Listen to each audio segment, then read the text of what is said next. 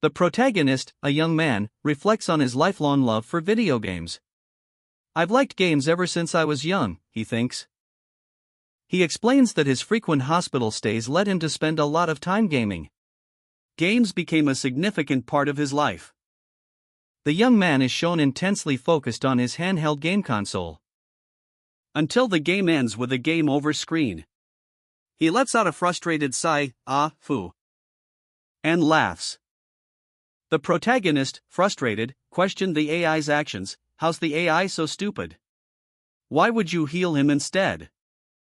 He tossed his game console aside, muttering, "Screw this." The protagonist reflected on his waning enjoyment of video games, lamenting, "One day, it was just not as fun as the old days to play games anymore." He played a variety of games, from action strategy to role-playing games and first-person shooters, but found them all lacking, each genre failing to capture his interest. The games released each year were, in his opinion, completely shit. The protagonist, disillusioned with the repetitive nature of modern video games, scrolled through online comments expressing similar sentiments, many criticizing the lack of originality and depth in current releases.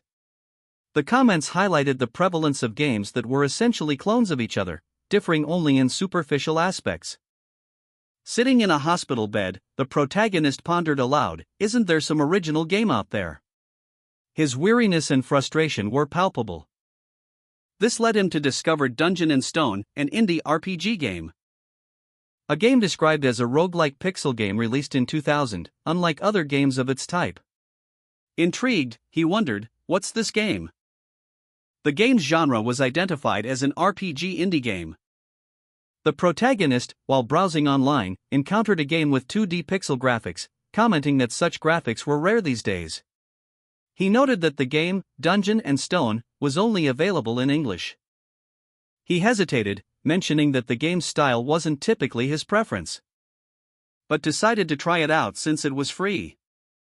The game's character selection screen showed a variety of classes: human, dwarf, fairy, barbarian, furry, and an unknown class. The protagonist noted the wide selection.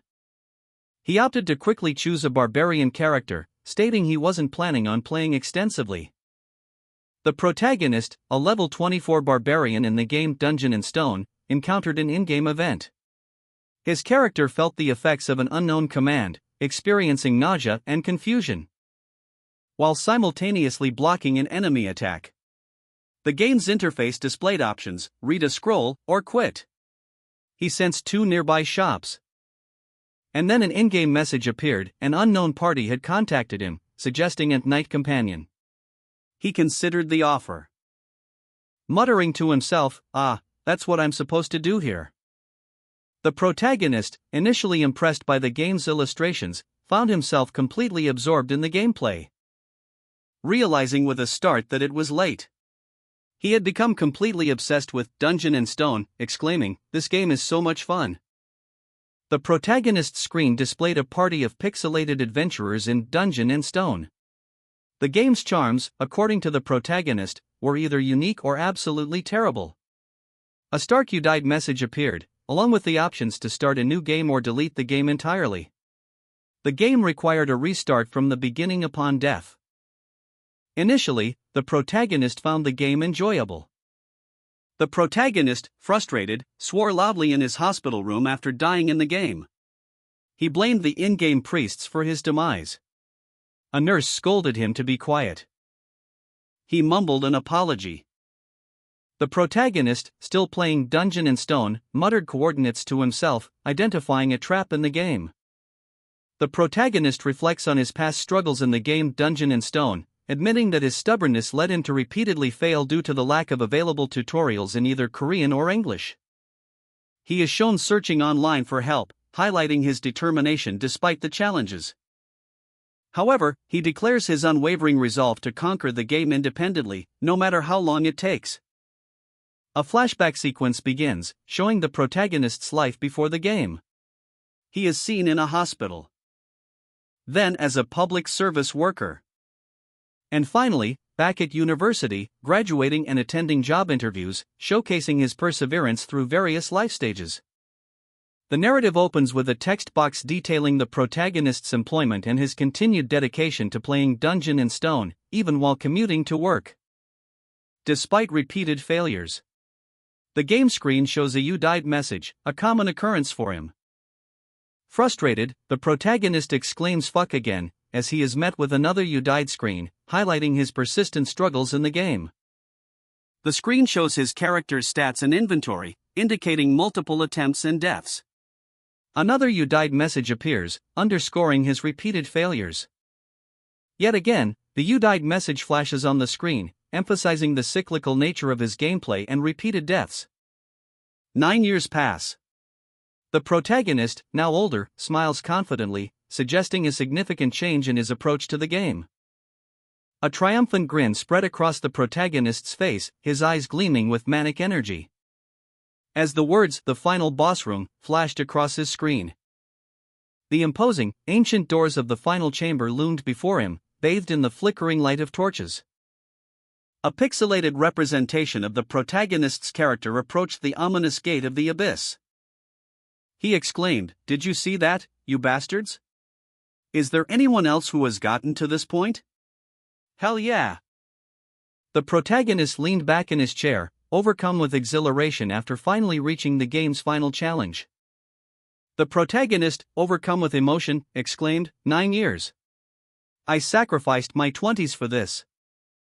He laughed, tears streaming down his face, a mixture of relief and triumph evident in his expression. His clenched fists a testament to the years of dedication he had poured into the game. A game prompt appeared on screen. "Will you enter the boss room?" Without hesitation, he selected yes. A final message appeared. "Is it because it's the final boss?" It's rather ominous. The protagonist, brimming with confidence, declared, "But no way, I wouldn't go in when I got to this point." A game notification appeared. "You've pressed yes." Loading. He mused, "I don't expect to win on the first try anyway. I'll have to gather the most information I can in order to plan a strategy." Leaning back in his chair, the protagonist pondered, how many patterns would it have? And what about its attribute? It most likely has an ultimate too. A self-satisfied grin spread across his face as he thought, what if I end up killing the boss in one go after all this preparation? LOL. He looked up, questioning, "Huh? Is it done?" The protagonist, still in his apartment, stared at his computer screen, a look of confusion etched on his face. His brow furrowed in thought as he processed the unexpected message, "Tutorial complete." A wave of surprise washed over him as he exclaimed, "Wait, this is Korean." He muttered to himself, remembering the effort he had put into learning English for the game. "I thought Dungeon and Stone only supported English? I had to work so hard to understand all the English for nearly a decade." Frustration and anger filled his expression as he realized the game's unexpected language setting. A brilliant, blue light erupted from the computer screen, engulfing the protagonist, causing him to stumble back in surprise, his eyes wide with shock as he exclaimed, "WH what?" The intense light intensified, searing pain coursing through his body as he cried out, "Cook!" Overwhelmed by agony, the protagonist clutched his head, his face contorted in pain as he swore, "What the g-fuck?" The blue light pulsed, and a message appeared on the screen, starting transmission. The protagonist experienced a sudden, intense light from his computer screen, causing him to lose consciousness. He awoke to the sound of a booming voice, barely registering the words, "Congratulations, young warriors." The voice continued, announcing that they would all leave this sacred place. The protagonist, still disoriented, wondered aloud whose voice was so loud. The voice declared that they would become proper warriors. And the protagonist found himself amidst a crowd of warriors, the scene a blur of movement and fire. The protagonist's consciousness was jolted awake by a disorienting surge of light from his computer screen, leaving him in a state of utter confusion. He found himself faced with an unbelievable situation. The scene was drastically different from his familiar surroundings. Torches flickered instead of LED lights, and he was surrounded by a throng of muscular barbarians. A strange, older man with long white hair and a beard addressed the crowd, his voice booming. urging them to pick a weapon fit for you. The protagonist awoke, disoriented and surrounded by unfamiliar sounds. He heard a strange language, unlike anything he'd encountered before, yet somehow he understood it. Weapon. What's she talking about, he wondered. His confusion deepened as he questioned his very presence in this strange place. Why am I here in the first place, he mused. The protagonist's thoughts turned to the nature of his predicament. If this was the introduction to a very difficult game, then what am I supposed to do right now, he contemplated. A conclusion formed in his mind: understand the situation and gather information. He checked his body, noting its apparent health. My body seems okay, he observed, a hint of surprise in his voice. The narrative opens with a close-up on a pair of calloused hands, the text box above reading, rough hands, tough muscles, and tattoos. The scene shifts to reveal a powerfully built man with tribal tattoos, clad in simple leather attire. He stands with a determined expression, his body radiating strength. His gaze drops to his own hands, a look of dawning realization crossing his face. As he utters in disbelief, "My body?" His shock intensifies as he stares at his reflection, whispering, "This is me?" Amidst a crowd of onlookers, a muscular man reacted with disbelief, muttering, "What the hell?" The scene shifted to reveal two figures, their backs to the viewer, standing before a burning structure. One, blond and powerfully built, turned to face a large, bearded man wielding a greatsword. The bearded man, seemingly pleased, raised a double-headed axe, a triumphant expression on his face.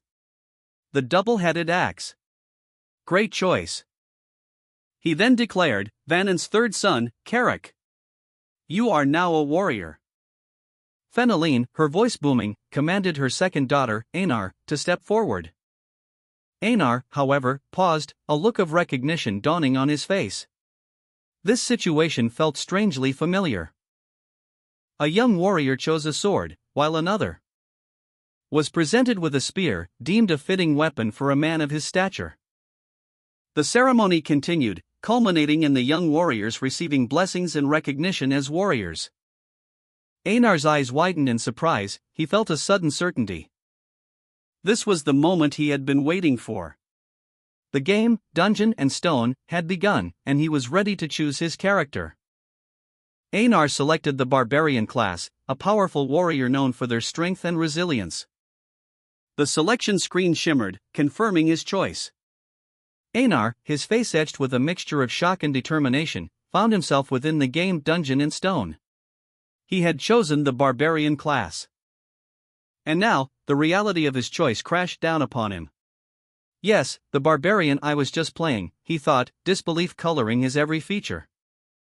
How the hell did this happen? The question echoed in his mind, a stark reflection of his utter confusion. Einar's disbelief morphed into a stunned denial. "And no way," he whispered, the words barely audible. His eyes widened as he took in his surroundings. This is Dungeon and Stone," he exclaimed, recognizing the familiar game environment. Two other players, equally shocked, stood nearby. Overwhelmed by the sudden shift from virtual reality to a tangible existence, Einar voiced his confusion. What the hell? Why am I here?" Einar's eyes darted around wildly, his face a mask of confusion and fear. His hands trembling as he struggled to comprehend his surroundings. The on-screen text read, "Confused eyes. Scared expression." Another figure appeared, equally disoriented, muttering to himself. Einar's confusion deepened. The second man spoke, his words revealing a startling truth: "I'm not the only one who's entered the game." He then questioned, "Who just opened their mouth?" A sudden, intense burst of energy filled the air, revealing a powerful, imposing figure. Einar's thoughts raced. When did he get here? A powerful, imposing figure loomed over Einar, his face contorted in a mixture of anger and suspicion. "Was it you?" he demanded, his voice heavy with accusation. The second player, visibly shaken, vehemently denied any involvement. "No," he shouted, his fear palpable. His denial was punctuated by a surge of frustration and anger. He raged, "All because of this stupid dude. The powerful figure's gaze shifted to Einar, his expression unreadable. Einar, caught in the crossfire, could only stare, his confusion and fear intensifying. The second player, seemingly realizing the gravity of the situation, stammered an apology. Sorry? A powerful figure, his face etched with fury, leveled an accusation at the second player. It was you. The second player, visibly shaken, stammered a response. Why, you mean, this, dungeon and stone? His eyes wide with terror, the second player's fear was palpable. The powerful figure, unimpressed, pressed further. What about it? A violent motion blurred the scene as the powerful figure attacked. The second player was thrown to the ground, defeated and terrified. Einar, eyes wide with a mixture of fear and confusion, watched the brutal confrontation unfold before him. The second player, already battered and bleeding, was clearly overwhelmed. His terror palpable as the powerful figure loomed over him, a storm of rage in his eyes. The second player, his voice barely a whisper, stammered, what the hell? The powerful figure, ignoring the second player's pleas, delivered a final, crushing blow, silencing him with a curt, calm down. Leaving Einar to stare in stunned silence at the aftermath of the violent encounter. Einar, witnessing the aftermath of the brutal attack, felt a surge of confusion and disorientation. His mind raced, struggling to process the violence he had just observed. The words, "I'll be dead too if I show any emotion," echoed in his ears, a chilling testament to the fear gripping the defeated warrior. A chilling revelation was then made: Kajua's son, ORM, had been possessed by an evil spirit. The powerful figure, his face etched with barely contained rage, stood over his defeated opponent, a grim determination hardening his features. He commanded, "Everyone, erase what the evil spirit said from your memories." The order was swift, absolute, and left no room for dissent. With the memories erased, the powerful figure declared, "We shall continue with the coming-of-age ceremony." The event, marked by violence and supernatural intervention, would proceed as planned. Einar, his gaze fixed on the intricate tattoos adorning his own back, muttered to himself, "I get it now." The revelation hit him hard. The information revealed that those who enter the game, like him, are considered evil spirits. And that discovery could mean death. The weight of this secret settled heavily upon him.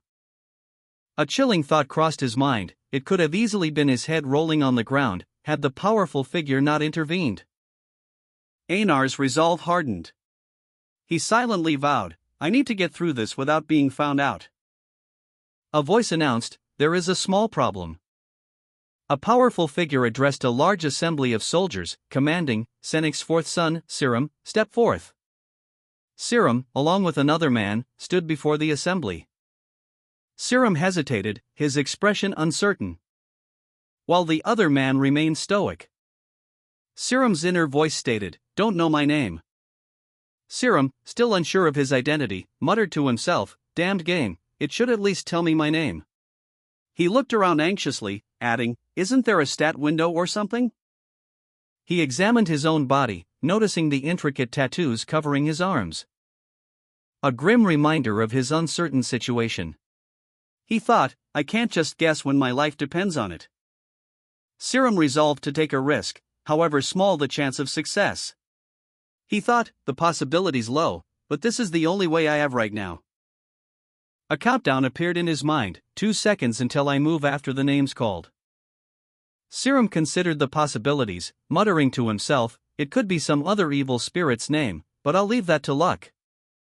A powerful figure, enraged, roared, "Jandel's son, Bjorn." The sheer force of his yell was palpable, a testament to his fury. Meanwhile, a heavily wounded man, presumably Bjorn, lay bleeding on the ground, the number 1 appearing ominously nearby. The number 2 appeared next to a group of warriors, suggesting a countdown or a sequence of events. Finally, a vast army stood before a figure resembling a powerful leader, the words 2 seconds since the name's been called appearing ominously, indicating a looming threat. A powerful figure's voice boomed, a threat hanging heavy in the air: "If no one steps up." A figure emerged from the shadows, his sandals kicking up dust as he approached. Bjorn, wounded but defiant, stood revealed. His face was grim, his body bearing the marks of recent battle. The powerful figure's rage intensified as he bellowed, "Then that's my name." A powerful figure, enraged, bellowed a command that echoed through the air, "Jandel's son, Bjorn, come out." Bjorn, wounded but defiant, emerged from the shadows. His body bore the marks of recent conflict, but his eyes burned with a fierce resolve. A second man stood behind Bjorn, his expression unreadable. As the powerful figure's anger intensified, his gaze fixed on Bjorn with burning hatred. Bjorn, wounded but defiant, glared intensely, his face streaked with blood. The powerful figure, his voice booming, addressed him as a young warrior. He then challenged Bjorn, shouting, "Pick your weapon." The powerful figure, seemingly pleased, declared, "Bingo," as he revealed his weapon of choice. The name of the young warrior was revealed, Jandel's son, Bjorn. Bjorn, a smirk playing on his lips, met the challenge head-on.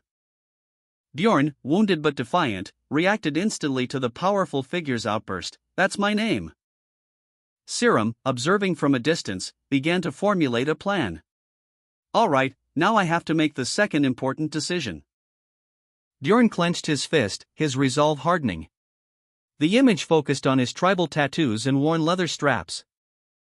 A display of various weapons appeared, accompanied by text explaining that barbarians, lacking magical talent, compensate with exceptional physical prowess. The text also revealed Serum's strategy to develop Bjorn as a close combat specialist. Serum continued his internal monologue, deciding on the best weapon for Bjorn's build. Bjorn stood resolute, awaiting Serum's decision. The choice of weapon would be crucial to his survival and future. Bjorn's hand reached towards a series of sharpened stakes, a grim determination etched on his face. The powerful figure observed him with a thoughtful expression, a slight furrow in his brow as he uttered a single word, "Hmm." A blinding flash of light erupted, obscuring the scene, revealing Bjorn, transformed, now wielding a large shield. "A shield," the caption declared. A close-up on Bjorn's face showed his grim determination, his eyes burning with resolve. The powerful figure's voice boomed, revealing Bjorn's true heritage, Jandel's son, Bjorn. "With this, you've become a warrior." The scene shifted to a dimly lit room, the glow of computer screens illuminating a desk and chair. A fan whirred softly in the background.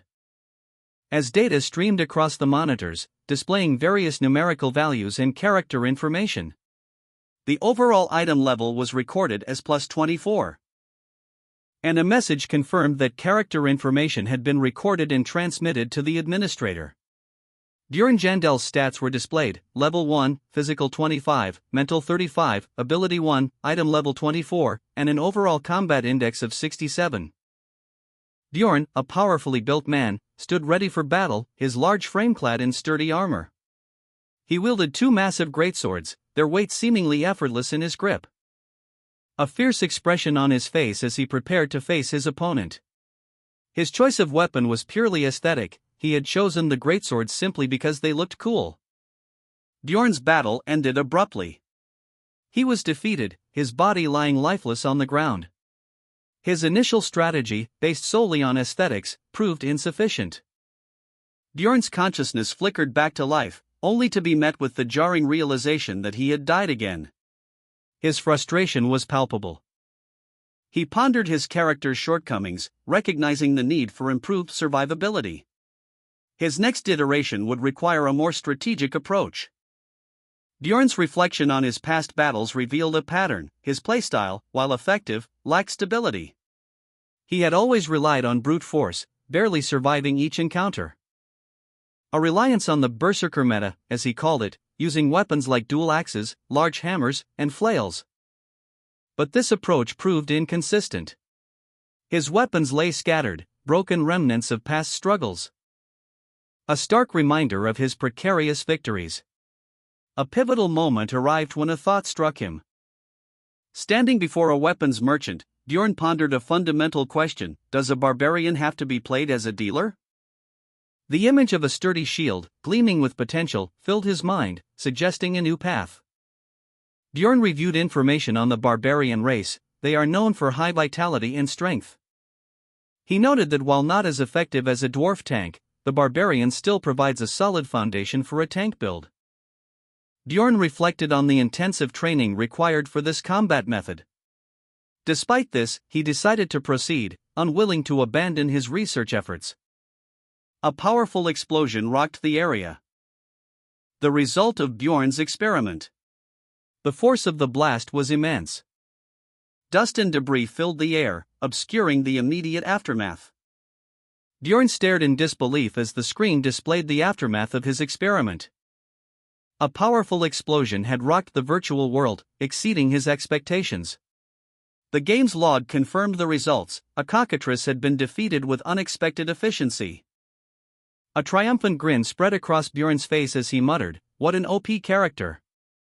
Meanwhile, Bjorn's actions were being monitored by Serum, who remained observant, while the data was passively transmitted to a powerful figure. Bjorn, resolute in his decision, declared, "This current decision is the most rational one that I can make right now. I won't regret it."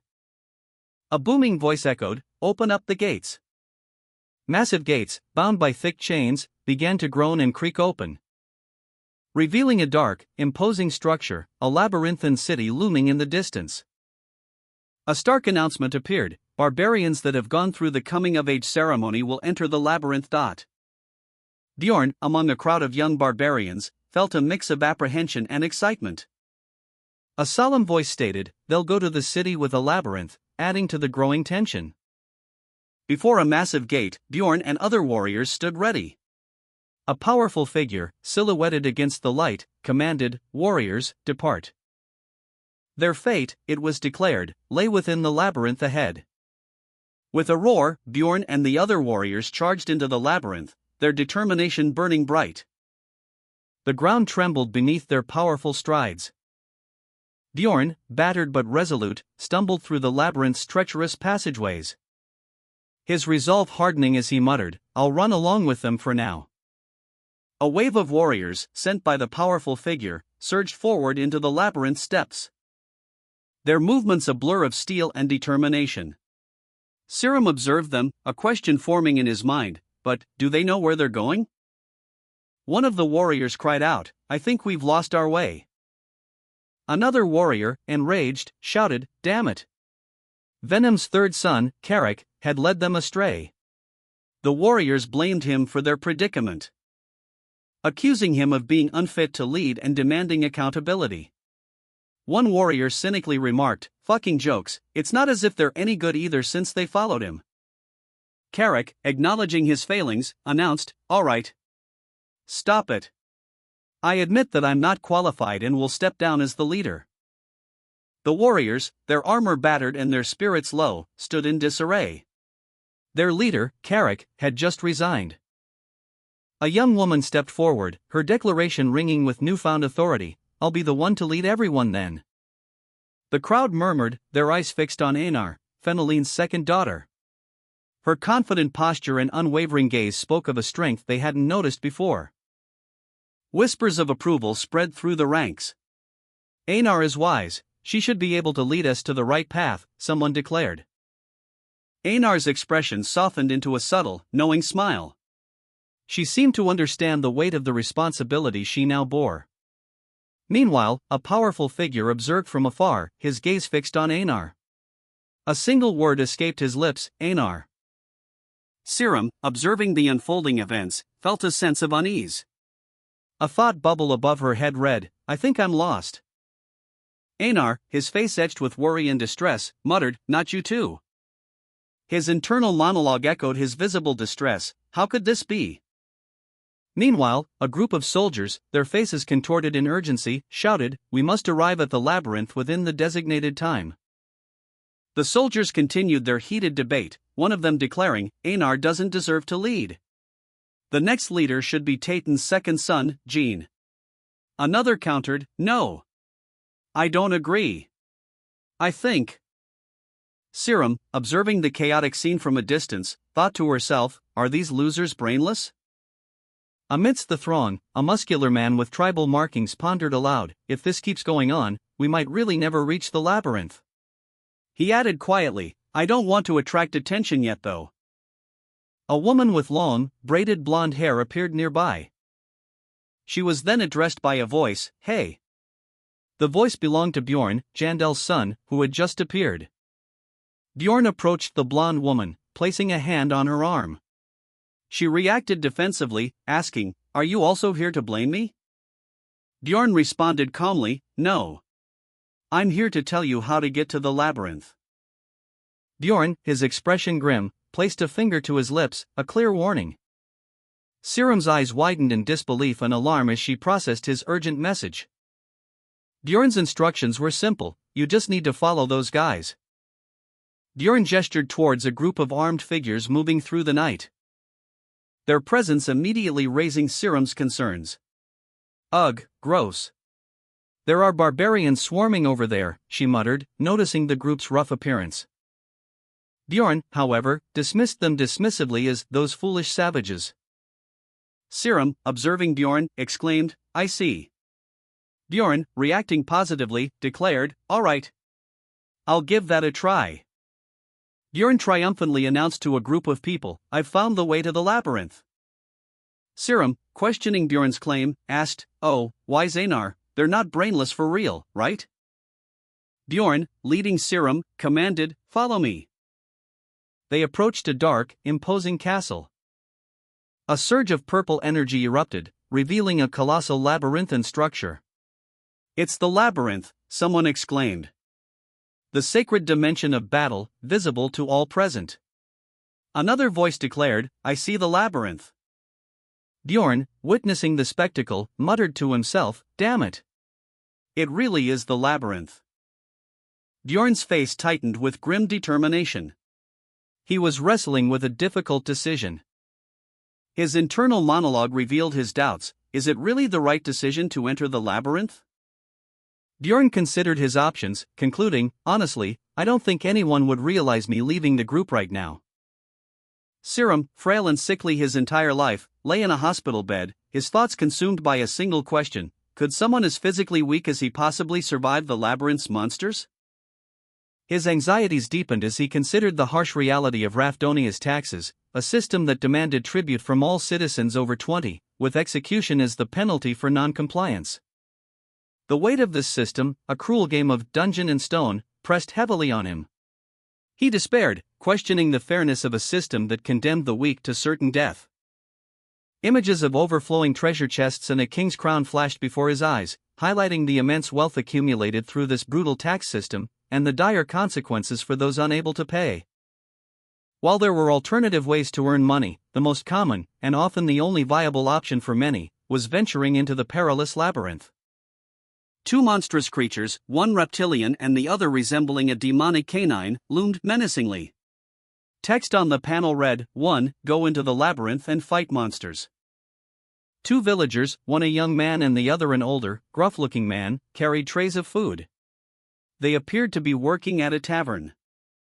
The scene shifted to the interior of a tavern, where several patrons were enjoying their meals. Text on the panel read, 2. Work at places like the village bars. The text on the panel read, "The problem is that I'm a barbarian." A muscular figure, his back to the viewer, stood before two villagers. He wore a large shield. One villager exclaimed, "A barbarian? We don't hire savages." Another villager added, "There's no way we'll let you destroy our things. We don't have work for foolish barbarians." Siram, a barbarian in this game's world, learned a harsh truth: his class is barred from normal employment. Because barbarians are uniquely given weapons at the game's start, forcing them into a life of monster hunting. A looming deadline added to Siram's pressure: the entrance to the labyrinth, his only means of survival, would close in 10 minutes. A surge of purple energy filled the screen, highlighting a crucial game mechanic. The labyrinth only opens once a month.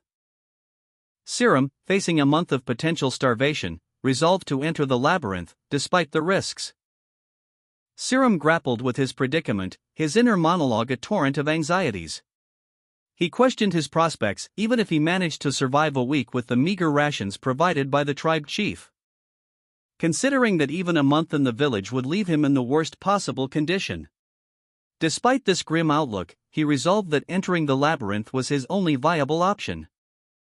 Yet, the fear of the unknown paralyzed him. He couldn't bring himself to act, the weight of his life hanging in the balance. Because this wasn't a game, his life was genuinely at stake. The gravity of the situation finally spurred him into action. A sudden memory jolted him, Janelle's son, Bjorn. Serum clenched his fists, the image of Bjorn fueling his resolve. He would face the labyrinth, no matter the cost.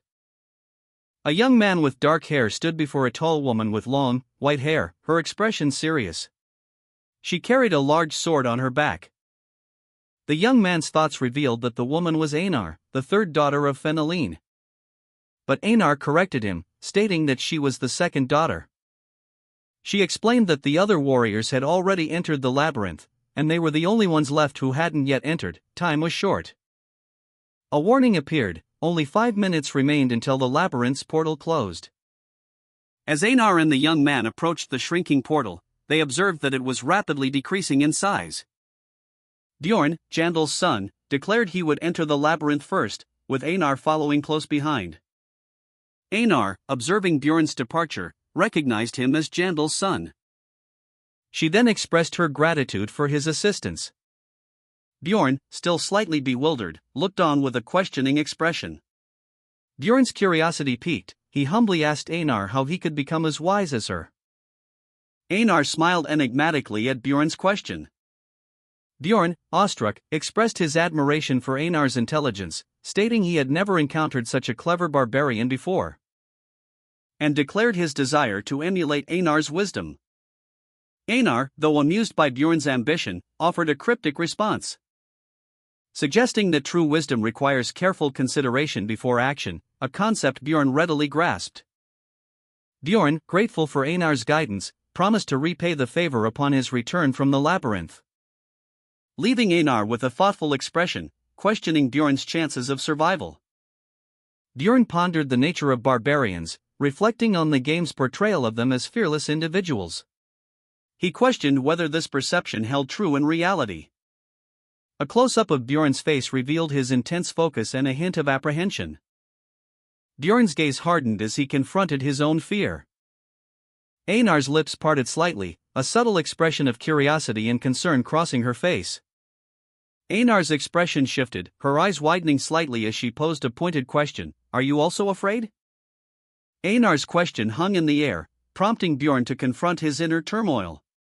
She then added, "Isn't that natural?" Bjorn confessed his fear of dying to Einar, despite being born a warrior. Einar countered that Bjorn would die if he didn't fight, posing the question of whether this wasn't the same for Einar. Einar confirmed that it was.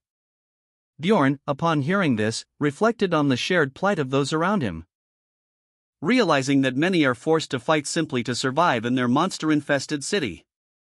Einar, watching Bjorn, reflected on the nature of barbarians, noting that their ability to overcome fear and push forward is what makes them truly amazing. She expressed a wish for survival and a future meeting. Bjorn, meanwhile, braced himself, his hand gripping his shield tightly. A declaration of his own barbarian heritage resonated in the air, and, "I too, am a barbarian." A stark announcement cut through the tension, only 1 minute remained until the labyrinth's closure. Bjorn, despite his fear, stood resolute, his determination evident. His grim expression reflecting a mixture of apprehension and unwavering resolve. A warning echoed through the labyrinth is closing soon. Bjorn, facing a desperate situation, resolved, "I have no choice but to do it." Bjorn, despite the danger, declared, "Not only do I have a strong barbarian physique, I also have the knowledge that I gained from raising thousands of characters." Einar cautioned, "It's dangerous, please stand back." Bjorn, channeling immense power, braced himself for a risky maneuver, readying himself to unleash his full potential. The Manhwa panel displayed a message, "You've entered the level 1 crystal cave." Bjorn paused, his brow furrowed in thought. A look of confusion crossing his features as he muttered, "What's this?" Bjorn stood before a dark, mysterious cave entrance, his gaze fixed on the unknown depths within. Bjorn, a muscular man with tattoos, reflected on his expertise in dungeons and stones, concluding that by combining his barbarian's sturdy body with his game knowledge, He could survive. He envisioned himself, powerful and imposing, a formidable barbarian. Bjorn's thoughts drifted back to a past decision, a moment of doubt he had experienced. He muttered to himself, "That's what I thought back then." Bjorn found himself in a dark, claustrophobic environment. Frustration welled up inside him as he exclaimed, "Damn it!" He strained his eyes, struggling to see in the oppressive darkness. His words reflected his desperate situation, "I can't see anything at all." Despite the overwhelming darkness, Bjorn, along with two other figures, Einar and another unnamed warrior, stood ready, their weapons drawn, prepared to face whatever lay ahead. Einar's powerful physique was partially visible, her gaze fixed on something unseen. A game design interface displayed a labyrinthine level, crystals illuminating the path. Bjorn, his brow furrowed in thought, pondered the unusual lack of torches. Bjorn's eyes widened in realization as he recognized the area as the Darkness region, a super rare area on the furthest outskirts of Labyrinth Level 1. The image showed a deep chasm, the labyrinth's structure carved into the cliff face. A caption confirmed the location as the Darkness region, a place without light. A blinding white light filled Bjorn's vision as he found himself in a dark, ominous region. He mused that while the Darkness region was a common starting point in the game, it was unusual in reality. Bjorn realized that the starting point was random, making his current location a matter of chance, unlike the game's fixed start. For now, he focused on accessing his status window. The menu displayed options for equipment information, character status, inventory, skills, and a daily log. Bjorn reviewed his options, preparing to assess his situation. Bjorn cursed under his breath, "Fuck." Nothing seemed to be working as he expected. He decided there was no point in staying and resolved to try moving in a specific direction. Bjorn began to move forward, carefully navigating the treacherous terrain. He questioned his pace, wondering if he was going too slowly. Concluding that crawling might be faster, but he needed to remain cautious. Bjorn, his face contorted in a grimace, felt a sharp pain. A guttural cry escaped his lips as he struggled against an unseen force. The agonizing pressure intensified, his muscles straining. He realized with dawning horror that he'd fallen into a goblin trap. Your character has stepped into a goblin trap. A searing pain shot through his leg as the sharpened teeth of the trap bit deep. Bjorn, trapped and injured, struggled to remain silent, his thoughts a torrent of frustration and pain. He needed to calm down, to think clearly. But the throbbing agony in his leg made it nearly impossible. He recognized the trap as the work of a level 1 goblin, a creature known for its cunning use of ambushes. And he suspected the creature was still nearby, waiting to strike again. Bjorn's breath hitched in his chest as he strained to listen for any sign of movement. The silence amplifying his fear and the pain in his leg. He was alone, injured, and trapped in a dark, claustrophobic cave. His eyes narrowed, his gaze fixed on the darkness ahead. A grim determination hardening his features. He would not give in to despair. He would survive this. Bjorn's resolve steeled as he focused on escaping the trap, his mind already strategizing his next move. Bjorn, injured and trapped, pondered aloud, is it possible? It's not in the vicinity? That might be the case. If I'm lucky, it might have gone away for a moment. Such relieved thoughts are the most dangerous ones. Bjorn, despite his injuries, remained vigilant, his expression grim as he braced himself behind his shield. He resolved to prepare for the worst, muttering, "I must assume the worst possible scenario if I'm unable to be certain of the situation." Bjorn's strategic mind raced, if there's a trap here, then there must be a goblin near here. If a goblin hears my scream. A goblin, its eyes glowing menacingly, appeared, having spotted Bjorn. Bjorn, trapped in a goblin snare, coughed, the sound echoing in the oppressive darkness. A monstrous goblin face loomed before him, its red eyes gleaming with predatory intent. It will wait for me to lose my strength while waiting in the darkness, Bjorn thought, his mind racing. This is why I mustn't let out any sound. This is how Dungeon and Stone thinks, he silently resolved, his gaze fixed on the creature. Bjorn steeled his resolve. In that case, let's do what's necessary first, he muttered, his mind already strategizing. He examined his wounds, noticing the paralyzing poison seeping into his system. The trap was far more dangerous than he initially thought. Bjorn, trapped and injured, lamented the poor quality of his sandals. Darn barbarians, he thought, if only they had given me leather boots instead of useless sandals like these. His self-pity was interrupted by a surge of frustration. Fuck. What's the point of saying all this now, he muttered to himself. Ignoring the pain, Bjorn steeled his resolve. Stop whining and get moving already, he commanded himself, his face contorted in grim determination. If I need to fight, then it'd be better for me to do it quickly. He addressed his unseen opponent, his voice low and menacing. Come on out. Bjorn noticed the poison spreading through his leg. It seems the poison is spreading. My right foot has gone numb, he observed, his voice betraying a hint of alarm. Despite the paralyzing poison, fear was absent. I don't even feel fear because of the paralyzing poison. I know you're hiding, so come out already, he challenged, his resolve unwavering. Bjorn, injured and trapped, observed his bleeding foot. He muttered to himself, I guess that's a good thing.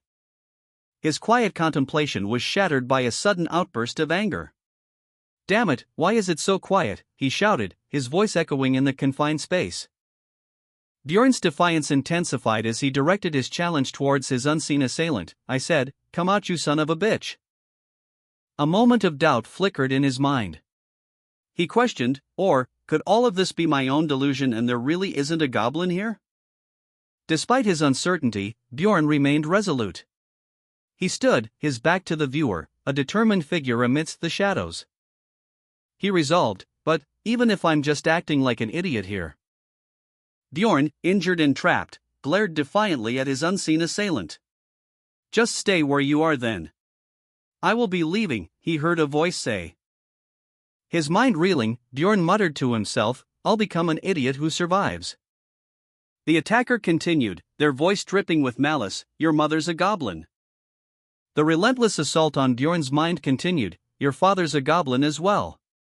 This is dangerous, my bleeding isn't stopping. Your sibling is also a goblin. Your mind gets a little blank when they lose a lot of blood, huh? The voice pressed on, it feels like my brain has been dipped in alcohol. Which is why, you're also a goblin dash. Bjorn looked up, his vision blurring, to see the monstrous silhouette of a goblin looming over him. Bjorn's eyes snapped open, wide with a primal fear. He registered the sound of approaching footsteps. A chilling realization dawning on him, it moved. Bjorn, still reeling from his recent ordeal and the revelation of his family history, muttered to himself, what's wrong? You can't take me insulting your family? The footsteps, he realized, were coming from behind him. Drawing closer despite his attempts to distance himself. He concluded, it probably came closer because I was getting further away from it. A sense of unease washed over Bjorn as he felt the presence of something unseen. Even though I know it's there, it's still problematic that I can't see it. He resolved to increase his speed, focusing on escaping the unseen threat. Bjorn, severely wounded and mentally unraveling, stumbled through the darkness, his bloodied feet leaving a trail on the cold, damp ground. Each step agonizing, his body racked with pain and fear. He was fleeing, but from what, he couldn't quite grasp. He collapsed, his shield clattering to the ground beside him, his breath ragged and shallow. His pursuer remained unseen, yet its presence was palpable. A small, grotesque figure emerged from the shadows, wielding an axe, its eyes gleaming with malicious intent. It seemed to revel in Bjorn's suffering. Einar, observing from a distance, noted Bjorn's desperate flight. It's following, he thought, while maintaining a certain distance. When I stop, it stops as well. The creature, seemingly satisfied with its prey's slow demise, continued its silent vigil. It was rejoicing as its prey bled out and died. Bjorn, severely injured and pursued, thought to himself, it's probably waiting for me to slowly die while being scared of its laugh. The grotesque creature, visible now, taunted Bjorn, what a smart bastard, it's not even hiding its own voice now. Alright then, time to change plans. The creature attacked Bjorn, who, already weakened, barely managed to raise his shield in defense. The blow sending him sprawling to the ground, his body collapsing in pain. As the creature cackled, "All right, your prey has collapsed just as you wished." A grotesque, goblin-like creature emerged from the shadows, its guttural growl echoing in the night. Its small hands stained crimson with Bjorn's blood, a grim testament to the brutal attack. The creature's unsettling grin widened as it spoke, its words a chilling invitation, "Come closer quickly." A small rock hurtled through the air. Einar watched from a distance, observing the creature's actions with a mixture of apprehension and curiosity. Bjorn, lying unconscious and severely injured, registered the impact of the rock. His inner monologue reflected a strange thought: did it just throw rocks at me? To check if I'm dead? Einar, observing from a distance, noted Bjorn's unconscious state and the creature's actions. He muttered to himself, "It's so fucking smart." The creature, exhibiting surprising intelligence for its kind, prepared for another attack. It moved with a swiftness that belied its appearance, its axe raised high. The axe descended with a resounding krrr sound, aimed at Bjorn's already injured body. Bjorn's eyes, though closed, flickered with a sudden, intense red glow as the axe neared. Einar watched, his apprehension growing, as the creature paused, seemingly surprised by Bjorn's reaction. A single word echoed in the cavern: "Welcome." A creature lunged at Bjorn, axe raised. But before the blow could land, Bjorn's eyes glowed red, and he deflected the attack with surprising strength, sending the creature flying backwards with a powerful blow. The creature crashed to the ground, groaning in pain, while Bjorn, still unconscious, muttered about his reach being too short. A surge of red energy erupted from Bjorn's hand. Bjorn, unconscious, reacted to an unseen threat. A surge of red energy erupted from him, his body moving on its own, a powerful force beyond his control. "What? My body is moving by itself," he thought in surprise. The energy intensified, creating a powerful shockwave that ripped through the surrounding area. Bjorn's body moved with unnatural speed and precision, his movements guided by an unseen force. He unleashed a devastating blow, the impact echoing through the space. Einar watched, apprehension growing. Even from a distance, Bjorn could sense the goblin's movements with uncanny accuracy. "I can feel vividly where the goblin is moving," he realized. Bjorn's eyes blazed with newfound intensity as he roared, "I'm stronger." He declared, "This body is different from the sick body that spent its whole life in the hospital." A surge of raw energy erupted from Bjorn, radiating outward in a crimson wave.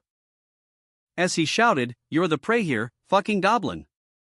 This is the body of a..." A guttural cry escaped Bjorn's lips as the energy subsided, leaving him unconscious, his body bearing the marks of his exertion. Bjorn, unconscious, shuddered as a powerful surge of energy erupted from within him, the raw power radiating outwards in a crimson wave, rippling through the air with destructive force, leaving a trail of scorched earth in its wake. Einar watched, his apprehension growing with each pulse of energy. The energy subsided, leaving Bjorn exhausted but seemingly unharmed, his breathing heavy with each huff. Einar cautiously approached the still unconscious Bjorn, his eyes narrowed in concern and suspicion. A wave of energy erupted from Bjorn, obliterating a nearby goblin, leaving behind only a faint wisp of smoke and a lifeless corpse. "You've defeated a goblin. EXP +1, the system message appeared, confirming the kill." The goblin's body lay broken and lifeless, a testament to the raw power Bjorn had unleashed. Einar watched from a distance, his apprehension growing with each passing moment. Bjorn stood over the fallen goblin, his breathing ragged, but a faint glow emanated from his body, indicating a residual surge of power. Bjorn, exhausted but alive, stood amidst the remnants of his battle, his body bearing the marks of a hard-fought victory. He watched, awestruck, as the goblin's body disintegrated, its form dissolving as if erased from reality, as if this was the game, he thought. A faint glow emanated from the spot where the creature had stood, revealing a crimson crystal, pulsating with inner light. Bjorn recognized it immediately, the currency of the dungeon and stone realm. A grade 9 magic crystal, a prize of immense power, lay in his hand. Bjorn, exhausted but alive, examined the grade 9 magic crystal he had acquired. His expression was one of disbelief. A wry smile tugging at his lips as he muttered to himself that this was all he got for his efforts. The crystal, it turned out, was about the size of a piece of bread. His disappointment was palpable. The image showed his face, marked with the scars of battle, reflecting his frustration. Bjorn voiced his disappointment, using vulgar language to express his feelings about the meager reward for his ordeal. Leaning against a wall, Bjorn's exhaustion was evident. He seemed to be contemplating his next move. The text this place appeared, suggesting a shift in location or a new setting. The narrative opens with a dramatic declaration: this is a world where labyrinths and monsters exist. The scene shifts to show a minotaur-like creature, its axe stained with the blood of a fallen foe. A caption explains that dead monsters leave behind items before disappearing.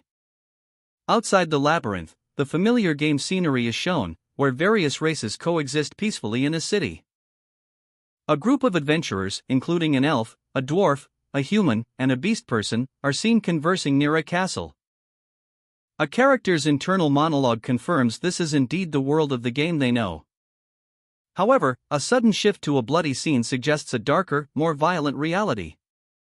Einar, resolute in his conviction, silently vowed, "I will never confuse my reality by thinking it's a game." He stood amidst a trail of blood, his back to the viewer, a shield at his side, his arm raised in a gesture of defiance or exhaustion. The scene suggested a recent, intense struggle. A notification appeared before Einar's eyes: "You are still bleeding." Einar's vision blurred as blood streamed from a deep wound, painting a crimson trail across the dark ground. He gasped, huff, huff, his breaths ragged and shallow as he struggled to stay conscious.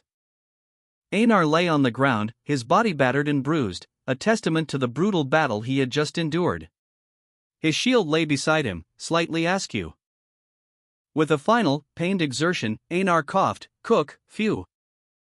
Einar, severely wounded and bleeding profusely, struggled to catch his breath. The text above him starkly declared, "You are still bleeding." Despite his injuries, a grim satisfaction flickered in his eyes. He muttered to himself, "Fuck, it's not like I'm a fucking bitch that's fractured, but the result of forsaking a human's dignity was sweet." Einar, heavily breathing, leaned on his shield, blood dripping from his wounds. He hobbled forward, favoring his uninjured leg. He noted, "Since I'm not using the injured leg, it doesn't hurt as much and I'm moving faster than I thought." Einar found a grim solace in his escape. The on-screen text read, "The sweetest reward is that I will no longer be stepping on traps." His brief respite was shattered. He cursed, "Shit, there's another one." Einar, despite his grievous injuries, pressed onward. He muttered to himself, "Now other parts of my body are hurting, but I can endure this in order to survive." The repetitive, internal warning echoed in his mind, "You are still bleeding. You are still bleeding." The bleeding, he realized with grim determination, wouldn't stop. His injured foot, a testament to his ordeal, pulsed with a dull ache. The repeated message, "You are still bleeding," served as a stark reminder of his precarious state. Einar recognized the danger. He knew he needed help, urgently. His thoughts raced, "This is dangerous. I need to find someone who can help me." Gasping for breath, Einar dragged himself across the rough ground, his body battered and bleeding profusely. He focused on survival, pushing through the pain. With a surge of resolve, he decided on a course of action. "If I keep heading in one direction, I'm sure I'll be able to get out of the darkness." He began to crawl, driven by a desperate hope for escape. Einar, severely wounded and gasping for breath, continued his desperate flight. His body screamed in protest with every labored step. A grim determination etched on his face despite the searing pain and heavy blood loss. He wondered about the fate of the man he'd encountered earlier. Did he die?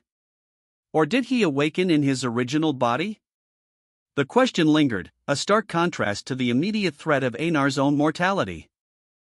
Einar's lifeblood continued to flow, a grim reminder of his precarious state. He reflected on the human need for faith, a need born perhaps from the face of death. A series of stark warnings flashed before his eyes: "You are still bleeding." The repeated message underscored the urgency of his situation. A final warning appeared, chilling in its bluntness: "Warning, there is less than 5% remaining of the character's vitality." Even in his despair, a flicker of distraction offered a momentary reprieve.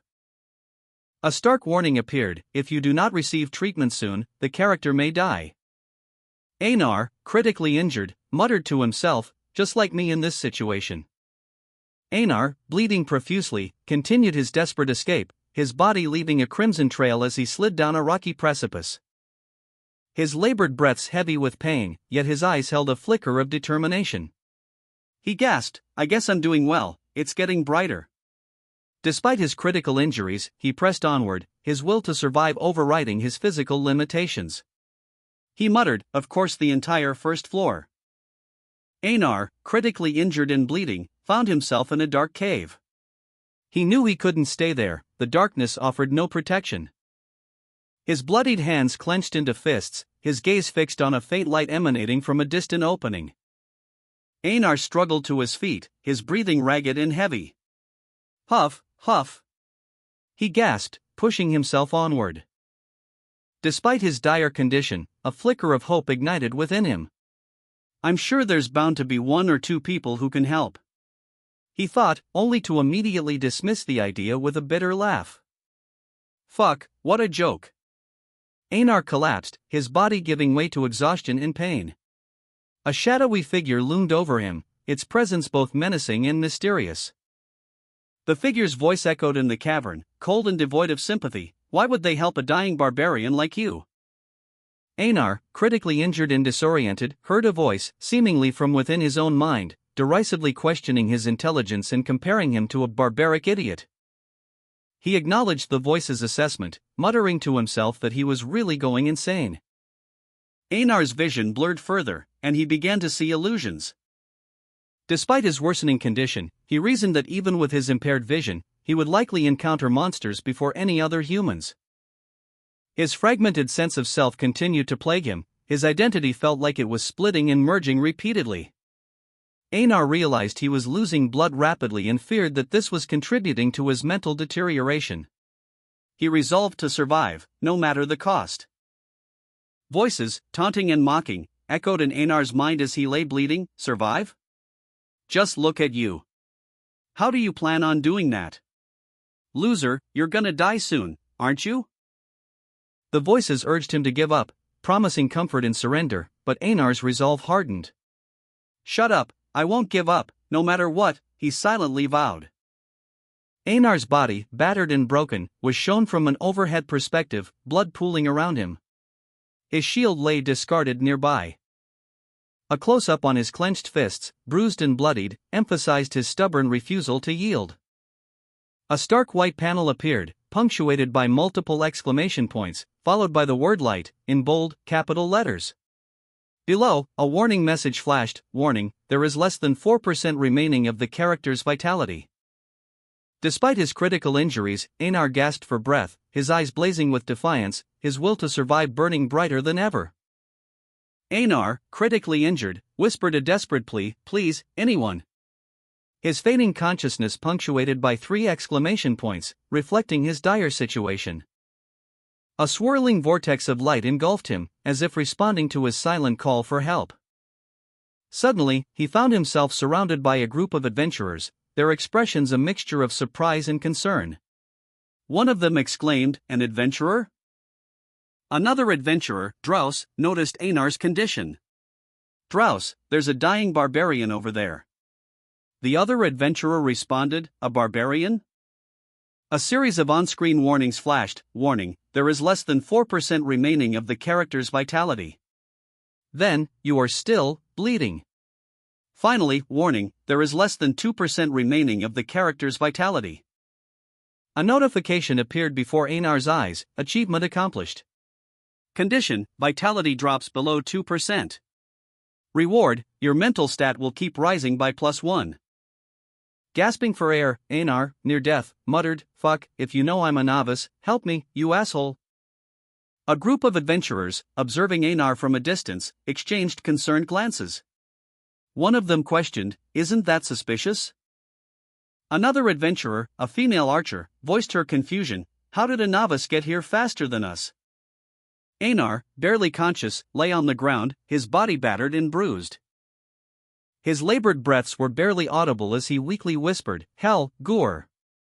Shit, I can't even talk."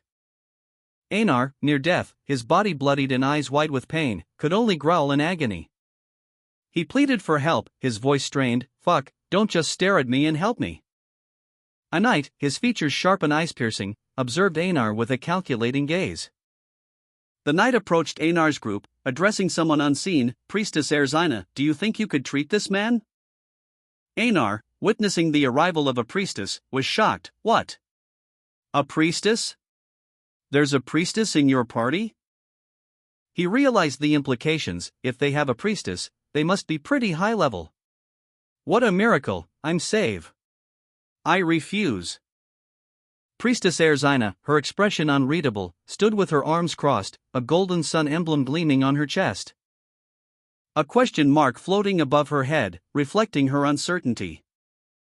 The knight, a smirk playing on his lips, observed the scene. He casually asked Patron for a potion, explaining that it was only for emergencies where divine healing wasn't an option. He added that he would pay him back later. Erzina, clearly displeased, let out a sound of disapproval. The knight, ever pragmatic, holds a potion obtained from Patron. It's not divinely sourced, he thinks, but it will help. As he explains to Einar, near death, that while not ideal, the potion will alleviate some of his suffering. Einar, impatient and barely conscious, grunts his assent, "Fine, just hurry up." The knight pours the potion over Einar's grievous wound.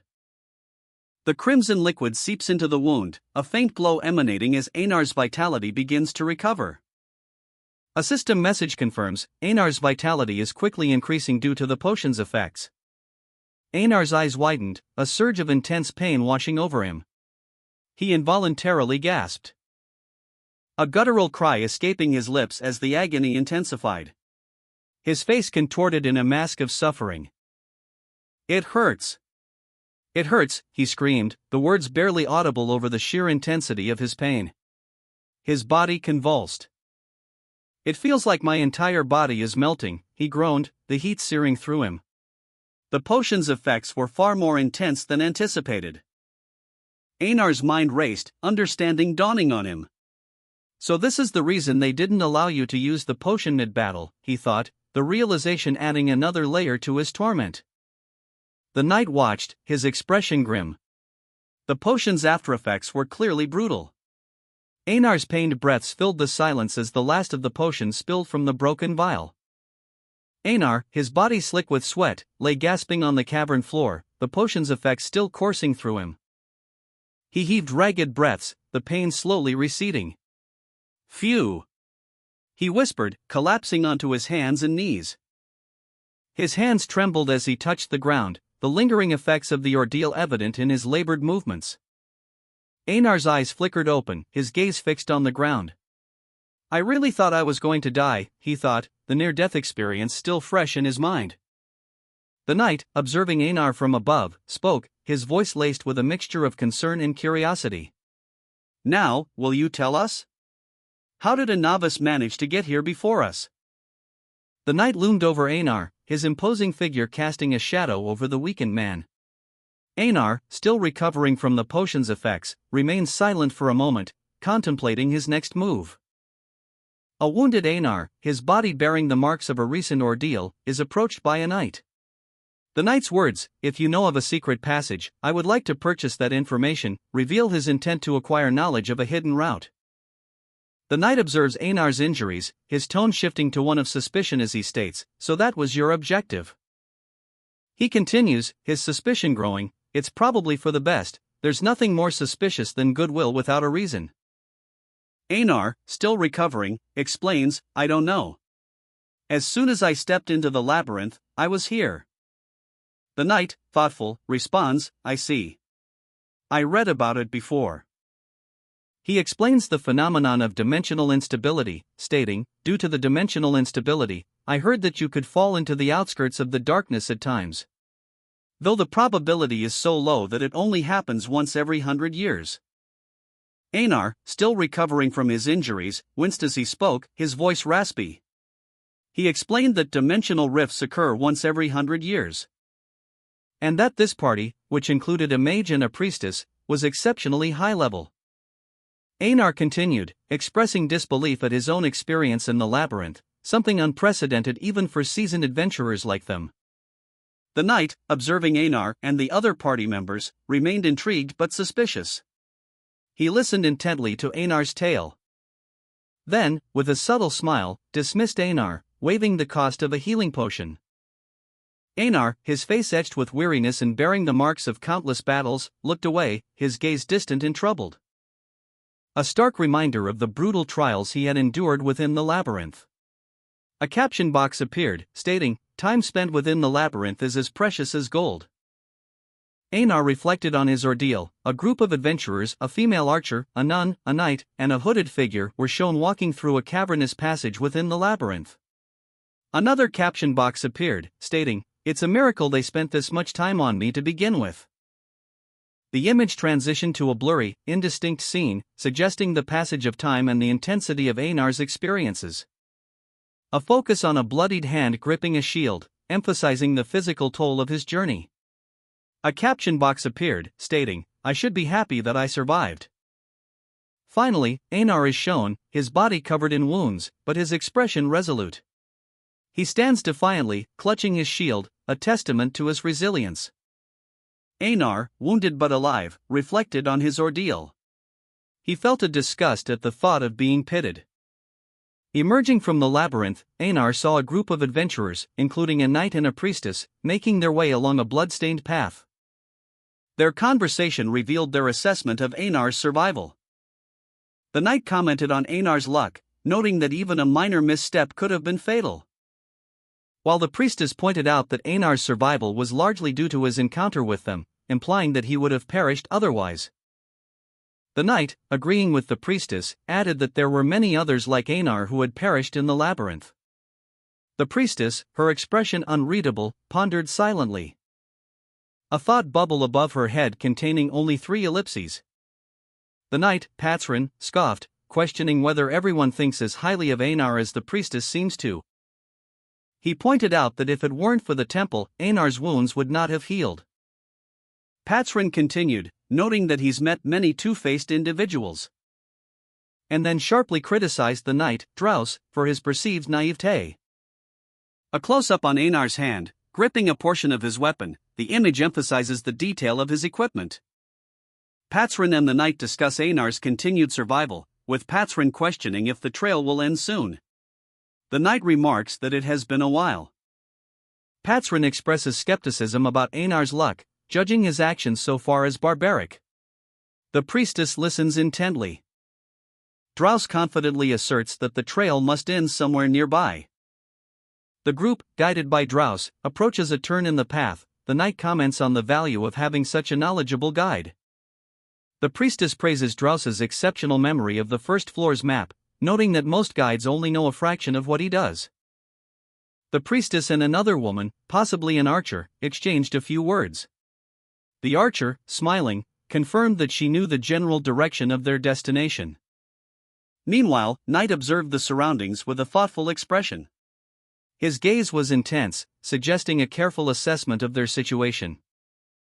Knight then remarked that they seemed to be the first to arrive at this location, expressing satisfaction at their speed. The knight and another man, possibly Einar, stood before a large, imposing stone structure, their backs to the viewer. The scene suggested a sense of arrival and anticipation. A swirling, ethereal portal of light pulsed with energy, its luminescence illuminating the dark chamber. The knight, his armor gleaming faintly in the ethereal light, cautiously approached the portal. His hand outstretched, ready to touch the shimmering surface. He announced, "All right, this is the portal that will take us to the second floor." The priestess, however, hesitated, her expression one of apprehension as she moved quickly behind the knight. uttering a single word, "Wait." Her apprehension was justified. Peering from behind the knight, she saw a group of figures emerging from the shadows, their expressions uncertain. A sandal lay near a bloody bear trap. The priestess questioned if it belonged to the barbarian they had encountered earlier. The knight agreed, confirming their suspicions. The priestess, using magic, opened a shimmering portal.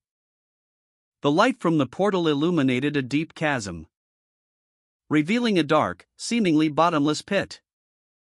The priestess, eyes wide with apprehension, stared into the swirling vortex of the portal she had just conjured.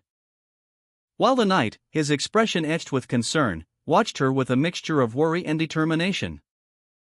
Einar's presence was felt, though his actions remained unseen, adding to the growing tension. The knight, addressing Einar, inquired, "How long does it take to get to where we encountered the barbarian?" Einar responded, "Unless you take the shortcut, it should be around 15 kilometers.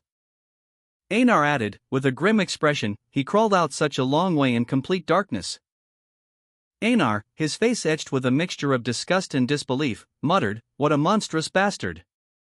He continued, his voice barely a whisper, "He must be out of his mind." The priestess, her eyes narrowed in suspicion, questioned, "Patsran?" The knight, lost in thought, pondered, "If that were me, would I have crawled for hours without certainty?" The knight's expression hardened, his jaw clenched in grim determination. Einar, piecing together the events, stated, "I didn't realize it earlier, but thinking back on it now, that barbarian was holding out his right hand toward us." The knight, his armor bearing the marks of recent battle, stood over a fallen foe. His expression was one of quiet contemplation. Einar, his eyes sharp and observant, spoke, "That's right.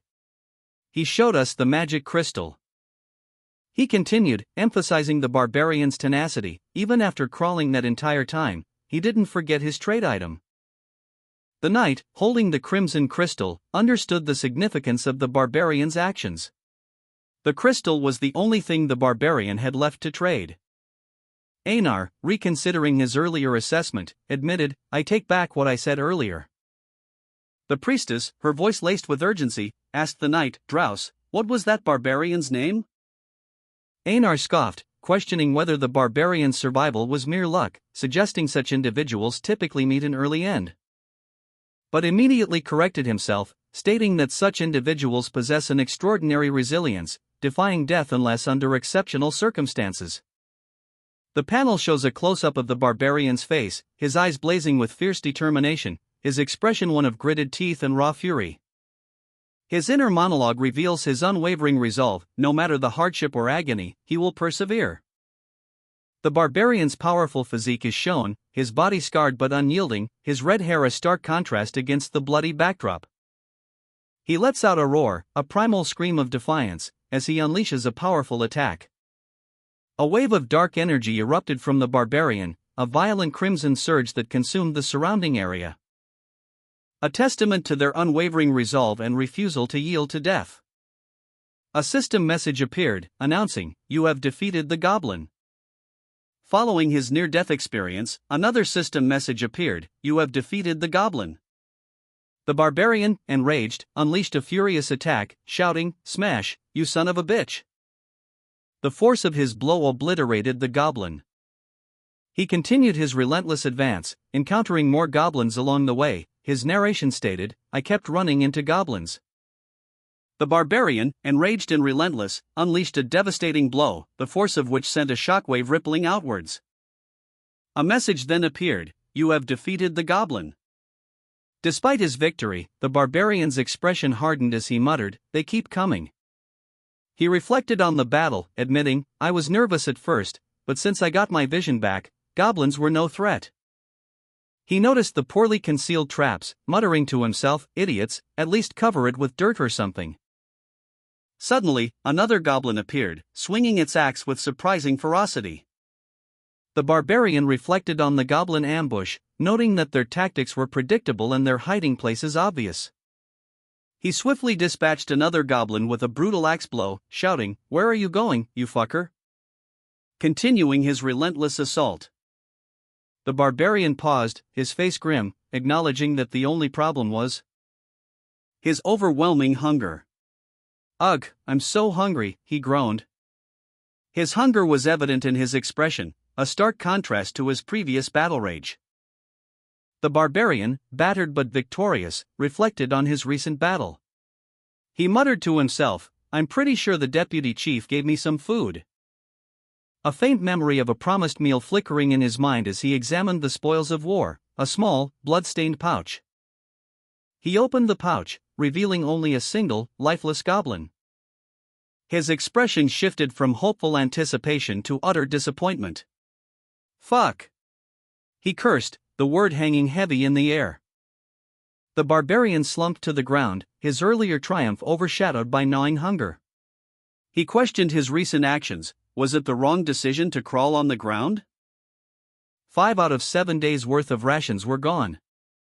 The barbarian, covered in blood, scavenged what little remained of his meager supply. A piece of dried, crusty bread, the only food he could find after his recent hunt. He decided to eat as little as possible, rationing his remaining food carefully. Despite its dryness, the barbarian found the bread surprisingly delicious, noting that his saliva helped soften it, making it almost sweet. He finished the last bite, leaving him with nothing but the lingering taste of the bread and the gnawing emptiness in his stomach. The barbarian, his face streaked with blood and grime, felt a new pang of discomfort. He muttered to himself, I'm getting thirsty. He sat amidst a scattering of glowing blue crystals, the remnants of his recent battle, and pondered his predicament. Where am I going to get water? The question hung heavy in the air. He reflected on the strangeness of his situation. It's one thing after another. A game-like interface appeared, displaying his status and inventory. The text read, in Dungeon and Stone, there is a hunger system. It only activates in the labyrinth, the game's text continued. The barbarian recalled his past experiences. And I never had the need to carry water around since I just needed to eat, but this isn't a game. He clenched his jaw, a grim determination hardening his features. The barbarian, parched and weary, reflected on his predicament. He mused that this harsh world felt uncannily similar to a game he knew. His gaze lingering on the crystalline formations in the cavern. Blood stained his body, a testament to recent battles. The deputy chief's refusal to provide water weighed heavily on his mind. He recalled that there must be a water source within the labyrinth somewhere. A sudden, sharp focus in his eyes indicated a shift in his perception. A sound reached his ears, a sound that sent a jolt of hope through him. I knew it, he thought, it's the sound of water. The barbarian, wounded but resolute, found himself in a dark cavern, illuminated only by the ethereal glow of scattered crystals. He was lying on the ground. A faint sound reaching his ears, a subtle whisper of running water, a beacon of hope in this desolate place. He spotted a figure in the distance. A knight kneeling amidst the crystals, seemingly oblivious to the barbarian's presence. The knight's internal monologue revealed a surprise, a person. The knight, his expression grim, seemed to be assessing his surroundings, his gaze fixed on the water source. His thoughts continued, aside from that blondie's party, this was my first encounter, he mused. The barbarian, having observed the knight from afar, slowly rose to his feet, his movements cautious and deliberate. He remained silent, observing the knight's actions. The knight's internal monologue concluded, but there was no conversation. The two figures remained in tense silence, their encounter unresolved. Near a secluded pool, nestled amongst dark, jagged rocks, lay a scattering of luminous blue crystals. A lone figure, the barbarian, approached cautiously, his gaze fixed on the glittering gems. A knight emerged from the shadows, his presence a sudden interruption. The knight's internal monologue revealed an unspoken rule among adventurers: avoid unnecessary interaction. The barbarian, seemingly unfazed, continued his task, counting aloud, 41, 42, 43, 44. He was collecting a large number of crimson gems, his hand stained with blood, a testament to the effort involved. Having finished, the barbarian declared, I collected a lot. The barbarian, surrounded by crimson gems, reflected on his near-death experience. He mused that while his survival was impressive, a new problem had arisen. Utter exhaustion. I hunted so many goblins, so it's a given, he thought, but I'm really sleepy now. The barbarian yawned widely, his face streaked with blood and grime, his exhaustion evident. A caption box appeared, stating, "There are 2 ways in which you can sleep in the labyrinth." The caption continued, "First, you leave your life in the hands of God and sleep, or second." The barbarian, eyes blazing with a newfound resolve, declared, "Let's become allies." The knight and others looked on, surprised by his sudden proposal. A title card declared the objective: find allies to protect each other. 2 injured men, one an archer, looked on in fear and apologized as a powerful barbarian approached them, explaining that they already had all the necessary members for their party. The barbarian, enraged, forcefully grabbed one of the men, insisting that their party was full. Meanwhile, other members of the party expressed their reluctance to accept the barbarian, citing their aversion to barbarians and the stench of blood. The barbarian, his body bruised and bloodied, stood defiant. He muttered to himself, "But to think I would be rejected by all of them." His face contorted in a grimace of anger, a venomous whisper escaping his lips, "Motherfuckers." Attempting to salvage the situation, he tried a different approach. "It's not like I'm requesting to join your party officially. I just want to be temporary allies to spend the night." He turned his back, seemingly resigned to his fate. A gruff voice called out, "Hey!" A new figure emerged from the shadows, a traveler with a large backpack and a warhammer, his expression curious and open. "Are you perhaps?" The traveler's words trailed off, his gaze shifting between the barbarian and the unseen others. A man with shoulder-length purple hair and a smirk approached the barbarian, his expression suggesting a playful challenge. He casually asked the barbarian, "Looking for an overnight companion?" The barbarian, still nursing his wounds and anger from his previous encounter, reacted with immediate suspicion and hostility. "What did you say?" he growled, his eyes narrowed in suspicion. "Fuck, who's this guy?" The newcomer simply smiled, seemingly unfazed by the barbarian's aggression. He continued, "Huh, I guess you weren't looking for an overnight companion? I thought I would be able to get some sleep since you seem like a reliable barbarian, but I guess not." The barbarian, his anger momentarily subdued by confusion, clarified his intentions. "No, I am looking for an overnight companion." The game's text appeared on screen, noting that a night companion is needed. Hans, relieved, asked Bjorn to stay with him. Hans explained that he was looking for an overnight ally or friend. Bjorn, upon hearing this in person, found the idea somewhat perverse. Bjorn, the son of Jandel, introduced himself, and Hans shortened his name to Bjorn. They shook hands, a sign of their agreement. Hans noted that it's best to have 3 overnight companions, but finding another member seemed like a waste of time. Hans, the traveler, made a proposition to Bjorn, the barbarian, "So why don't just the 2 of us spend the night?" Bjorn's immediate reaction was one of shock and disgust. "What the fuck?" Bjorn, however, found something unsettling about Hans's proposition. He thought to himself, is it because of that guy's manner of speaking? Something seems strange. Despite his reservations, Bjorn reluctantly agreed, muttering, alright." Hans, seemingly unfazed by Bjorn's initial reaction, suggested a game of rock-paper-scissors to decide who would sleep first. And thus, they settled on a bizarre method to determine their sleeping arrangements for their first night together in the labyrinth. Hans reflected on the oddity of the situation, thinking, "Ah fuck, that sounds really weird." Hans exclaimed, "Oh, I won," after winning a game, securing the right to sleep first. He smirked, stating, "I can sleep first, right?" The barbarian, Hans's opponent, reluctantly conceded with a simple, "All right." The barbarian muttered to himself, "Damn it, I knew I was going to lose. Since I have no luck." Hans offered the barbarian a watch, instructing him, "Take this. It's called a watch. You can wake me up when the shorthand reaches here."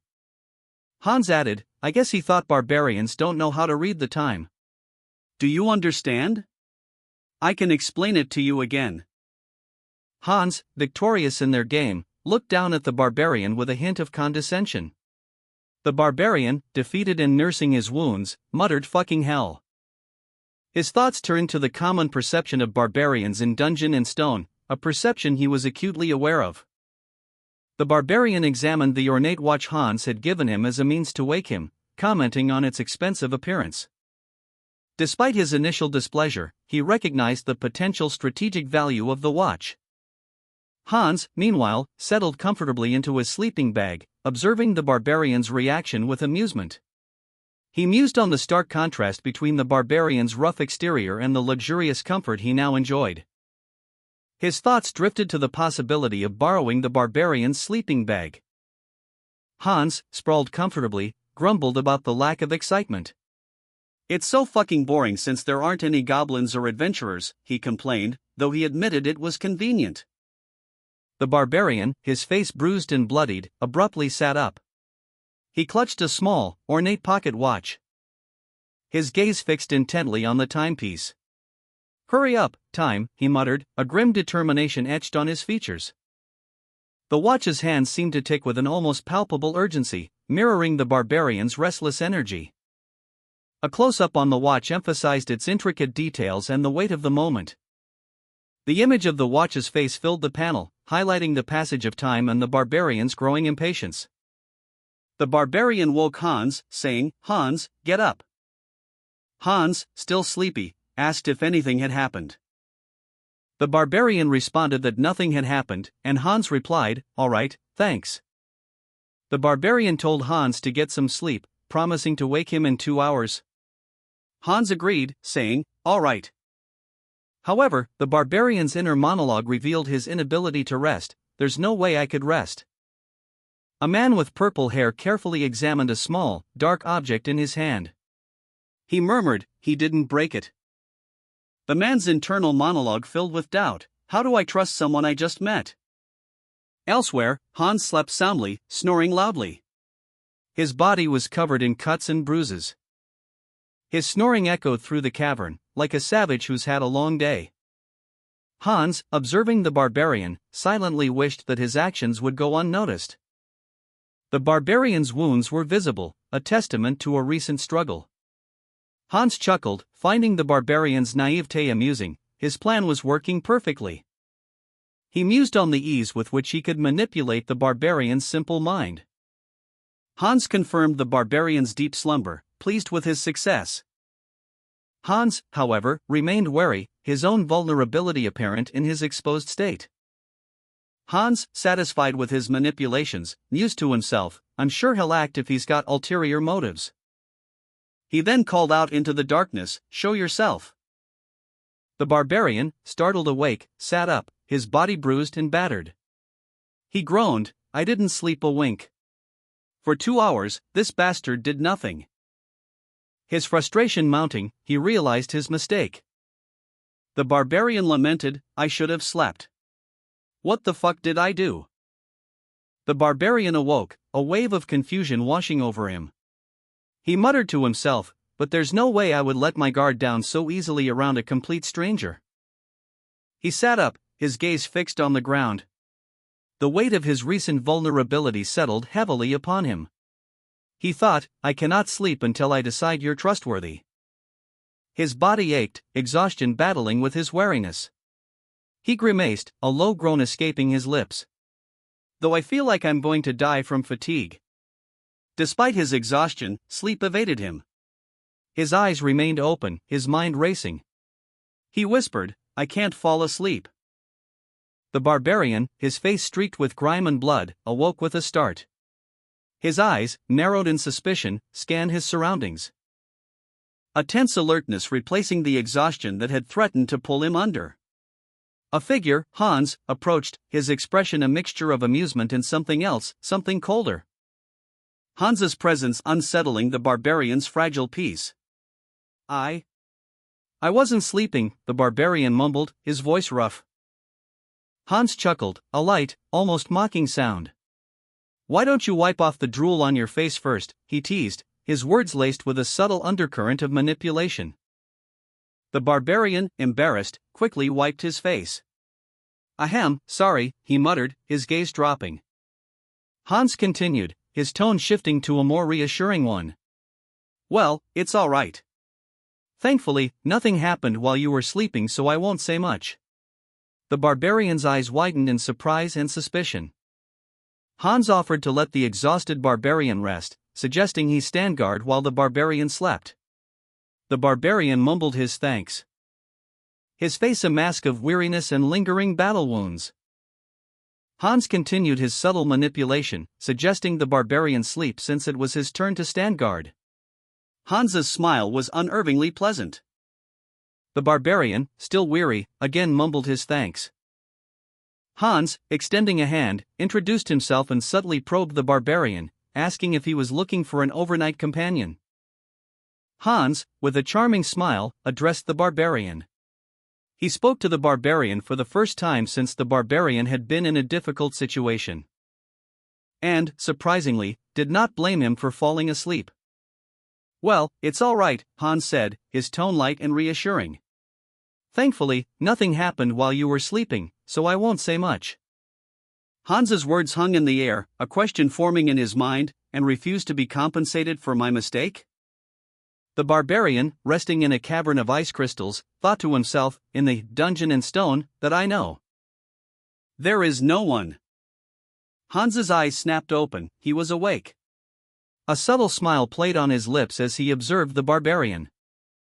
He spoke, his tone light and casual, that is, this nice. "You're up?" Hans's expression was one of gentle amusement, his gaze unwavering as he continued to assess the barbarian's state. He then posed a question, laced with a hint of playful concern: "Why didn't you sleep more?" The barbarian, still weary from his exertions, gripped his warhammer tightly. His expression remained guarded. Hans, his expression calm and subtly manipulative, knelt, a triumphant glint in his eyes. While the barbarian, weary but alert, glared up at him from the ground, his body bruised and bloodied. The scene underscored the stark contrast between their states, one victorious, the other defeated. The impact of Hans's attack reverberated through the air, a blur of motion signifying the barbarian's defeat. The force of the blow sent him reeling, leaving him bruised, battered, and on the verge of unconsciousness. His eyes, wide with disbelief and pain, reflected his utter defeat. Hans stood over his fallen opponent, a subtle smirk playing on his lips. He had won, but his victory felt less like triumph and more like a calculated maneuver. Hans launched a powerful attack, his blow a blur of motion, the force of the strike sending the barbarian sprawling, leaving him bruised and battered on the ground. The barbarian, stunned, could only utter a breathless. Hans's swift maneuver had caught him completely off guard, his surprise was evident in his wide eyes and gaping mouth. He stammered, "Why you dodged dash?" The barbarian's defeat was complete, his body a testament to Hans's superior skill and cunning. The barbarian, defeated and bleeding, knelt on the ground, his body bruised and battered. His bloodied hands rested on the cold stone floor. Hans stood over him, his expression calm despite the intensity of the recent battle. He said, "Hey, wait, listen to me for a moment." Hans's words were laced with a hint of impatience, a stark contrast to his outwardly calm demeanor. A thought bubble above Hans's head revealed his inner turmoil. Is he trying to make up an excuse right now? The barbarian, however, was not giving Hans the chance to explain. His internal monologue was a furious outburst, fuck. The barbarian, fueled by rage and wounded pride, lunged at Hans, roaring, "W8." His attack was reckless and desperate, a testament to his frustration. Hans effortlessly sidestepped the barbarian's wild swing, his movements precise and controlled. The barbarian's attack missed completely, leaving him vulnerable. And Hans retaliated with a swift, decisive blow, ending the fight. The barbarian's internal monologue echoed his defeat. How fucking stupid. The scene opens with a thought bubble containing the question, "Do you think barbarians are?" The barbarian, his face contorted in a grimace, spits blood as he reels from a powerful blow. His body is battered and bruised, his strength clearly waning. Hans stands over him, his expression one of calm annoyance. The barbarian, defeated and desperate, pleads, "W8. I can explain." Hans remains impassive as he delivers a final, decisive blow, ending the fight. Hans, observing the barbarian's resilience, noted that he was tougher than the goblins he had previously encountered. Concluding that another strike would be necessary to finish the fight, he muttered, "Smash, you fucker." With a powerful, final blow, Hans shattered the barbarian's shield, sending the barbarian sprawling to the ground. The barbarian coughed, winded and defeated, as Hans watched from above. Hans's victory was complete. The barbarian, battered and bleeding, stood before Hans, his eyes wide with a mixture of fear and disbelief. He pleaded for mercy, uttering a desperate, "I am sorry. Please, let me live." Hans, his face streaked with blood, stared down at the defeated barbarian, his expression unreadable. A single question, "Why did you do it?" hung heavy in the air as the dust settled on the battlefield. The barbarian's body, bloodied and bruised, filled the frame. His chest heaved with ragged breaths. He weakly pleaded, "Why your magic crystals? I wanted your magic crystals. I was going to knock you out and just take them, believe me." Hans, his face etched with a mixture of triumph and disgust, questioned, "You were going to kill a barbarian just for a few magic crystals?" The barbarian, desperate, confirmed, "That's right. And your shield. I was going to take your shield, too. Barbarian equipment is high quality and sells for a good price." His face contorted in a grimace of pain and fear. He whimpered, "Oh yeah? Yes. Will you let me go?" Hans remained unconvinced, despite the barbarian's pleas for mercy. Nope, he's still hiding something, he thought. The final blow landed, the barbarian coughing up blood. As Hans pressed for the truth, "This is the last time. Be honest." The barbarian, weakened but defiant, braced for another attack. Hans, however, was not finished questioning him. It's considered a serious crime to kill another adventurer in Dungeon in Stone. There has to be another reason. Hans's final, pointed question pierced through the barbarian's defenses. "Your heart." Hans stared at the barbarian, his eyes wide with disbelief. The defeated warrior stammered, That's right. Barbarian hearts are being sold at a steep price." His face contorted in pain, the barbarian continued, his voice strained. "I heard they're being used as ingredients for a new spell." A glowing heart floated in the air, surrounded by arcane symbols. Hans's expression shifted, understanding dawning on his face. "I get it now." To Hans, the defeated barbarian was merely a goblin, insignificant in the grand scheme of things. Yet, even goblins possess something valuable. The barbarian's tough-to-catch heart, along with others like it, were being harvested. Their precious essence, extracted and refined, to be used in a powerful, new spell. A spell promising a big reward. The scene shifts to Hans questioning the barbarian about his actions. Specifically, why he chose to reveal his motives now, rather than when Hans was initially incapacitated. The defeated barbarian, his body bloodied and bruised, explained his actions. He needed to sleep, he said. And then, pleadingly, asked for forgiveness for his actions, claiming he had revealed everything. Hans, however, remained unconvinced, his expression hardening as he saw the barbarian's desperate plea. The barbarian, despite his injuries, smirked, a chilling expression that betrayed his true nature. His gaze unwavering as he revealed the extent of his injuries, a testament to the brutal fight. Hans's response was immediate and sharp, "Forgive?" Hans, still wary despite the barbarian's confession, voiced his skepticism. He mused aloud, "I'm probably going to run into more people like you, and they'll say the same thing to me, right?" The defeated barbarian, his body battered and bleeding, clutched his injured hand. His eyes wide with a mixture of pain and desperation. The question hung heavy in the air, would Hans ever truly believe him? Hans's gaze hardened. He silently questioned the barbarian's sincerity, the timing of his confession seeming suspiciously convenient. The unspoken question hung between them, "Do you really think that I'm going to forgive them every time?" The barbarian, desperate to prove his change of heart, vehemently denied any resemblance to those he had previously been. "And no, of course not. I'm not like those people." The barbarian, battered and bleeding, leaned heavily against a damaged vehicle, his body a testament to the brutal fight he had just endured. His gaze fixed on Hans, a mixture of desperation and pleading in his eyes. His chest heaved with ragged breaths, each one a painful reminder of his wounds. "I'll give you everything I have," he rasped, his voice strained but resolute. The words hung in the air, a desperate plea for a second chance. He continued, his voice barely a whisper, "I don't have much now, but when I get back to the city." His plea intensified, "Please, give me one more chance. You won't regret." The final panel showed a dark, swirling vortex of red, mirroring the barbarian's desperate hope and the uncertain future that lay ahead. Only one day after entering this game world, the barbarian found himself in a desperate struggle for survival. He lay defeated, his body bloodied and broken. The weight of his actions pressed down on him. In the aftermath of the brutal fight, the grim reality settled upon him: he had killed a man. A system message appeared, stark and cold: achievement accomplished. Condition: first murder. Reward: your mental stat will keep increasing by +1. 2 days had passed since the barbarian entered the game.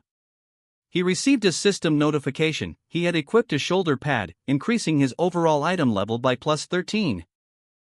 Then a backpack, increasing his inventory limit.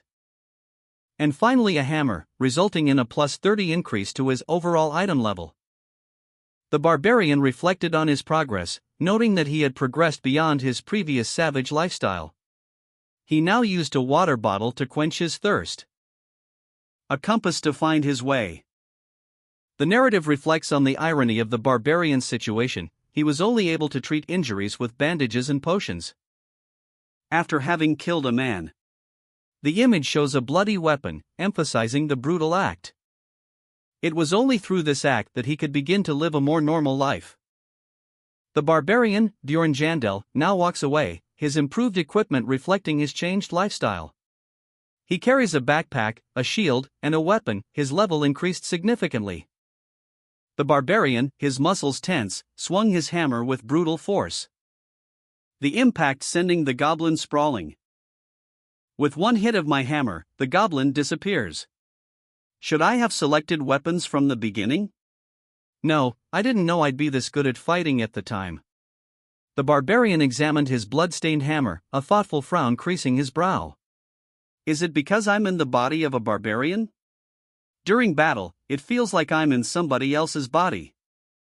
A single exclamation point punctuated his internal monologue. 2 goblins advanced, their crude weapons raised, but the barbarian stood firm, his powerful frame a stark contrast to their diminutive forms. Since it's the second day, the goblins dared start attacking. The barbarian, his battle stats enhanced by a new weapon, reflected on his recent victories. He noted the ease with which he dispatched multiple goblins. 2 goblins attacked him simultaneously, their crude weapons raised. But he effortlessly dispatched them both with a swift, powerful blow. His progress felt smooth and efficient. He continued his advance, his confidence unwavering. Another goblin lunged at him, but the barbarian reacted instantly, delivering a decisive strike that sent the creature flying. The barbarian's strength seemed almost unnatural. The barbarian, battered but unbowed, sat amidst the carnage of his recent battle, his warhammer lying discarded beside him. He felt the crushing weight of exhaustion. "I'm going to die from fatigue," he thought, the words a grim acceptance of his physical state. But the relentless goblin onslaught had taken its toll. "But since I've been battling goblins non-stop since encountering Hans, it's a given.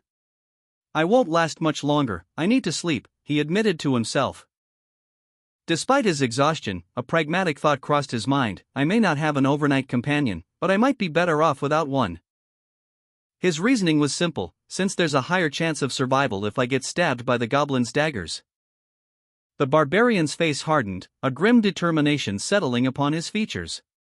Sleep could wait, survival was paramount. Exhausted, the barbarian cursed under his breath, "These bastards, they decide to show up just as I start to doze off." 2 goblins, armed with daggers, emerged from the shadows. Their sudden appearance startled the barbarian, who instantly felt a surge of anger.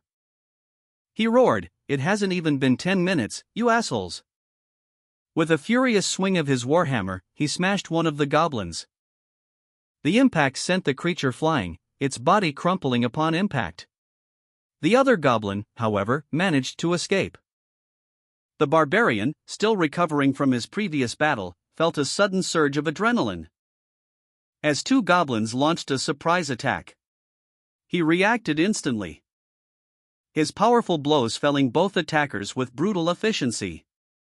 The force of his strike sent shockwaves through the ground, leaving him panting but victorious.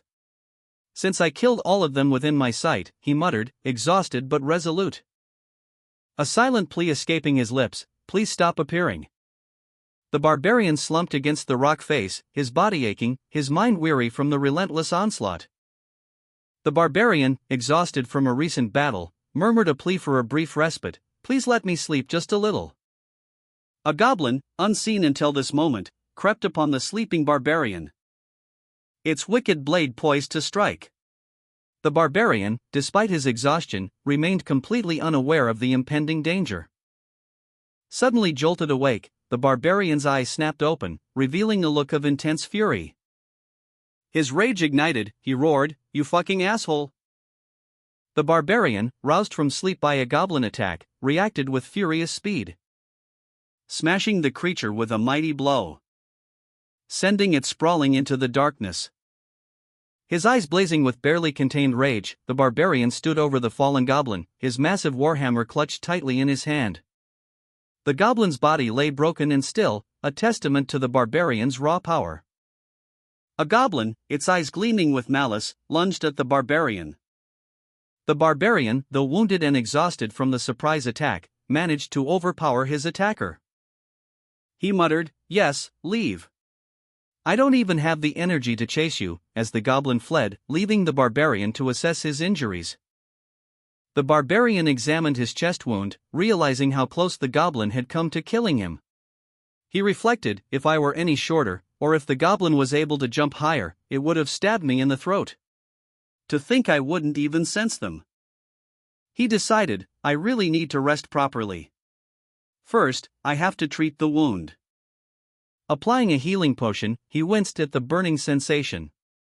He grimaced, "Ugh, how is it that healing with the potion hurts more than being stabbed?" 14 hours had passed since the barbarian's departure from Hans. The barbarian, nursing his wounds, walked with a determined gait, his thoughts turning to the dangers of travel. It was time for companions, but trust was a rare commodity. He knew how valuable a life was now. However, a fellow barbarian was someone he could trust. He decided to seek out another of his kind. Suddenly, two figures approached, interrupting his thoughts. "Hey, barbarian," one of them called out, "are you looking for an overnight companion?" A wounded barbarian, his body bearing the marks of recent battle, stood alone. He muttered to himself, "Humans." Two adventurers approached, their words a mixture of concern and calculation. They stated that he looked tired and asked if he wanted to join their group. One of the adventurers explained that, as a barbarian, he would be a valuable and trustworthy addition to their team, making him their third member. The barbarian reflected on the offer, a flicker of surprise in his eyes. He thought, unlike yesterday, they all want me.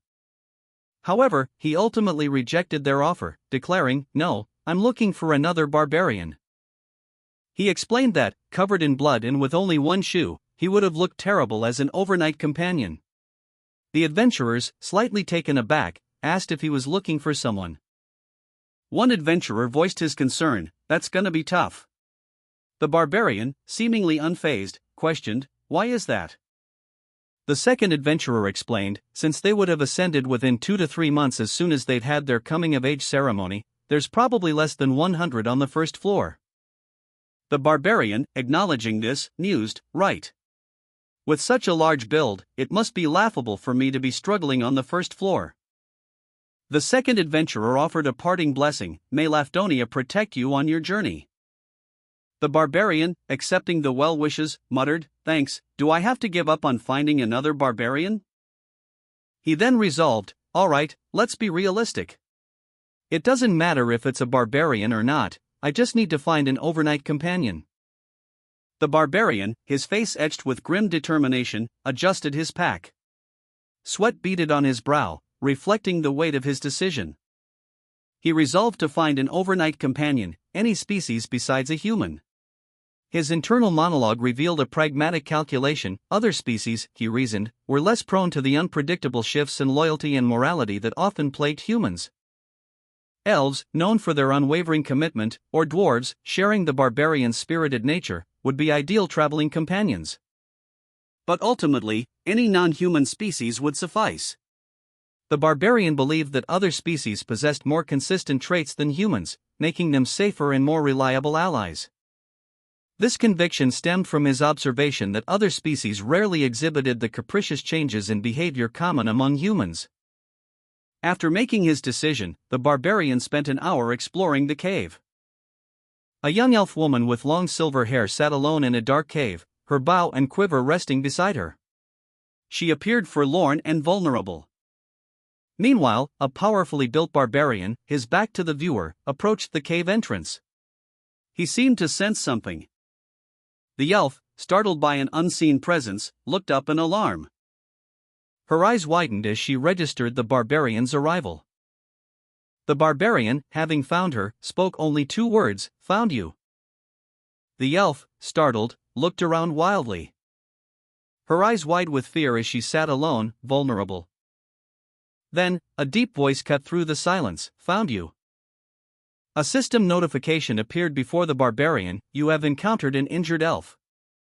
The barbarian, having tracked the elf to a dark cavern, called out, "Elf, are you alone?" He found the elf sitting alone, injured and wary, her bow lying discarded nearby. Her eyes widening in alarm as she reacted to his presence, instinctively reaching for her bow. The barbarian noted her heightened state of alert. "She's so on guard." Well, I'm sure anyone would be intimidated by a large barbarian when they were injured and alone. The barbarian's eyes, narrowed in focus, tracked the elf's movements.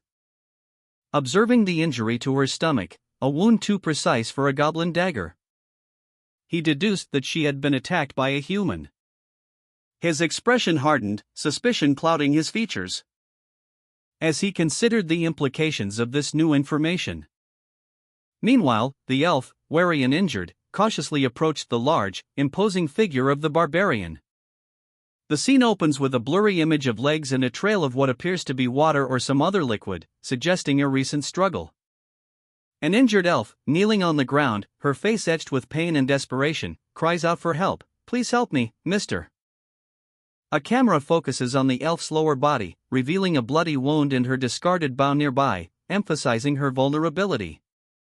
A barbarian, his expression one of surprise and suspicion, appears, his gaze fixed on the elf. The elf, desperate for aid, continues her pleas, please just let me go once, Mr. Barbarian. Please, I have a little brother to take care of at home." The barbarian, unimpressed by her pleas, scoffs, "What the hell, what kind of elf has no backbone?" The barbarian reflected on the elf's demeanor, internally noting that most elves in the game were cold and aloof.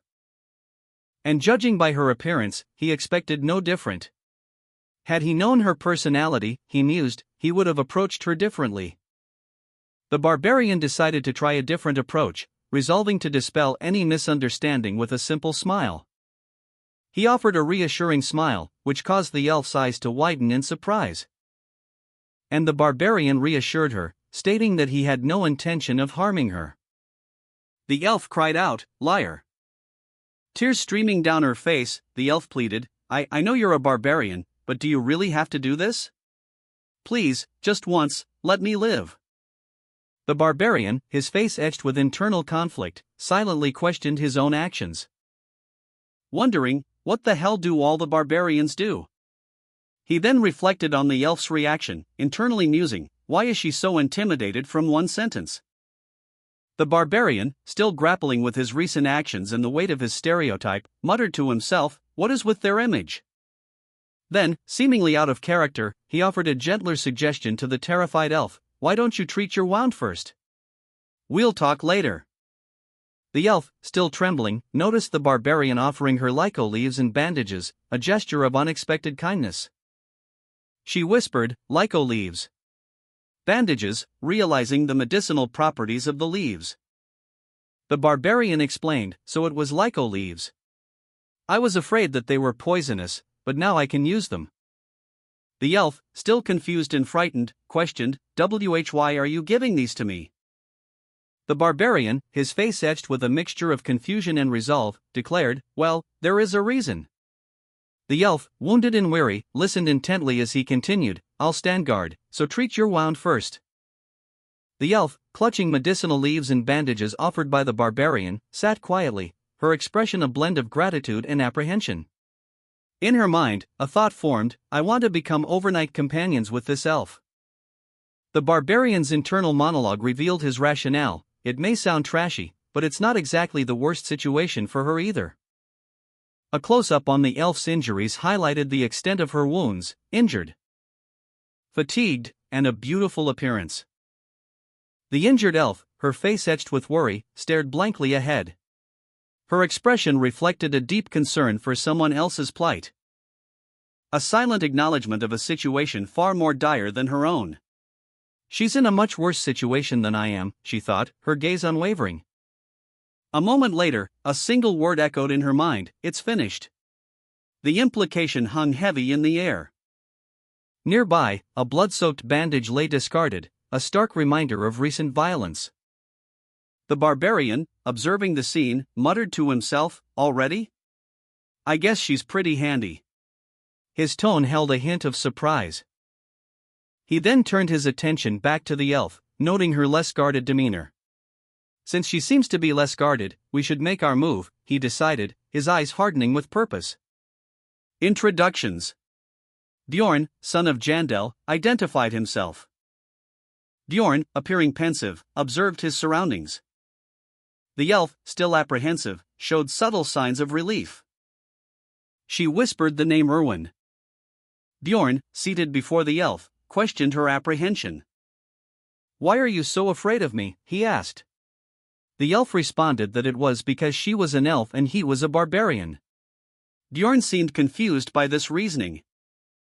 A title card appears, declaring, "Barbarians and elves are hostile towards each other." The image depicts a violent clash between the two races. The scene shifts to show a large barbarian towering over a smaller elf, highlighting the physical disparity between them. The barbarian's imposing size further emphasizes the power imbalance. A man, presumably the barbarian, reacts with a surprised, "Ah, right." His internal monologue reveals, "I guess it is fucking relevant." The man continues his internal monologue, questioning the established lore, "But this is the first time I'm hearing about their hostile relations. I thought they had good relations in the game before?" The elf, her face etched with worry, questioned, "The war ended 10 years ago already, right?" She quickly added, "I harbor no ill will towards barbarians." The elf, visibly nervous, continued, stammering, "So. I don't want to fight you, mister." The barbarian, seemingly unfazed, pondered aloud, 10 years ago? How much time has passed from the game that I'm aware of? Either way, I have no time to find anyone else right now. The elf, relieved, responded, "I don't harbor ill will, either." "Aye, is that so?" The barbarian, his eyes glinting, made a proposition. "So Erwin, would you like to become my overnight companion?" The powerfully built barbarian, his body adorned with intricate tattoos, sat before the slender elf. He looked at her expectantly, a hint of a challenge in his eyes. His words hanging heavy in the air, "Overnight, companion?" The elf, clearly exhausted, responded, "I am incredibly tired right now." The barbarian continued, "I'm sure you are too, so why don't we cooperate for today?" The elf's eyes widened in surprise, a mixture of apprehension and uncertainty clouding her features. She stammered, A flashback revealed a group of barbarians, their faces grim, and a caption stating, "I heard that barbarians consider their warriors' honor to be of utmost importance." The elf, apprehensive, posed a crucial question to the barbarian, "Could you swear upon your warrior's honor that you will not harm me?" The barbarian, Bjorn, son of Jandel, responded calmly, I will swear upon the name of my tribe. The elf, internally skeptical of the concept of barbarian honor, conceded, well, I don't give a shit about warrior's honor, but I guess I can use it from time to time. Having secured a reluctant agreement, the barbarian stated, all right. The elf, however, had a further condition, but let me go over this first. Bjorn, slightly surprised by her request, asked, pardon. The elf, still wary, voiced her surprise, I don't know about me, but Bjorn is only 20 years old. Undeterred, Bjorn, son of Jandel, declared, I, Bjorn, the son of Jandel, swear upon my warrior's honor. Bjorn's solemn oath was followed by Erwin Fornaxi de Terzia's own pledge, I, Erwin Fornaxi de Terzia, swear upon the name of my tribe. The elf, Erwin, and Bjorn each made their solemn vows, their words echoing in the tense silence. The elf, her face etched with worry, silently prayed for the truce to hold. Bjorn and Erwin both vowed to not harm the other party during the night. With the agreements made, a sense of relief washed over the elf as she thought, I can finally get some proper sleep. The elf, still apprehensive despite the truce, suggested to the barbarian that they both sleep first, a sentiment the barbarian seemed to agree with. Though her suggestion was not entirely selfless. She then offered him a small, expensive pocket watch, emphasizing the need for careful handling. A gesture that the barbarian accepted with a simple yes, promising to be careful. Later, the barbarian, now alone, reflected on the unexpected difficulty of finding rest. His troubled expression hinted at the weight of his unspoken concerns. The barbarian, despite his agreement to a truce, remained restless. He muttered to himself, but since you never know, I'll pretend to sleep for about 10 minutes and... A sudden, sharp cry pierced the night. Mister! The barbarian jolted awake, his eyes wide with alarm. The elf, noticing his distress, asked, what time is it? She held up the pocket watch he had given her. It's been 2 hours. Here's your watch. The barbarian looked at the watch, then at the elf, a mixture of confusion and exhaustion on his face. When did I fall asleep? I wasn't even able to pretend to snore. The elf, reflecting on the recent ambush, reasoned that if Hans had lent her the blanket and backpack, she wouldn't have been able to dodge him so easily. Therefore, she decided to also let the barbarian borrow them. She offered the blanket, suggesting he could use it as a cover or a pillow. The barbarian, initially hesitant, accepted the offer with a grateful expression. He expressed his gratitude, promising to use them well. The elf, having offered her assistance, settled down under the blanket and quickly fell asleep. The barbarian watched over her, his expression softening slightly as he observed her peaceful slumber. The barbarian, watching over the sleeping elf, reflected on their shared exhaustion. He mused that her day had likely been as arduous as his. Though 3 days had passed, it felt much longer. He sat with his arms crossed, troubled by the useless thoughts crowding his mind. Concluding that he was feeling better despite them. The barbarian's gaze drifted, and he wondered about his real life. He questioned whether he had been reported missing. Reasoning that it was unlikely, as few would even visit him. The barbarian, still awake, sat with his arms crossed, his gaze distant. His thoughts drifted to the past, and he concluded that returning home would be pointless, there was nothing left for him there. His willpower, he realized, was beginning to fray under the weight of his circumstances. My willpower is going to break, he thought. After a few more turns of standing guard, the barbarian decided it was time to move on. He checked his pocket watch, only 10 minutes remained. The elf slept soundly beside him, oblivious to the barbarian's internal struggle and the ticking clock.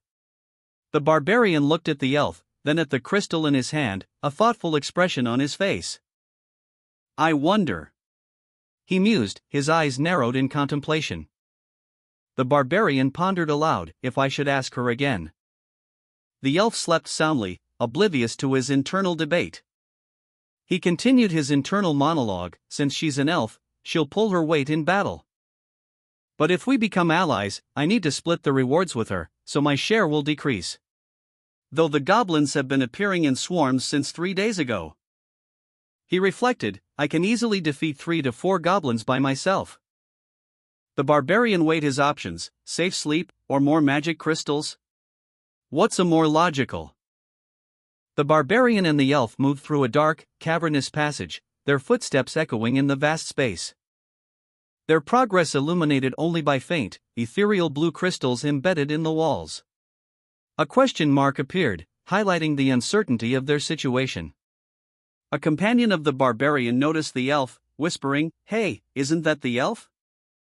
Another companion agreed, pointing out the similarity of the elf's bow and arrow to those they had seen before. "I think so. The bow and arrow look similar." Turning to the barbarian, one of the companions asked, "Hey barbarian, what's your relationship with that elf?" The barbarian, his expression hardening, remained silent, his gaze fixed ahead, a shield at the ready. One of the barbarian's companions observed, "As you can tell, we are overnight companions." Another companion, addressing the barbarian, inquired, "So, how much time is left?" The barbarian's face hardened, his eyes blazing with intensity. He responded curtly, "I have no obligation to respond to you." The companions exchanged uneasy glances. One of them, a sly smile playing on his lips, simply stated, "I see." The barbarian's companions urged him forward, their words a low murmur in the echoing cavern. "Let's go," one of them said, their voices barely audible above the drip of water. The elf lay still, seemingly asleep, amidst glowing blue crystals. A sense of unease hung in the air. The barbarian, however, felt a growing unease. His eyes narrowed, a grim expression settling on his face. "I've got a bad feeling about this," he thought. They were definitely looking for Erwin. His gaze fell upon the elf, his apprehension deepening. The name Erwin hung heavy in the silence. He gently touched her shoulder, a silent question in his touch. The elf stirred slightly, her eyes fluttering open. With a soft murmur, she whispered, 5 more minutes. The barbarian knelt beside the sleeping elf, his brow furrowed with worry. His apprehension growing as he listened to the impatient whispers of his companions urging him to leave. The barbarian, concerned, urged the elf, Erwin, to wake up. Erwin stirred slightly, murmuring a barely audible 5 more minutes. The barbarian noted that she was only pretending to be asleep. He adjusted the blanket covering her face, noticing it was now loose, unlike before. A single, wide, golden eye snapped open, revealing the elf's true state of alertness. A sudden, sharp cry pierced the night air, "Kayak!" The barbarian, his brow furrowed with concern, knelt beside the elf, who was pretending to be asleep. He questioned her directly, "Why are you pretending to be asleep?" The elf, startled, stammered, "You If I get up." Her voice trembled as she confessed her fear, "You're going to desert me." Tears welled in her eyes as she clutched her hands to her face, overwhelmed by anxiety. The barbarian's expression softened as understanding dawned on him. He thought to himself, is that what she was worried about?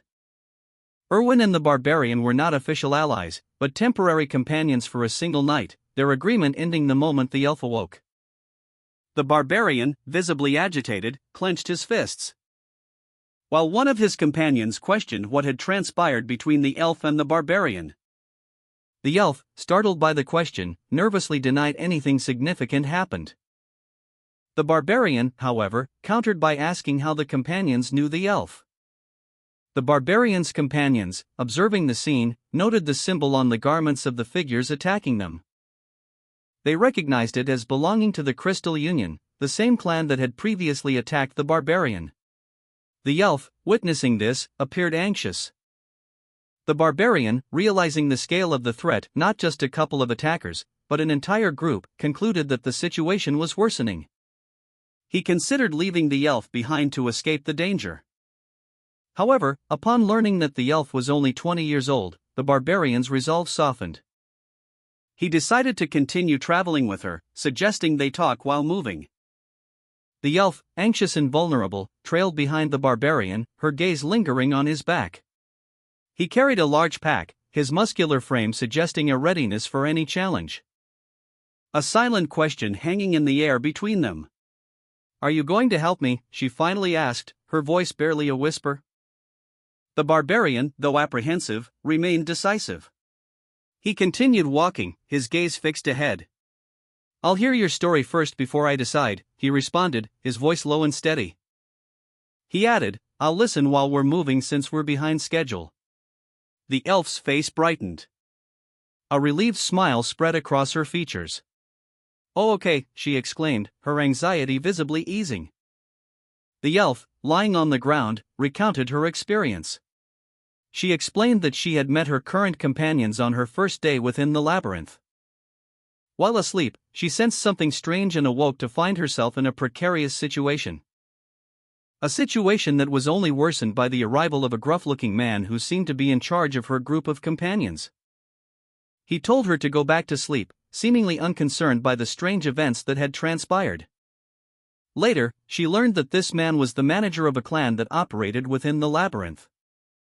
The scene opens with a large, muscular barbarian and a slender elf, both appearing to be in a state of urgency.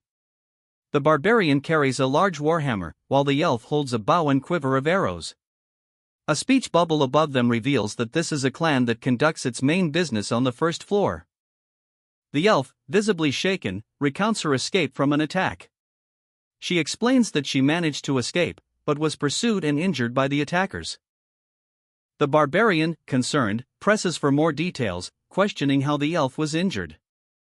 The elf reveals that her pursuers used message stones to coordinate their attack, a detail that surprises the barbarian. A flashback shows the elf being pursued by several figures, highlighting the relentless nature of the chase. The elf is clearly struggling to evade her pursuers. The barbarian, still perplexed, asks for clarification on what message stones are. A subsequent explanation reveals that message stones are mystical devices used for communication. The elf, still injured, gestured towards a glowing green crystal device. "These are message stones," she explained, "their range is up to 300 meters. The barbarian listened intently, his expression one of growing concern. He mused, "I guess that's their equivalent of walkie-talkies. Lots of manpower, and mystic devices that allow them to communicate." His gaze hardened. A grim determination settled on his features as he thought, "If I leave Irwin, she'll be caught for sure." The barbarian turned to the elf, his concern evident. "It doesn't seem like you did anything wrong," he stated, "so why are the members of the Union continuing to chase you?" The elf hesitated, her eyes downcast. She mumbled, "Well." The barbarian pressed further, "Is it to shut you up?" The elf, still worried and evasive, explained that during her escape, she had flung her knife, and it happened to hit someone badly. The barbarian, concerned and protective, watched her intently. The barbarian's concern grew as he saw the message stones scattered on the ground, realizing the pursuers were still close. He questioned the elf, his concern evident in his expression. A sudden impact was shown, suggesting a significant event occurred. The barbarian's face showed shock and concern, as he wondered what somewhere bad meant in the context of the elf's statement. The elf, stammering, vaguely indicated a sensitive area, leaving the barbarian to piece together the implications. The elf, her face flushed and eyes wide with a mix of fear and something akin to manic glee, spoke breathlessly. She recounted how, during her escape, she had severely injured someone. A wound so grievous that even potent potions couldn't heal it. The barbarian, his expression hardening, reacted with a furious outburst. He declared that this was more than sufficient justification for the relentless pursuit. The barbarian's face was a mask of disbelief and anger as he stared at the elf, his words a low growl, "You're laughing." Unfazed, the elf offered a nonchalant, almost flippant response, suggesting that the injury could be considered karmic retribution. She added a brief, almost whispered apology. The scene concluded with the elf and the barbarian, the elf still clutching her bow, walking side by side, their expressions suggesting a complex and unresolved dynamic. The elf's eyes, wide and unnervingly bright, darted around, her gaze fixed on something unseen by the barbarian. She spoke, her voice barely a whisper. "Mister, there's someone following us. Don't look behind you." The barbarian, already tense, felt a surge of anger and protectiveness. The elf continued, her voice strained, "The distance is about 150 meters behind. Her expression was one of grim determination. A distance far enough to not sense anything, the barbarian thought, but her words seemed truthful. He saw the blue energy trails behind them, a clear indication of pursuit. But it doesn't seem like she's lying, the barbarian mused. Guess this is the ability the elves are born with? He gripped his hammer tighter, his muscles tense with anticipation. We're going to increase our speed. You good with that? He asked, his voice low and urgent. The elf nodded, her eyes still fixed on the unseen pursuer. Yes. For now, she replied. Now, the elf, despite a reopened wound, showed no sign of distress. The barbarian, observing her, silently acknowledged her resilience. The barbarian internally noted the elf's fortitude, impressed by her stoicism in the face of pain. With renewed determination, the elf propelled herself forward, her arrow nocked and ready. The barbarian, following close behind, increased his pace.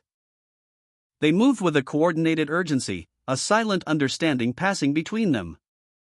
The barbarian, concerned about their pursuers, inquired about the distance separating them from their enemies. The elf, using her unique ability, reported that the chasers remained approximately 150 meters behind them. Despite their increased speed, the barbarian noted with growing concern that the distance between them and their pursuers remained unchanged. He surmised that their pursuer was likely informing his comrades of their location, a realization that filled him with a sense of impending danger. That's going to be dangerous, he thought. The barbarian concluded that their only option was to eliminate their pursuers. We have to eliminate them, he declared. The barbarian considered the strategic implications, imagining himself as the target. If I were their target. He reflected on his own decision-making process, concluding that a direct confrontation was the only viable course of action. That's what I would have decided. However, a sudden shift in the narrative suggested a change in plans. The barbarian, amidst a bloody scene, grimly declared, "If we kill that bastard, we cannot take it back." He continued his internal monologue, so I must think carefully. What's the risk I am taking? What's the benefit? The elf, her eyes wide with apprehension, whispered, "And Mr.?" The elf, needing more information to make a sound decision, thought to herself, if I'm going to make a sound decision, I need more detailed information. The barbarian, turning to the elf, asked, "Erwin, what are you good at?" Erwin, seemingly oblivious to the gravity of the situation, replied, I'm good at laundry and cleaning. Though I'm bad at cooking. During battle, the barbarian, his face contorted in frustration, questioned the elf's combat readiness. The elf, unfazed, confidently declared her archery skills. And showcased her prowess with a bow and arrow, a fiery trail blazing behind the projectile. Furthermore, she revealed her ability to wield flame magic, a rare and powerful element. The barbarian, impressed by her skills, noted that she was the perfect example of an elf archer, especially given her mastery of the rare flame element. His assessment complete, the barbarian abruptly shifted the conversation, asking the elf if she had ever killed anyone before. The elf's confident expression faltered slightly as a shadow of doubt crossed her features. A single word, barely a whisper, escaped her lips, "No." But then, a surge of determination replaced her apprehension. And she declared, with newfound conviction, "I can do it." The barbarian, Erwin, observed her intently. A thoughtful expression on his face as he considered her words, he then extended an offer, "Would you like to become my comrade?" The elf, determined, declared to the barbarian, "Until we get out of this labyrinth, I'm going to get going, and you'll get one. I won't accept any complaints." She resolved, "I'll do it." The barbarian, assessing the situation, asked, "Good. The distance now?" The elf's response was immediate, 100 meters. The barbarian noted, "We're running as fast as we can and they're still closing in." Rather than continuing to run, they decided to seek shelter in a nearby cavern. The elf, ever proactive, urged the barbarian, "Erwin, we're going to veer off. Summon the spirit." Erwin readily complied, "Okay." As the spirit was summoned, a fiery entity appeared, propelling them through the labyrinthine passage. The barbarian reflected, to think I would come back here on my own." Having escaped the immediate danger, the elf and the barbarian found themselves in a cavern. The elf noted, "They feel closer now." The elf instructed Erwin, "Now cancel the summon." The elf, her eyes wide with urgency, exclaimed, "Okay," as a fiery burst erupted from her hand. A trail of light blazed across the darkness, propelling the barbarian through a shadowy passage and into the relative safety of a hidden alcove. Hidden in the shadows, the barbarian's companion noted, "They came in even though they couldn't see, and stopped right by us." He pondered, "They must be someone who's got proper tracking methods." The elf stood vigilant, her bow drawn, the barbarian at her side. They remained wary, their escape still precarious. A grim determination etched on her face. "Shoot," she commanded silently, her eyes narrowed, knocking an arrow with practiced ease. Her gaze was fixed on a distant figure, a pursuer emerging from the shadows. The elf unleashed a magically empowered arrow. With a brilliant flash of light, the arrow flew with impossible speed, a streak of light across the night, finding its mark with deadly accuracy. The pursuer crumpled to the ground, a muffled cough his final sound. The tip of a spear, stained crimson, is shown in close-up. Blood splatters across the dark metal. The elf and the barbarian stand together, a trail of blood leading away from them. They are both visibly exhausted but unharmed. The elf, her face grim, looks down, her expression conveying a mix of relief and tension.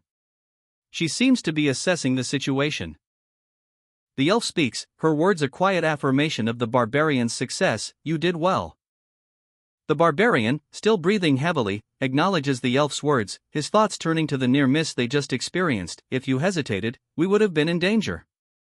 The barbarian, alone in the darkness, looks down, his expression one of grim determination. He is clearly still wary of their surroundings. The elf lay injured on the floor, a faint green glow emanating from a crystal clutched in her hand. A nearby barbarian looked on with concern, a worried expression etched on his face. A faint metallic din echoed in the air. As the barbarian carefully picked up the crystal, his movements slow and deliberate. He whispered, "Serdin." A communication device, apparently belonging to Serdin, was unresponsive. "Shit. Serdin's out of contact." He was in pursuit of the elf and the barbarian, a voice boomed over a broadcast. The broadcast continued, a stern command cutting through the silence, "Everyone who's listening to this broadcast right now." A final, urgent message was delivered, "Gather at the Goblin District." The barbarian sat, arms crossed, a grim expression etched onto his face. His powerful physique was evident, even in his seated position, the scars on his arms a testament to past battles. He reflected on Serdin's last moments, recounting the meager spoils, a hefty pouch of magic crystals, 2 daggers, and a potion from his waist belt. "Serdin," they said? "I was hoping there would be some decent loot, but there's not much," he thought. The barbarian continued his assessment of the fallen warrior's belongings, noting the simple clothing Serdin had been wearing. "I changed. It feels a bit weird," he muttered, a hint of unease in his voice. Meanwhile, the elf, though still unconscious, was shown to be wearing a new leather outfit, a top and bottom. The barbarian, concerned and slightly unsettled by Serdin's death, examined the deceased's belongings. He picked up a small, green gem and a small pouch containing what appeared to be coins. He noted that the elf's aura had changed since she received new clothes. The change was positive, according to the barbarian's assessment. The elf, still unconscious, was now clad in new clothing. The barbarian turned his attention to her, asking how to use the message stone he found among Serdin's possessions. He surmised that there must be a mechanism to activate it. After examining the stone, the barbarian pressed a hidden button, activating the device. A message stone crackled to life in the barbarian's hand. The image of Serdin, deceased, filled the screen. News of the elf's defeat was relayed, along with her location, the Goblin District. She was with a barbarian wielding a hammer and shield. And a bounty of 10,000 gold was announced. The elf, still unconscious, stirred slightly, her eyes wide with fear. She whispered, Mr. The barbarian, his expression grim but reassuring, responded, Don't worry, Erwin. Summon the spirit, we're going to travel along the outskirts. He continued, We're going to the second floor. The barbarian, his gaze fixed on the unconscious elf, observed a fiery arrow launched from a distance. A clear indication of the elf's location. He braced himself, preparing for the next phase of their mission. A concerned voice echoed in the darkness, Mister, are we really going to the second floor by ourselves?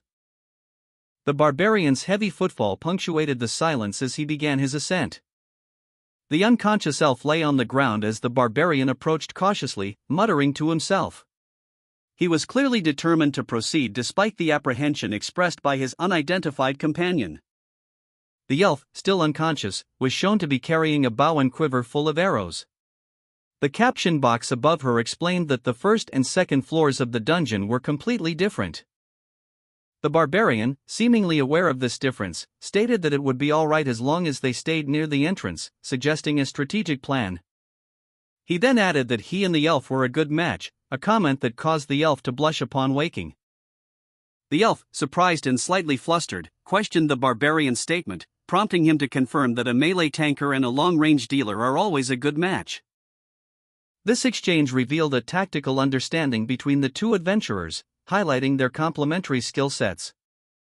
The scene opens with a dynamic depiction of the barbarian and elf, mounted on a powerful warhorse and ready for action. The elf, perched atop the barbarian's broad shoulders, holds her bow with practiced ease, her gaze sharp and focused. The barbarian, his face partially obscured by his helmet, grips his sword, his posture radiating confidence. A speech bubble reveals his strategic thinking, and if I'm going to form a party with Erwin, the first floor isn't going to yield a good margin for us. The elf, however, expresses her apprehension, but this is our first time, so how can we go to the second floor already? It feels as if we're going into an orc lair to avoid goblins. A separate scene shows a heated exchange between unseen characters, their words sharp and laced with a competitive spirit. You haven't found them yet? If you find the elf first, we'll give you dibs on enjoying her on top of the 10,000 gold. Back with the barbarian and elf, a sudden, unexpected event occurs. The barbarian produces a small, crystalline object, causing the elf to exclaim, Ah! The elf's concern is evident as she looks at the object and then at the barbarian, who reassures her, Don't worry. I'm not leaving you. The barbarian, a powerfully built man with a warhammer at his side, grinned. That's a pretty good deal. If she's too resistant, can I cut off one of her arms and legs? He glanced at the elf, who clutched a crystalline object. The barbarian continued, Make sure to leave the important bits. The elf, visibly apprehensive, whispered, Mister. Her eyes wide with a mixture of fear and determination. She added, I'll go to the second floor. The barbarian's unseen companion, whose face was not shown, mused, I guess that was good timing. Since I don't need to convince her anymore. The barbarian's face was partially obscured, but his expression was one of quiet satisfaction. The barbarian's inner monologue revealed his pragmatic approach to altruism. I always liked helping those in need. When it was beneficial to me, of course. The elf, apprehensive but resolute, responded with a simple, all right. The barbarian's unseen companion, whose voice was not heard, expressed his thoughts, so if I could fuck over such disgusting trash and have the self-satisfaction of doing good, it'd be the best of both worlds. The elf, weighing the potential benefits against her apprehension, concluded, There's no reason not to help. The elf, apprehensive but determined, questioned the barbarian, Mister, do you even know how to get to the second floor? The barbarian, confident in his unseen companion's guidance, replied, I don't know the exact path, but if we keep heading north, we'll get there eventually. A diagram of the dungeon appeared, revealing its layout. The text explained, the dungeon is designed in such a way that if you keep following the darkness, you will reach a portal. The diagram further clarified, since the darkness represents a path that leads you to the upper floors. The elf, noticing something, called out, Mister, wait. The unseen companion warned, There's a goblin trap. The barbarian and elf stood together, the barbarian carrying a large sword and the elf holding a bow and quiver of arrows. They were in a dark forest, the light of a small, fiery spirit illuminating their path. The elf noticed something amiss. They only appeared now? That's pretty late. I only walked a few steps before stepping on. Could it be that goblins don't appear frequently in the light? She mused, her eyes narrowed in thought. Then, she realized the implications of her observation, then just how unlucky was I? The barbarian reacted with alarm, exclaiming, "Jesus!" The unidentified companion's voice echoed in the barbarian's mind, "I'll handle it. You can take a break, mister." The elf, however, cautioned, "You better not use the spirit, since you need to save your strength." The barbarian, his back to the viewer, looked towards the source of the unseen guidance. The elf, a playful glint in her eyes, declared, "Of course." The barbarian's unseen companion internally questioned, "It doesn't look like she's saying of course. How did he know?" The elf, seemingly unaware of the barbarian's skepticism, sprang into action, deftly avoiding a hidden goblin trap. Two goblins, armed with wicked-looking sickles, lunged at each other in a chaotic brawl. The elf, her expression sharp and calculating, observed the scene from a distance. She spotted a hidden trap, a pit concealed beneath the dust and debris. And with a swift, practiced movement, she leaped over it, avoiding the danger. The elf's boots kicked up dust as she moved with practiced grace. Drawing her bow, she aimed carefully, preparing for a precise shot. A goblin trap springs shut, ensnaring the barbarian. The wooden spikes narrowly missing his vital organs as he struggles against the constricting mechanism. Meanwhile, the elf, having anticipated the trap, nocks an arrow. And takes aim, her movements precise and deadly. With a swift release, the arrow flies true, striking its target with lethal accuracy, freeing the barbarian from the trap. The elf, eyes narrowed in concentration, nocked an arrow, her movements precise and fluid, releasing it with deadly accuracy. The arrow flew true, finding its mark with a resounding thwack. Blood splattered across the dark stone wall. She sheathed her bow, a faint smile playing on her lips as she surveyed the scene. The tension had eased, the immediate danger was past. The elf, her face flushed with exertion and a hint of self-satisfaction, turned to the barbarian. "Mister," she asked, "how did I do?" "Well, you did well. You really must be an elf with that kind of archery." A hand presented two glowing crimson crystals, accompanied by the statement, "Here's the magic crystals." The elf, eyeing the crystals, proposed a division, "You get 9, and I get 1, right?" The crystals were then transferred to the elf, who seemed pleased with the arrangement.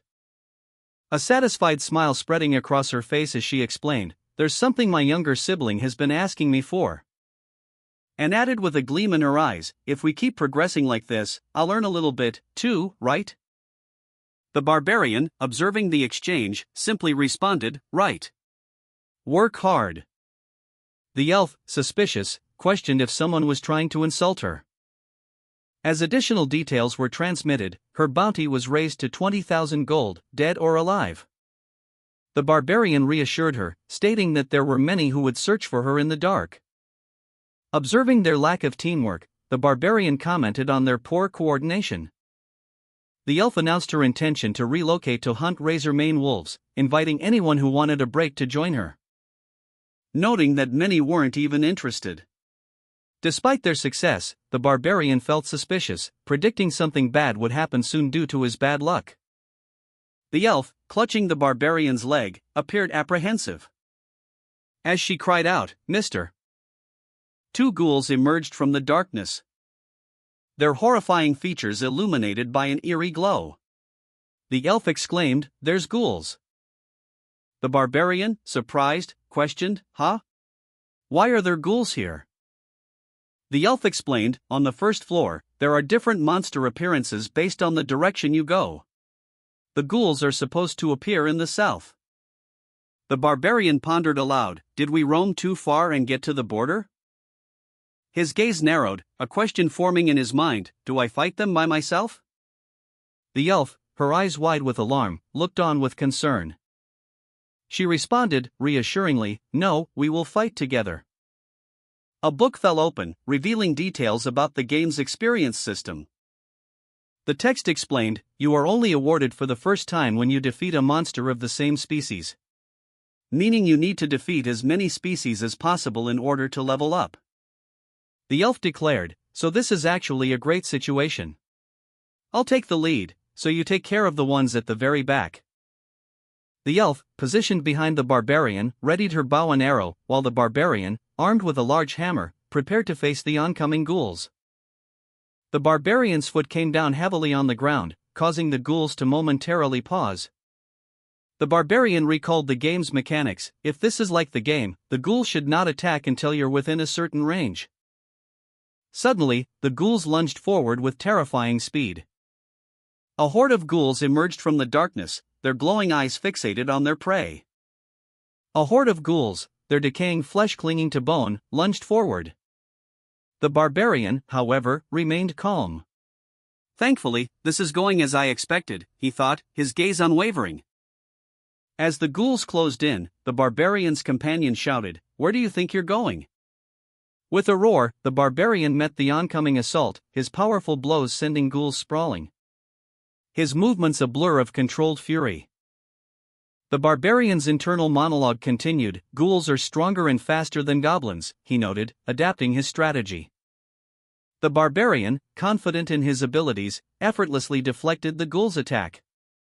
A swift, powerful blow sending the creature sprawling. "They're still rank 9 monsters, so their patterns are simple," he mused, his eyes sharp and focused. The unidentified companion watched, concern etched on their face, as the barbarian prepared for another attack. "And with a trusty comrade, this is a piece of cake," the barbarian confidently declared, readying himself for the next ghoul. The elf, observing from a distance, smiled subtly, her bow at the ready. The group continued their journey north, their trek lasting 3 days. Upon reaching their destination, they discovered a disturbing sight, a trail of blood. The barbarian and his companions examined the blood, questioning its origin. The elf noted a piece of bread near the bloodstain. The elf surmised that the blood trail indicated their intended path. Leaving the group to ponder the unsettling discovery and its implications. The barbarian's eyes widened, his expression one of disbelief. He muttered to himself, "It can't be, right?" A trail of blood stained the ground, splattered across the stone floor. More bloodstains appeared, leading towards a gruesome sight. A bloody bear trap lay open, its cruel teeth stained crimson. The barbarian stood silently, his gaze fixed on the trap. The barbarian recalled his first steps into the labyrinth. And the precise location of the portal behind it. The barbarian and his elven companion stood before a glowing portal, a stark contrast to the dark, foreboding stone walls surrounding them. A bloody bear trap lay on the ground, a sandal nearby, stained crimson. The scene spoke of a brutal struggle. The barbarian's body was shown, caught in a bear trap, his leg mangled and bleeding profusely. His face contorted in a mixture of pain and disbelief. He cursed, "Fuck, are you kidding me right now?" The barbarian stumbled, muttering an apology as he struggled to regain his footing. The elf watched with concern as he braced himself, his massive form radiating barely contained rage. The barbarian's powerful muscles tensed as he prepared to move. A stark realization dawned on him, the portal to the outside world was far closer than he initially thought. The portal was less than 10 meters away from my starting point, he thought, a surge of frustration washing over him. His frustration deepened as he reflected on his misfortune. If only I had gone in the other direction. Just how much bad luck do I have, he lamented, his face a mask of self-reproach. The barbarian's anger intensified, his internal monologue echoing his feelings, "This is insane." The elf, witnessing his distress, approached cautiously, her voice laced with concern. Mister? If there's something I did wrong," she stammered, her eyes wide with apprehension. The elf, her face partially obscured, clutched a quiver of arrows. A thought bubble above her head read, "What's up with her?" The barbarian, his face etched with frustration, listened as the elf spoke, her words echoing in his mind, "It's not because of you. Don't worry about it." He questioned her, a hint of disbelief in his voice. Then why?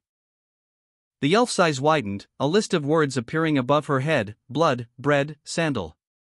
She exclaimed, "Ah." She continued, her voice soft but sincere, "Mister, you've gone through so much." The barbarian's internal monologue revealed his thoughts. Did she actually figure out why I was behaving that way from this situation? The elf, meanwhile, offered a prayer, her words a quiet comfort. "I'm sure they went to heaven." The elf, still slightly shaken, vehemently denied believing the barbarian's earlier accusations. However, she quickly shifted the conversation, inquiring if the barbarian was ready to proceed. The barbarian, though apprehensive, admitted to being a bit scared but felt safer with the elf by his side. The barbarian internally noted the elf's tendency to elongate her sentences. After a brief moment of hesitation, the elf declared it was time to go, to which the barbarian readily agreed. With a burst of energy, they both launched themselves forward, ready to face whatever challenges lay ahead. The barbarian, though apprehensive, remained resolute. The elf, radiating determination, reassured their companion before initiating their departure. They had arrived on the second floor of the goblin forest. The barbarian and the elf arrived on the second floor, the goblin forest, as indicated by an on-screen message. They plummeted through the air, the barbarian using his shield to break their fall, while the elf landed gracefully, her bow and quiver intact. The elf, concerned, rushed to the barbarian's side, asking if he was all right. The barbarian, still recovering from his fall through the portal, muttered, "I'm fine." His internal monologue, however, painted a different picture. "Feels shit." He continued, his voice laced with pain, "It feels like I was chewed up by a frog in a well and then spat out." The elf, observing him, commented, "I've never teleported through a portal like I was falling before. The other girls didn't tell me about this." She landed gracefully, a stark contrast to the barbarian's rough landing. She mused, "She landed perfectly though. I'm envious of that agility that barbarians don't have." The elf, having assessed the situation, declared, "Let's scope out the area first." The barbarian, still nursing his injuries, surveyed their surroundings. He recognized the location, muttering, "Is this the northern area of the goblin forest on the second floor?" The elf, ever vigilant, informed the barbarian that a portal lay behind them, capable of returning them to the first floor at any time, and that she sensed no living beings within a 50-meter radius. The barbarian, still assessing his injuries, grunted in acknowledgement. The elf, her eyes scanning the surroundings, commented on the visibility afforded by the stars, despite the dim light, but noted that the light wouldn't brighten as they were inside the labyrinth. The barbarian, questioning their location, asked if this was truly the second floor.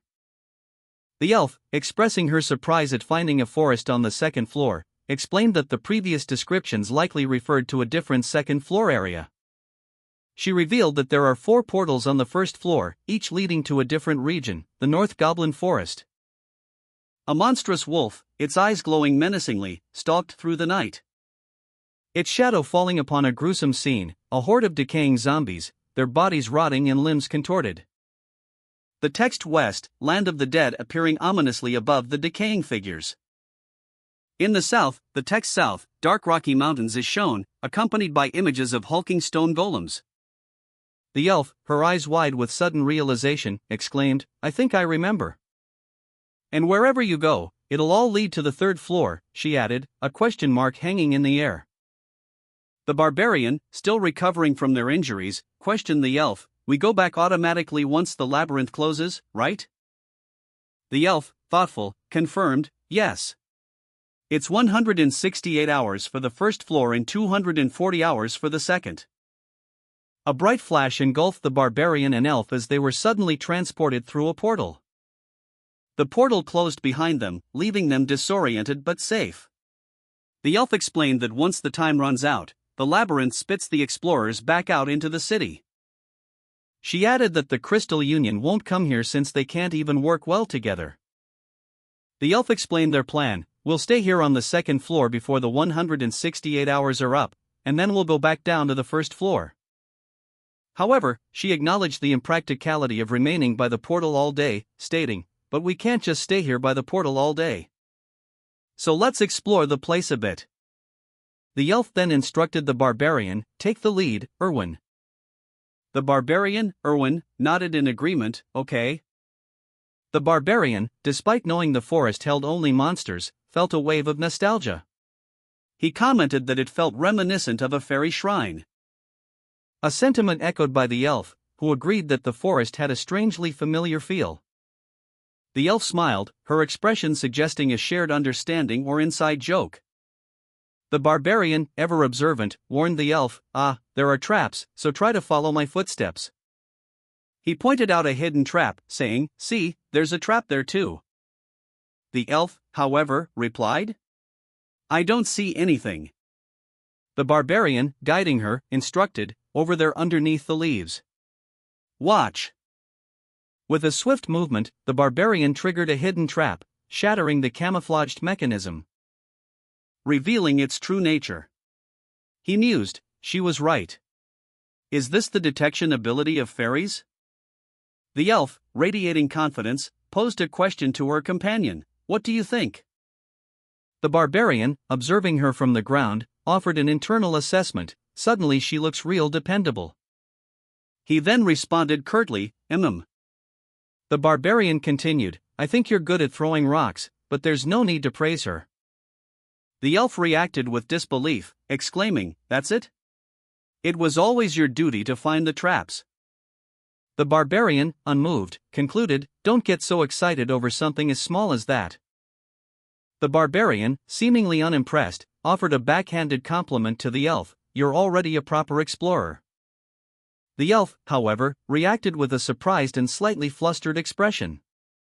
Her cheeks flushed slightly as she subtly adjusted her collar.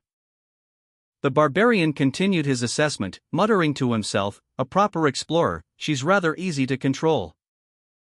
Meanwhile, the elf, despite the compliment, remained alert. She noted the presence of traps but sensed no goblins nearby, commenting, "But something seems off. There are traps, but I don't sense any goblins in the area." Of course. The barbarian, a powerfully built man with tattoos adorning his arms, stood with a condescending smirk, his large axe resting on his shoulder. Beside him, the elf, alert and observant, maintained a neutral expression. Unlike the first floor, the elf noted that the presence of traps in this area didn't automatically mean goblins were nearby. The second floor's traps were more of a terrain feature than anything else. The barbarian, impatient, urged the elf to move forward. "Enough with the chit-chat. Let's focus," he said, and the elf, complying, replied "Okay," and proceeded ahead of him. This place, the elf recalled, was known as the Goblin Forest in the game. Beyond the traps, another notable characteristic was that goblins tended to travel in groups of about a dozen. Sometimes, these groups included mutant goblins who served as warriors or archers. The number of mutant goblins increased the farther one ventured towards the forest's exterior, along with the presence of higher-ranking monsters. A glowing portal pulsed faintly in the heart of the goblin forest, its ethereal light barely piercing the dense, dark foliage. The barbarian and the elf cautiously approached, their steps measured and deliberate as they navigated the treacherous path. They remained close to the portal, mindful of the dangers surrounding them. The barbarian, ever practical, proposed a plan: "We'll get rid of all the traps in the surrounding area and begin widening our area of search." He added a crucial safety measure, his voice grim: "If we get into a dangerous situation, we'll run immediately to the first floor." The elf, showing her agreement, simply replied, "Okay." Working together, they systematically cleared away the traps, widening their search area by using rocks to disarm the mechanisms. The elf, with a swift, practiced motion, loosed an arrow. The projectile striking its target with a sharp thwack and a burst of energy.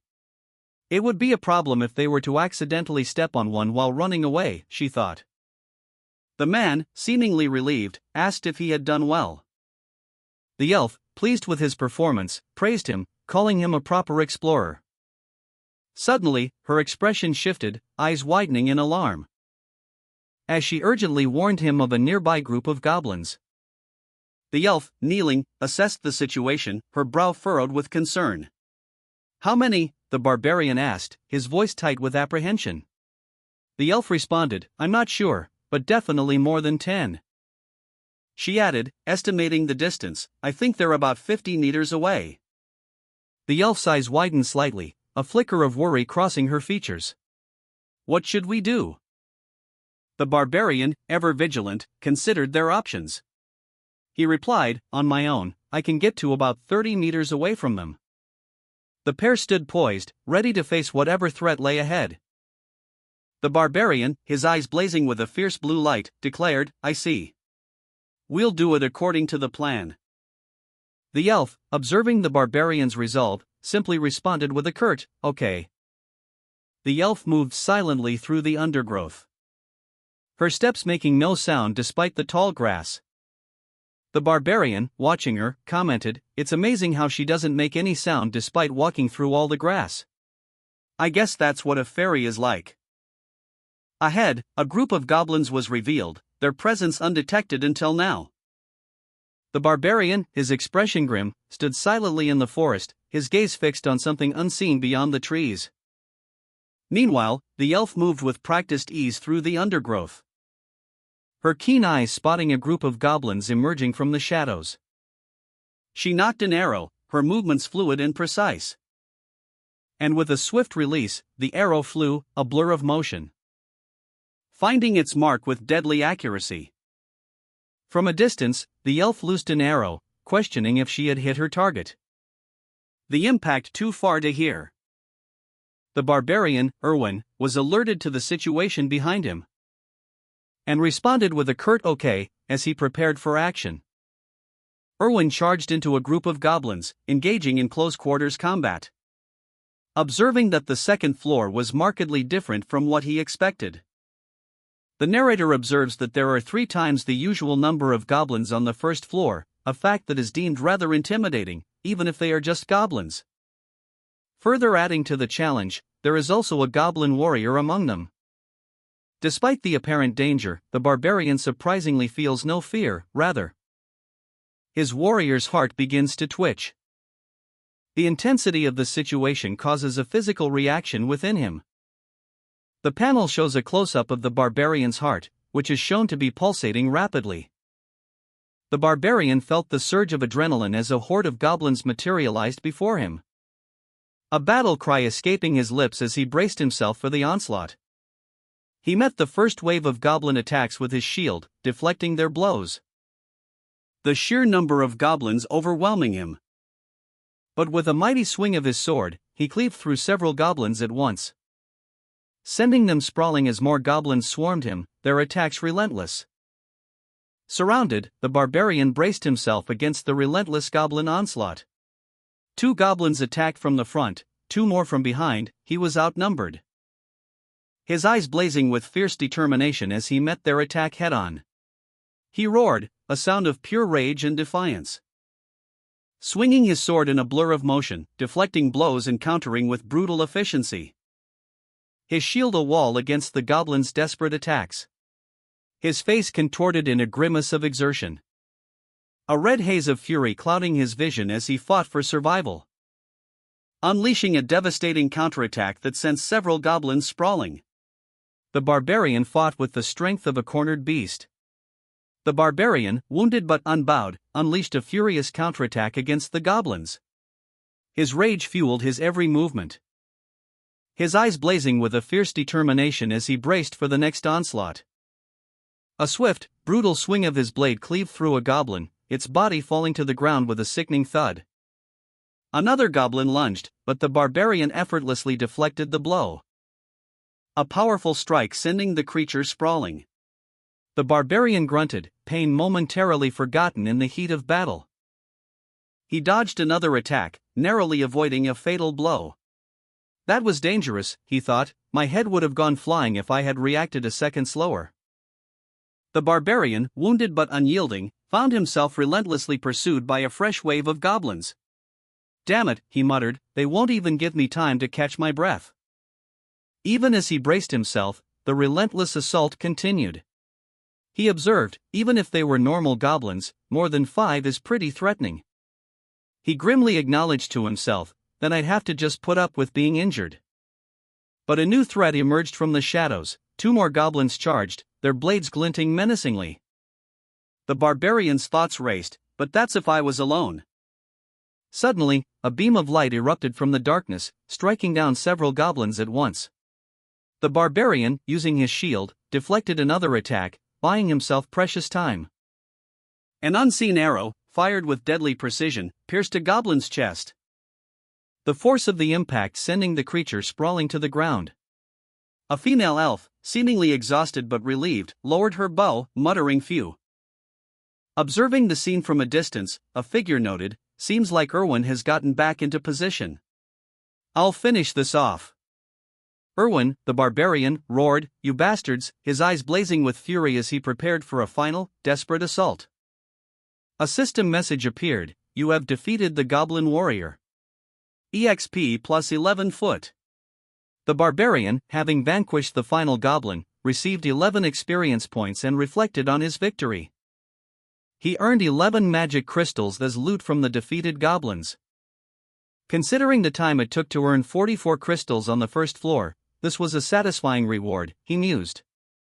The barbarian noted that the goblin warrior's weapons and armor had vanished with the creature's death.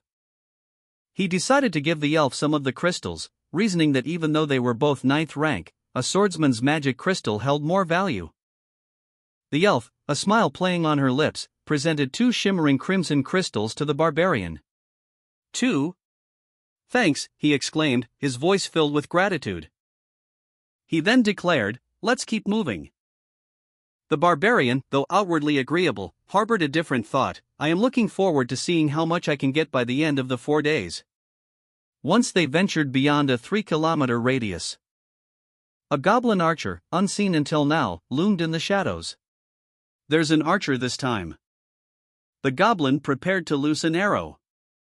Aimed at the barbarian. But the elf warned, Mister, the archer's using stealth magic. Concentrate. The barbarian, heeding the warning, raised his shield in anticipation. The battle proved more challenging than expected due to the goblin archer's stealth magic. A pack of goblins, their eyes gleaming with malice, charged forward, knives glinting in the dim light.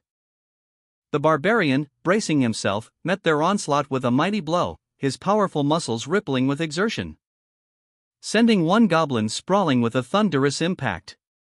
Despite the ferocity of the attack, he remained confident, but I don't think we'll lose, he muttered to himself.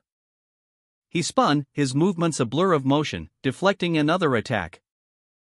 A goblin archer loosed a magically enhanced arrow, aiming for the barbarian's exposed flank. The barbarian, his eyes narrowed in concentration, braced himself against an unseen force. His gaze unwavering as he focused on the incoming threat. His muscles tensed, ready to react. A blur of motion, he reacted instantly, dodging a volley of magically enhanced goblin arrows. In order to dodge arrows flying toward me. A goblin archer, hidden amongst the trees, knocked another arrow, aiming for the barbarian. The barbarian, however, remained vigilant, prepared for the next attack. The barbarian, ever vigilant, braced himself, readying his weapon. As a goblin archer loosed a volley of magically enhanced arrows. The projectiles whizzed past, narrowly missing their mark. With a mighty swing of his warhammer, the barbarian retaliated, crushing the goblin archer with a decisive blow. The elf, having observed the barbarian's swift victory, suggested, let's take a break. The elf, exhausted from their journey, exclaimed, finally. How many hours have we been going around? She slumped to the ground, clearly fatigued. The barbarian, noticing her state, offered, if you want, you can sleep first. The elf, surprised, replied, really, before inquiring about the sleeping bag and blanket. The barbarian responded that he would take them out. A quiver of arrows was visible, suggesting the recent battle with the goblin archer. The barbarian, having prepared their sleeping arrangements, settled down for a well-deserved rest. The elf slept soundly, her breathing even and quiet. The barbarian watched her, a thoughtful expression on his face. He mused that she must have been exhausted after their long journey, remarking on how she never made a sound while sleeping before. Perhaps, he thought, she felt safer now. The elf remained asleep, nestled under her blanket. The barbarian gazed at the night sky, his thoughts drifting. The narrator's voice cuts in, explaining that the rewards earned thus far surpassed their expectations from the first floor, but that they have started encountering other explorers as they venture deeper. A diverse group of explorers is shown, comprising various races and sizes, some wielding weapons, others appearing more defensively minded. Among them is a striking female character with fox-like features. The narrator continues, specifying that these groups typically consist of 3 or more individuals, sometimes even including otherworldly species. The barbarian, observing from a distance, reflects that while they simply pass each other, these encounters are still draining his energy. The scene shifts to the barbarian, who is sitting beside the sleeping elf, gazing contemplatively at the night sky. His thoughts are revealed. He finds these other explorers far more frightening than the goblins they previously encountered. The elf, John-Noel, slept soundly, a slight frown furrowing her brow. A thought bubble above her head revealed her inner turmoil, especially now that I have a reason to be worried. The barbarian, observing her, muttered to himself, "It's a problem that she's so pretty." John-Noel stirred slightly, her eyes fluttering open. A look of confusion crossed her face as she glanced around. Then a sly smile spread across her lips as she whispered, "Am I that pretty?" The barbarian, still watching, questioned, "Wasn't she snoring just now?" John-Noel, snuggled deeper under her blanket, giggled softly, "Okay." The barbarian pondered the elf's unusual nature, questioning if she was truly representative of her kind. As the 4th day dawned, bringing with it a new challenge, a band of goblins. The elf and the barbarian worked together, the elf directing the barbarian's attacks. And by the 5th day, they had found a moment of respite. The 6th day passed uneventfully, with the barbarian and elf standing guard. Until a large group of figures appeared in the distance, their intentions unclear. The 7th day arrived. The barbarian and the elf stood together, the time displayed as 21:13, indicating 2 hours and 47 minutes until the first floor closed. The elf, exhausted from their recent battle, expressed her desire to sleep as soon as they returned. The barbarian agreed, suggesting they turn back immediately. The elf, in agreement, added that it was better to arrive early than late. As they began their trek back, the elf warned the barbarian about new traps, indicating that goblin groups had respawned. The elf, his voice strained from exhaustion, reported, "There's a goblin group about 70 meters away at our 1 o'clock. 8 regular ones, 2 archers, and 2 warriors." The barbarian, despite his fatigue, declared, "We'll fight." The elf looked apprehensive, her yellow eyes wide with concern as she observed the barbarian's unwavering resolve. A group of goblins, seemingly unaware of the approaching danger, were huddled together, their guttural grumbles echoing through the forest. Suddenly, a goblin was violently thrown back, its body impacting the ground with a sickening thud, signaling the start of the confrontation. A dark red energy erupted from the barbarian, engulfing him in a fiery aura as he charged into battle. A powerful aura emanated from the barbarian as he stood defiantly before a pack of goblins, his eyes blazing with righteous fury. The goblins, sensing his overwhelming power, cowered. A palpable tension hanging heavy in the air as the barbarian prepared to strike. His rage intensified. A whirlwind of motion as he unleashed a devastating attack, the goblins' cries echoing through the forest. Meanwhile, the elf, observing from a distance, relayed a tactical assessment to his comrade, Erwin. "Erwin will take care of the archers, so I'll go for the warriors first." The barbarian, in a flurry of motion, met the goblin's attack head-on, his powerful blows shattering the creature's defenses and sending it sprawling to the ground.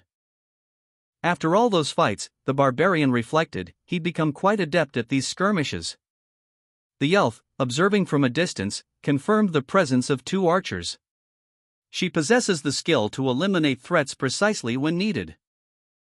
Meanwhile, the barbarian, Erwin, stood his ground, a formidable figure wielding a large hammer and shield, surrounded by defeated goblins. Despite knowing there were archers nearby, Erwin felt no incoming arrows.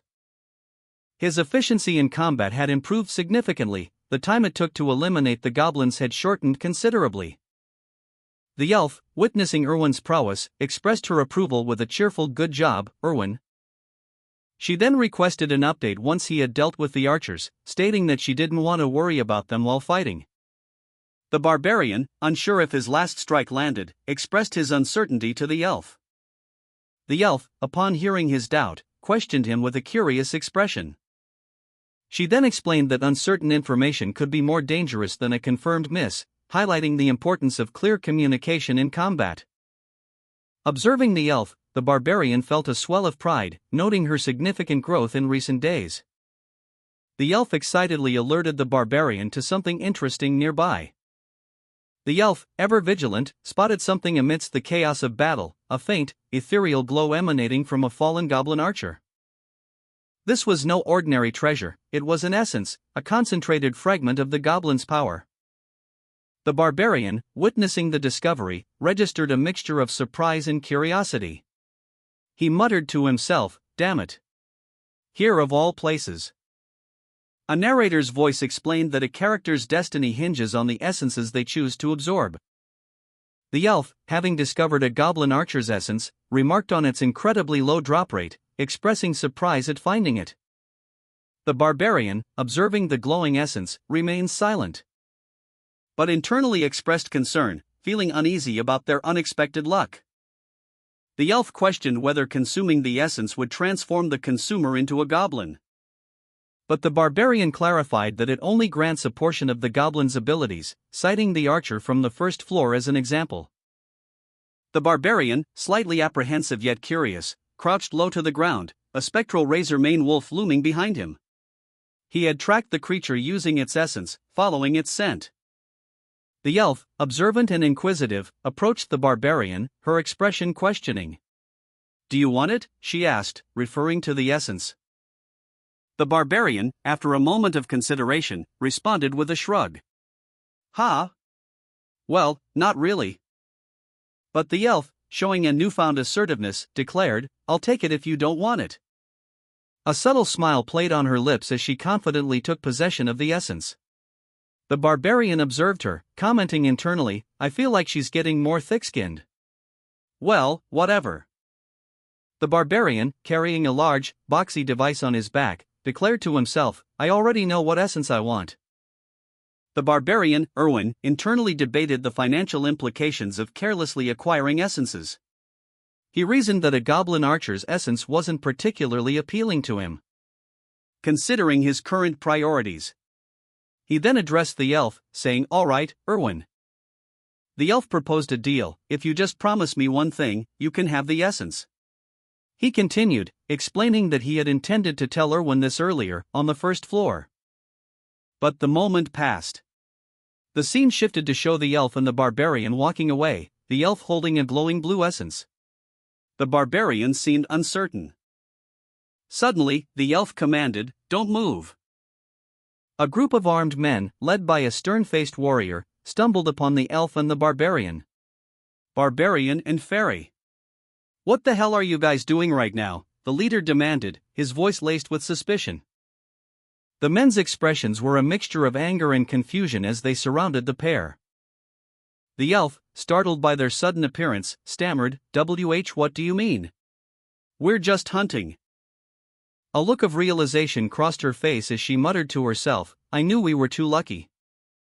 She then addressed her companion, "There's no need to answer them, Erwin." Before Erwin could react, the elf was grabbed by the leader, her cry of alarm echoing through the forest as the chapter ended. The elf, held captive, was forced to offer a glowing blue essence to the armed men. The essence pulsed with energy as it left her grasp.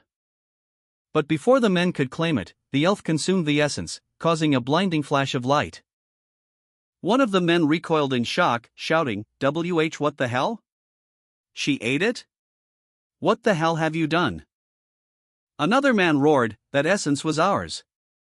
The barbarian watched, apprehensive, as the remaining armed men were thrown back by a surge of energy emanating from the elf, who now stood defiant. The barbarian, his expression grim, stood protectively beside the elf, who leaned against him, her eyes still wide with the aftereffects of consuming the essence.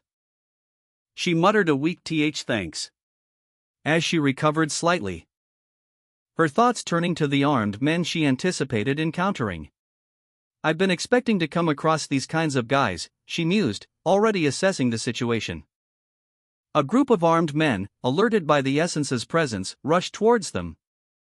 But the elf, already empowered by the essence's energy, smirked confidently. But what can they do? Erwin already ate it, she thought, her confidence unwavering. The approaching armed men, unaware of the elf's newfound power, continued their advance, completely oblivious to the danger that awaited them. The barbarian and the elf faced a numerically superior force of armed men. Despite their disadvantage, the barbarian declared, "Come at us if you want to fight." The barbarian continued, explaining their strategy, "We are at a disadvantage, number-wise, but we need to be more bold precisely because we're outnumbered. They'll underestimate us the moment we let our guard down." The elf's transformation was complete. His power surged, and he felt ready for the coming battle. The barbarian, seeing the elf's resolve, declared, "I'm ready to fight." He stood defiant, his powerful hammer held aloft. His words echoed his unwavering determination, "Come at me. Go fuck off if you're scared." The elf and barbarian continued their flight, their footsteps echoing through the desolate landscape. The elf urging her companion onward with a sharp command, "Don't slow down until we get to the portal." The barbarian, wielding a massive warhammer, pounded the earth with each stride, his powerful legs propelling him forward. The elf, despite her smaller stature, kept pace effortlessly, her movements fluid and precise. "Okay." As the dust settled after their escape, one of the pursuing soldiers shouted, "I'll get you back for this." The barbarian, however, remained focused, muttering to the elf, "Even if they don't follow us, they're probably going to end up at the same place as us." The elf, surprised, questioned, "What do you mean?" The barbarian explained, they were a party of 4. "That's a pretty good number for a second-floor raid." He pointed out, emphasizing his point, but they were loitering around at the entrance of the floor. That means they were probably planning to go back to the first floor and to the city on the 7th day. The barbarian, his brow furrowed in concentration, summarized his observations, "In other words, they were doing the same thing as us." The elf, her eyes wide with understanding, exclaimed, "I see. You're amazing." A sudden, sharp sound pierced the quiet. The elf's eyes widened in alarm. She gasped, "Mister." A group of goblins 50 meters away. Reacting swiftly, the barbarian and the elf immediately began to retreat. "We'll avoid them this time," the elf declared, her voice filled with urgency. The elf, her face etched with worry, exclaimed, "We can't." She continued, her voice strained, "They're running toward us." The barbarian, his brow furrowed in concentration, muttered, "What?" A moment of reflection passed, and he realized, the goblins had never found us first these past few days, all thanks to Erwin's detection ability. He questioned, "Is this just a coincidence?" With a decisive nod, the barbarian declared, "We'll go the opposite direction for now." He grabbed the elf's arm and they fled into the forest. The ground trembled as the barbarian landed heavily, a cloud of dust erupting around him. The elf, eyes wide with alarm, gasped, a question mark forming on her lips. Her expression shifting to one of dawning horror as she witnessed something unexpected. A sudden, sharp pain pierced the barbarian's side as he was thrown off balance by a powerful blow, the elf crying out in alarm. A bright light flashed as the elf launched a desperate counterattack, a beam of energy streaking across the battlefield. The barbarian, despite his injury, recognized the unique nature of the arrow that struck him. It was not from a goblin archer. The barbarian, nursing his wounds, muttered to himself, "I could have dodged that." The elf, eyes wide with dawning realization, exclaimed, "It's the guys from earlier." They lured the goblins. Their plan was to tire them out using the goblins as bait. The barbarian, piecing together the ambush, grimly assessed the situation. He saw the faces of several men, likely waiting in ambush on the opposite side. He addressed the elf, "We'll have to fight. Use your powers." The elf, uncertain and hesitant, questioned, "My power." A statement appeared on the screen: "Every essence has its own special ability." The game's system revealed that Erwin had absorbed a goblin archer's essence. The elf, upon absorbing the essence, gained increased stats, including agility, sight, perception, and poison resistance, as well as flexibility, precision, and focus. Along with a passive skill, Poison Arrow, which increases poison damage when using bows, and an active skill, Thief Steps, which allows for stealth. Erwin, however, expressed his uncertainty about how to use his newfound abilities. The elf, still reeling from absorbing the goblin archer's essence, clutched at his chest.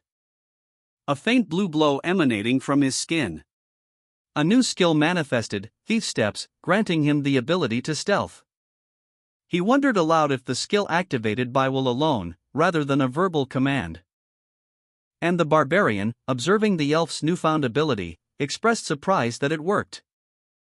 The elf, now empowered with his new skill, handed the barbarian a small item and declared his intention to deal with the remaining goblins independently, instructing the barbarian to find the crossbowman. The barbarian's powerful physique was partially visible, his muscular arm adorned with intricate tattoos and strapped with leather armor.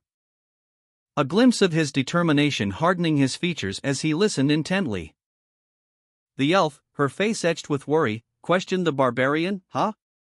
Wouldn't it be dangerous on your own?" The barbarian, his gaze unwavering, responded curtly, "There's no time." The elf, understanding the urgency, gave the barbarian his instructions: "Stay hidden, and when I send a signal, shoot the guy with the crossbow. You have one shot. Don't do anything until then." The elf, radiating a faint blue aura, turned and disappeared into the shadows, leaving the barbarian alone with his critical task. The elf, his face etched with worry, called out to the barbarian, "Wait, mister." The barbarian, momentarily startled, questioned, "What signal?" He then dropped a small, dark object onto the ground. This should be enough, he thought. The elf's warning pierced the night: "Goblins to the left." A wave of goblins attacked, their crude blades glinting in the dim light. Their guttural cries echoing through the forest as they swarmed their target. The barbarian, his face grim, muttered, "Those bastards haven't shown themselves since the first crossbow attack. But I assume they'll appear once all the goblins are dead." With a roar, the barbarian met the goblin horde head-on, his massive warhammer a blur of motion. The barbarian, confident in his strength, charged into a pack of goblins. A dozen of them, according to his quick assessment. Two of which wielded swords, a detail he noted with a practiced eye. He moved with brutal efficiency, his blows a whirlwind of destruction. The absence of arrows confirmed his suspicion: there were no goblin archers in this immediate group. But that changed in an instant as he felt the sting of an arrow, a sign that more enemies were nearby. The elf's warning echoed in the barbarian's mind: "I have to look out for the goblin archer's arrows."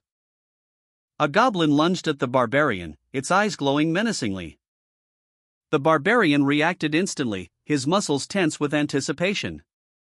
He deflected the blow with his shield, the impact sending tremors through his arm. While simultaneously bracing himself for further attacks, his inner monologue a grim assessment: "While also defending myself from the other goblins' attacks. I also have to keep the crossbow guy in mind, and I don't have Erwin's help." Surrounded, the barbarian fought back with brutal efficiency, his every move a desperate struggle for survival. He grunted with exertion, his face streaked with sweat and blood. The barbarian, already wounded from his earlier fight, gasped, "Huff, huff." His injuries were mounting, a grim reminder of the relentless goblin assault. A blur of motion and violence as more goblins swarmed him. One goblin lunged, its attack narrowly avoided by the barbarian. The barbarian, battered but unbowed, continued to fight, his breath ragged, "Huff, huff." Desperately trying to create some distance, he pounded the ground with his warhammer, creating a small crater. The elf, observing from a distance, muttered to himself, "It's getting a bit dangerous now." The barbarian felt a sharp pain as two projectiles pierced his flesh. His eyes widened in surprise. Two arrows at once, he thought, the realization dawning on him as he braced for impact. the arrows embedding themselves deeply, sending jolts of agony through his body. He stumbled, his momentum carrying him forward. One arrow was clearly from a goblin archer. The other, from a crossbow, indicating the presence of the waiting ambush party. The barbarian, already wounded, found himself facing a new threat, a crossbow bolt hurtling towards him, alongside a volley of goblin arrows. He realized the impossibility of blocking both. So he made a split-second decision, prioritizing the crossbow bolt. "I'll block the crossbow's arrow," he resolved. With a powerful movement, he raised his shield, deflecting the crossbow bolt with a resounding clang. The force of the impact sent tremors through his body. But he was unable to avoid the goblin arrows completely. One pierced his elbow, causing him to cry out in pain. The impact of the arrow sent a searing pain through his arm. "Fuck!" he cursed, his face contorted in agony. Despite the fresh wound, the barbarian gritted his teeth, his determination unwavering. "The goblin's arrow had to pierce my elbow," he muttered, assessing the damage. The barbarian, his left arm immobile from a poisoned goblin arrow, muttered to himself, "It seems to be imbued with poison. I can't move my arm." He continued, his voice strained, "I only have my right arm now. I need to choose between the shield and hammer." With a grunt of exertion, he hefted his warhammer, the massive weapon straining his remaining strength. But then, realizing the danger, he abruptly changed his mind. Rejecting the hammer in favor of his shield. Shield. The barbarian, his face grim, raised his shield in preparation for the next attack. The barbarian, already wounded, faced a relentless onslaught from goblins and armed men. He considered his options, his internal monologue revealing his thoughts: "I can easily kill goblins with the hammer. But then I won't be able to block the crossbow attacks." He made a decisive choice, abandoning his hammer to use his shield as a primary defense against the barrage of attacks. He parried blows from goblins, his shield deflecting their attacks. The force of the impact sending tremors through his body. Despite his efforts, he was overwhelmed by the sheer number of attackers. He gritted his teeth, his frustration evident as he realized the extent of the ambush. "Damn it, there are still more of you?" The barbarian, battered but unbowed, braced himself for the next wave of attacks, his determination unwavering despite his injuries. A goblin lunged at the barbarian, its crude weapon aimed at his exposed flank. But the barbarian, despite his grievous injuries, deflected the blow with his shield. Another goblin attacked, its claws slashing at his armor. The barbarian's face was grim, blood staining his brow, but his eyes held a steely determination. He thought, "I don't need to chase the ones that are running away. I managed to hold on." The elf, observing from a distance, muttered to himself, "Getting rid of all those goblins on your own," his voice filled with a mixture of awe and concern. Observing the aftermath of the barbarian's battle, an elf and two soldiers expressed their astonishment. "That's unexpected, impressive," one of them commented. The barbarian, severely wounded but defiant, planted his sword firmly into the ground. His gaze unwavering. "It was you guys," he stated, his voice strained but resolute. The barbarian, despite his injuries, remained defiant. "No crossbow guy," he muttered, his focus unwavering. One of the soldiers responded, "Yes, it's us. Where's that fairy bitch?" The two soldiers, their expressions a mix of arrogance and anticipation, prepared for a confrontation. Despite his grievous injuries from battling goblins and soldiers, the barbarian glared defiantly, his words a low growl, "Come at me."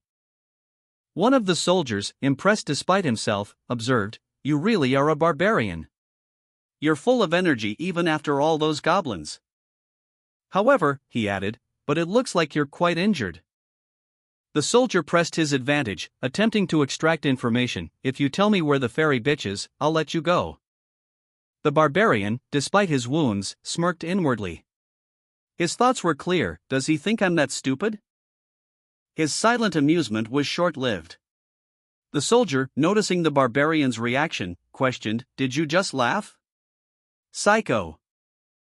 A soldier, sword drawn, addressed his comrade. "Yeah. Let's fight him first, then ask questions."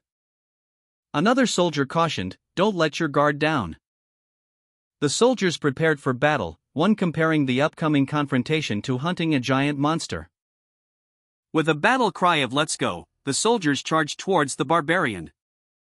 The barbarian, despite his injuries, braced himself. His internal monologue revealed his concern, "My left arm's still not moving." His thoughts drifted to a comrade, Erwin. I wonder if Erwin found the crossbow archer. Severely wounded but resolute, the barbarian knew he needed to send a signal for help. He needed a unique signal, one that would be instantly recognizable to those from his world. A signal that would cut through the chaos of this strange land. And with a defiant grin, he raised his injured arm, ready to unleash his unique signal. A signal that would hopefully bring aid to his allies and himself. The scene opens on a dark forest, the only light coming from an unseen source. 3 soldiers confronted the barbarian, their swords drawn. What are you doing?" one of them demanded, clearly surprised by his actions.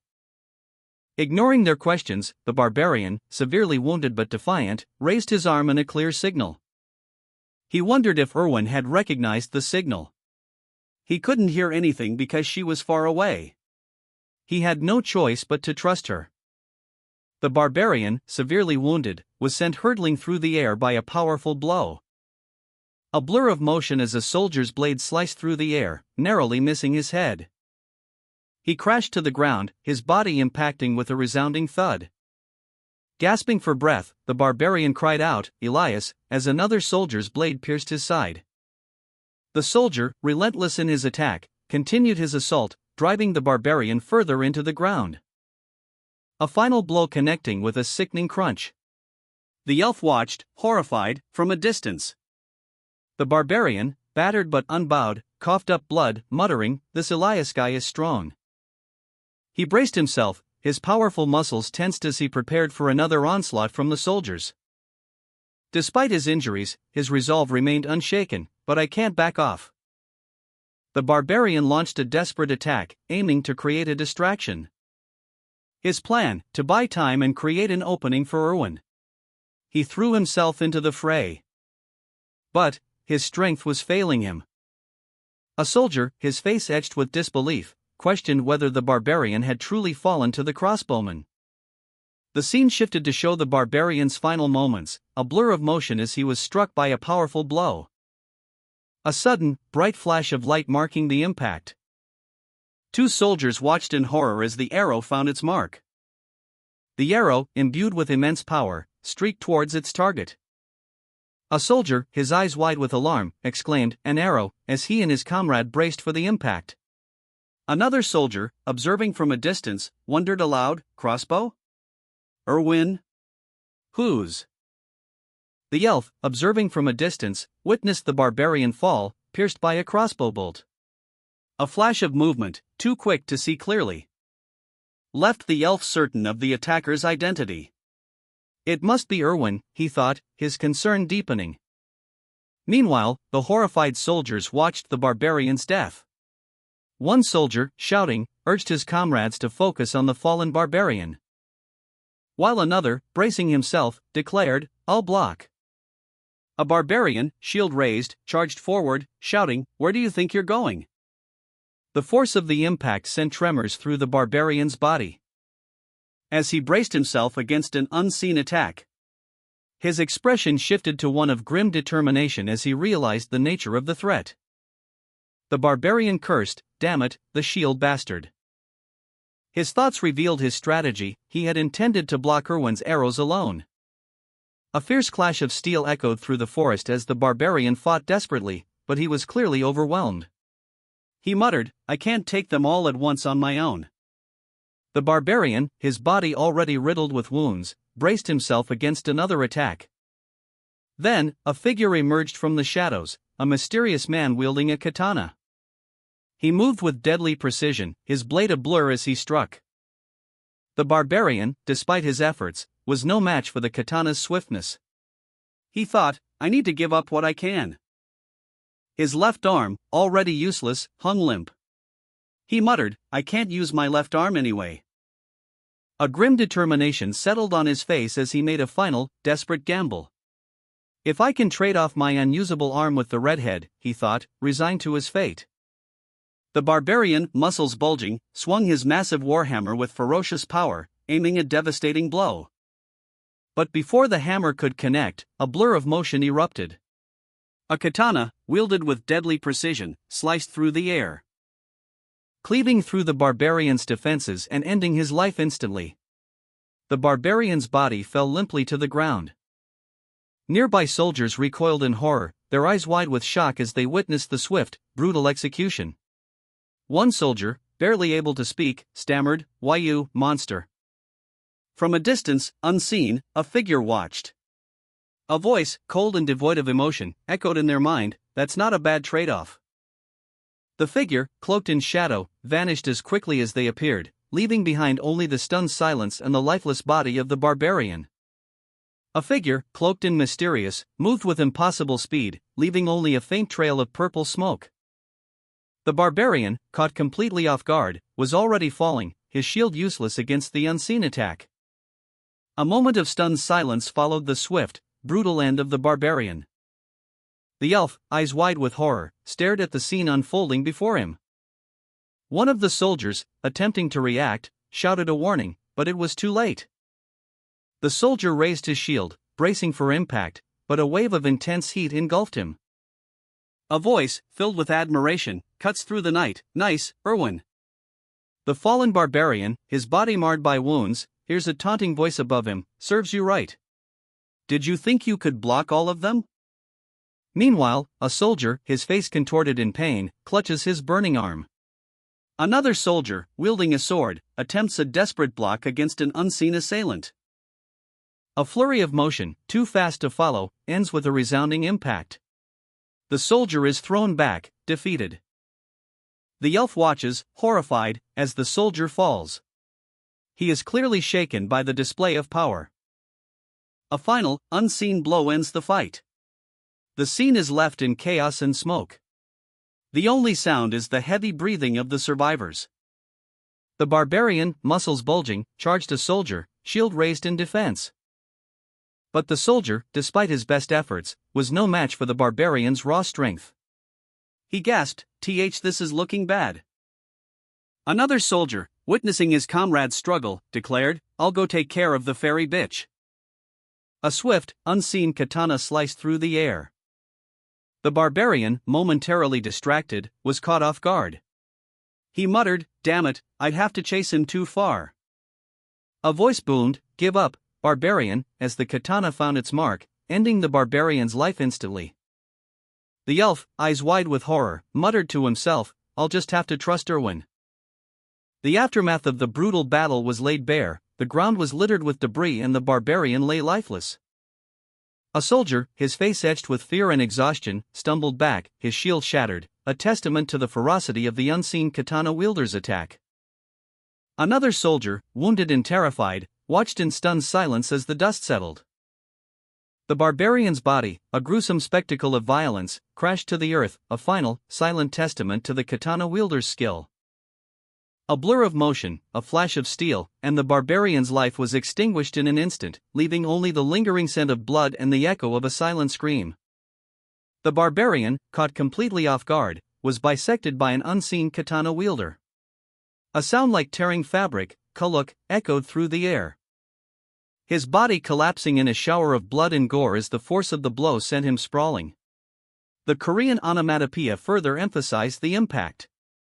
One of the soldiers, witnessing the brutal display, could only curse, "Damn it." Another soldier, enraged by the swift and merciless killing, shouted, "You bastard," as the katana wielder continued their unseen assault. The unseen assailant, having finished their work, calmly declared, "Now you're alone." The elf, observing from a distance, whispered to herself, "He's very powerful. I don't get why he's in a party with these guys." Erwin, the presumed katana wielder, engaged the barbarian in a fierce duel. The barbarian, attempting to defend himself, parried Erwin's attacks. But Erwin's skill was exceptional, he effortlessly countered each defensive maneuver. Anticipating the barbarian's strategy, Erwin saw through his attempts to stall for time, noting that the barbarian was waiting for reinforcements. Erwin, however, declared that he would not allow that to happen. With a swift, decisive move, he unleashed a final, devastating blow, ending the barbarian's life instantly. The elf watched, horrified, her suspicions of Erwin growing. The barbarian, his face contorted in a grimace of pain, staggered back, blood blooming across his chest. His eyes wide with disbelief as he stared at the katana embedded in his flesh. Erwin stood before him, katana still sheathed, his expression unreadable. The barbarian gasped, a final, ragged breath escaping his lips before collapsing to the ground. The elf watched, horrified, her suspicion of Erwin growing with each passing moment. Now, Erwin muttered, his gaze sweeping across the scene. The impact of the barbarian's fall sent tremors through the ground, the soldiers nearby recoiling in terror. One soldier clutched his injured arm, while another retreated in fear. Erwin's skill was undeniable, his swift, precise strike had ended the barbarian's life with terrifying efficiency. "You think," Erwin said, a chilling smirk playing on his lips. The barbarian, moments before his death, voiced his disbelief. "I'd die in a place like this?" Erwin's attack was swift and brutal. A flurry of precise strikes leaving the barbarian bleeding profusely, ending with a final, fatal blow. Die. The aftermath of the brutal attack was a scene of carnage, blood splattered across the ground. The elf, witnessing the scene, was horrified and increasingly suspicious of Erwin's actions. Meanwhile, the injured soldier gasped for air, while another had already retreated in terror. The aftermath of a brutal battle was laid bare. The barbarian lay lifeless, his body marred by deep wounds, a grim testament to the ferocity of the fight. A soldier, battered and bruised, gasped for breath, his face streaked with grime and blood. His labored breath spoke of exhaustion and near death. Meanwhile, the elf, her face etched with horror, raced towards the scene, her voice filled with alarm as she cried out, "Mr." Reaching the injured soldier, she knelt beside him, her eyes wide with concern. "Are you okay?" she cried, her voice trembling with fear and desperation. Observing the scene, the elf noted the absence of the goblins and the clear victory of Erwin, a chilling realization dawning on her. Erwin seems to have won too. Her concern shifted to the injured soldier. "Your injuries are bad. Mister, hurry and drink a potion," she urged, her voice laced with urgency. The elf, horrified by the recent events and increasingly suspicious of Erwin, offered a vial to the injured soldier. "Drink it," the soldier questioned weakly. The elf, her face etched with worry, insisted, "It's better to pour it on the wound. Plus you were poisoned too. Hurry." With a strained nod, the soldier agreed, "All right." The vial, empty and discarded, lay on the ground, a crimson stain spreading from its broken end. Meanwhile, the barbarian, his body consumed by an inner fire, gasped for air. His internal monologue revealed his agony. "It feels like my insides are boiling." The intense heat emanating from his body suggested a potent poison was rapidly coursing through his veins. The barbarian, racked with pain, confessed, "I feel pain in every vein, and my skin is hot and itchy." The elf, noticing his distress, approached and asked, "What's the time?" She checked her pocket watch and replied, "It's 11:20. It's been 10 minutes. There are 40 minutes remaining until the first door closes. We don't even have time to rest." The elf gasped, "Huh?" She quickly added, No. He must have some reason." The elf clarified, "No, not you. I meant those explorers' bodies." The barbarian groaned in pain, "Ah." The elf, checking the time, instructed the barbarian, "There isn't time, so we'll just take their equipment, magic crystal bags, and backpacks." The barbarian, still in pain, weakly agreed, "No, it's fine." The elf continued, "Then I'll bring the redhead and the crossbowman's things." The barbarian urged, "All right, be fast." A swirling blue portal opened, a countdown timer of 0:50 appearing above it. The elf, carrying the injured barbarian on her back, approached the portal. "We're going in," she declared, determined. With a burst of speed, they plunged into the luminous vortex, the bright light engulfing them completely. The timer showed 0:40 remaining. The elf, now inside the portal, braced herself as a powerful energy surge struck the barbarian, causing him to stumble. She steadied him with a firm grip. A message flashes across the screen: first floor entry success. The elf and the barbarian emerge from a portal. The elf lands gracefully, while the barbarian is tossed out, landing heavily. The elf exclaims, "That was fun." The elf smiles brightly, seemingly pleased with the outcome. She then addresses the barbarian, saying, "Mister, good work." The barbarian, still recovering from his rough landing, grunts in response, "Yeah, you too." He then adds, "Was there about 30 seconds left?" That was close. Still recovering from their portal journey, the barbarian grumbled, "Yeah. You said to promise something earlier." The elf, observing his state, simply replied, "Ah, right." She continued, "We don't have much time right now, so let's talk once we're out." The barbarian, clearly still disoriented, muttered that, A timer appeared, showing only 10 seconds remaining. The barbarian's concern intensified as he frantically tried to recall a detail. Shit, what was the tavern's name again? With only 8 seconds left, he struggled to remember. The elf smiled reassuringly at the battered barbarian, who nodded, muttering, "Okay." A digital timer appeared, announcing, 001. The labyrinth is closing.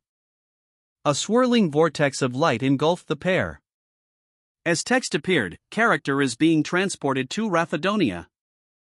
They arrived in Raphidona, a majestic castle looming before them, a crack visible in its wall. The barbarian, now outside the labyrinth, let out a relieved sigh. Phew. The barbarian, his body bruised but his spirit unbroken, declared, "I'm back." He stood before the imposing walls of Raphandia, the land of his return. It was noted that all explorers were gathering in one place. A tremendous crowd had gathered in the city square, their attention focused on a towering figure at the center. The barbarian, having returned to Raphandia, stood amidst the throng of people. An observer commented on the sheer number of people present. A man checked his pocket watch, noting that time flowed differently within the labyrinth compared to the city. Regardless of the number of days spent in the labyrinth, upon returning to the city, it would always be noon the following day. He needed to reset his clock accordingly. A gasp rippled through the crowd. "Jandel's son, Bjorn," someone shouted. Bjorn, his muscular physique on full display, stood amidst the onlookers, his hand raised in surprise. A bystander muttered, "Who was that again?" "Some name starting with V." Another chimed in, "Vanon's second son, Carrick?"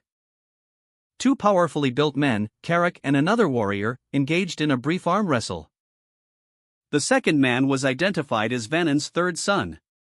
"Vanon's third son, Carrick." "I'm glad you're fine," one of them exclaimed. News of Farman's safe return spread quickly amongst his people. "Naren's son, Farman." "You're okay too," one of them exclaimed, relief evident in their voices. Another brother inquired about his journey, asking, "Carrick, how was the labyrinth?" Farman's impressive feat in navigating the dangerous labyrinth was met with awe and admiration. "Oh ha ha ha ha. Those razor-mane wolves were nothing," he boasted, his confidence palpable. A third brother, impressed by Farman's strength, commented, "This guy's popular." The reunion was joyous, but another brother, Carrick, suggested a duel to test Farman's courage. "Carrick, why don't we have a duel of bravery at the checkpoint?" he challenged. Farman, eager to prove himself, readily accepted. "Great. I will prove my courage as a warrior," he declared, his determination unwavering. The brothers, excited for the upcoming duel, prepared to leave. "Let's go," one of them shouted, their energy infectious. Farman, reflecting on his accomplishments, added, "I probably earned the most magic crystals." As Farman turned to leave, a sense of quiet determination settled upon him. "I'm coming," he thought, his gaze fixed on the path ahead. Two numbers appeared, indicating a count of 24,476 and 28,420 stones. A woman, seemingly a shopkeeper, looked on with a mixture of surprise and awe. As a bag of stones was presented to her. The total exceeded 40,000 stones, eliciting an exclamation of amazement from a muscular man. The man, Carrick, Vanon's third son, was praised as a warrior of warriors. Carrick questioned if the stones were magic crystals. The shopkeeper confirmed that they were, indeed, magic crystals. A female clerk swiftly tallied the barbarian's magic crystals. The final count displayed 182,413 stones. The barbarian, Bjorn, son of Jandel, hefted a heavy bag overflowing with his newfound wealth. News of Bjorn's achievement spread like wildfire amongst his tribe. 180,000 stones, a record-breaking haul. The magnitude of his success was undeniable, surpassing all previous records. Whispers circulated about Bjorn's impressive collection, noting not only the sheer number of magic crystals but also his possession of a battle axe, sturdy boots, and a large bag to carry it all. Bjorn, the son of Jandel, stood proudly, a look of disbelief on his face as he exclaimed, "How is this possible? I'm jealous." The onlookers celebrated Bjorn's achievement, shouting, "Jandel's son Bjorn is the best warrior." More people joined in, chanting Bjorn's name as they surrounded him. Bjorn, with a self-satisfied grin, declared, "Of course, I'd be the first ever barbarian to go into the labyrinth without anything and come back a civilized man. I am the best warrior." He raised a heavy, ornate hammer high above his head, a triumphant expression on his face.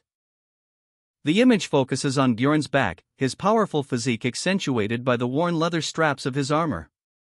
The word Bjorn is scrawled across the panel in a dynamic font, suggesting excitement and celebration. A stark white panel, suggesting a transition or a break in the action. Bjorn, triumphant and slightly disheveled, is hoisted aloft by a cheering crowd of soldiers. He grins, saying, "Ha! This isn't bad." The soldiers enthusiastically chant his name. The scene shifts to a group of soldiers, their faces partially obscured, who are being reprimanded by an unseen authority figure. They apologize profusely for their boisterous celebration. A wide shot shows Bjorn, still airborne, silhouetted against a bright sky. He lets out a hearty laugh, "Ha!" The final panel shows a quaint building, with a caption stating, "Was the checkpoint always this loud?" The barbarians again. A crowd gathered in the town square, their attention focused on a group of muscular barbarians. These warriors, adorned with tribal markings and bearing the scars of countless battles, stood proudly, their powerful physiques a testament to their strength and resilience. One of them, a particularly imposing figure, mused to himself. "I guess I should follow all the other barbarians," he thought, observing his comrades. "There might be something left to do that I don't know about, so I'll wait until they all come back then follow them." A group of adventurers, Erwin, along with two other individuals and a female elf, stood in the city square, their conversation overheard by a nearby barbarian. The barbarian's expression was one of intense scrutiny. As the elf excitedly exclaimed, "Erwin!" One of Erwin's companions, a blonde-haired man, cheerfully announced, "I think I know how to work with spirits now." To which the elf responded, "Really? I heard flame spirits are impatient, so you'll..." The barbarian, observing the scene, muttered to himself, I see. That's the kind of people you hang around with." His expression hardened as he added, "I only have savages by me. I'm envious." The elf smiled broadly, her eyes sparkling with excitement. "Great," she declared. A man with brown hair and intense eyes spoke, his voice firm. He suggested, "Let's meet tonight." The elf's smile widened, her expression playful as she responded to the man's proposal. Two women, one with silver hair and the other with dark hair, engaged in a hushed conversation. "Erwin? Do you know him?" one of them asked, her voice laced with curiosity. The silver-haired woman reacted with a sharp denial, her eyes widening in alarm. "And no," she exclaimed, clearly flustered. The other woman continued, "Jandel's son Bjorn. What are you staring at? Do you know that fairy?" A man, seemingly caught off guard, vehemently denied any knowledge, his face contorted in a grimace. "No. I thought so," he insisted. The man with brown hair vehemently denied the possibility of the best warrior being on familiar terms with the barbarians, his voice laced with disbelief. While the elf, her eyes narrowed, glared with intense anger and frustration. The man with brown hair muttered "fuck" under his breath, his expression darkening with a mix of anger and frustration. A scene unfolded showing the elf and the dark-haired woman standing amidst a group of defeated barbarians, the elf looking concerned while the dark-haired woman observed the scene with a thoughtful expression. The elf, clearly agitated, declared that she would go crazy because of the barbarians' lack of cooperation. Two muscular barbarians walked away, their task seemingly complete, prompting a man to wonder aloud if they were finally done. Someone announced, "Let's get going now. Everyone's here."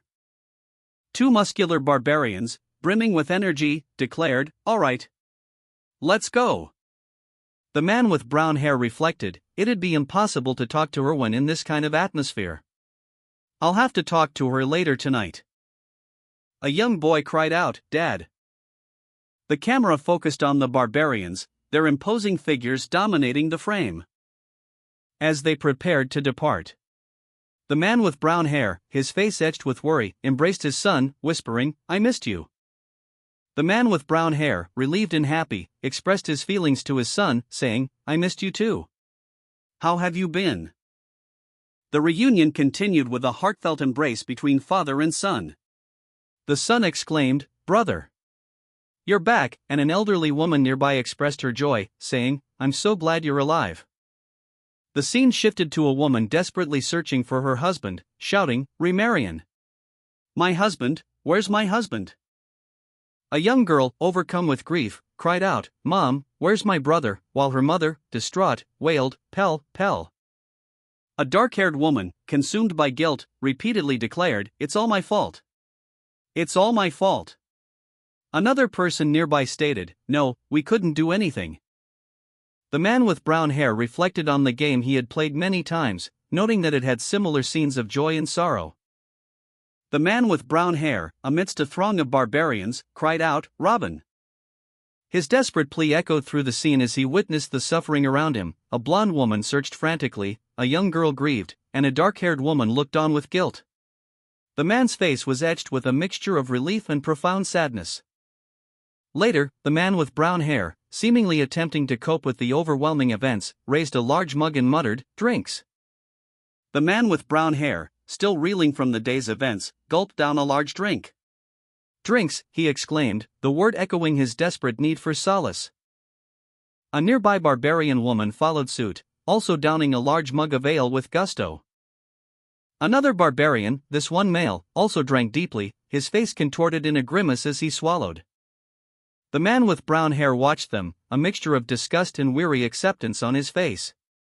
"Drink," one of the barbarians urged, oblivious to his internal turmoil. He muttered to himself, "Are they insane?" As I already said earlier, the reason I am with these barbarians is because I thought I might miss a necessary step in the process or something. He scoffed, "Necessary step, my ass. They're just pouring alcohol down their throats." The scene showed the barbarians continuing their boisterous drinking, seemingly unconcerned with the gravity of the situation. The man with brown hair, disgusted by his surroundings, made a decision. He'd had enough, staying any longer felt like a waste of time.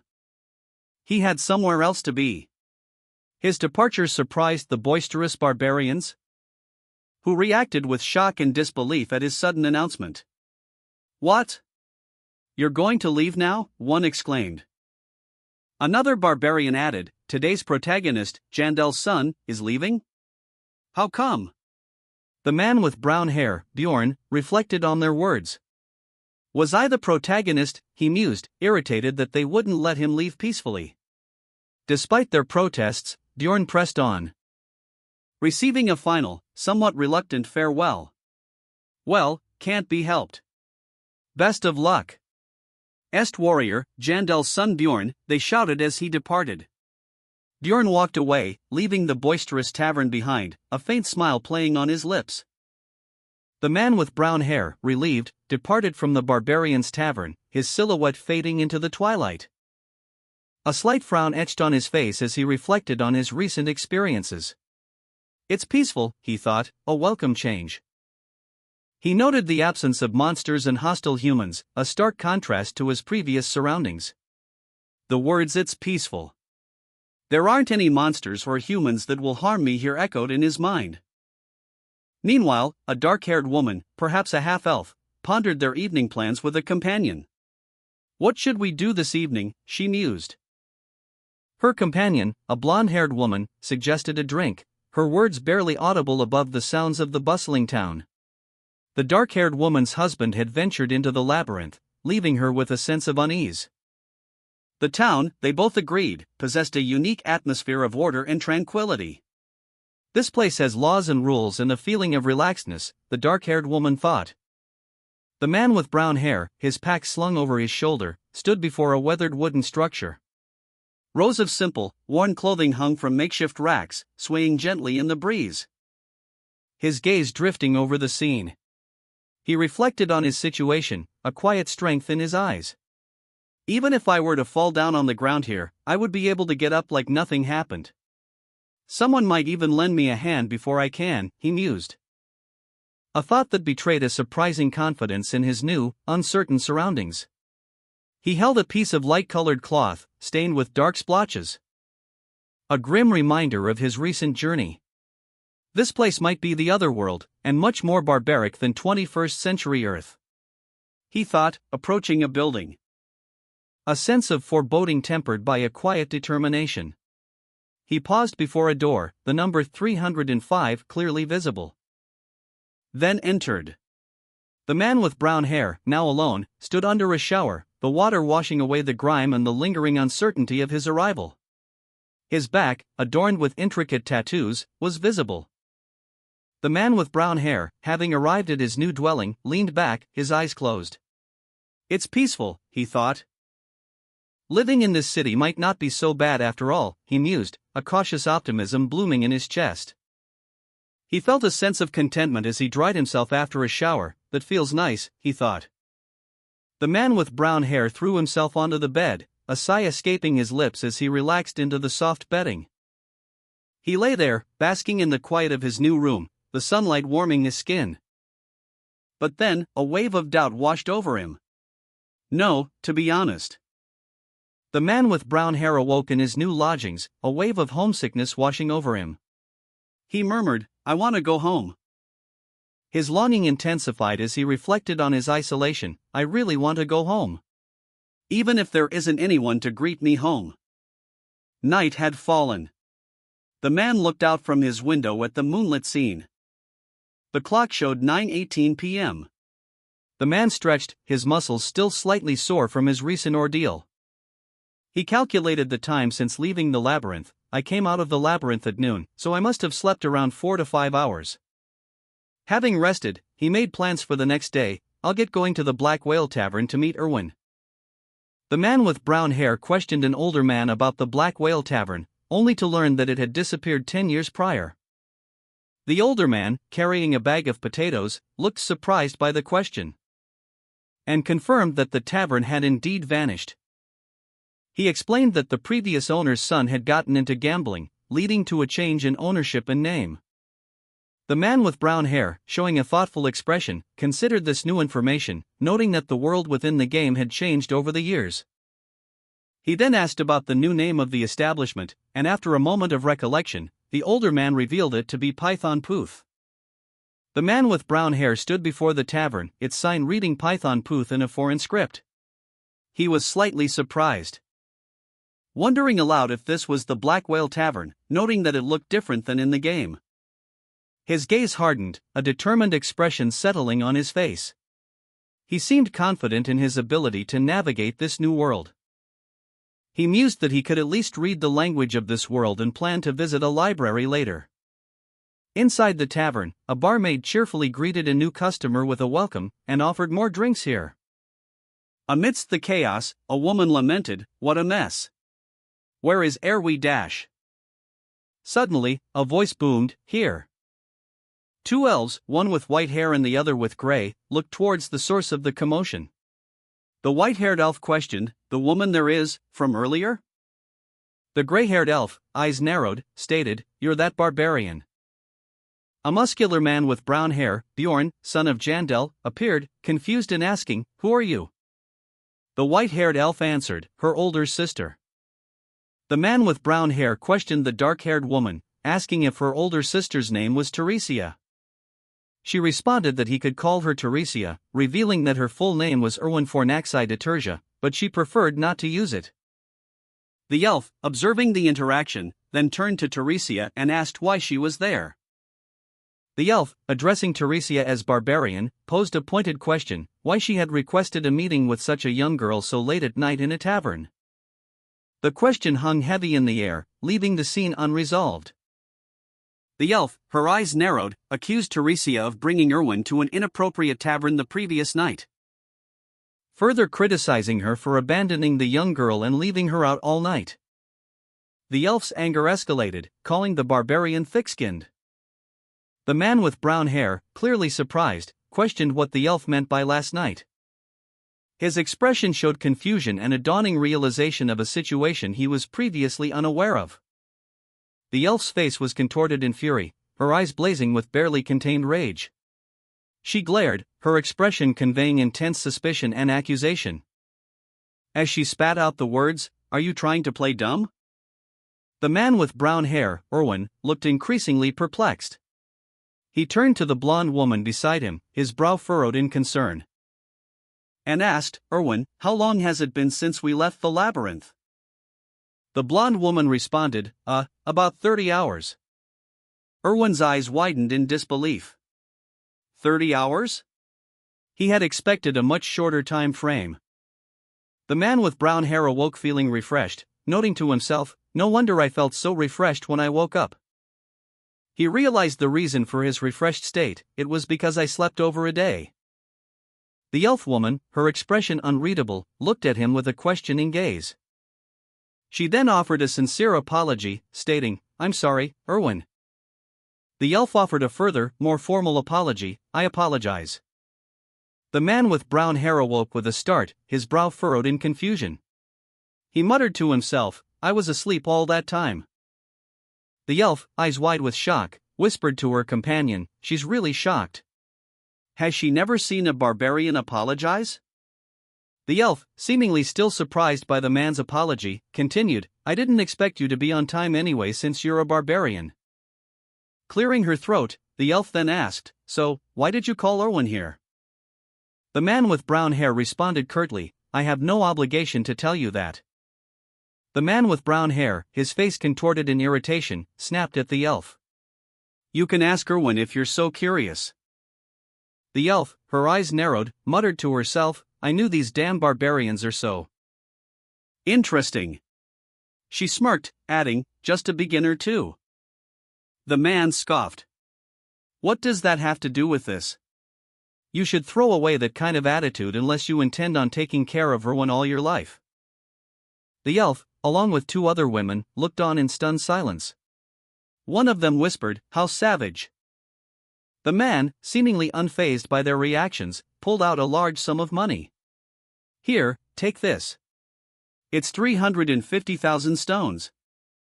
The man with brown hair explained that the money was the amount Erwin had earned for the essences. He then thrust a heavy bag of coins towards the elf. He brusquely instructed the elf to take the money and leave Erwin, his impatience evident.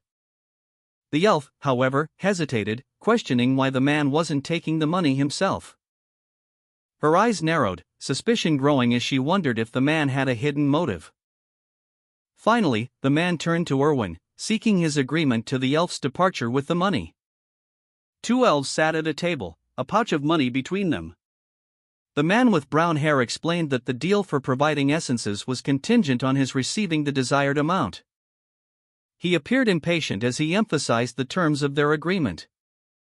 One elf, agreeing to a 50-50th split of the profits, showed a mixture of surprise and apprehension. The other elf, seemingly regretful, apologized. The man with brown hair pondered the recent agreement, a single exclamation point reflecting his internal surprise. He declared his intentions to bring Erwin along on future labyrinth expeditions. One elf explained that their previous arrangement was merely a matter of tradition, a one-time exception. She clarified that she never intended to leave the other elf alone otherwise. The man with brown hair, upon hearing this, registered the information with a look of realization. His frustration boiling over into a dismissive outburst, "To hell with personal connections." The elf, having explained the previous arrangement, offered a pouch to the man with brown hair, stating, "If you've understood, just take this pouch." The man with brown hair, however, paused, questioning the distribution of the stones. "Wait. I assume the 350,000 stones is a result of splitting the essences in half according to the current price rate, right?" The elf confirmed, "Of course. It's loot you earned together." The man with brown hair then calculated his share, realizing he was short. "Then I'm lacking 280,000 stones. The promised share was 9:1. Realizing her oversight, the elf exclaimed, "Ah. Right. I almost forgot." With a sly smile, she presented the missing stones, handing him a second pouch containing 280,000 stones. "Here. 280,000 stones. The man with brown hair muttered to himself, "What the hell? Did she just try to con me?" He continued his internal monologue, "The damn petty earheads. I get why barbarians hate fairies now." Addressing the elf, he said, "If you're done here, can you get out? I still have something to talk to Erwin about." The elf responded, "You still have something to say?" The elf looked at the man's arm, a questioning escaping her lips. She then expressed her gratitude, stating, "I really appreciate you coming here with me because you were worried, but I think you can go now." The elf, her expression one of polite gratitude, addressed the man. "I have to say my thanks and goodbye to Mr." She continued, her tone firm despite the lingering relief, "Right. You're not a kid anymore either." The elf's declaration took the man by surprise. He looked up, confused, as she pointed a finger at him and demanded, "Then swear on this, barbarian." The man, clearly bewildered, could only stammer, "Swear." "What?" The elf, her voice sharp and unwavering, stated her condition, "That you won't sleep with Erwin." With a final, resolute expression, she added, "Then I'll leave right away." The elf's eyes widened, her mouth agape in shock as she exclaimed, "WHWH what? What are you talking about?" The man with brown hair, his expression hardening, simply stated, "Don't sleep with her?" He pondered, a question forming in his mind, "Are the other options still open?" The elf, her face flushed with anger, vehemently declared, "Swear." She pointed a finger at him, her voice sharp and insistent as she continued, "I swear." She added, "On a warrior's honor." The elf, still seething with barely controlled anger, declared she was leaving. She turned to leave, but paused, a flicker of something akin to gratitude crossing her face as she glanced at the man with brown hair and the still unaware Erwin. She then remembered something and turned back, a slight smile playing on her lips. With a soft tone, she expressed her thanks for saving Erwin. The camera focuses on the elf's attire, highlighting a detail on her belt, Jandal's. The man with brown hair, seemingly annoyed by the elf's unexpected gratitude, let out a dismissive chuckle. The elf, still pale and shaken, leaned heavily against the man with brown hair, her long white hair cascading around her. She appeared to be recovering from some sort of ordeal. The man with brown hair observed her with a mixture of concern and annoyance. He wondered aloud if she was mad, noting her unusual behavior. He reconsidered, however, noting her smile and dismissing his initial concerns. "Don't worry," he reassured her. The elf attempted to express her gratitude for his earlier assistance, but she was interrupted. She explained that she had already made a decision to work with her sister a long time ago, effectively declining his offer. She apologized for any inconvenience. The man with brown hair responded dismissively, telling her that she didn't need to apologize. The man with brown hair declared, "I wouldn't reject the offer even if some high-level fairy offered to carry me." He presented the elf with a bag of money, explaining, "And this is exactly 63,000 stones. Magic crystals from the redhead and the crossbow. I took my own share already, so you don't need to worry." She continued, "And I left the two people's backpacks at my place. There are quite a lot of things, but I think you should just take a look for yourself tomorrow. The elf, with a bright smile, added a final thought to the man, prompting him to consider repayment. He appeared thoughtful in response. The man reflected internally, she knows what I wanted to ask without me having to actually ask. I did give up on having her as my teammate, but it is a bit of a shame. The man then asked the elf, then how should I repay you? The man with brown hair pondered aloud, Is this why her sister told me to swear not to sleep with her, realizing the elf's earlier request was likely a precaution against his potentially inappropriate advances? He continued his internal monologue, I guess she was worried I'd make some weird request. The weight of his unspoken intentions settled upon him. The man considered how to repay the elf for her services. He admitted to himself, I can't think of anything at the moment, but then offered a suggestion, but there is something. Do you want to eat anything? The man and the elf sat in a tavern. He politely declined the offer of food, stating, I'm not hungry. The elf, observing his demeanor, responded simply, then I'll just order for myself. A subtle smile played on the elf's lips as she made her own order, content with the conclusion of their transaction. The man with brown hair stated that he hadn't had a drop of alcohol the previous day, and that he wanted some now. The elf, intrigued, questioned him about alcohol. She explained that she wanted to return the favor with a drink, a custom she recalled from a game she played. The elf further explained that for fairies who only live in their shrines until adulthood, the first return drink holds significant meaning. The man, slightly confused, expressed his gladness, prompting the elf to remind him to say thanks. The elf, radiating amusement, leaned across the table towards the man with brown hair, her finger pointed emphatically. A thought bubble above her head declared, of course. The elf's face was alight with joy as she explained, we went through everything together in the labyrinth. It's a given that we should share our first return drink. She continued, of course, this wouldn't be your first return drink, but... The man with brown hair, still slightly perplexed, questioned, what are you talking about? It's my first too. The elf's eyes widened in surprise. Foo? I thought I told you I'm 22. You weren't joking? The man with brown hair, his face illuminated by a warm light, spoke, that was my first time in the labyrinth too. A close-up on his face showed a subtle, knowing smile playing on his lips. The scene shifted to a table laden with food. A wooden mug sat beside a plate of what appeared to be roasted meat.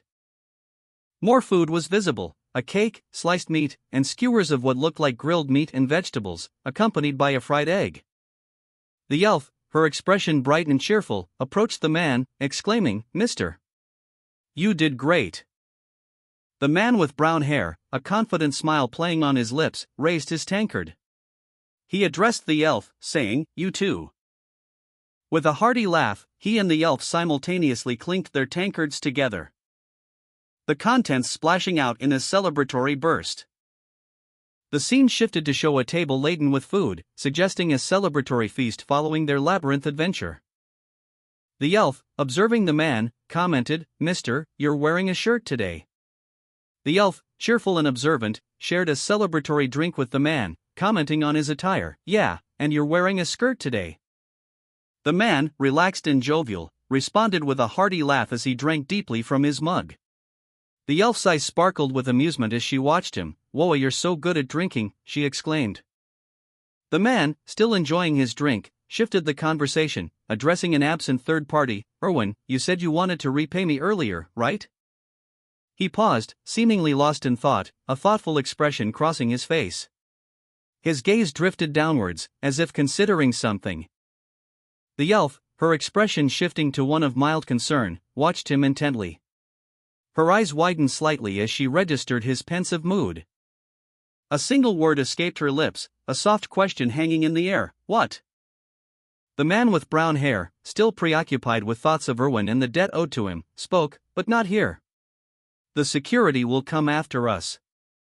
His expression hardened, a grim determination settling on his features.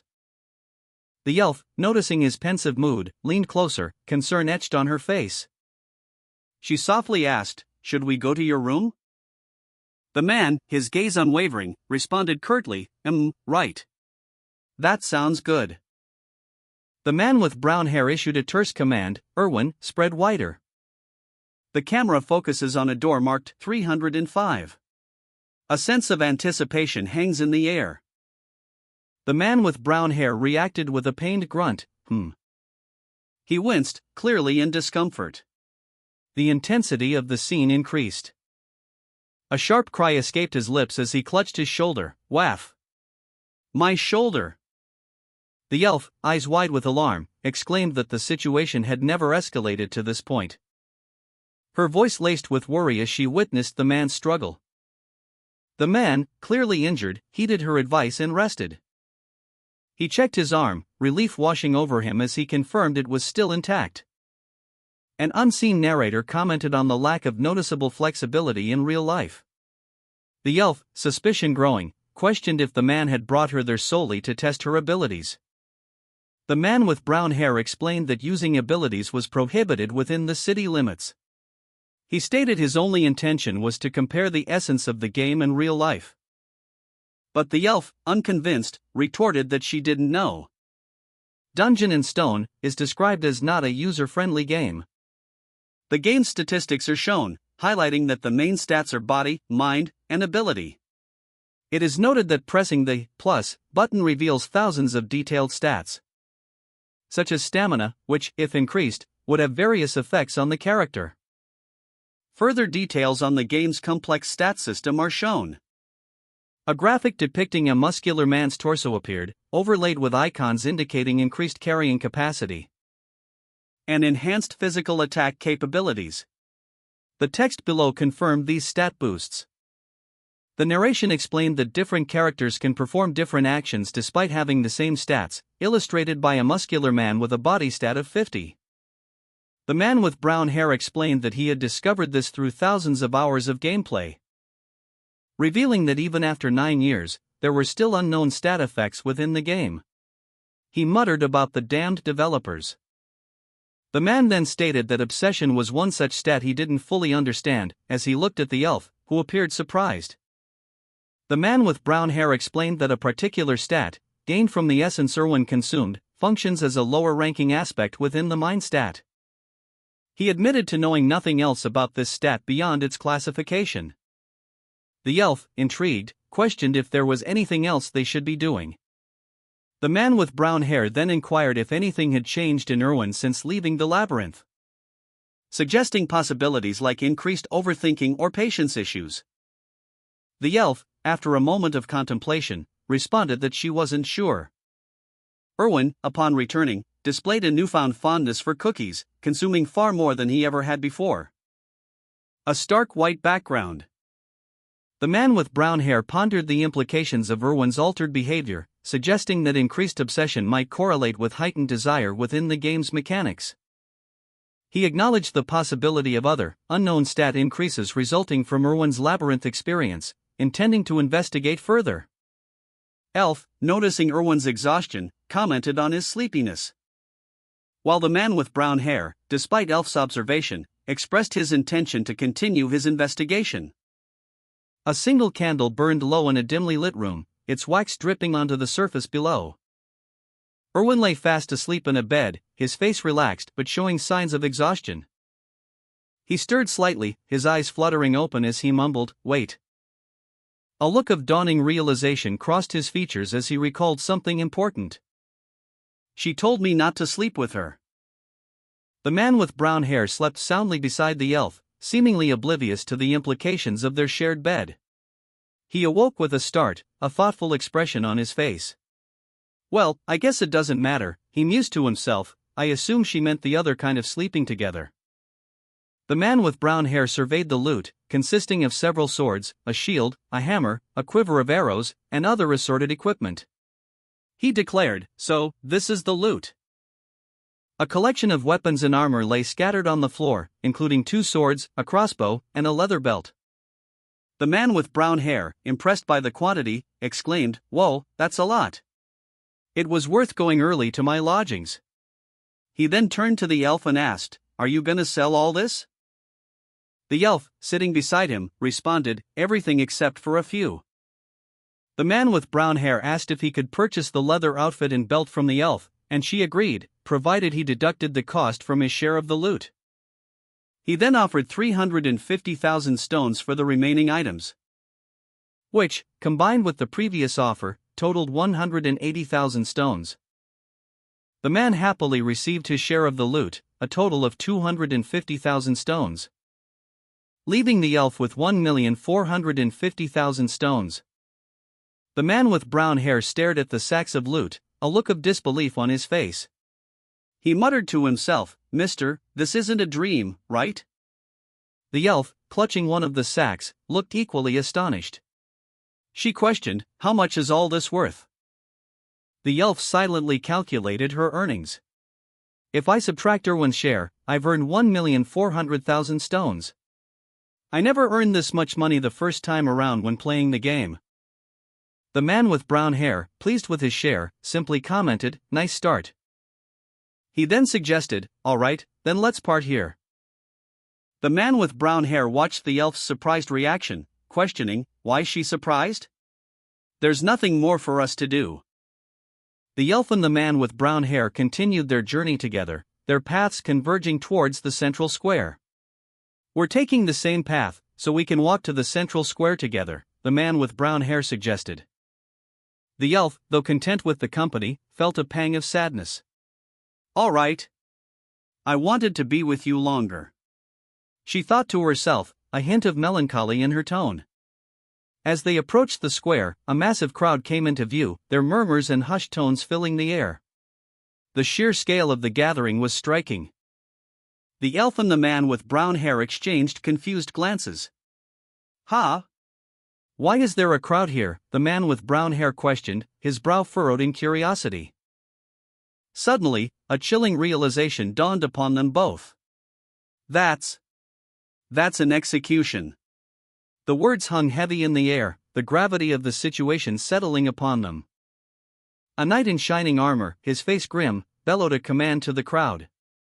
"Everyone, back off." The guillotine loomed, its wooden frame stark against the muted sky. A man with brown hair, bound and gagged, was hoisted into the device. His eyes, wide with terror, reflected the grim reality of his situation. Meanwhile, a caption box revealed the shocking truth: these people were being executed not for murder or arson, but for the far less serious crime of tax evasion. A woman with reddish-brown hair, also bound and weeping silently, sat nearby, a picture of despair. A stark announcement appeared: "I will begin the execution." The grim determination of the executioner was palpable. The executioner's gloved hand gripped the rope, preparing to unleash the deadly mechanism. A title card reveals that Rafdonia is the last remaining city of a world destroyed by a witch's curse. A city now facing severe resource scarcity. The only place to obtain resources is the labyrinth, a dangerous and challenging location. The city's harsh solution to its resource crisis is announced: those unable to pay taxes will be executed. A public execution is underway, using a guillotine. A man about to be executed shouts, "I'm first," moments before his death. A chaotic scene unfolded as several men, their faces contorted in fear and desperation, fled from an unseen pursuer. A hand reached out from the darkness, a stark command echoing through the air: "Move." The ground was stained crimson, a gruesome testament to the recent execution. Nearby, onlookers dipped bread into the blood of the executed, their expressions a mixture of morbid curiosity and grim determination. An onlooker, a man with brown hair, watched in disbelief, his thoughts a whirlwind of confusion and horror. What? Why are they dipping bread into the blood?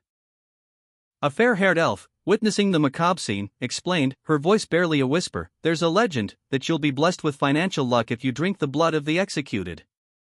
A question was posed: "Erwin, how much were the taxes for the first year?" The answer, delivered alongside an image of blood-splattered ground, was stark: 700,000 stones for non-humans. The man with brown hair, upon hearing this, muttered that it was a bit off from the game, but similar enough. He then inquired about the subsequent years. Learning that the taxes increased to 800,000 stones annually, with additional fees for currency exchange. The elf, witnessing this exchange, noted that the tax system was the same as in the game. The man with brown hair, now fully aware of the financial burden, resolved to become significantly stronger within the year to meet the rising tax demands. The man with brown hair witnessed a gruesome scene. Two individuals, their bodies contorted in agony, were violently attacked, their blood splattering across the ground. His thoughts turned inward, a chilling realization dawning on him: if he were to return to his previous life without sufficient training, his blood might end up being the very sustenance for others. To avoid such a fate, he resolved to save money and increase his strength. He studied a game map, his gaze fixed on the 6th floor, a challenging area requiring significant strength and skill. His determination solidified: he needed to become a powerful explorer capable of reaching at least the 6th floor. In order to survive in this world and avoid execution, the man with brown hair resolved to become a stronger explorer.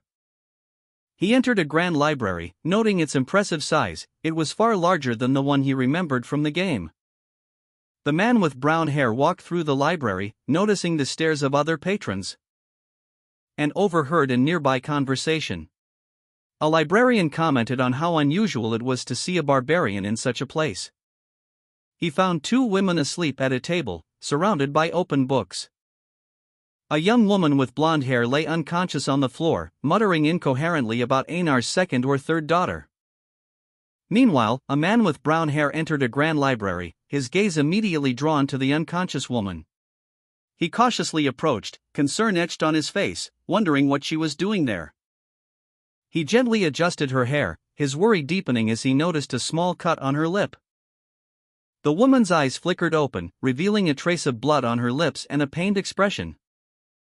The man, relieved to see her awake, expressed his gladness at her well-being. However, another individual in the library reacted with surprise and suspicion to the scene unfolding before him. A blonde woman with braided hair, brimming with excitement, exclaimed, "Janelle Sunbjorn." The man with brown hair, seated at a table in a library, responded with a sigh, "Lower your voice." The blonde woman, still animated, apologized, "Sorry. I never expected to see my fellow barbarian here." The man replied, "Your voice, ha. Never mind. What are you doing here?" The blonde woman explained, "You said I should think before acting. So I thought I needed more knowledge in order to think." The man, impressed, commented, "That's commendable.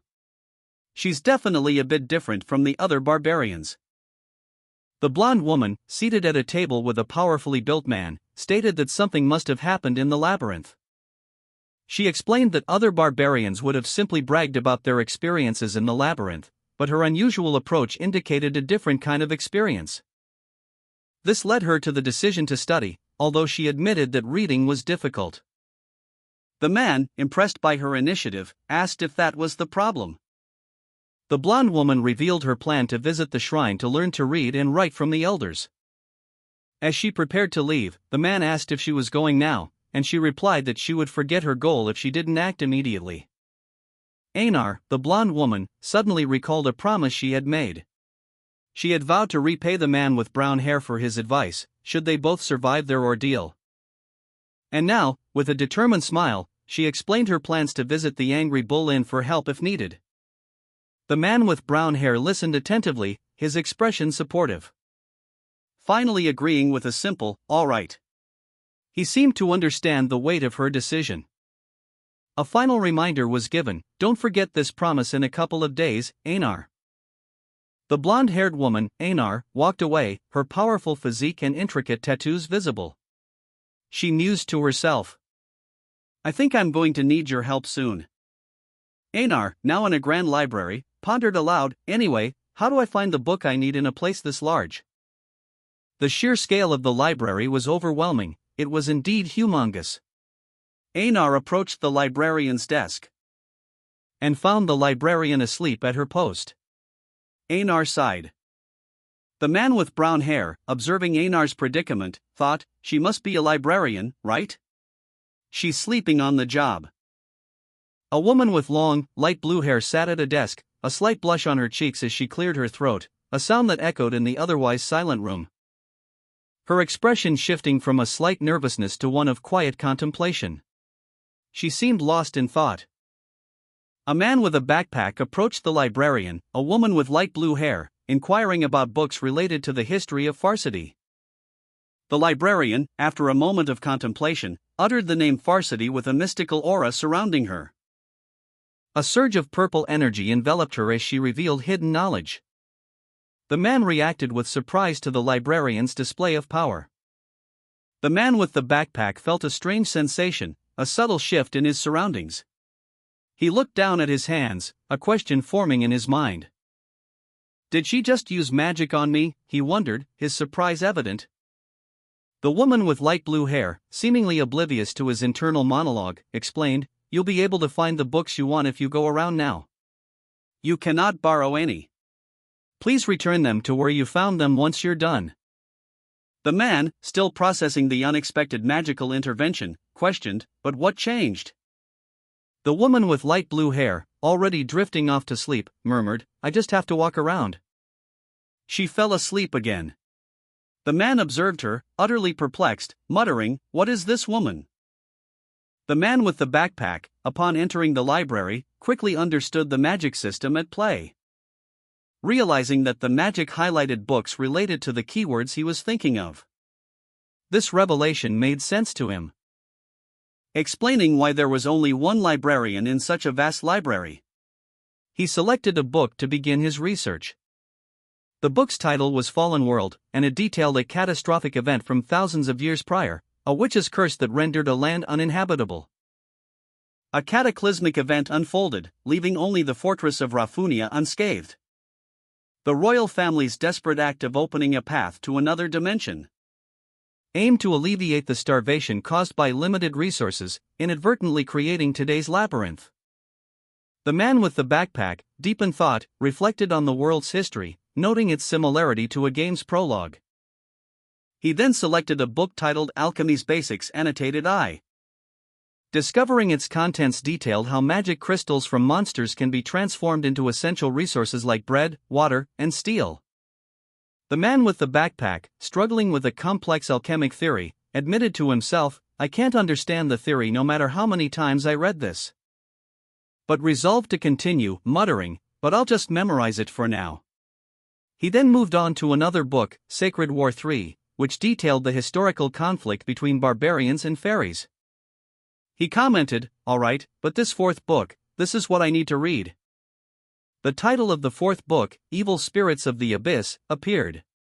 The text explained that the evil spirits in this world are those who come from other dimensions to possess another's body. The man, upon reading this, nodded slightly, acknowledging, "Well, it's technically correct."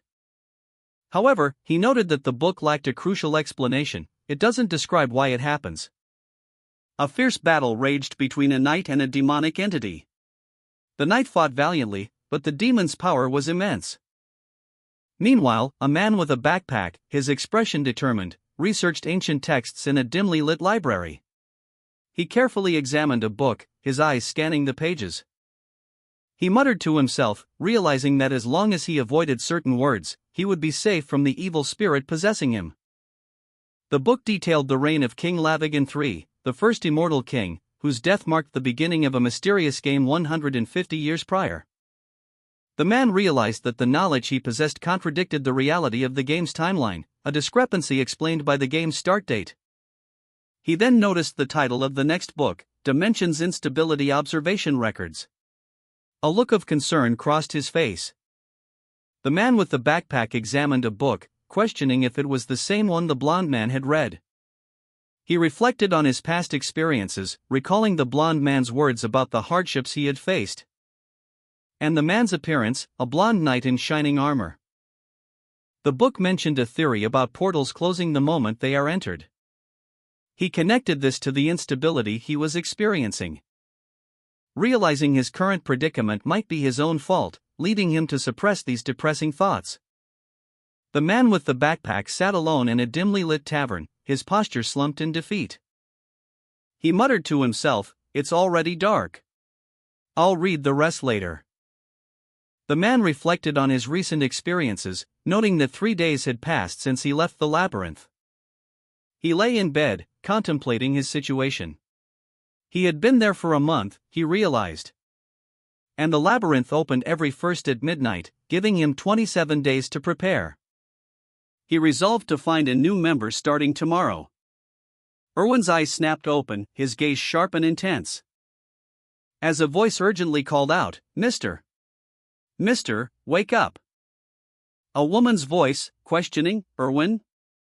Startled awake, Erwin sat up, his expression shifting to one of mild annoyance as he asked, What brings you here so early in the morning? Erwin awoke with a start, his face contorted in a grimace. A surge of green energy emanating from his body. A woman, radiant and smiling, stood before him, holding a small, swirling green orb. She exclaimed that she had succeeded in making a contract with a spirit, after many attempts using a spirit stone. The spirit, a small, cute creature within the orb, was a wind spirit, a type particularly effective when combined with fire magic. Erwin, observing the successful contract, simply commented that the woman was lucky.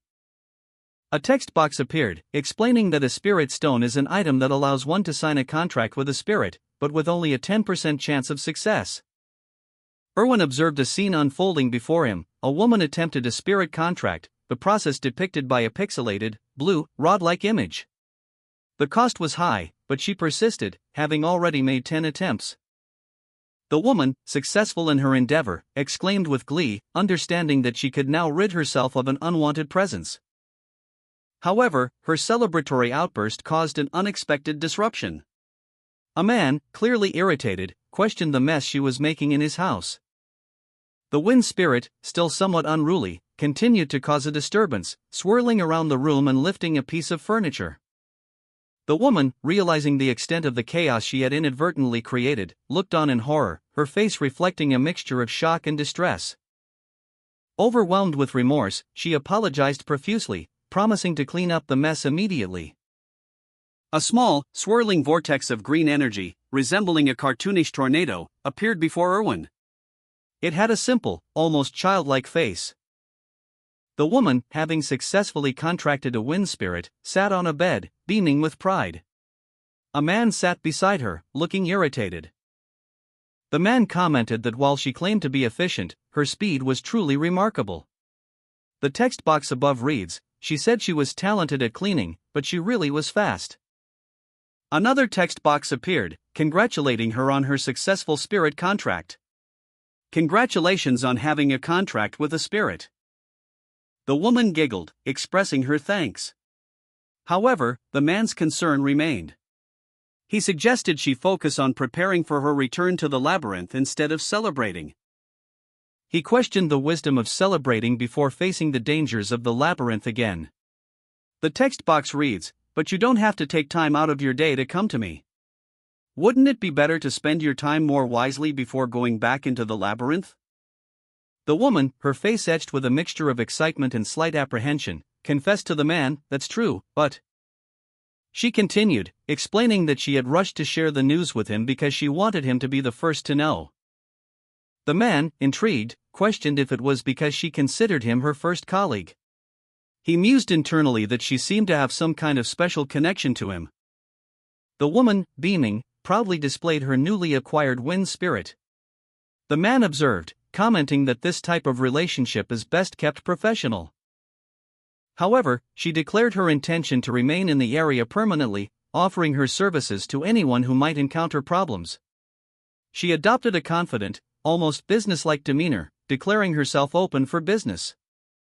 Finally, the man, smiling broadly, stated his intention to maintain their friendship. The woman and the two men stood together, a sense of camaraderie settling between them.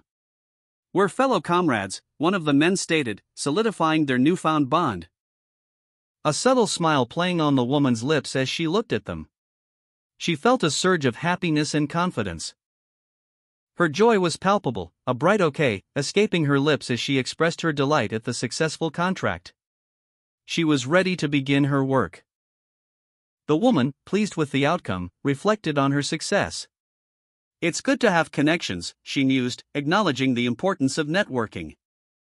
The woman looked towards the sky, a thoughtful expression on her face. 26 days until her next expedition into the labyrinth. It's a long or short time depending on how you look at it, she considered, her gaze distant and contemplative. A man, clad in sturdy armor, entered a bustling inn. He surveyed the scene, his gaze lingering on the boisterous group of barbarians. A thoughtful expression creasing his brow as he pondered their presence. He muttered to himself, questioning if this was indeed the Angry Bull Inn, the barbarians' lodging. The man's question was answered as a voice boomed from the crowd, identifying the powerful warrior Bjorn, son of Jandel. Another man, reacting to the name, expressed his awe, having heard tales of Bjorn's legendary strength. Bjorn, seemingly unfazed by the attention, simply commented on the barbarian's characteristically loud demeanor. A man entered the Angry Bull Inn and inquired about the cost of a room.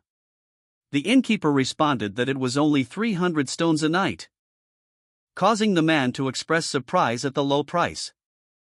The innkeeper explained that the low cost was due to the inn's policy of having 10 warriors share 5 beds in a single room, but offered the man a private bed. The man, however, revealed that he had not come to stay but to see Feneline's third daughter, Einar. The innkeeper, recognizing the man's description, exclaimed that Einar was Feneline's second daughter, and that the man was Bjorn, son of Jandel. Einar, Feneline's second daughter, was informed that Bjorn, Jandel's son, had come to see her, and she questioned his reason for seeking her out. Bjorn explained that he needed to ask a favor. He wanted to fight her for training, because he knew he needed to improve his combat skills to survive upcoming duels. Einar, upon hearing his explanation, responded that it wasn't really a favor. Einar, a powerfully built woman with blonde hair, and Bjorn, a man of similar build, stood in a training yard. Einar instructed Bjorn, "You can just go out to the field." The scene shifted to a sparring match in the field. Bjorn, engaged in intense hand-to-hand combat with another muscular man, was clearly struggling, his opponent landing several blows. Bjorn reflected, "Looks like it's not something I needed to ask her for." Bjorn and Einar stood facing each other again. Bjorn stated, "If it's not in the mornings, I'll fight you whenever." Bjorn, determined, addressed Einar directly, "Begin right away, Einar." Bjorn, his face grim, charged towards Einar, shield raised, ready for a more serious training session. Einar, her powerful physique accentuated by her battle attire, stood poised in a fighting stance, her large sword held aloft. She was ready to begin Bjorn's training. As a nearby observer announced, "Einar and Bjorn are gonna fight." Bjorn, despite his eagerness to learn, was determined not to lose. "I came to learn, but I don't intend to lose," he declared, bracing himself for the coming challenge. Einar lunged forward, her sword a blur of motion, aiming a powerful blow at Bjorn. The force of the attack sending Bjorn sprawling across the training grounds. Einar's attack was swift and precise, a testament to her considerable skill and experience. Bjorn lay on the ground, battered and bruised, a bloody nose a testament to the intensity of his recent sparring match. His body a canvas of dust and grime. The aftermath of the intense fight was evident. A nearby caption read, "Absolutely battered." Another proclaimed, "Einar's now the best warrior." Einar approached Bjorn, concern etched on her face. "Are you okay?" she asked. Bjorn, though clearly winded, simply replied, "Yeah." Bjorn's thoughts drifted to his assessment of Einar's skill. "She's really good," he mused, a hint of satisfaction in his voice. "This was a good way to spend my time." Bjorn, his face marred by cuts and bruises, touched a hand to his jaw, his expression grim but resolute. Einar, blonde hair flying, brought her axe down in a powerful arc, the blow narrowly missing Bjorn's head as he barely dodged. Again, she shouted, her voice ringing with determination. Einar's axe whistled through the air once more, a blur of motion. Bjorn parried the blow with his shield, gritting his teeth against the impact. "One more," Einar muttered, her breath coming in ragged gasps. The night sky, a canvas of deep blues and scattered stars, served as a backdrop to Bjorn's heavy breathing. As he knelt, his shield resting beside him, the exertion of their sparring match evident in his posture. Bjorn voiced his desire to rest, his words a clear indication of his fatigue. Einar, her own breathing ragged, sheathing her sword, observed Bjorn's state, a silent acknowledgement of his strength. Einar declared the training session concluded, deeming it sufficient for the day. She offered a final assessment, praising Bjorn's performance and noting Einar's impressive strength. Bjorn mused, she's smarter than the average barbarian, and I don't think she'd betray me, considering she's a barbarian. Bjorn then turned to Einar, asking, Einar, are you going to go to the labyrinth alone next time too? Einar responded, probably. I don't have the money to form a party. Bjorn considered this, concluding, then, the best choice for me is to extend an offer. Bjorn looked at Einar and asked, Einar, do you want to be my teammate then? Bjorn extended his hand in a gesture of partnership. Bjorn extended his hand towards Einar, proposing a partnership. Einar, however, looked hesitant, questioning, teammate. Bjorn continued, outlining the terms. He would take 80% of the profits but cover all party fees. Einar, silently considering the offer, simply stated, no need to explain further. Bjorn, misinterpreting her silence, worried, shit, does she not like the conditions? He quickly added, listen, I'll also pay for the equipment and other. Einar, satisfied with the revised terms, clasped Bjorn's hand, sealing their partnership. Einar, her expression unreadable despite a slight smirk, declared, I won't understand anyway even if you explain. Despite her skepticism, Einar showed her trust in Bjorn, stating, I'll trust you, Bjornjendel. Bjorn, pleased with the solidified partnership, responded with a smile, looking forward to working with you then. Their hands clasped in a gesture of mutual agreement. Einar, feeling a sense of relief and camaraderie, internally exclaimed, nice. I've got a friend now. Bjorn and Einar, walking together, approached a large structure. 2 guards stood watch nearby. An older man, welcoming them, announced, welcome. Feneline's second daughter Einar and Jandel's son Bjorn. Bjorn, internally, thought, I didn't want to come here because of him, but I had no choice. The older man continued, questioning Bjorn's return, it's rare for a warrior who's left the shrine to come back. Have you come to learn to read and write like Einar? Bjorn simply replied, no. He stated his purpose clearly, I want the spirit seal. Bjorn, his expression grim, clarified his objective, to be more precise, I want the undead seal. He then justified his pursuit, explaining to Einar that this powerful skill was essential for navigating the labyrinth ahead. The narrative revealed that otherworldly species possess unique traits. Fairies form contracts with spirits to harness their powers, while dwarves receive a blessing of armor that amplifies the effects of items. And therianthropes can make contracts with ancient beasts known as spirit beasts. Finally, it was shown that barbarians possess a spirit seal, a unique mark that is inherent to their species. An older warrior, his face etched with suspicion, confronted a younger warrior. Ooh. How did you find out about that? He demanded. The older warrior continued, his tone laced with disbelief, that's not something a young warrior would know about, is it? The younger warrior, clearly agitated, retorted, not again with the suspicions. In a different setting, the younger warrior, seemingly unfazed by the older warrior's skepticism, declared, but it doesn't matter.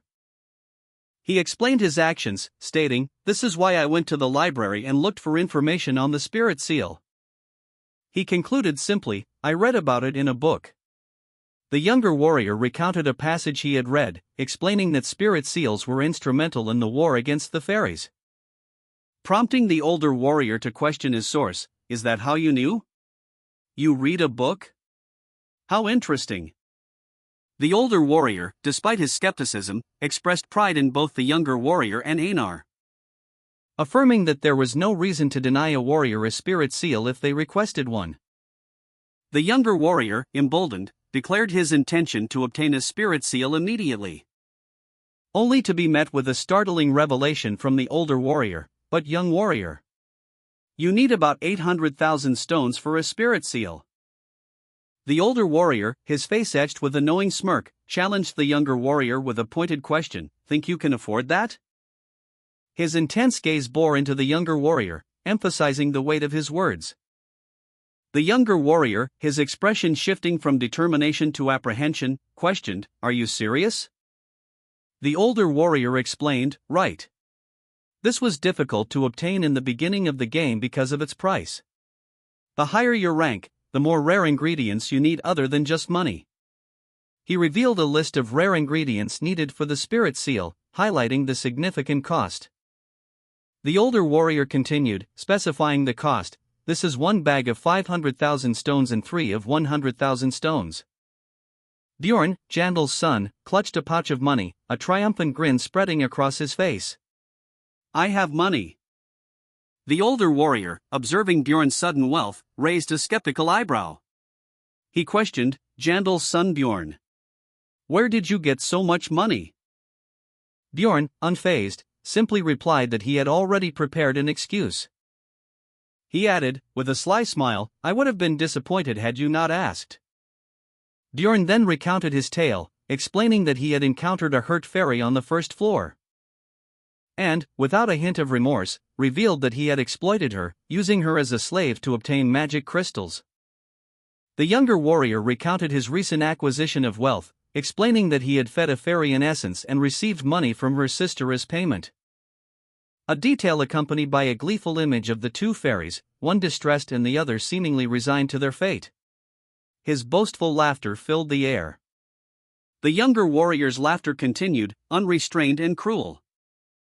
The older warrior, overcome with amusement at the younger warrior's audacious scheme, erupted into uproarious laughter. His hearty laughter echoing the younger warrior's earlier amusement. He declared it the hardest he'd laughed in a long time. The older warrior praised the younger warrior, Bjorn, for his ingenuity and audacity, calling him amazing and highlighting the unprecedented nature of his actions. The younger warrior, basking in the attention of his peers, recounted his recent exploit. He'd manipulated a fairy, exploiting its vulnerability for personal gain. And the other warriors crowded around, captivated by his tale of deception. The older warrior, impressed by the younger warrior's cunning, approached him and presented him with a gift, a substantial sum of money. The younger warrior was astonished by the amount. Overwhelmed by his unexpected wealth, the younger warrior vowed to continue his exploitative practices, believing this path would lead him to even greater power and status. The younger warrior, his chest puffed with self-satisfaction, stood amidst his fellow warriors. His body, adorned with intricate tattoos, spoke of past battles and exploits.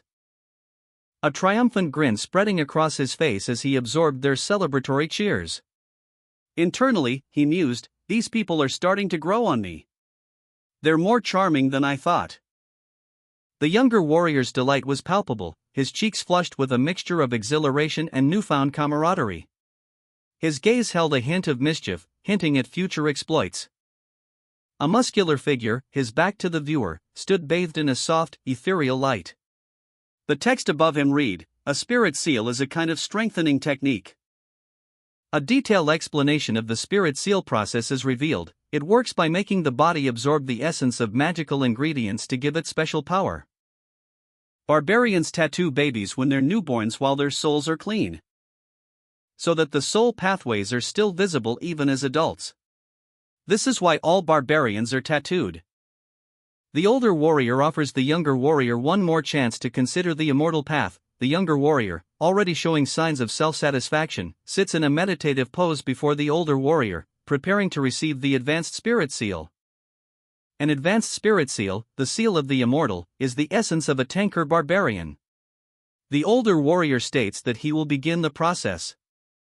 The older warrior explains that other abilities are also high performance, but choosing the immortal path is an obvious choice for any gamers who have been playing this game for long.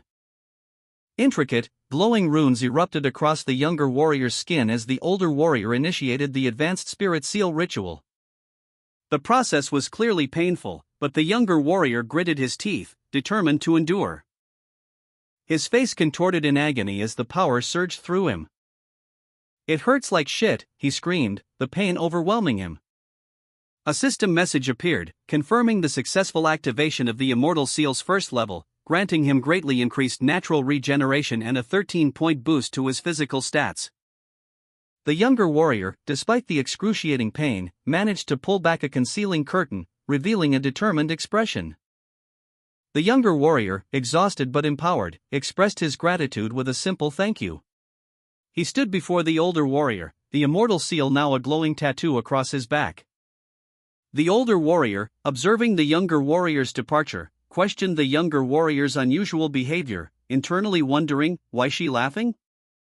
The glowing runes of the immortal seal pulsed faintly on the younger warrior's back, a testament to the successful ritual. The older warrior, amused by the younger warrior's unusual display of gratitude, mused to himself, "This is my first time seeing a warrior thank a witch doctor." A close-up on the older warrior's face revealed a sly smile playing on his lips. Meanwhile, the younger warrior, still slightly bewildered by the experience, worried, Did I do something wrong? Let's get out of here before he starts getting suspicious." The younger warrior, slightly bewildered but relieved after his ritual, stumbled out of the dimly lit chamber. His powerful physique, adorned with tribal tattoos, was clearly visible as he moved with a determined gait. The older warrior, seated within the ritual circle, watched him go with a mixture of amusement and suspicion. The next morning, the younger warrior visited the commercial district to purchase equipment. Reflecting on his training with Einar, the younger warrior concluded that he was not suited to swordsmanship. He planned to focus solely on shield techniques once he obtained the immortal seal, deeming further sword training a waste of time. Entering a shop, he requested a one-handed blunt weapon. A weapons merchant pointed out a display of blunt weapons, stating, "From here to here are the blunt weapons that barbarians prefer." The younger warrior, examining the weapons, commented to himself, "They're definitely to a barbarian's taste." He then expressed his desire for something different, saying, "I want something more normal." The merchant suggested a different weapon, explaining that while another weapon had great destructive power, it wasn't necessary for the easily defeated first-floor monsters. Then offered a different option, asking, "Then how about this?" The younger warrior, upon seeing the new weapon, grinned and exclaimed, "Nice." The younger warrior, pleased with his purchase, read the inscription on the weapon, "It's not too big of a mace. 220,000 stones." He then equipped the slightly large mace, increasing his total item level by 85. He also purchased a custom-fit helmet for 170,000 stones. And a half armor that fit perfectly, costing him 360,000 stones. The helmet and armor increased his item level by 47 and 57 respectively. After purchasing everything he needed, the younger warrior was left with 50,000 stones. A significant amount of time had passed since he left the labyrinth. A woman with long blonde hair and striking yellow eyes cheerfully greeted him, calling out, "Mr." The narrator describes a typical day, starting with waking up at 7 a.m. and having breakfast with Erwin. Then, the scene shifts to a tavern where a man and a woman are enjoying a meal. The woman comments on how far the man traveled to eat there, and he replies that it's cheap and delicious. Later, the man is seen heading to the library, where he reads until 4 p.m. He then leaves the library, carrying a stack of books, noticing a woman sleeping at the counter. That evening, he eats dinner at a new restaurant and gathers information he couldn't find at the library. Other patrons discuss a dangerous monster. He finds the food expensive but not tasty.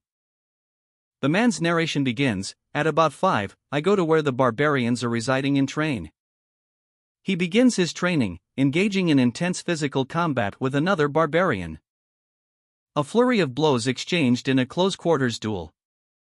On the 7th day of training, he started dueling with other barbarians as well. The man reflects on his training, noting that while there weren't any systematic combat skills as he'd hoped, relying on instinct was good practice.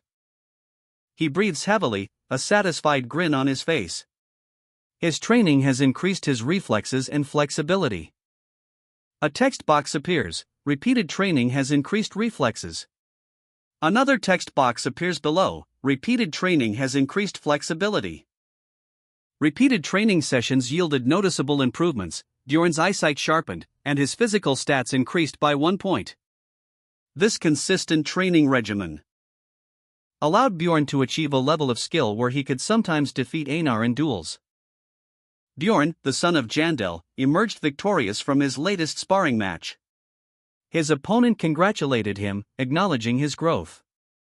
The opponent noted Bjorn's increased strength. Bjorn's daily routine concluded at 9 in the evening. After cleaning up, he prepared for another visit from Erwin. Erwin chuckled, teasing Bjorn about the time it took him to travel to her location. Bjorn, unfazed, simply replied that it wasn't a problem and expressed his eagerness to proceed. After dinner, Erwin returned to her lodgings. As Erwin departed, she wished Bjorn good night, and he reciprocated the sentiment. Erwin, brimming with excitement, expressed her anticipation for the upcoming day. Bjorn, reflecting on the passage of time, noted that tomorrow was already upon them. A month passed quickly as they continued their daily routine. Only 24 hours remained before the labyrinth's opening. Bjorn and Erwin arrived at the Explorers Guild. Bjorn, carrying his quiver, entered the guild building. Bjorn stated his purpose: he had come to receive unity magic. Bjorn, with a serious expression, stood before a large, muscular man. Bjorn and Erwin approached the counter of the Explorers Guild, where a guild official greeted them. "Two of you?" she asked. They affirmed their presence, and the official instructed them to place their hands on the crystal. A vibrant, teal energy emanating from it as they complied. The official then announced, 2 rank 9 explorers. It'll be 15,000 stones. Erwin reacted with concern. It's expensive for being just a one-time use thing, but it's necessary. Bjorn, seemingly more concerned with the practical implications, wondered aloud, how many stakes is that worth? A further explanation was given regarding the Unity Magic's function. Start points are random when entering the labyrinth, but with Unity Magic, it lets you start at the same location with your teammates. Finally, the guild official clarified the criteria for determining explorer ranks. What decides the rank of explorers? We judge it by the amount of essence in the soul. Bjorn inquired about the price of Unity Magic, questioning if the cost increased with higher rank. The clerk confirmed that it did, and completed the transaction. It's done. It's only valid for 24 hours from now, so keep that in mind, she stated. Bjorn, now possessing Unity Magic, suggested to Erwin, let's go eat. Erwin, surprised by Bjorn's sudden suggestion, questioned him, Bjorn, what is all this? Bjorn, seemingly unfazed, proceeded to enjoy a lavish meal. Explaining that he had ordered the most expensive meal at the tavern for 800 stones as a final feast before entering the labyrinth. Bjorn grimaced, noting the cost of the Unity Magic, 800 stones. A significant sum. He then shared a celebratory meal with Erwin. Erwin, initially hesitant, eyed the food with suspicion. But a single bite changed his expression completely. He choked, overwhelmed by the unexpected deliciousness. Utterly captivated by the flavor, Erwin declared it the best food he'd ever tasted. Bjorn, equally pleased, resolved to work harder to afford such delicacies again. Bjorn, satisfied and energized from his meal, casually observed the elf woman's unusual eating habits. As a nearby announcement declared that the labyrinth's opening was only 10 minutes away. A large, pulsating purple portal materialized in the town square, drawing a crowd of adventurers, including Bjorn and Erwin, who stood among them, awaiting entry. Erwin, initially unnoticed due to the crowd's excitement, noted the portal's immense size and shouted a warning as he spotted the portal opening. As the group arrived, one of them exclaimed, as expected of Parthun, "We're here on time." Another chimed in, "Parthun is a great warrior." Observing the scene from a distance, someone mused, they must have just finished their coming-of-age ceremony. How do they get here every time? One of the warriors confidently declared, "I told you to trust me." A woman chuckled, "Hoo-hoo, reminds me of the good old days. It's only been a month for us." A booming voice announced, "You can now enter." A powerful purple energy erupted, illuminating the scene as a portal opened before the assembled warriors. Urging Bjorn, a woman with blonde braids exclaimed, "Bjorn, let's go." Bjorn, however, hesitated. He had something he wanted to test, recalling that entering a dimension while unstable could be dangerous.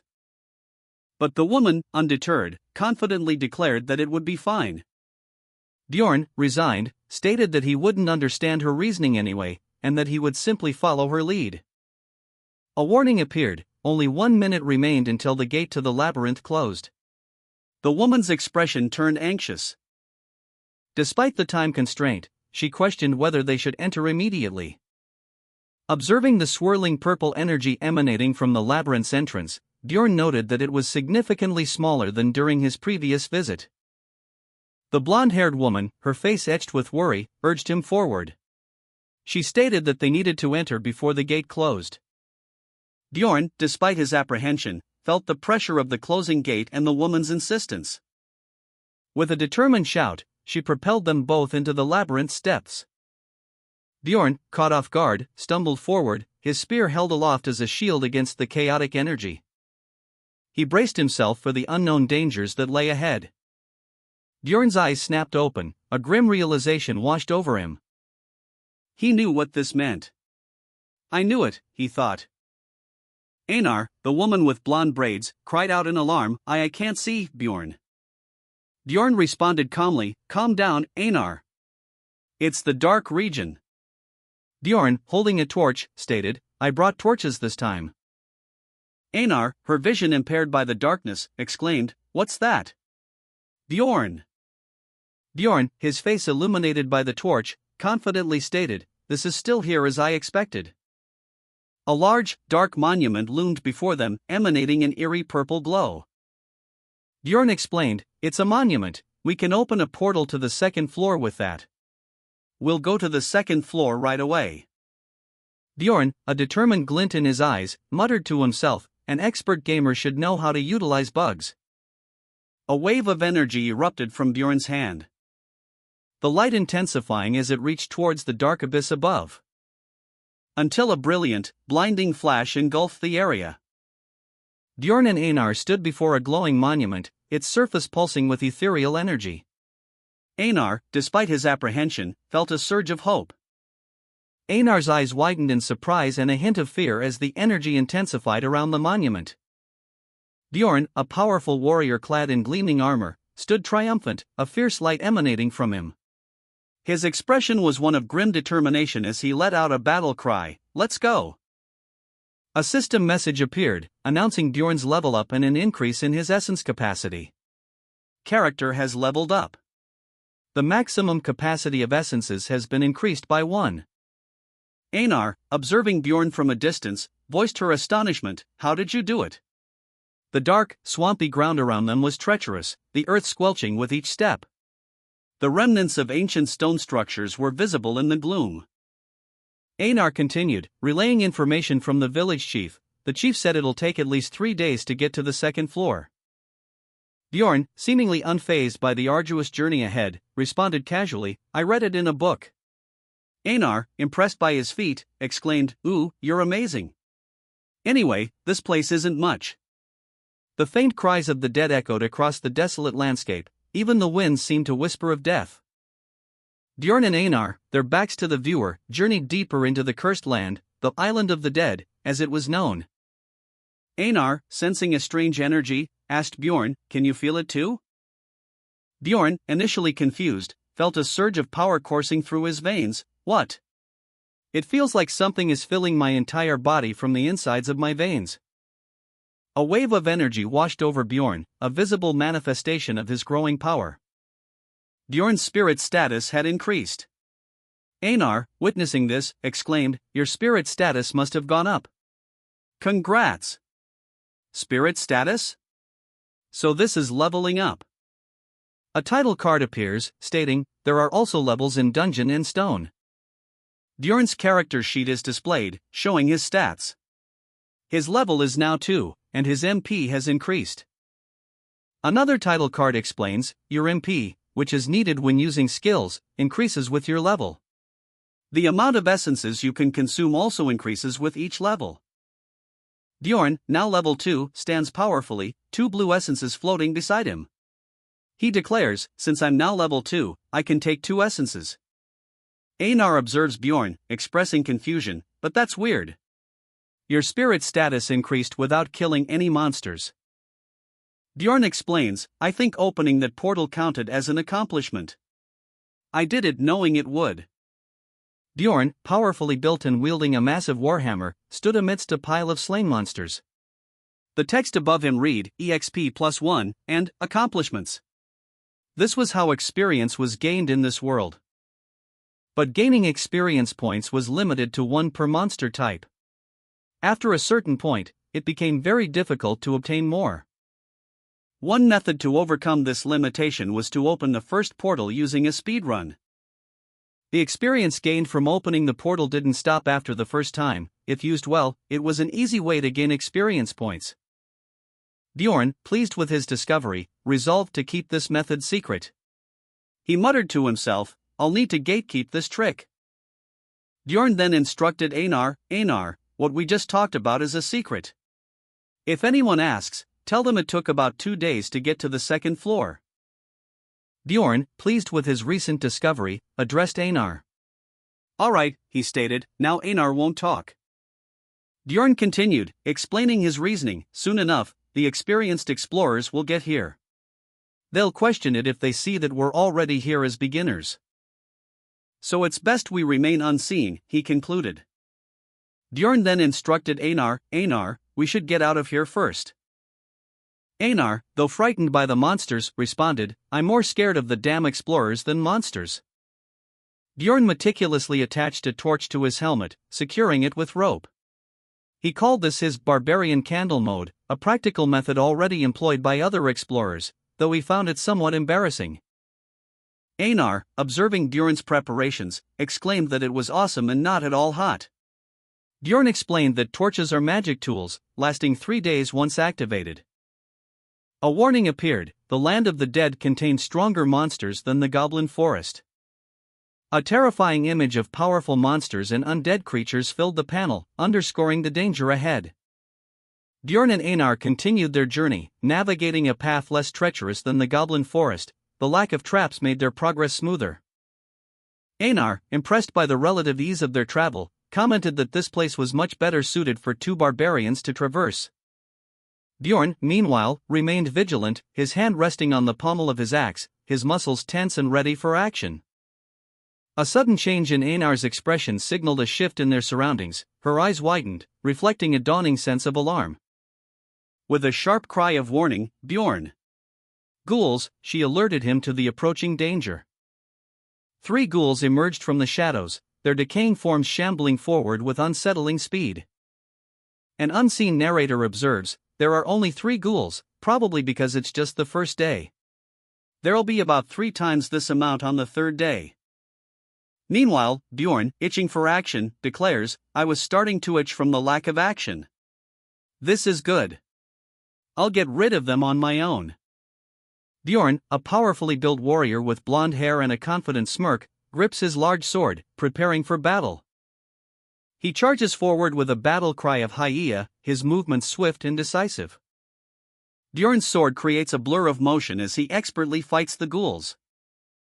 With a final, powerful strike, he sends one of the ghouls flying. Bjorn, his face streaked with grime and sweat, smirked, "Easy. The second floor should be easy." A sudden, blood-curdling scream echoed through the halls, causing Bjorn's confident expression to falter. He visibly flinched, his eyes wide with surprise.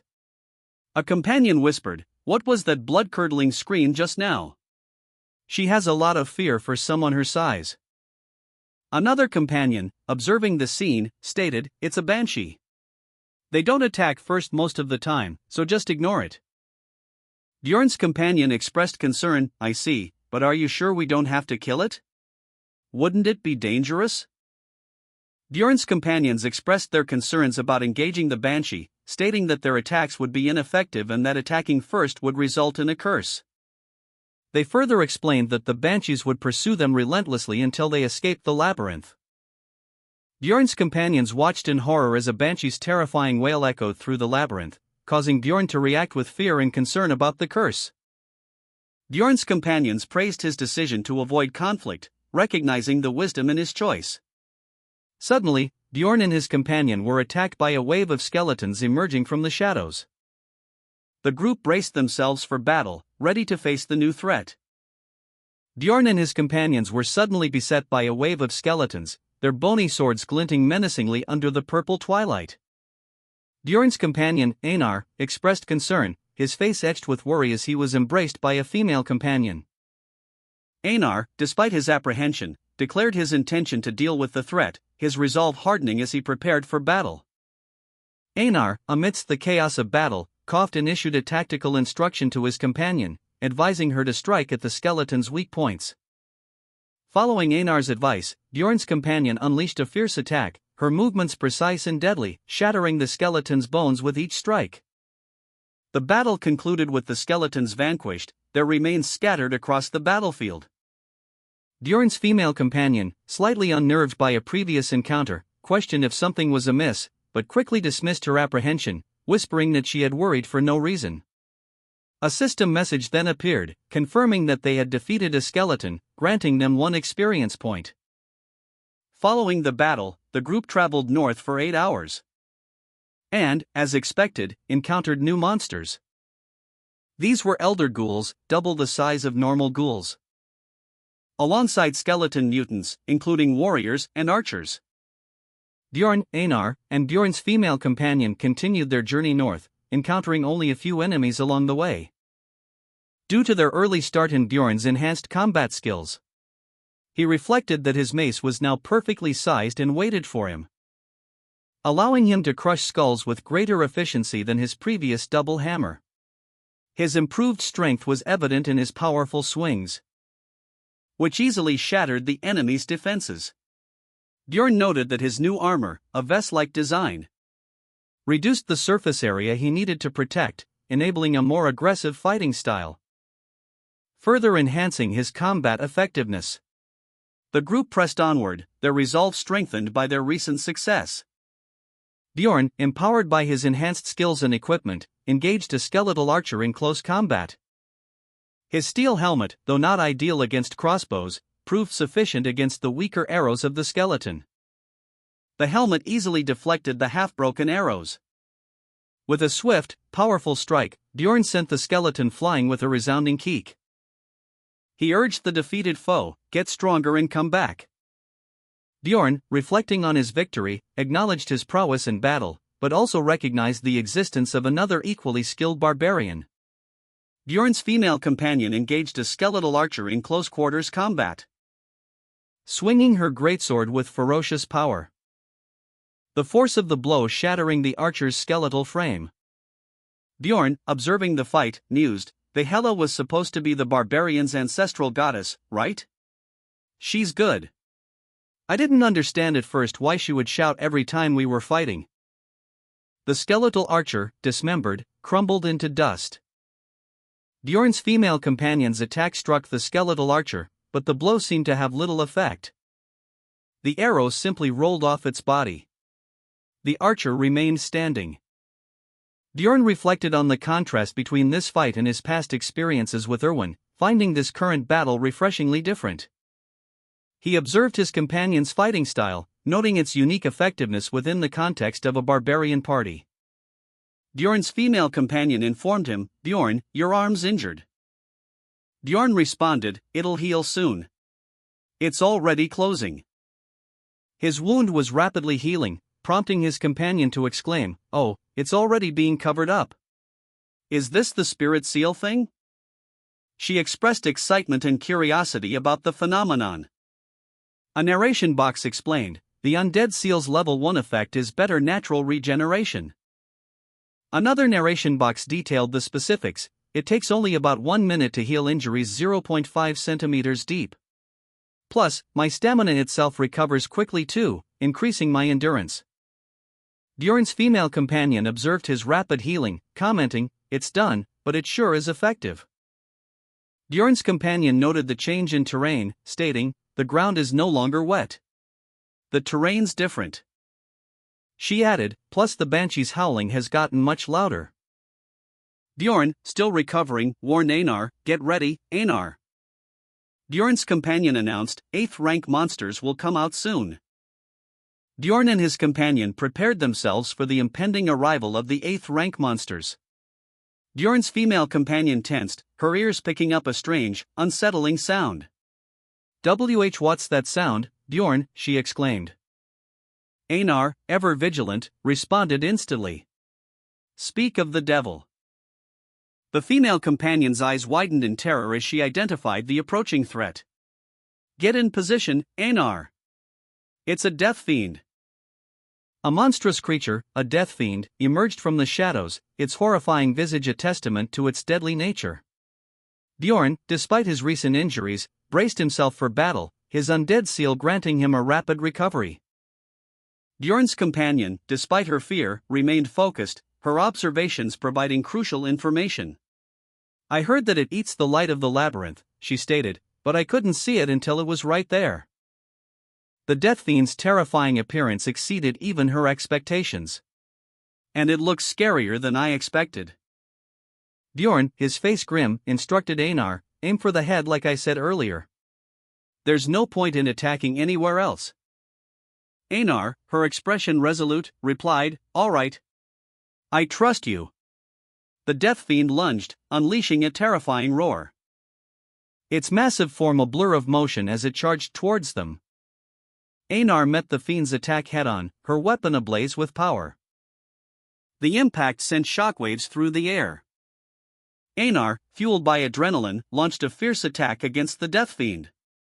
His fist connecting with the creature's chest in a powerful blow. The impact sent shockwaves through the air. The death fiend roared in pain, its fiery form flickering momentarily as Einar's attack landed. But it quickly recovered, its eyes burning with renewed fury. Bjorn watched, his expression grim. Fuck, he muttered, assessing the situation. Einar's powerful blow landed, but the death fiend proved unexpectedly resilient. This is hard, Einar muttered, it feels like I struck stone. The death fiend retaliated with a furious roar. Its massive fist hurtling towards Einar with terrifying speed. But Bjorn, ever vigilant, intercepted the attack with his flaming shield, absorbing the brunt of the blow. Despite the force of the impact, Bjorn held firm. It's also super strong, he thought, but I've managed to turn its attention onto me. Bjorn's female companion, observing the scene, prepared for action, her expression grim and determined. The death fiend, its eyes burning with malevolent red light, recoiled from Einar's attack. Bjorn watched with wide, questioning eyes as the fiend's unnatural resilience became apparent. Bjorn's blade met the fiend's flesh, but it proved surprisingly resistant, the blade wouldn't go in. The death fiend roared, its attack sending Bjorn's female companion flying. She crashed to the ground, her sword clattering away. The fiend's attack continued, its power leaving a deep scar on the ground. Bjorn's female companion, struggling against the death fiend's grip, exclaimed, Bjorn. This one is really sturdy. A narration box appeared, explaining that the death fiend was infamous for its exceptional defense in the game. Despite this knowledge, Bjorn's companion admitted, but I never expected it to be this hard. Another narration box revealed that Einar's greatsword only managed to inflict a minor wound on the death fiend, which healed within 3 seconds. This, the narration box explained, was due to the death fiend's passive skill, body preservation. The death fiend roared, its terrifying maw filled with sharp teeth. Bjorn's female companion, her face etched with alarm, exclaimed, What is that, Bjorn? Bjorn, his expression grim, muttered, Damn it, this is the death fiend's active skill. The text below clarified its nature. To summon ghouls, it declared, I call of the dead. A monstrous ghoul, towering and menacing, emerged from the purple mist, accompanied by a horde of lesser ghouls. The ghouls charged, their movements swift and relentless, as Bjorn's female companion braced herself for the onslaught. Bjorn's female companion, observing the scene, grimly assessed the situation. This is going to be really difficult. The death fiend revealed its newest ability, a skill to summon ghouls. The words, the death fiend's active skill, appeared above the fiend as it unleashed a wave of dark energy, which materialized into a horde of ghouls, rising from the ground with guttural cries. The fiend commanded, to summon ghouls, I call of the dead. Bjorn and his female companion braced themselves, preparing for battle against the oncoming horde. Bjorn's companion stood ready, her expression apprehensive. while Bjorn gripped his massive greatsword, its shadow stretching long across the ground as he prepared to meet the threat. Bjorn shouted, "Einar! Take care of the ghouls first!" Bjorn roared, a primal scream echoing through the battlefield. As he met the onslaught of a ghoul, its three eyes burning with malevolent intent. The creature lunged, its claws extended. But Bjorn's battle axe met its attack with a thunderous clang. The force of the blow sent the ghoul reeling. And with a swift, brutal follow-up, he sent the creature sprawling to the ground. Bjorn's female companion, bracing herself, raised her shield as another ghoul charged, its massive club whistling through the air. The impact of the blow shaking her to her core. A ghoul, its three eyes gleaming with malevolent intent, lunged at Bjorn's female companion. But she reacted swiftly, blocking the creature's attack with a desperate parry. The impact sending a shockwave through the air as the two clashed. Bjorn, seizing the opportunity, charged into the fray. His powerful blow connecting with the ghoul's exposed flank, sending the creature sprawling with a guttural cook as it was sent flying backward. Bjorn, victorious in a small battle but still facing more ghouls, unleashed a powerful blow against a ghoul, sending it flying with a resounding impact. As his female companion shouted his name in warning, "Bjorn!" while simultaneously deflecting another ghoul's attack with her sword. Bjorn, having slain all the ghouls in the immediate vicinity, declared, "I've killed all the ghouls." The final ghoul collapsing in a heap. "I'll help you," she declared, her voice filled with determination. Bjorn, seizing the opportunity, unleashed a devastating blow with his sword, cleaving through the ghoul's defenses. The blade's energy surging forth in a brilliant flash, sending the creature reeling back in pain. Bjorn's companion cautioned, "Don't get distracted." Another ghoul, larger and more menacing, emerged from the shadows, brandishing a massive club. Bjorn, in a whirlwind of motion, brought his sword down upon the ghoul. The impact echoing with a resounding shatter, as he unleashed a furious blow, shouting, "You piece of shit!" The force of the strike sending the creature reeling, and leaving a trail of dark, viscous fluid in its wake. The ghoul's body collapsing as its life force ebbed away. Bjorn, observing the defeated foe, muttered to himself, "That one felt good. It must have taken a pretty good amount of damage since it's bleeding so much." Bjorn, a triumphant grin spreading across his face, unleashed a devastating sword attack. The force of the blow sending shockwaves through the air, and cleaving his monstrous foe in two.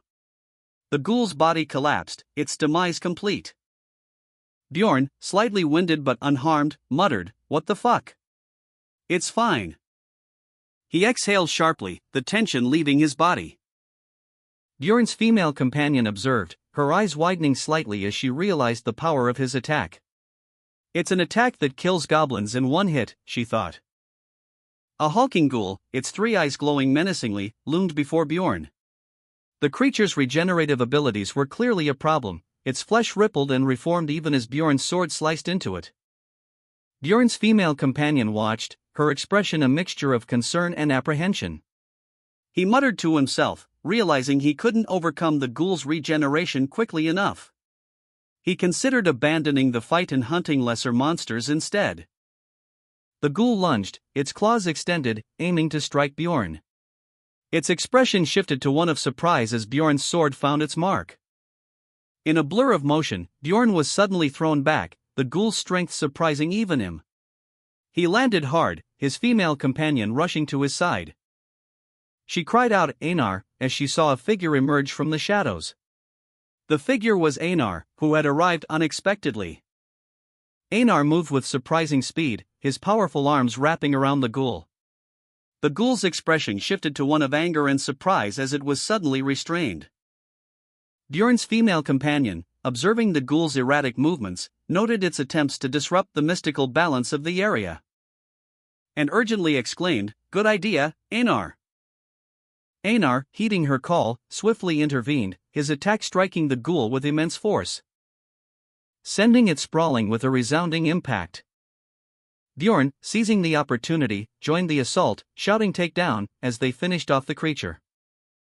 The monstrous ghoul, its three eyes blazing with malevolent energy, lunged forward. A blur of motion as it unleashed a devastating attack. The air crackled with power. But its momentum was abruptly halted.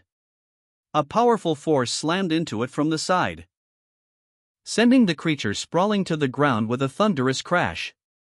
The ghoul roared in pain and frustration. As Bjorn's female companion watched, relief washing over her face as she muttered, "Oh." Bjorn, wounded but defiant, stood over the fallen beast. He smirked, saying, "Seems like you can't get up on your own?" Bjorn, victorious and wounded but still smirking, let out a hearty laugh. His expression was one of pure exhilaration, reminiscing about a childhood memory of pounding rice cakes on a field trip. His female companion, relieved by Einar's timely arrival, mirrored his joy, commenting that this current battle was making up for the trauma of a past partner who cried and wanted to go home during a previous mission. Bjorn and his companions celebrated their victory, Bjorn exclaiming, "This is fun, Einar." Einar, equally enthusiastic, replied, "I think so too, Bjorn." The aftermath of their combined attack on the ghoul was depicted in a flurry of motion lines and impact effects, leaving a trail of destruction in its wake. The female companion observed, impressed, "Is this the real barbarian method of hunting?" A system message appeared, confirming that Bjorn and Einar had defeated the Death Fiend, granting them 2 experience points. Bjorn's companion exclaimed, drawing his attention to a large magic crystal. She marveled at its size. But Bjorn, upon closer inspection, revealed that it was only worth 100 stones, much less than expected. His companion reacted with surprise and disappointment. Bjorn's female companion exclaimed in disbelief, "One Death Fiend is worth only 100? Bjorn, though victorious, conceded, "It's undeniable that it's a low price, though. Even though we risked our lives to kill that thing." Bjorn's companion, still processing the meager reward, turned to Bjorn and asked, "Bjorn, how much was the bread we had at the inn?" She continued, specifying, "The cream pie?" Bjorn responded, "I think it was about 300 stones. A gleeful expression spread across Bjorn's face as he declared, "Then I can enjoy one of those each time I kill a Death Fiend." Bjorn's female companion declared that this was no time to relax, urging them to continue hunting. Bjorn's female companion excitedly explained that, due to splitting the reward 8 ways, Bjorn would receive only 0.2 of a Death Fiend's worth of loot. Bjorn, unfazed, simply replied, "All right, let's go." Meanwhile, Bjorn's female companion's internal monologue revealed her disappointment with the low reward and her observation that Erwin had been rather passive during the fight. A caption appeared on screen, "After that, we went around the area hunting Death Fiends." The final panel depicts Bjorn and his female companion successfully subduing another Death Fiend. Upon encountering a Death Fiend, Bjorn and his companion swiftly attacked its legs to bring it down, then relentlessly pounded its head, much like pounding rice cakes, until it finally succumbed. Despite their victory, Bjorn's companion reflected on the low essence drop rate in the dungeon and stone area, a location known for its challenging conditions. She noted that many adventurers base their builds on the essences they collect, highlighting the scarcity of resources in this particular dungeon. Bjorn's companion declared it was time to end their hunt for the day, expressing a degree of disappointment. Bjorn, resting beside his companion, voiced his own concern about the lack of essence drops, emphasizing his need for more soon. On the second day of the hunt, Bjorn and his female companion faced a new challenge. Death Fiends now appeared in pairs. Despite the change, they found the hunt less difficult than anticipated, as they managed to take down one Death Fiend and then worked together to defeat its partner. However, the female companion noticed a potential threat. If they couldn't kill the Death Fiends quickly, they risked being surrounded by ghouls. She urgently called out to Einar, urging them to flee. Bjorn's female companion voiced her concern, stating that 3 Death Fiends were too many for only the 2 of them to handle. The text box above them confirmed that starting in the afternoon, the Death Fiends had begun appearing in groups of 3 instead of 2, prompting her to suggest a strategic retreat. She declared that a wise warrior knows when to run, advocating for finding a safer location. The narration box explained that they had ceased hunting Death Fiends as the second day drew to a close. Bjorn and his companion found a new location and discussed its suitability. She thought it was cozy, he agreed, finding it good. They settled down for the night. The next morning, Bjorn, his companion, and Einar, who had been summoned, prepared to leave their temporary shelter and continue their journey. Bjorn, Einar, and Bjorn's female companion huddled together, their faces etched with apprehension. As they overheard a gruff voice from nearby, muttering about other explorers. Suddenly, a fierce-looking woman with long blonde braids burst into view, demanding, "What are you looking at? If you have no business here, then fuck off right now." The woman's sudden appearance and aggressive words startled Bjorn and his companions, causing them to visibly flinch in fear. A moment later, Bjorn, attempting to de-escalate the situation, stammered an apology. Bjorn, Einar, and Bjorn's female companion fled through a desolate, ruined landscape. Their hurried retreat shadowed by an ominous, dark presence. Bjorn's companion urgently warned him, "Bjorn, we need to move. They know our location now. We need to find a different place to camp. Humans can't be trusted." Her words reflecting a growing distrust of humanity, a sentiment seemingly shared by Einar. As she mused, it seemed like Einar didn't like humans last time too. The group continued their trek through the eerie, twilight landscape. A final thought bubble appeared, questioning if something had happened during their last labyrinth exploration. Bjorn, his mind preoccupied, resolved to question his female companion later. As he watched her walk away, her large sword strapped to her back. They continued their journey, Bjorn's companion expressing doubt about finding a suitable place to rest. Bjorn, however, remained optimistic, suggesting they settle for something adequate. Suddenly, a desperate cry for help pierced the night. A cry for help echoed through the night, a desperate plea for assistance, causing Bjorn and his female companion to stop in their tracks. Fear and uncertainty clouded their faces as they listened intently. Bjorn's companion voiced her concerns, stating that the sound didn't seem like a typical monster attack.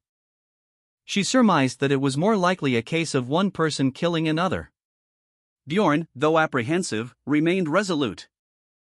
A sudden question interrupted their discussion, causing them to pause and look around cautiously. A bright light appeared in the distance, momentarily obscuring the darkness and revealing a figure raising their hands in the air. Bjorn and his companion cautiously approached the source of the cry for help, their movements slow and deliberate. Finding a gruesome scene, 4 corpses lay scattered around a dying campfire, the air thick with the stench of death. A chilling discovery, no signs of a monster attack, only traces of poison and a campfire, suggesting foul play. Bjorn and his companion exchanged a look of grim understanding, their initial apprehension giving way to a chilling certainty. The scene revealed a grim reality, a deliberate act of murder, not a monster attack, as the woman had initially suspected. Bjorn's hand instinctively went to his sword, the bloodstains on his glove a stark reminder of the violence that had unfolded. Bjorn's female companion, surveying the scene, scoffed, "Beginners?" She looked down at the body beneath her boots, a grim expression settling on her face. "A plunderer," she declared, confirming her assessment of the situation. The manhwa introduced the concept of plunderers, individuals who prey on explorers, looting their equipment and magic crystals for profit. This activity is outlawed in Rafdonia, punishable by death. Bjorn and his female companion stumbled upon a grisly scene, a murdered explorer, the victim of a brutal attack.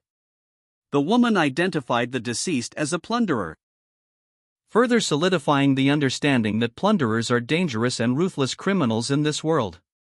The text emphasized the severe consequences of their actions. The panel showed the dying explorer, his hand clutched in pain, and Bjorn, his face grim, contemplating the scene. The weight of the situation was palpable. Bjorn reflected on his own past, recalling how he had killed 6 explorers in self-defense, yet faced no investigation. This incident highlighted the complexities of justice and the potential for bias within the system. A cryptic message appeared, stating that as long as no one mentions it, there is no way for outsiders to know what happens within the labyrinth. Bjorn's female companion surveys a grim scene, several bodies lie scattered around a fire, the victims of a brutal attack. She points out that one of the dead is a plunderer, Bjorn, his sword strapped to his back, stands silently beside her, his expression unreadable. The red-haired woman, observing the scene, comments that this is her first time seeing a plunderer. A man in a helmet, seemingly another survivor, remarks that the plunderer was unusually professional in appearance. The red-haired woman adds that the plunderer was over 170 centimeters tall and thin. Bjorn's female companion described the killer to Bjorn, noting the distinctive features, red hair that reached her shoulders and an injured right ear. She also pointed out a tattoo under the killer's eye. These unique characteristics, she reasoned, made the killer easily identifiable, yet her anonymity suggested exceptional skill in her profession. Bjorn's companion expressed her belief in the killer's strength to Bjorn, emphasizing her prowess. Bjorn, visibly concerned, listened intently as his companion detailed the scene. The scene was grim, for corpses lay scattered around the area. Bjorn's companion analyzed the scene, noting the high-quality equipment and the presence of a mage among the victims. They must be explorers active on at least the 5th floor, she deduced. Pointing out that 3 of the bodies showed no external injuries, only signs of vomiting. The 3 must have been poisoned, and the last one must have had a tolerance, she concluded. Bjorn's companion turned her gaze to the surviving woman, her expression questioning. "Were you teammates with them?" she asked. The woman, seemingly unfazed by the gruesome scene, simply replied, "I guess they would have thought so."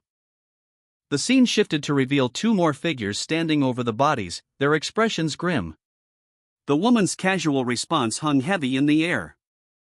Bjorn's companion observed the scene, noting the surviving woman's calm demeanor as she looted the body of one of the fallen barbarians. She casually stowed away a large sword in what appeared to be an expensive pocket plain bag. Bjorn's companion reflected on the woman's strength, concluding that she was far superior to both of them. The scene shifted to show the surviving woman and the bodies of 2 fallen barbarians near a fire, one of them identified as a barbarian. Bjorn's companion, noticing something unexpected, reacted with surprise. Bjorn and his companion watched from a distance as the surviving woman prepared to leave, her actions raising further questions. Bjorn, his face etched with grim determination, considered their dire predicament. His companion, a woman whose strength he was beginning to suspect was far greater than he initially thought, looked on. "The only way we can get out of this situation alive is," he mused, his gaze fixed on the bodies strewn around them. Bjorn's companion questioned, her voice laced with apprehension, "Are we gonna fight?" Bjorn's response was immediate and decisive, "No. Run as fast as you can." With a surge of adrenaline, Bjorn's companion grabbed him, propelling them both into a desperate flight. Their escape was a blur of motion, a testament to their determination to survive. The surviving woman watched them go, a flicker of something unreadable in her eyes. Bjorn and his female companion fled, their escape a desperate dash across the desolate landscape. He shielded her with his broad back, his muscular form a bulwark against whatever might pursue them. Bjorn muttered to his companion, "We bought ourselves some time, but we don't know when she might start chasing us again." The urgency in his voice reflected the ever-present threat. Bjorn's gaze hardened, his expression grim as he scanned the horizon, his mind already strategizing their next move. The surviving woman watched them go, a silent observer of their desperate flight. Bjorn, ever vigilant, announced to his companion, "I'm starting to spot the signs I had carved into the trees for convenience." He continued, explaining their next steps, "We'll follow the signs and get to the 1st-floor portal." Bjorn and his companion, their escape urgent, pressed onward. Running with determination, the woman shielding Bjorn with her body as they fled. Their pursuers, however, were gaining ground, their approach marked by a sudden, sharp exclamation of surprise. The surviving woman observed their desperate flight from a distance, her expression unreadable. For human explorers, their backs to the viewer are shown in the midst of a dark, ominous landscape. A group of barbarians, led by a stern-faced man holding a dagger, questioned their identity. Bjorn's female companion, her face contorted in anger, strikes a barbarian, shouting that they are being chased by a plunderer and need help. Bjorn's female companion continues to plead for assistance, emphasizing their desperate situation. The barbarian leader, after hearing Bjorn's companion's desperate plea, hesitates, then agrees to help, stating that while humans are hard to trust, they have no choice. The group of barbarians, now including Bjorn and his companion, stands together before a fire, their alliance forged in the face of a shared threat. A warrior's pledge, the barbarian leader mused, is a reliable guarantee of success. But only if they win. He added that if they defeat the plunderers, they will claim all the rewards. The agreement reached, the barbarian leader gave a curt nod. Bjorn and his companion were instructed to follow. The barbarians, now reluctant allies, led Bjorn and his companion through the shadowy landscape. The leader explained his plan to use a gnome ability to conceal their movements. A magical concealment that would render them invisible to any pursuers. A text box explains a gnome's ability. It assimilates the user and others within a 3-meter radius with the environment, providing powerful ranged stealth. A gnome-like creature is shown, emanating a dark purple aura. Bjorn and his companion look on with questioning expressions. One of the barbarians explains that while the concealment makes them immobile, it allows them to completely avoid combat. Bjorn and his companion look on, one of the barbarians remarks on their good fortune. As the barbarians are enveloped in a purplish, concealing aura. Bjorn's pursuers realize that 2 barbarians have inadvertently walked into their trap.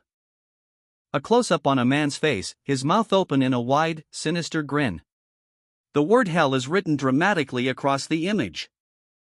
A system message appears, character has been inflicted with suppression. A burst of flames erupts below. Bjorn's pursuers react with shock and confusion, their expressions questioning what just happened. As one of them sneeringly asks the affected barbarian, "Are you surprised that you can't move, barbarian?" "Ah, right. You can't even answer us now, huh? Po ha ha ha." Another of Bjorn's pursuers realizes the truth, exclaiming, "Damn it, we were lied to. These bastards were also plunderers." A final thought bubble appears, stating, an essence that an explorer at our level would have. One of the pursuers, his face etched with grim determination, realized the nature of the suppression effect. It was the stone golem's active skill. Suppression. He knew that taking even a single point of damage would break the effect. Meanwhile, the barbarians, having successfully infiltrated the trap, celebrated their unexpected success. One of them commented that they had earned a lot in just 2 days. Another added that it was all theirs now. Their leader, however, was less enthusiastic. The leader of the pursuers, observing the scene from afar, expressed his disappointment with a single word, "What a shame." One of the pursuers, seemingly pleased with the outcome, reported that they had managed to capture a woman, though she was a barbarian. A barbarian woman, captured by Bjorn's pursuers, felt their disgusting desire with all her body. She voiced her fear to G7, one of her captors, who responded that she wouldn't be freed from the ability by glaring at him. G7, confident in his abilities, declared his intention to kill them in one hit, or else it would be annoying. Another barbarian, witnessing the scene, wondered aloud if they were really going to die like this. As G7, seemingly unfazed, prepared to strike. G7 swiftly ended the barbarian's life with a single, decisive blow, bidding them a final goodbye. A pursuer, his face obscured by helmet, braced himself, muttering, "No, if I just take even 1 point of damage, I'll be able to move." The pursuer was struck, a visible impact shone on his armor. But he managed to pull back before receiving a fatal blow. A barbarian, momentarily exposed, was struck by a swift arrow. The pursuer's desperate gamble had paid off. The barbarian, having sustained a critical blow, fell deep enough to avoid lethal damage. Bjorn's plan had succeeded. The text plan's success appeared above the scene of the fallen barbarian. Bjorn's pursuers, witnessing the unexpected sight of a fiery explosion, reacted with shock and disbelief. One exclaimed, "WH, what the hell kind of monst dash?" The scene shifted to a close-up of the pursuers, their faces contorted in a mixture of fear and fury. One of the pursuers, eyes wide with terror, could only utter a silent exclamation of shock. The other, enraged, bellowed, "Gee, get that bastard." A barbarian, his armor scorched and his body marred by a deep wound, clutches at his chest. As Bjorn's blade, still dripping with blood, is withdrawn. The barbarian's eyes widen in shock and pain. The barbarian's lifeblood stains the ground, a grim testament to Bjorn's swift and decisive action. Another barbarian, clad in heavy armor and wielding a spiked mace, advances cautiously. He pauses, his gaze fixed on Bjorn, before uttering a single, grim sentence, "I'll leave the rest to you." The barbarian retreats, leaving Bjorn to face the remaining threat alone. Einar's name echoes in the air. Bjorn, his face a mask of grim determination, braced himself against the onslaught of his pursuers. He unleashed a ferocious counterattack, his movements a blur of deadly precision. The force of his strike sent a shockwave through the ground. His blade found its mark, piercing the barbarian's armor with brutal efficiency. The barbarian, his eyes wide with shock and pain, cried out, "Why?" before collapsing. Bjorn's attack created a momentary opening, allowing him to escape the immediate threat. The remaining barbarians, witnessing their comrade's demise, hesitated before retreating. Bjorn, wounded and desperate, braced himself against another attack. He grunted in pain. But with a final surge of adrenaline, he unleashed a powerful counterattack. His blade finding its mark with deadly precision. One of his pursuers fell, mortally wounded. Bjorn, seizing the opportunity, stumbled away, leaving his fallen foe behind. His escape bought by the price of his own blood. He collapsed, gasping for breath. Einar finds Bjorn severely wounded, his escape having cost him dearly. "You're bleeding so much. Don't die, Bjorn," she cries out in distress. Bjorn's life hangs precariously in the balance.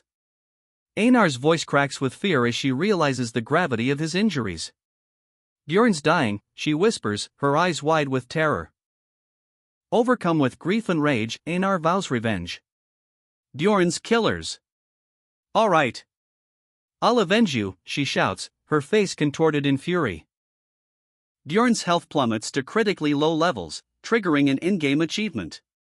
Achievement accomplished, condition, HP under 0.1% reward, mentality will increase permanently by 3.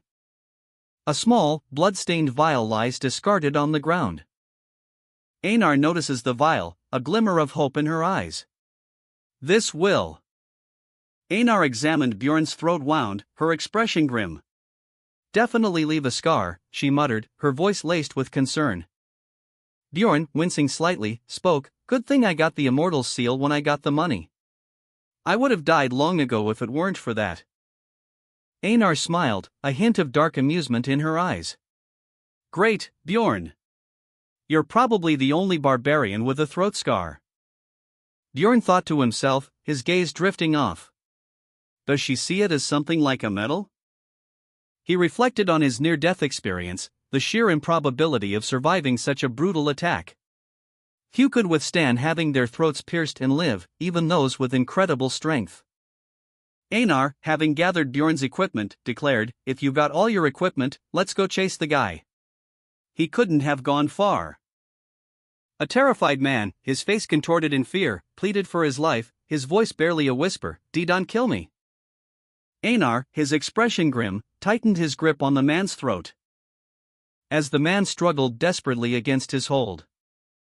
Suddenly, Bjorn's voice cut through the tension, "Einar, let him go." Einar paused, his eyes narrowing as he considered Bjorn's words. Before explaining, "We need his ability to hide from that woman." Einar, her face contorted in a furious grimace, loomed over her captive, a barbarian warrior. A poison dart, recently launched, was clearly visible, leaving the warrior incapacitated. The barbarian's eyes wide with shock and pain as he fell to the ground. Einar's triumph was short-lived, however, as Bjorn, despite his injuries, intervened. Bjorn's arrival was unexpected, his concern for the captive evident. The question hung in the air, a poison dart? Meanwhile, a mysterious woman with red hair, seemingly unobserved, addressed the remaining barbarians. "The fight earlier was pretty impressive," she remarked, her tone laced with a hint of amusement. The woman's attire and the dagger at her hip suggested a seasoned warrior. Her casual observation of the fight raised a question in Bjorn's mind. Was she watching all this time? The implication was clear: Einar's actions might not have been as clandestine as she believed. Bjorn's eyes widened in alarm as he spotted Einar in the distance. The name escaped his lips in a desperate cry. His face a mask of grim determination. He knew, with chilling certainty, that if they couldn't escape, a confrontation was unavoidable. The red-haired woman watched from afar, a hint of amusement playing on her lips as Bjorn charged towards Einar, sword drawn. The clash of steel echoing through the desolate landscape. The captive, still incapacitated from Einar's poison dart, watched helplessly. The red-haired woman's amusement deepened. She muttered to herself, "We'll have to fight her." The weight of the impending battle settling heavily upon her shoulders as she observed the fierce exchange between Bjorn and Einar. The red-haired woman observed the intense struggle between Bjorn and Einar from a safe distance. Her expression unreadable as she carefully assessed the unfolding events. Bjorn and Einar clashed, their weapons meeting in a shower of sparks. "We'll have to fight her," Bjorn exclaimed, his eyes locked on Einar, who stood ready to defend herself. The red-haired woman watched from a distance, her expression unreadable. Einar retaliated with a swift strike, forcing Bjorn to parry. The red-haired woman's eyes narrowed, her anticipation growing. Einar's attack was met with Bjorn's fierce counter, the force of their blows shaking the very ground beneath their feet. The red-haired woman unleashed a powerful blow, a burst of energy erupting from her fist as it connected with her opponent. Einar, momentarily stunned by the force of the attack, could only register the woman's unexpected strength.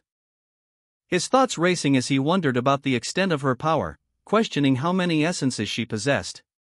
He knew that if he couldn't quickly overcome her, he would be in grave danger. With renewed determination, he prepared for another attack. The red-haired woman, sensing his intent, countered swiftly, her attack leaving Einar momentarily vulnerable. A desperate cry escaping his lips as he braced for the impact. The red-haired woman's attack was imminent. Einar, his body racked with pain, collapsed to the ground. A look of utter disbelief on his face as he muttered, "Huh?" His internal monologue revealed the extent of his injury. "My entire body feels void of strength." The red-haired woman's attack had been swift and precise. Einar questioned, "Did she pierce through my armor and stab my spine with just a dagger? How? Is she an aura user?" The red-haired woman's expression turned grim as she thought, "Then we have no chance of winning." The red-haired woman launched a swift, decisive attack against Einar. Her blade a blur as it sliced through the air. The force of the blow sending Einar sprawling to the ground, his body heavily wounded. Blood staining his armor as he coughed, his breath ragged. Bjorn watched from a distance, his expression unreadable as the red-haired woman vanished into the shadows. Einar, defeated and bleeding, was left alone to grapple with his injuries and the consequences of his actions. Einar, severely wounded, cursed under his breath, "Damn it! Einar!" The darkness closed in around him. As the red-haired woman calmly stated, "Give up. A basilisk's paralytic poison is already spreading throughout your system." The image showed Einar from behind, a dark spot blooming on his back where he'd been struck. Bjorn, watching the scene unfold, gasped, "She's superior in strength, speed, everything." His breath hitched as he muttered, "Damn it, are we really gonna die in a place like this?" Einar, weakened and betrayed, felt the poisoned blade pierce his flesh. The red-haired woman stood over him, her expression unreadable. She offered a chilling proposition: if he swore to remain silent about what he had witnessed, she would spare his life. Einar, his body racked with pain and betrayal, could only manage a weak, barely audible, "What?"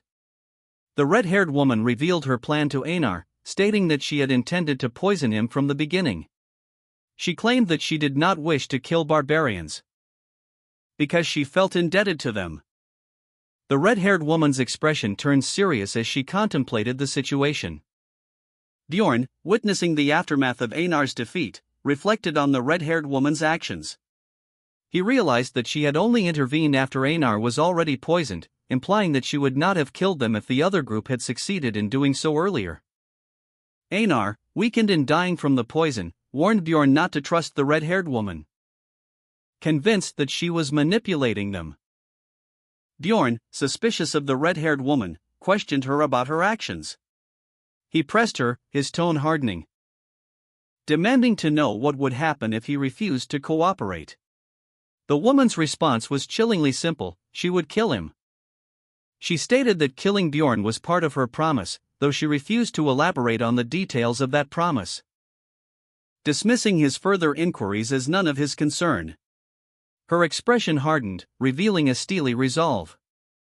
Bjorn, despite his apprehension, swore on his honor as a warrior to uphold his word, his resolve unwavering despite the danger he faced. His solemn oath hung heavy in the air, a stark contrast to the red-haired woman's cold demeanor. The scene ended with Bjorn kneeling, his head bowed in submission. The red-haired woman observed Bjorn, a flicker of amusement in her eyes. She commented on his unique nature, a subtle threat laced within her words.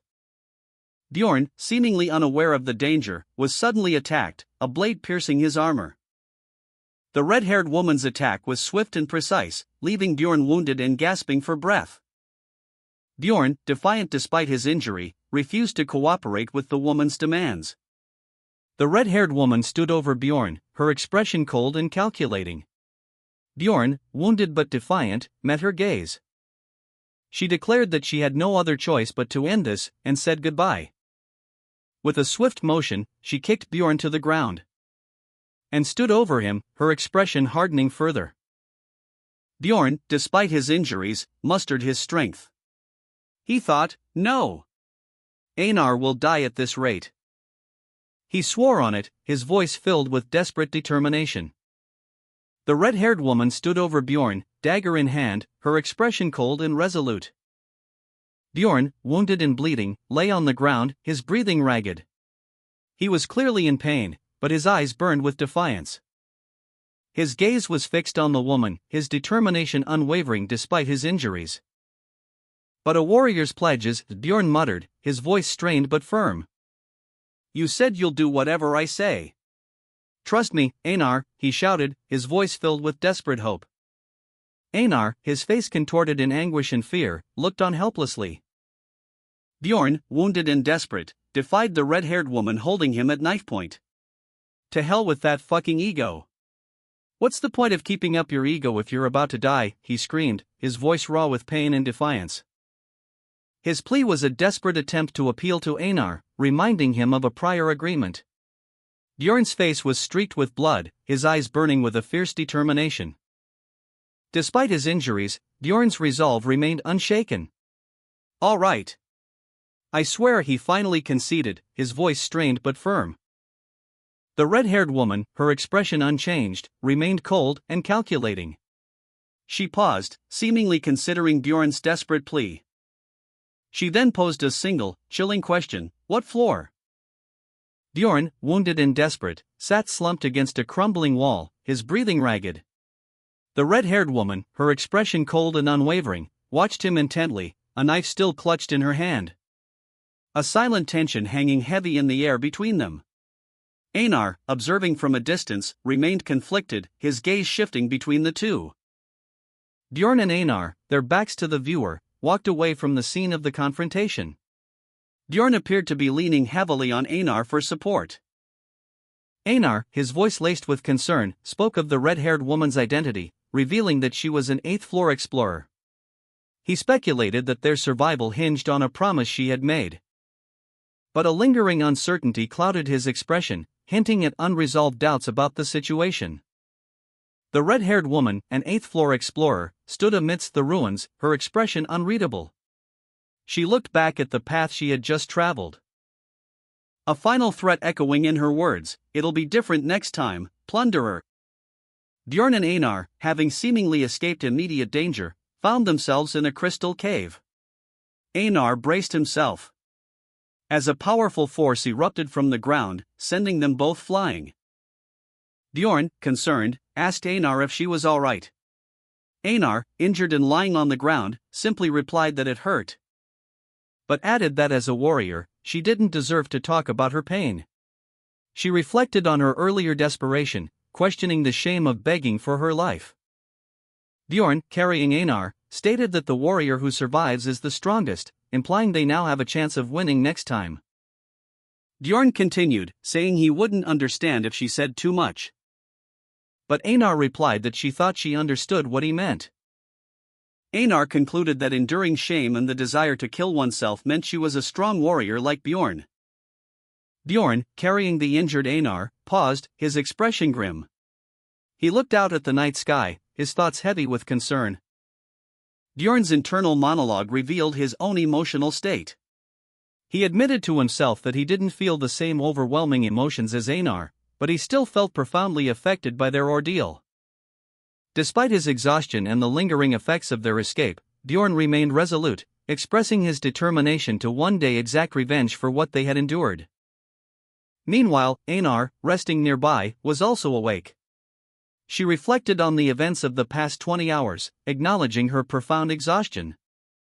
Despite her exhaustion, sleep eluded her. The trauma of their near-death experience in the crystal cave continued to weigh heavily on her mind. Einar's thoughts turned inward, acknowledging her own feelings of inadequacy and shame. She felt she had failed, despite Bjorn's efforts to comfort her. Einar, injured and exhausted, lay unconscious in Bjorn's arms. Her long, braided hair fanned out around her head. A flashback revealed Einar's recollection of her rescue. She remembered feeling as if she had been saved by Bjorn, the blonde swordsman. The flashback continued, showing a group of figures, a high priest, a priestess, and 2 other warriors. One of the warriors was Bjorn, and the other was a dark-haired man with tattoos. Einar remembered the priestess refusing to heal her injuries. Then Bjorn, seemingly saddened by her condition, tossed her a healing potion. Einar, desperate, drank the potion like a dog. The flashback ended. Bjorn, weary but determined, carried the injured Einar. His knuckles were white, his grip tight on her. Einar's thoughts drifted back to her rescue, a wave of emotion washing over her. I was happy to be alive, she reflected, but I can't forget that feeling. She vowed to herself, I swore to myself to never feel like that again. The question lingered, what was the problem? Bjorn's internal monologue revealed his perspective, I'd made the best choices I could in the situations I was put in. He continued, in other words, I was only focused on the present. The image showed Bjorn, resolute, standing tall. But a shadow of doubt crossed his face as he questioned himself, but what else can I do? Bjorn's eyes snapped open to a horrifying scene, a brutal beheading played out before him. And the violence continued, blurring the line between reality and nightmare. He found himself forced to prioritize his own survival. A grim necessity in the face of such chaos. The dust settled, leaving Bjorn alone with his guilt and a renewed resolve. He couldn't continue living like this. A change of plans was needed. Bjorn's expression hardened, his eyes reflecting a steely determination. The scene opens on a discarded helmet, its surface marred by scratches and dents. The name Einar is visible in a speech bubble. A figure, presumably Einar, speaks of a path to strength, but warns of inherent danger. Bjorn, seated beside a wounded Einar, listens intently. Einar's words seem to resonate deeply with him. Einar, despite her injuries, declares her resolve to pursue this dangerous path, stating that death is inevitable without strength. She reflects on the chaotic nature of life, regardless of the path chosen. Einar's strategy was simple, attack first. This was the best approach. Bjorn, listening intently, agreed. All right, Einar, he stated, his resolve hardening. Their plan was to enter the rupture. Bjorn declared, we'll search for the chaos first. His eyes burned with determination. A bold declaration reflecting their shared belief, what doesn't kill you makes you stronger. You have defeated the Gnome EXP +1, and, you have defeated the Razor Mane Wolf EXP +1, messages appeared on the screen. Bjorn and Einar surveyed the scene, a defeated gnome and a Razor Mane Wolf lay dead before them. Einar commented that he didn't know there was a place like this on the first floor, where 4 types of monsters appeared at once. Bjorn added that the region's unpopularity stemmed from this difficulty and the need for torches due to the darkness. Einar explained that there's no reason to come here unless one is cutting through to save time. But that this also makes it a great place to hide things. A large, dark chest was revealed. Bjorn, upon encountering a stone monument inscribed with an unfamiliar script, questioned its nature. Einar explained that the inscription was a memorial to the labyrinth's first discoverer. A closer look revealed the name Diphan Grundu Gabrilius. The inscription further detailed that it was in honor of his great first steps into the labyrinth. Bjorn recognized the phrase as being identical to a quote from a game. Bjorn, still pondering the memorial inscription, deduced that the hidden condition was likely similar to what he had already observed. Einar announced his intention to open a rupture, emphasizing that everything that followed would remain a secret. Einar swore on his honor as a warrior, his expression conveying a sense of solemn determination. Bjorn, still curious, questioned Einar about the nature of a rupture. Einar explained that a rupture was a labyrinth within a labyrinth, a type of dungeon known as an instance dungeon in the game. Einar further clarified that this specific dungeon had been cleared by chosen members, as shown by the game interface. Instructions for opening a rupture on the first floor appeared before Bjorn and Einar. The text detailed the requirement of placing magic crystals from 4 types of monsters: goblin, gnome, ghoul, and razor-mane wolf onto a memorial stone. And finally, a death fiend's magic crystal. The text further explained that adding a magic crystal from an 8th rank monster from the 2nd floor would trigger the rupture to open. Bjorn, having understood the process, urged Einar forward. "Let's go in, Einar." Einar, seemingly prepared, initiated the process, causing a violent eruption of energy, revealing that the Death Fiend's magic crystal opened an instance dungeon with a capacity of 5 people. The difficulty of this dungeon, it was revealed, would depend on the party members' capabilities. A defiant challenge echoes through the air. "Now, who will come?" The term rupture appeared on the screen, signifying a specific type of in-game event. A description of instance dungeons was displayed: labyrinths within labyrinths, randomly appearing on each floor of the game world. Further explanation revealed that these instance dungeons are new realms that open randomly on each floor, and that a cooldown period exists for their appearance.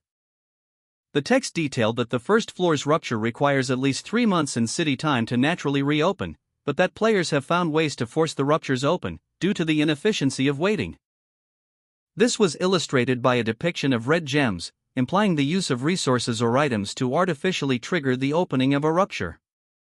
The narrative opens with an ominous announcement: there are 4 ruptures on the first floor of the blood-tinted castle, and the one they entered was one of significant size. The sky is a foreboding red, crows fly towards a dark castle. 2 figures, a man and a woman, stand before the imposing blood-tinted castle. The woman, her expression one of shock, exclaims that the castle is gigantic. The man, seemingly unfazed, calmly observes the scene. The man explains that he knew it would be the blood-tinted castle, having used a Death Fiend's magic crystal to locate it. He adds that, fortunately, all ruptures on the first floor are doable, regardless of difficulty. The man and woman, having located the blood-tinted castle, now focused on the impending raid. The text on the panel emphasized the importance of identifying who would be joining them, as the members participating would be automatically selected. Suddenly, Bjorn was alerted to an unexpected arrival. A powerful force impacted Bjorn, sending him sprawling. The sheer force of the blow was evident in the destructive energy unleashed, leaving a trail of devastation in its wake. Bjorn and the newcomer faced off, the newcomer's identity shrouded in mystery, prompting the question, "Who is it?" The words, "Erwin, you used your spirit again," hung in the air, a stark reminder of the cost of his power. A woman with silver hair, an elf, stood in the crystal cave of the labyrinth's first floor, facing a fiery spirit. She gasped, "Ah!" She struggled against the spirit, muttering, "It's too hard with just a dagger." Another woman, cloaked in dark-haired, observed the elf's struggle. She stated, "I told you need to be able to defend yourself without the bow or spirit." The silver-haired elf reflected, "Mr. said that specializing in what I can do best is what I should do, and that an explorer's duty is to trust the team and fulfill your own role the best you can." The dark-haired woman reflected, he's right, but the world is not that nice. Addressing the elf, she stated, Erwin, a teammate is just a teammate. Continuing her advice, she cautioned, don't put such a high value on them. The elf, Erwin, responded quietly, all right. Mr. isn't a bad person. She then suggested, anyway, can't we go to the second floor now? I bet Mr. is earning a whole lot of money up there right now. The dark-haired woman replied, you can't quickly climb the floors by just hunting a bit on the second floor. The elf woman, with a knowing smirk, announced, so we're going to enter a rupture. A companion, seemingly surprised, questioned, what? I thought you had to be lucky to get into one. The elf continued, explaining that while it requires luck, many experienced explorers have never had the opportunity to enter one. She revealed that the last rupture opened 8 months ago, and given the 8-month cycle, the first floor's rupture should open soon. The companion, seemingly realizing something, murmured, I see. Mr. didn't tell me anything about that. The elf responded, that's to be expected. That barbarian's a beginner, too, after all. One woman, observing a man's ascent, commented that he was probably going up the floors in the most inefficient way possible. A close-up on a smirking face suggests amusement at this inefficiency. Meanwhile, another woman urged a man named Erwin to trust her. She confidently predicted that within a year, he would be unbelievably stronger than a certain barbarian. A sudden, jarring sound caused Erwin's eyes to widen in alarm, as he recognized the ominous sound as the rupture. Above Erwin, a large fissure split the very fabric of reality, radiating ominous energy outwards. The dark-haired woman urgently shouted a warning, run, Erwin. Erwin, startled by the sudden rupture, stumbled back, muttering oh okay, in a shaky voice. The woman and the dark-haired woman reacted swiftly, launching themselves towards the expanding chasm. The dark-haired woman's movements were particularly agile and powerful as she moved to intercept the spreading energy.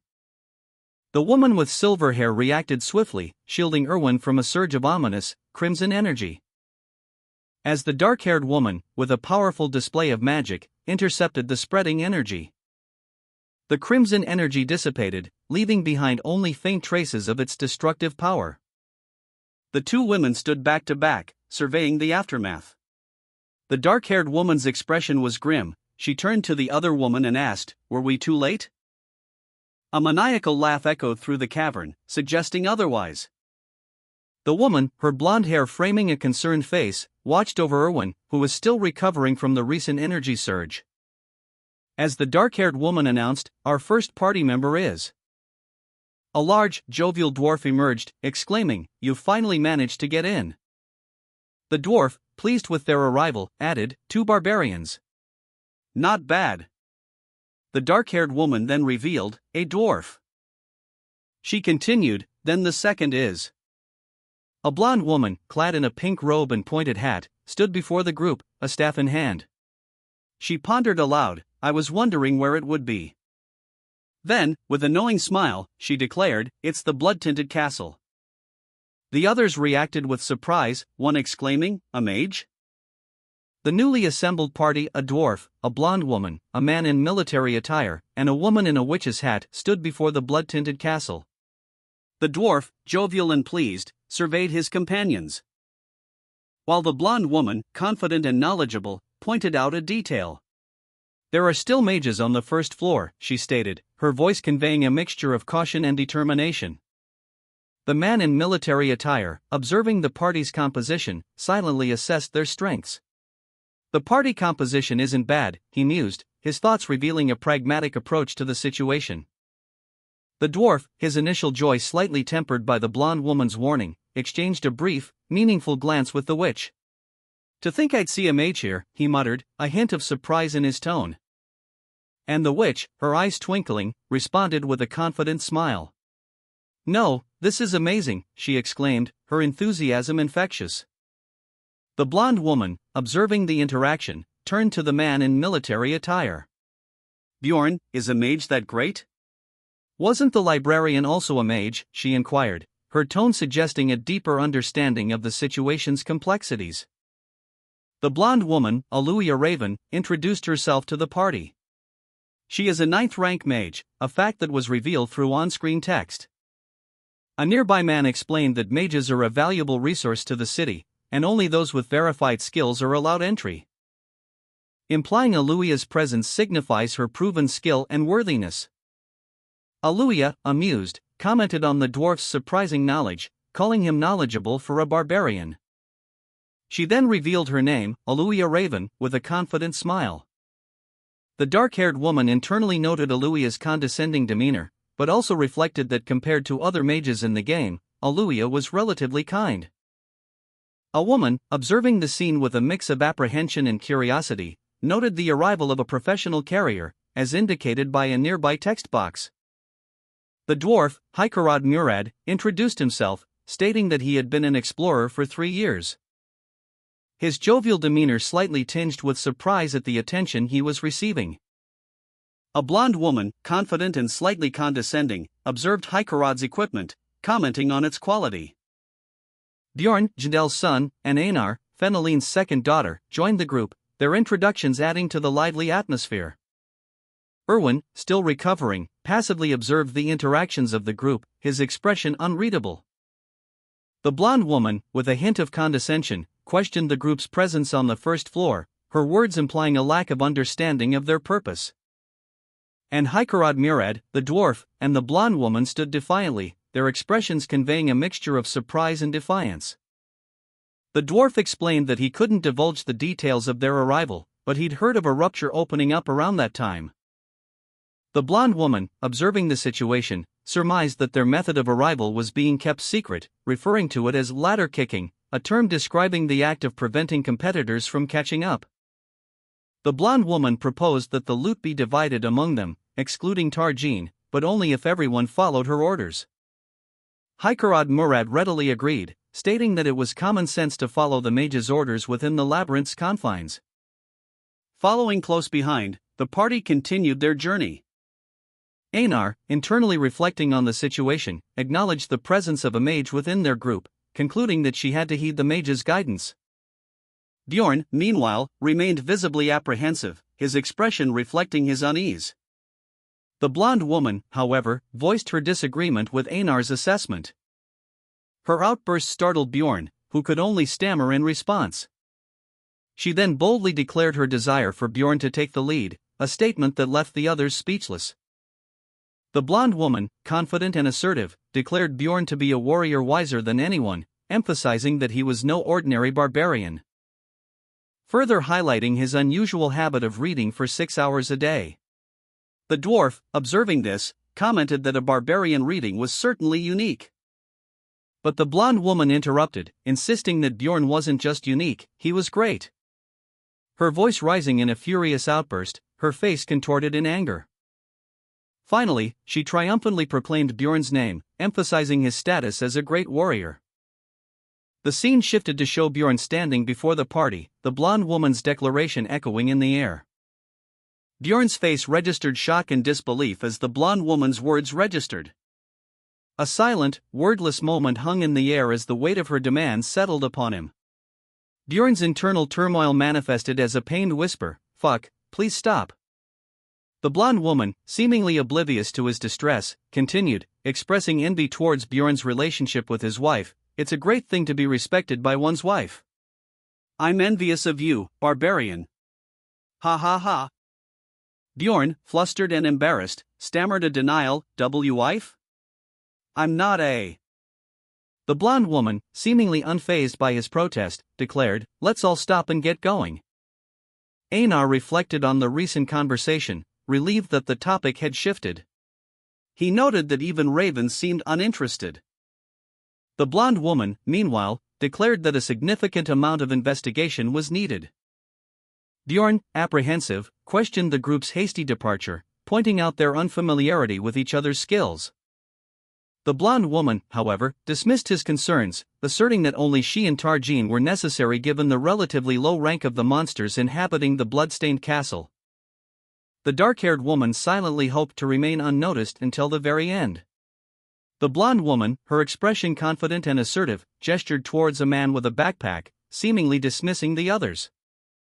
while the dwarf and Bjorn, apprehensive, watched her with concern.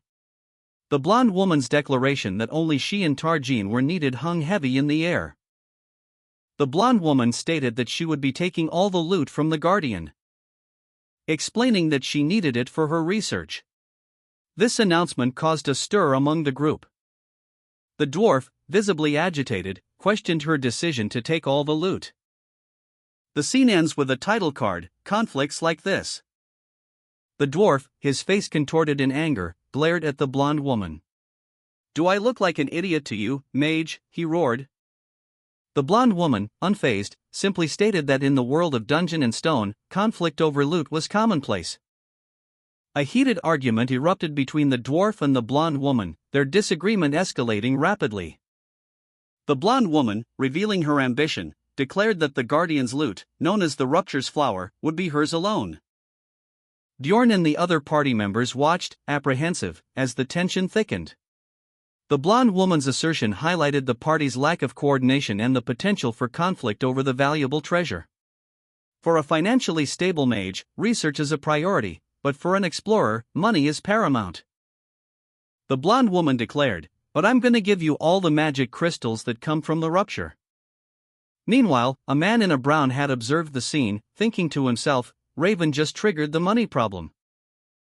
The blonde woman continued, her voice sharp, "You're telling us to just eat the leftovers. I can't let you have that." The dwarf, his face contorted in anger, retorted, Isn't it a fair division?" He continued, his anger escalating, "It's not even guaranteed that the loot will be dropped."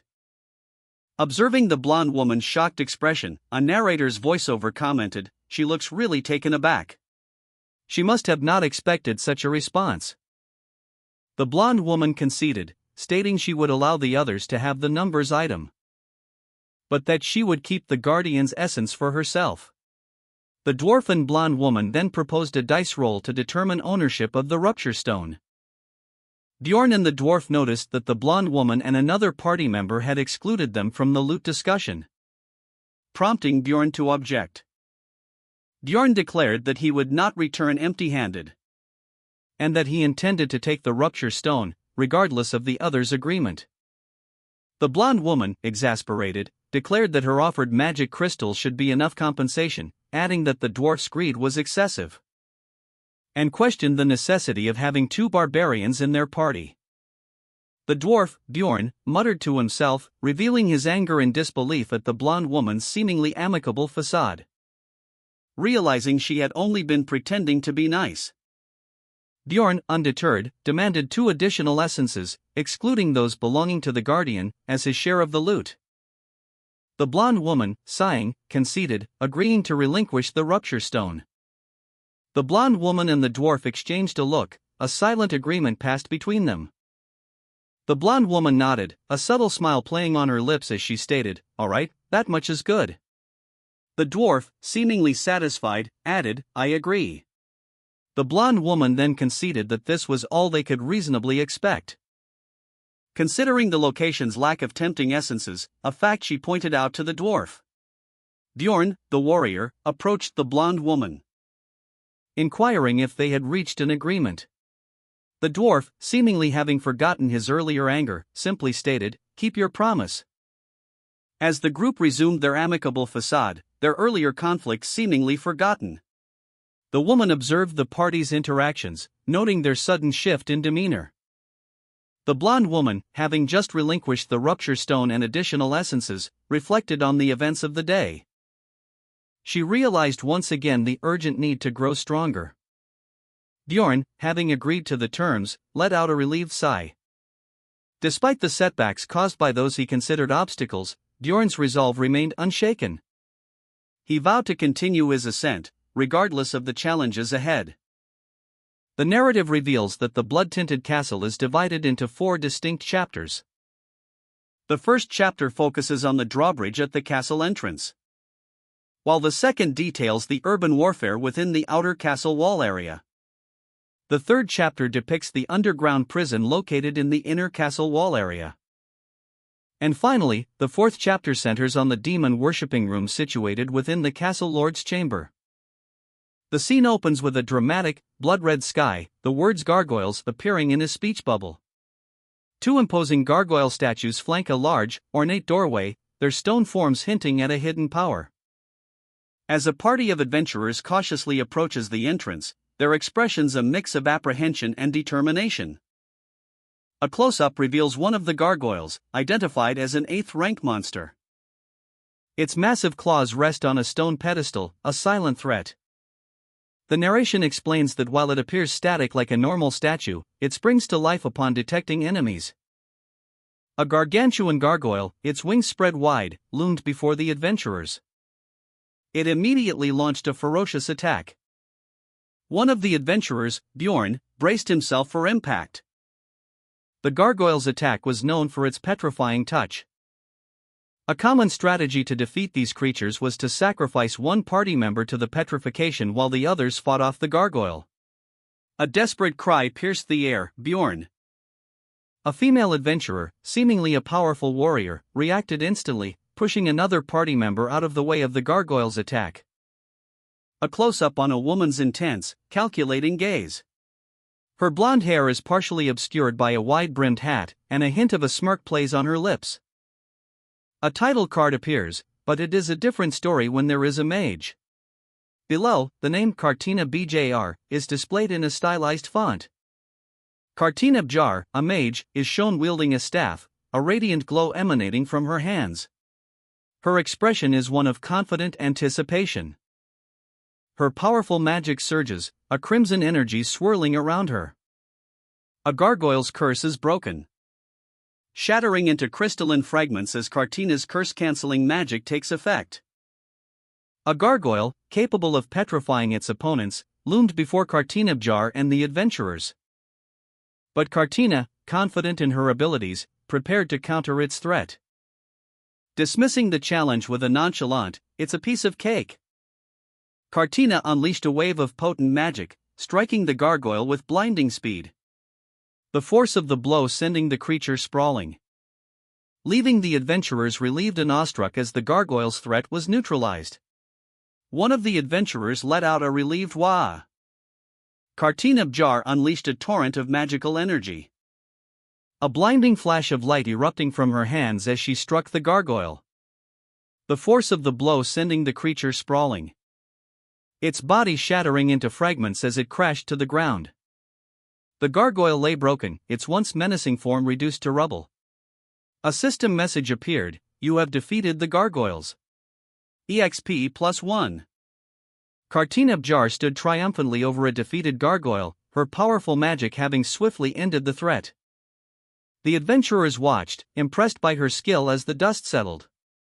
One of them, a dwarf, used a hammer to repair the damaged stone floor. Kartina chuckled, commenting on the adventurer's skill and the dwarf's effective work. The dwarf, blushing slightly, mumbled in response to Kartina's praise. Meanwhile, another adventurer observed Kartina and the dwarf, noting the dwarf's impressive skill and Kartina's powerful magic. A crimson magic crystal pulsed with inner light, emanating faint pink wisps. The crystal, seemingly of its own volition, began to drift and shimmer, causing one of the adventurers to exclaim in surprise, "Bjorn! The magic crystal's moving on its own." Another adventurer, a man with a brown hat and a serious expression, explained, "It's a spell to collect magic crystals." He continued, "I'll collect them for now and divide them up along the way." Kartina, pleased, responded, "I'd appreciate that." Ha ha ha. The group, now in agreement, prepared to continue their journey. A powerful magical energy erupted, the source obscured by a blinding flash, leaving behind only scattered debris and a lingering aura of intense heat. Kartina Bjar and the adventurers emerged from a damaged passageway, their expressions a mixture of awe and caution, observing the aftermath of the magical outburst. "It's very dark. We're gonna need some light," one of the adventurers remarked. A burly warrior, seemingly unfazed by the darkness, responded with a confident, "Ah, then." Before a female mage, with a flourish, cast a spell, conjuring a bright, illuminating orb in her hand. A brilliant flash of light erupted from the ceiling, illuminating a gruesome scene below. A horde of grotesque, bloated corpses, their features contorted in silent agony.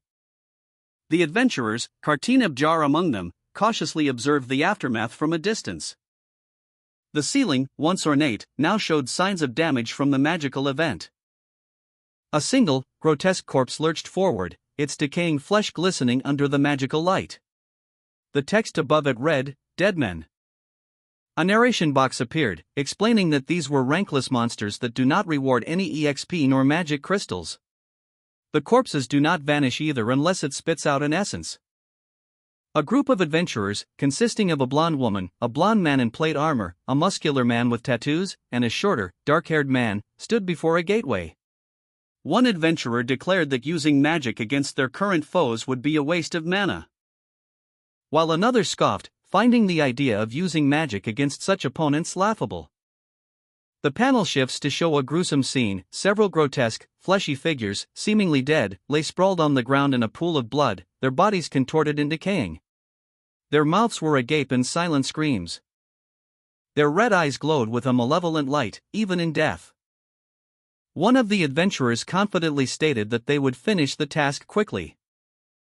The final panel shows Kartina Bjar, the blonde woman, leading the charge, her expression determined. The other adventurers followed closely behind, ready for action. Kartina Bjar, at the forefront of her adventurers, launched a swift, powerful attack. A crimson energy slicing through the air and striking a large, unsuspecting dead man with brutal force. The impact sent the dead man sprawling, his body dissolving into dust, as Kartina followed through with a devastating finishing blow. Another dead man, seemingly alerted by the commotion, prepared to retaliate. Kartina Bjar unleashed a devastating attack, the force of which sent one of the dead men sprawling to the ground in a bloody explosion. The dead man roared, "This is the end," as he lunged forward with his weapon. But Kartina Bjar effortlessly deflected the blow, countering with a swift strike that obliterated the creature, leaving behind only a crimson mist. Another dead man charged, only to meet a similar fate.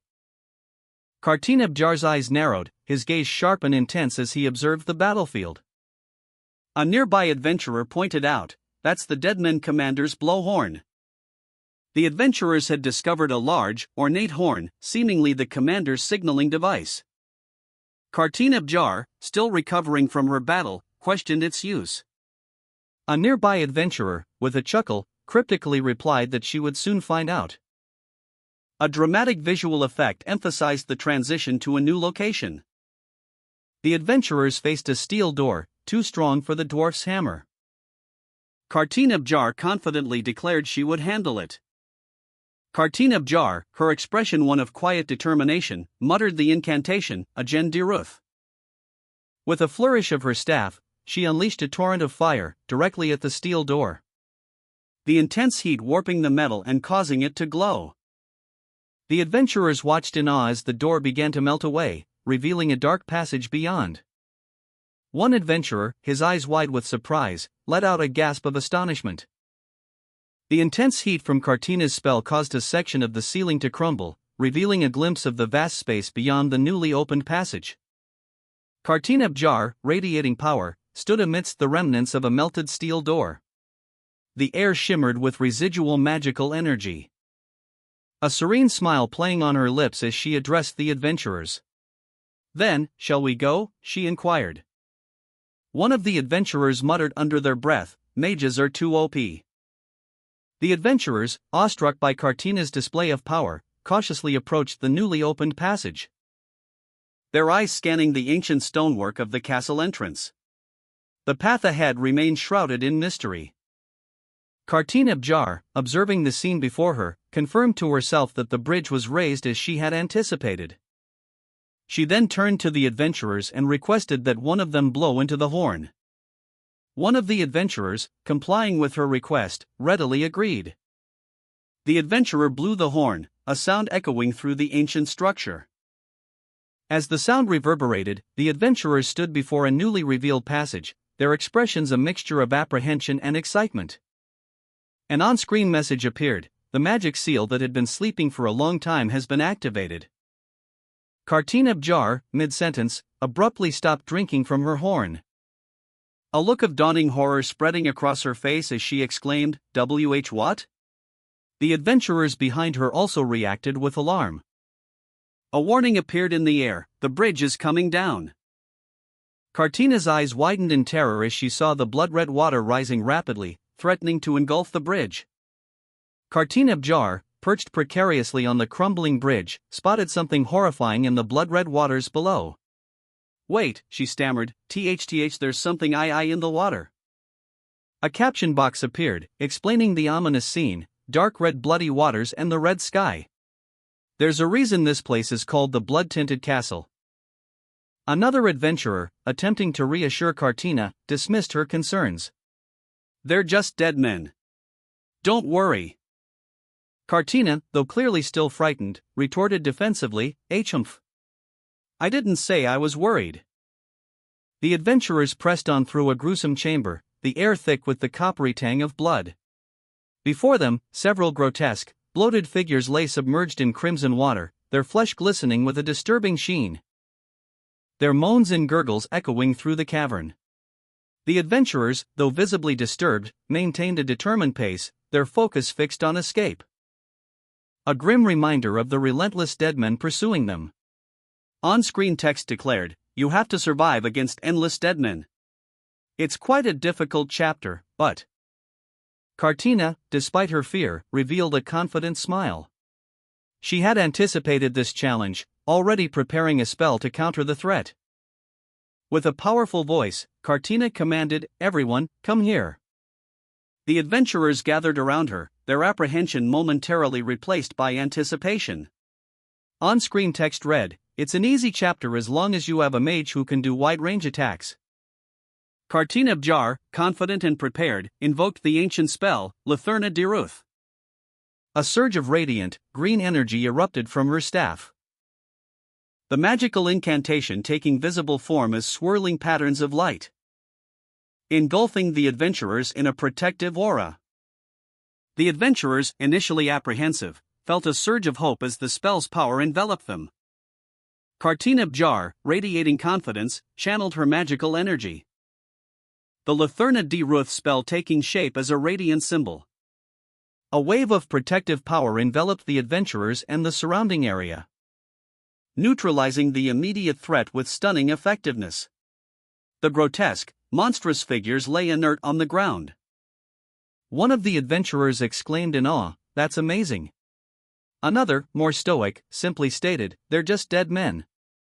A warrior, his face partially obscured by his helmet, showed a grim expression, his gaze fixed on the fallen foes.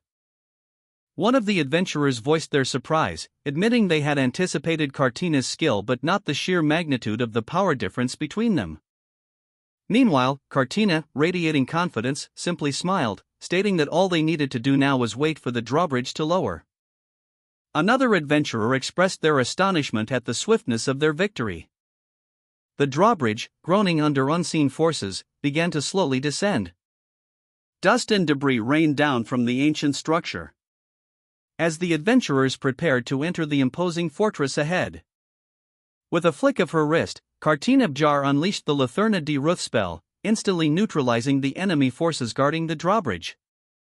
The adventurers watched in awe as the magical energy dissipated, leaving only stunned silence in its wake. The first chapter of the blood-tinted castle concluded unexpectedly easily. One of the warriors reflected on the swift victory.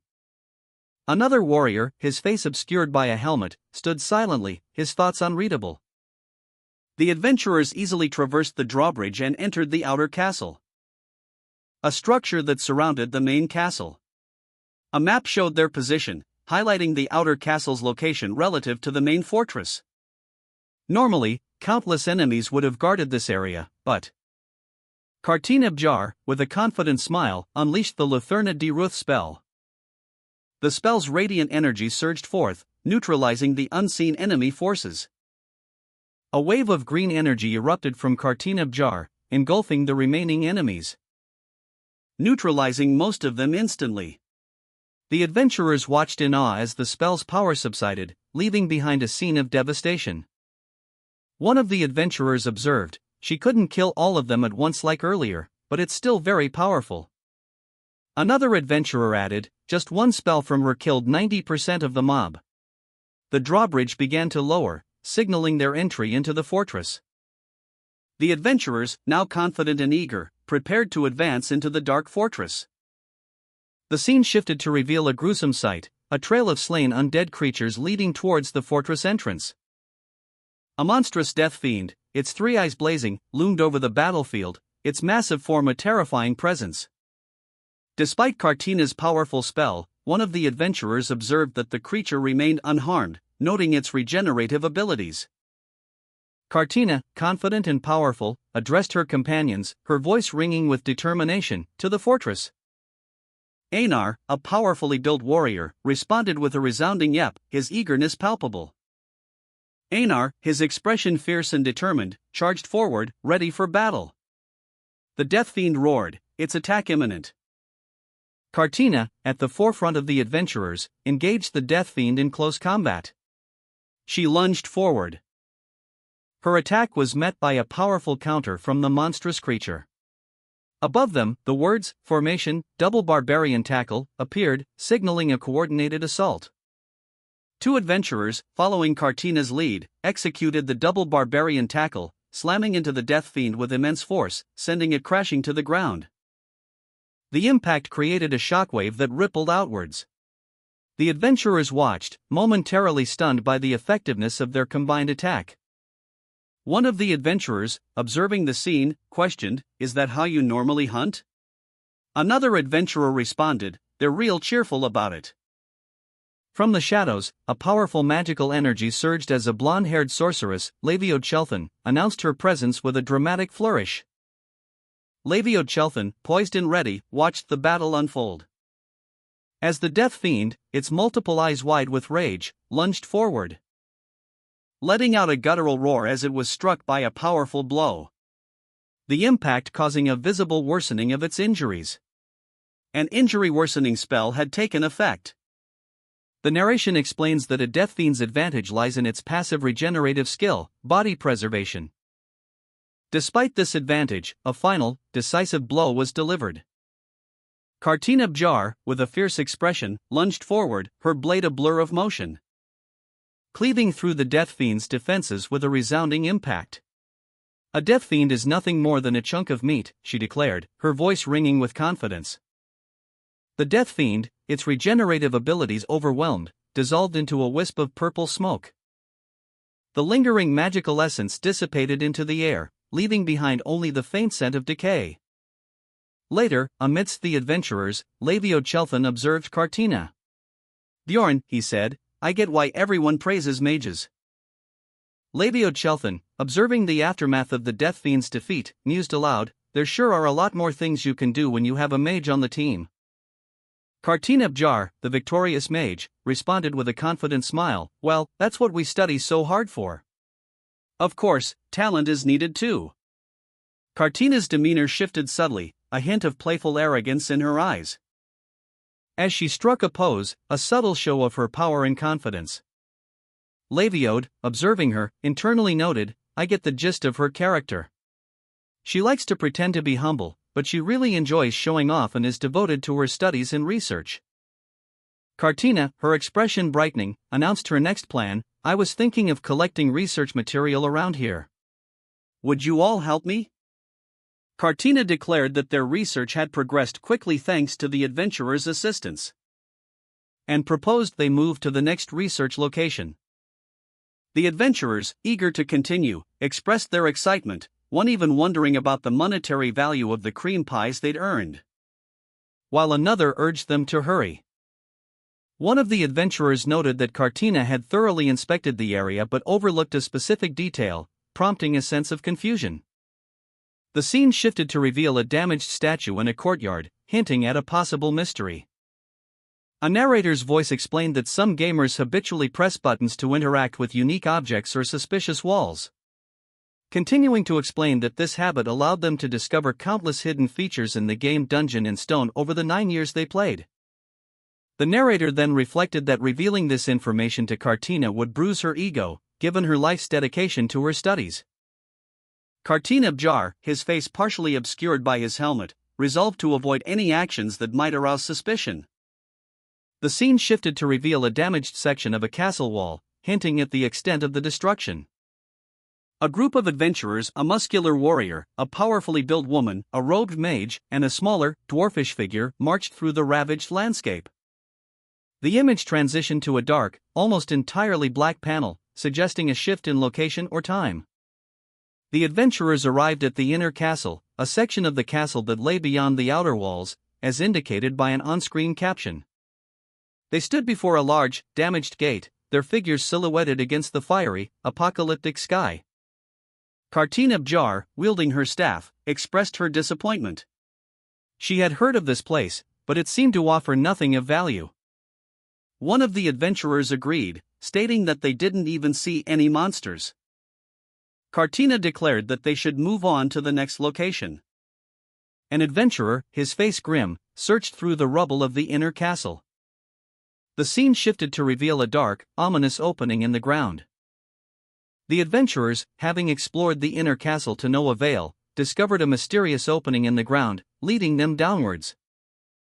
A close-up on a gloved hand holding a glowing object, suggesting magical preparation or a powerful artifact.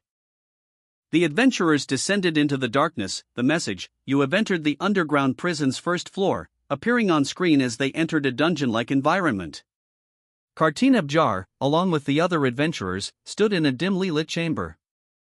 One of the adventurers, inquiring about the monsters inhabiting the prison, asked Miss Raven, what kind of monsters appear here?"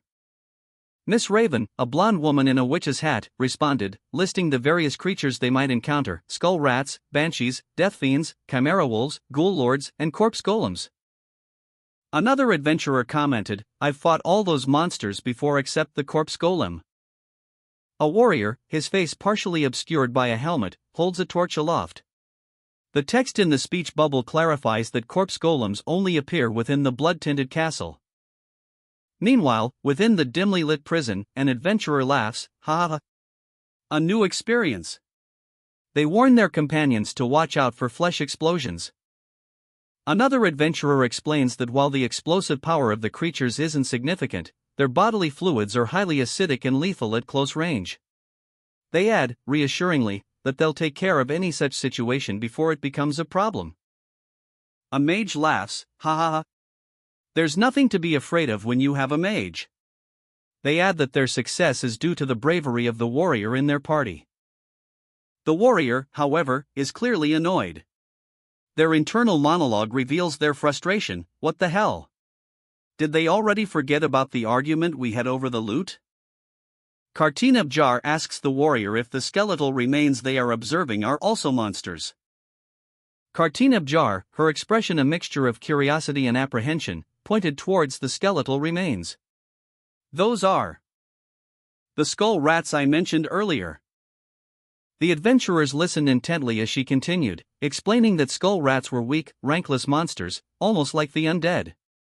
"But they're not good at combat, so you just need to step on them," she said, but was interrupted by the mage, who had a rather annoyed expression. "Mage, I wasn't asking you." The mage, clearly irritated, turned away, her expression hardening. A tense silence filled the air, suddenly broken by a chilling sound. Kartina's eyes widened in terror. "Tth this sound. Be Bjorn." A banshee's terrifying shriek pierced the night. Its ghastly visage contorted in a silent scream, eyes blazing with malevolent red light. Miss Raven, ever cautious, warned the adventurers, "Be careful. It'll be really bad if you come across one." She continued, "It's not too dangerous, but you'll have a terrible, horrifying experience." Kartina, visibly shaken, whispered, "Terrible?"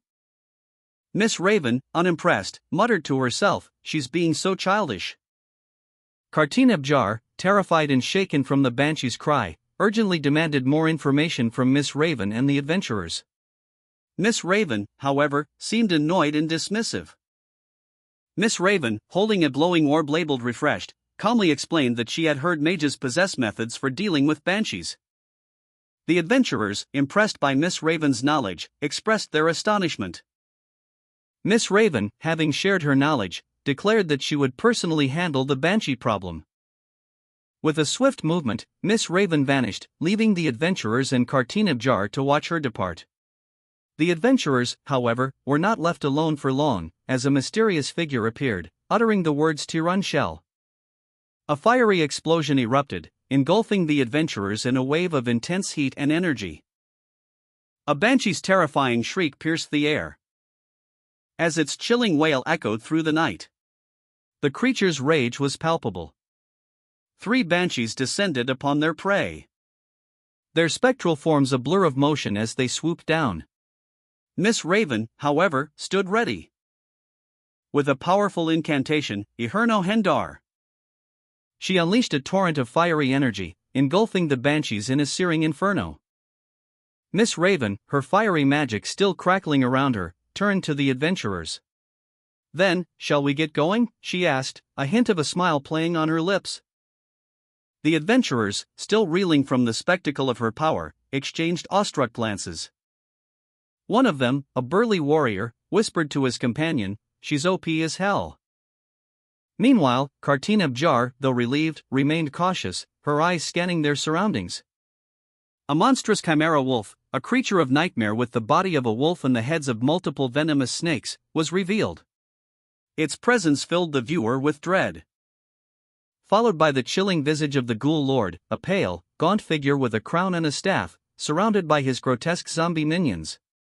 He surveyed his domain with a cruel smile. The interior of the underground prison was described as resembling a mad scientist's laboratory, filled with disturbing monsters and strange objects. The scene was unsettling and foreboding. The Ghoul Lord declared that the fun begins now, underscoring his malicious intent. He then complimented Miss Raven on her impressive abilities, questioning her lack of fear. Miss Raven responded that she enjoys dissections, and this was nothing compared to what she's used to. Miss Raven, seemingly unfazed, touched a wall, her expression hinting at a discovery or a plan forming in her mind. The scene ended with a sense of anticipation. A group of adventurers, including a warrior, a mage, and a dwarf, stood before a seemingly solid wall. Miss Raven, the apparent leader, explained that a hidden door existed behind the wall, according to a map she possessed. She further revealed that, upon entering, they would likely encounter a corpse golem. The adventurers, understanding the potential danger, decided to leave their belongings behind before proceeding. One of the adventurers, Jandel, was asked to activate his torch, illuminating the area before them. Jandel, prepared for the task, stated that he would open the hidden door. As the hidden door was opened, a dark, ominous cloud of smoke emerged from within. Miss Raven led her adventuring party through a dark, narrow passage. The group, composed of a barbarian, a warrior, a mage, and a rogue, moved cautiously into a vast chamber filled with a horrifying sight, a mountain of corpses, bloated and decaying in a fetid pool of stagnant water. The stench was overpowering. An incredible stench stabs at the nostrils, and an endless mountain of corpses fills the view, the narration stated, emphasizing the scene's grim reality. Despite the horrific scene, the adventurers pressed on, their determination unwavering. The barbarian, though visibly affected by the stench, showed no signs of weakness. "I would have fainted right away if it was in the past, but this has no effect on the strong body of a barbarian," he thought, his resilience a testament to his strength. The weight carrier, showing the first signs of reaction to the gruesome scene, braced himself for whatever horrors lay ahead. One of the adventurers, overcome by the stench of the chamber of corpses, retched violently, his body heaving as he struggled to maintain his composure. A visible wound on his chest, a grim reminder of their perilous journey. A stark black box appeared, declaring simply, "The second was Raven." Miss Raven, the leader of the group, was shown coughing violently, her face pale and strained from the overwhelming stench. Despite her experience with dissections, the sheer intensity of the smell proved too much. Another adventurer, seemingly unfazed, spoke reassuringly, "I'm glad at least you two are fine. Let's keep going."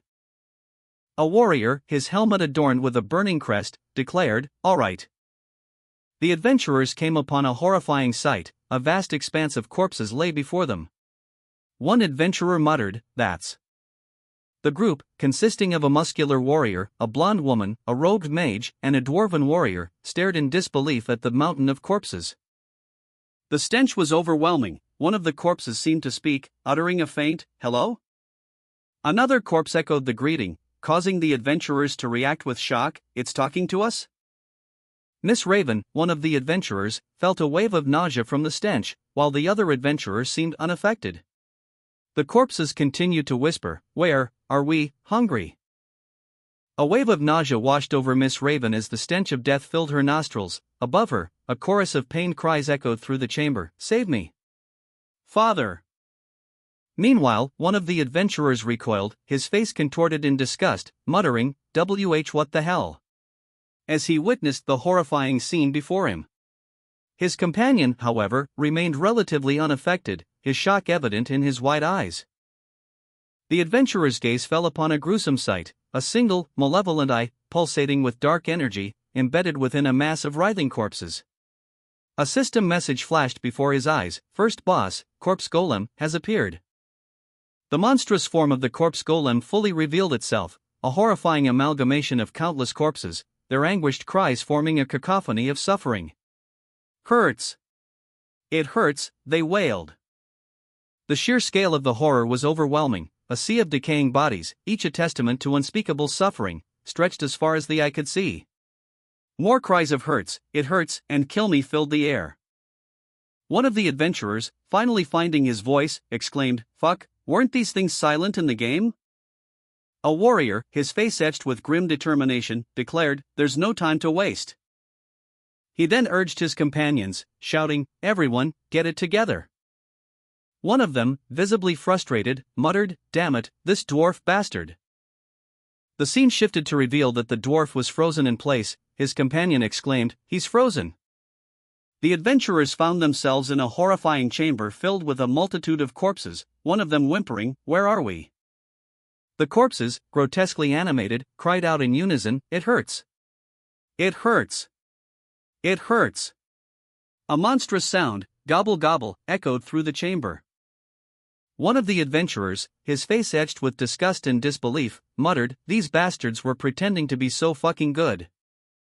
His companion, equally shocked, added, "Looks like they won't carry us here." The adventurer's face contorted in a grimace of exertion and fear as he braced himself for the coming horror. The word "die" echoed in the panel, foreshadowing the impending danger. Before them loomed a horrifying monstrosity, a towering corpse golem, formed from countless animated corpses, its single, malevolent red eye burning with dark energy. The adventurers stood ready to fight, their weapons raised. A brief description of the game Dungeon and Stone appeared on screen, highlighting its niche appeal and unique artistic style. The narration continued, emphasizing the game's striking, photorealistic illustrations, which were so memorable that they became popular memes, even among those unfamiliar with the game itself. An image showcasing the game's popularity and the widespread use of its illustrations as memes was displayed, alongside a promotional image for surviving the game as a barbarian. The narrator reflected on the game's artistic merit, noting the exceptional quality of its illustrations. A barbarian, his face contorted in pain, stood with a burning brand pressed against his helmet. The heat was intense, causing him to grimace. His hand gripping the shaft of a large weapon, his knuckles white with strain. The scene shifted to reveal a horrifying vision, a monstrous entity composed of countless writhing, screaming figures, its central eye glowing with malevolent red light. It was nothing compared to seeing it in real life, a voice echoed in his mind. The creature's grotesque form pulsed with dark energy, its many mouths opening in silent screams as it writhed. "It hurts! It hurts," the barbarian cried out in agony. A close-up on a distraught mage, her face etched with worry. The text above her reads, "The mage that was supposed to be skilled in dissections." The image shifts to a grim-faced barbarian, his expression hardened by years of experience. The text above him reads, "The dwarf that must have come across countless kinds of monsters over his 3 years as an explorer." Next, a strong-looking cargo carrier is shown, his features conveying a sense of quiet determination. The text above him reads, "The cargo carrier who looked pretty strong despite his role." The focus narrows to a close-up of a man, his face contorted in pain and exhaustion, saliva dripping from his mouth. A hand grips a weapon, the image accompanied by text. They treated Einar and me like trash because we were beginners, but the only ones in their right minds here are Einar and I, the barbarians. The barbarian, still seething with anger, stood defiantly before his opponent, his massive frame radiating barely contained fury. His eyes, narrowed in intense concentration, were fixed on the enemy, a warrior clad in heavy armor, whose helmet was now engulfed in emerald green flames. A clear indication of the magical assault he was enduring. His powerful arm, tensed and ready, showed the strain of the ongoing magical attack. The barbarian's companion, Einar, roared in frustration, her voice echoing the barbarian's own simmering rage. "What are you all doing?" she demanded, her words laced with disbelief and fury. Her eyes blazed with a fierce determination as she watched the unfolding battle. Einar's frustration boiled over into a sharp command: "Move!" With a mighty heave, the barbarian, fueled by Einar's words and his own burning resentment, launched a counterattack. He swung his massive weapon with brutal force, aiming to break through the magical flames engulfing his opponent. The resulting impact sending a shockwave of green energy rippling outwards. The scene ended with a chaotic burst of magical energy. A blast of green energy erupted, the mage's attack striking the dwarf with brutal force. The barbarian retaliated instantly, a fiery counterattack aimed at the source of the magic. Her rage fueled by the unexpected assault. The dwarf, caught off guard, cried out in pain as the magical energy seared his eyes. His vision obscured, he was rendered helpless. The barbarian's attack found its mark, leaving the dwarf momentarily incapacitated. "The dwarf has been rendered powerless in the blink of an eye," a narrator's voice stated. The barbarian questioned the mage's trustworthiness, reflecting on her seemingly dependable facade. Meanwhile, the mage, still recovering from the attack, vomited. The barbarian, seeing the dwarf's incapacitated state, urgently ordered Einar to take the dwarf to safety and protect the mage. He resolved to draw the enemy's attention, knowing that they would all die if he didn't act strategically. A blur of motion indicated the barbarian's swift counterattack. He charged forward, a fierce expression on his face, ready to confront the threat head-on. The narration begins with an on-screen text box explaining the corpse golem's attack pattern: simple. It throws corpse bombs at distant targets, while engaging closer enemies with a direct melee assault. The barbarian, having just been struck by a corpse bomb, coughs up blood, clearly injured. The golem lunges forward, its many corpse-like appendages reaching out to grasp its prey. A wave of decaying flesh and bone hurtling towards the barbarian. A chilling narration box appears, explaining that the corpse golems pull in victims for consumption. As a corpse golem lunges towards the barbarian, who is thrown back by the force of the attack. The barbarian, injured, warns Einar to stay away from the corpse golem, explaining that getting too close will draw its attention away from the injured mage. Einar, understanding the danger, continues to escort the injured dwarf to safety, while the barbarian and mage remain in a precarious situation.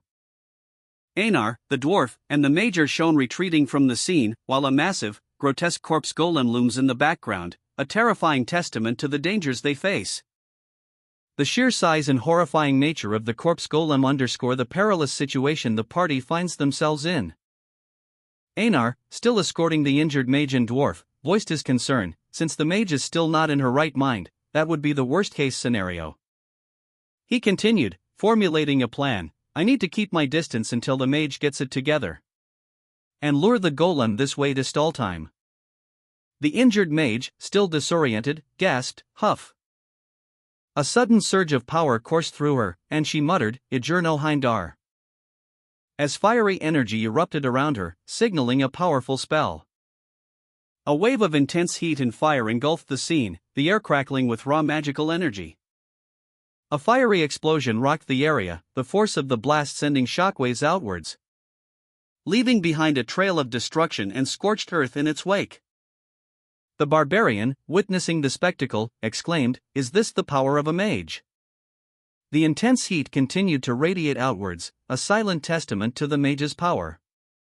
The first pattern of the corpse golem, a task that would normally require many torches and considerable time, was completed with a single spell. The mage unleashed a devastating spell, incinerating the golem's outer shell. "It's hot," exclaimed one of the onlookers, as the air crackled with residual magical energy.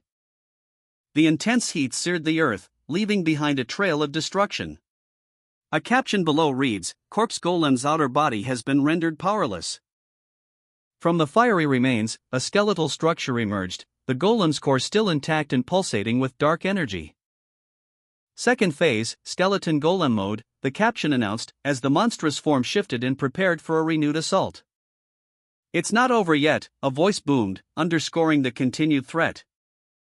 The barbarian, witnessing the golem's transformation, urgently shouted, "Einar! Come here!" The barbarian, in a desperate struggle against a massive golem, lunged forward, his weapon aimed at the creature's chest. As the mage's earlier spell had weakened its outer shell, leaving it vulnerable. "Aim for its chest," the mage shouted, directing the barbarian's attack. The impact of the barbarian's blow sent tremors through the golem's frame, causing its outer layer to crack and crumble further. Einar, observing the battle, learned that they were facing a rank 7 corpse golem, a formidable foe. Another barbarian, arriving on the scene, assessed the situation. "It's doable for 2 barbarians." He prepared to join the fight, bolstering the barbarian's efforts against the weakened golem. The 2 barbarians continued their assault on the weakened golem, their combined blows finally shattering its defenses. With a final, earth-shattering impact, the corpse golem fell, and a system message appeared: "You have defeated the corpse golem EXP +1. Bjorn, wiping sweat from his brow, looked towards Einar, who was observing the aftermath of the battle. He exclaimed, "Bjorn! Is this the—" Einar, eyes wide with understanding, confirmed, "Yes, it's the corpse golem's essence." A small, glowing orb of energy pulsed faintly in the air where the golem had stood. The barbarian, still radiating the heat of battle, stood over the vanquished corpse golem, his weapon held aloft. Einar, eyes wide with wonder and a hint of fear, watched from a safe distance, her expression a mixture of awe and apprehension. A caption box appeared, proclaiming, "A rupture is basically a treasure chest." Another caption box detailed the rarity of elite monsters found within these ruptures, explaining that they are like long-awaited rain to explorers since we have limited ways of earning EXP. A third caption box highlighted the allure of loot from Guardians, stating that it is something all explorers desire. Images of valuable jewelry and a large cluster of vibrant green crystals flashed across the page, emphasizing the immense riches to be found within these ruptures. But a final caption box revealed the true prize: the fact that the rate of essence drops increase exponentially. A swirling vortex of cosmic energy pulsed with ethereal light, its chaotic beauty hinting at the immense power contained within. The barbarian's eye, reflecting the strange light, held a glimmer of understanding.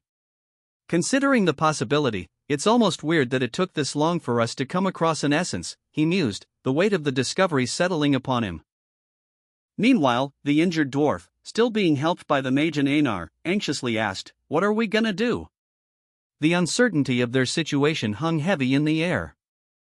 The barbarian, his gaze fixed on the glowing essence, declared with quiet confidence, "We're the ones with claim to it. We did the work, and that was what we had promised." His words carried the weight of their shared accomplishment. The mage, observing the scene, showed a subtle expression of agreement, while the barbarian's words seemed to reassure the anxious dwarf. The essence, a tangible reward for their perilous journey, shimmered before them. Einar, however, remained silent, a flicker of something unreadable in their eyes. "I actually want this," they thought, their fascination with the essence's potential outweighing any immediate concerns. The narrative focuses on the essence of 2 powerful monsters, a death fiend with great regenerative power and a chimera wolf known for its exceptional strength. The barbarian, having defeated the corpse golem, unexpectedly obtained its essence. A rank 7 elite monster found only in the blood-tinted castle. The barbarian reflects on this unexpected gain. Considering the significant stat boosts it provides, particularly beneficial for a tanker. The essence's stat increases are detailed: pain tolerance +78, poison tolerance +12, perception -5, weight +21, bone density plus 55, strength plus 15, and appetite plus 9. The barbarian scrutinized the essence's stat boosts, a slight frown creasing his brow as he read the text box. His perception would be dulled. But the significant increases in bone density, weight, and pain tolerance more than compensated for the drawback. He noted the improvements to his strength and poison tolerance with a satisfied nod. His attention then turning to the newly acquired skill, Flesh Explosion. This active skill caused a powerful explosion of a body part, dealing significant damage, but at the cost of his own HP. The barbarian's absorption of the corpse golem's essence granted him a new passive skill, acidic bodily fluid. His blood now possesses corrosive properties, meaning any blood that contacts an enemy's equipment will significantly reduce its durability. The barbarian, pleased with his power increase, reflected on the drawbacks. The essence, while potent, increased the cost of potions and equipment maintenance. He decided to postpone further analysis, prioritizing the dwarf's healing. The essence's effects would persist for at least half an hour. A mysterious scroll lay discarded on the ground, a silent testament to the battle's intensity. The dwarf, overcome with emotion, expressed his shame at nearly failing the party, emphasizing how reliant he had been on his companions. The dwarf sat by a campfire, his expression a mixture of shame and gratitude. He was clearly still processing the events that had transpired. The barbarian, Einar, stood over him, arms crossed. "Glad you know. You would have been dead if it weren't for Einar." The dwarf looked up, his face reddening further. "I know. I'm embarrassed, but as soon as I saw that thing, my entire body froze up." He continued, "I thought I had seen all there is to see when it comes to monsters." Einar sighed, a hint of exasperation in her voice. "We almost all died to a middle-term boss because of mentality issues, despite having enough force to defeat said boss." Einar's words hung in the air, a stark reminder of their near-death experience. "Reminds me that this is reality." The mage, Einar, sat beside the barbarian, both looking down at the dwarf, who had just apologized profusely. Einar's expression was one of weary understanding, while the dwarf's shame was palpable. The barbarian then stated that they had dealt with the corpse golem. Einar, seemingly recovered, expressed relief and then immediately shifted the conversation to the topic of payment. Her internal monologue revealed her pragmatic approach: if she didn't speak up, she wouldn't receive any compensation for her services. She then voiced her displeasure with the explorers' lack of gratitude, highlighting their behavior as inconsiderate. The panel ends with a close-up on Einar's face, emphasizing her determination to secure her payment. The barbarian, his face grim but resolute, addressed the others. "We saved you," he stated. "That's more than one person's responsibility, don't you agree?" The mage, her expression thoughtful, replied simply, "I agree." "So what is it that you want to say?" The barbarian's hand rested on his shoulder, a subtle gesture of shared burden and expectation. He then declared, "So we'll take the rupture stone."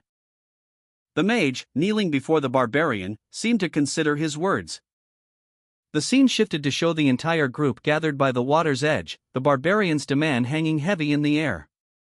The dwarf and Einar stood silently, awaiting the next development.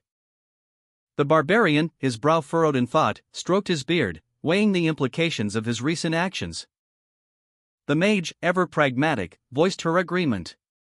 "I'm for it," she stated. "I would have died if it weren't for this barbarian lady." A hearty laugh erupted from the barbarian as she gave a thumbs up, her confidence unwavering.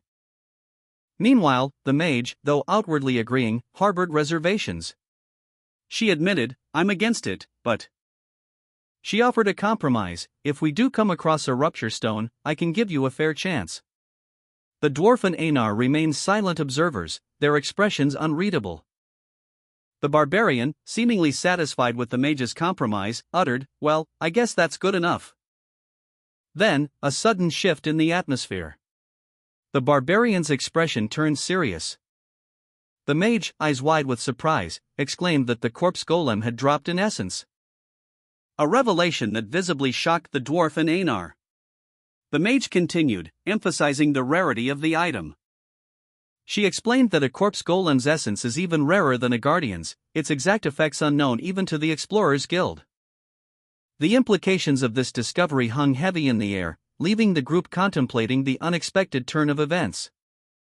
The mage mused aloud, her voice laced with a hint of longing, but for it to come out, if I could only research its properties.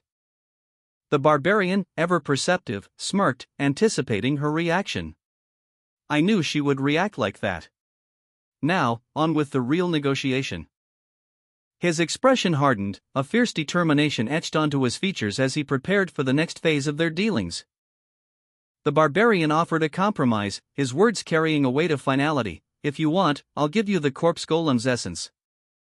However, he added a condition, his tone firm, but, if we come across a guardian's essence, I will take it. The barbarian reached out, his hand extending towards the mage, a silent offer of cooperation and a subtle display of power. The mage, her blonde hair catching the light, tilted her head, a thoughtful expression on her face. What do you think? She silently pondered, her gaze distant and contemplative. The question hung in the air, unspoken but heavy with implication. The scene then transitioned to a credit page. The mage proposed a trade, the essence of a corpse golem in exchange for the essence of a guardian. A barbarian, his body ablaze with fiery energy, considered the offer, hesitating due to the uncertainty of obtaining the guardian's essence, but ultimately decided to take the risk. I'll risk that, he declared. The mage, delighted, readily agreed. All right, she exclaimed.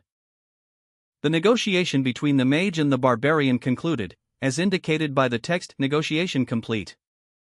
The barbarian questioned the mage's plan regarding the essence, noting the common belief that mages cannot absorb essences directly.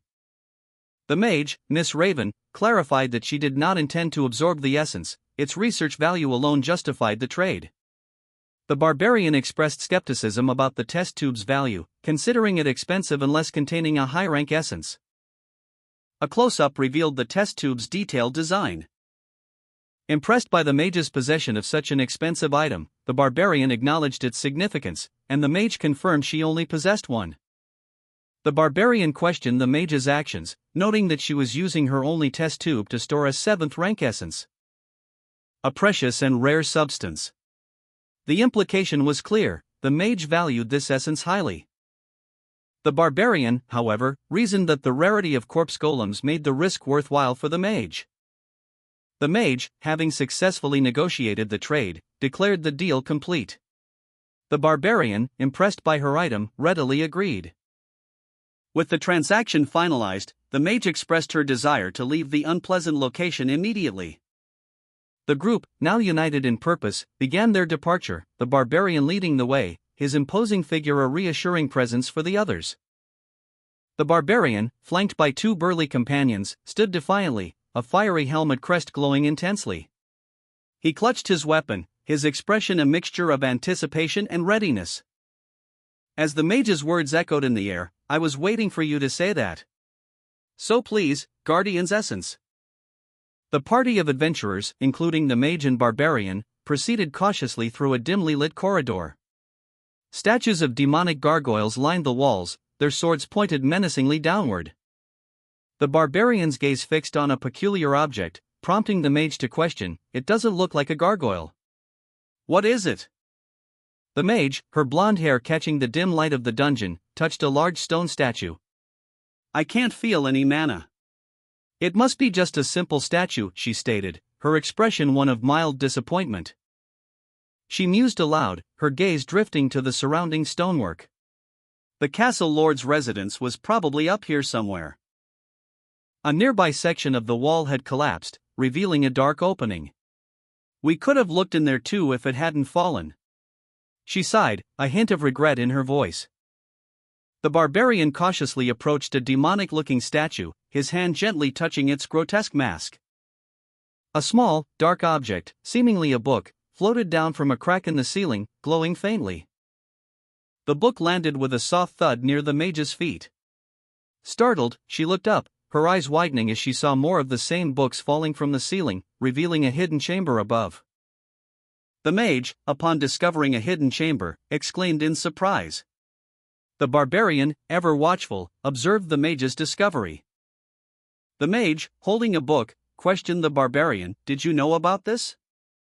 The mage explained that books are treasures that hand down knowledge, and that the barbarian could simply say he read it in a book. The mage revealed that the book was a magic text of dark magic, sold at a very high price. The barbarian, observing a glowing orb in the mage's hands, felt a pang of regret. He muttered to himself, "Damn it.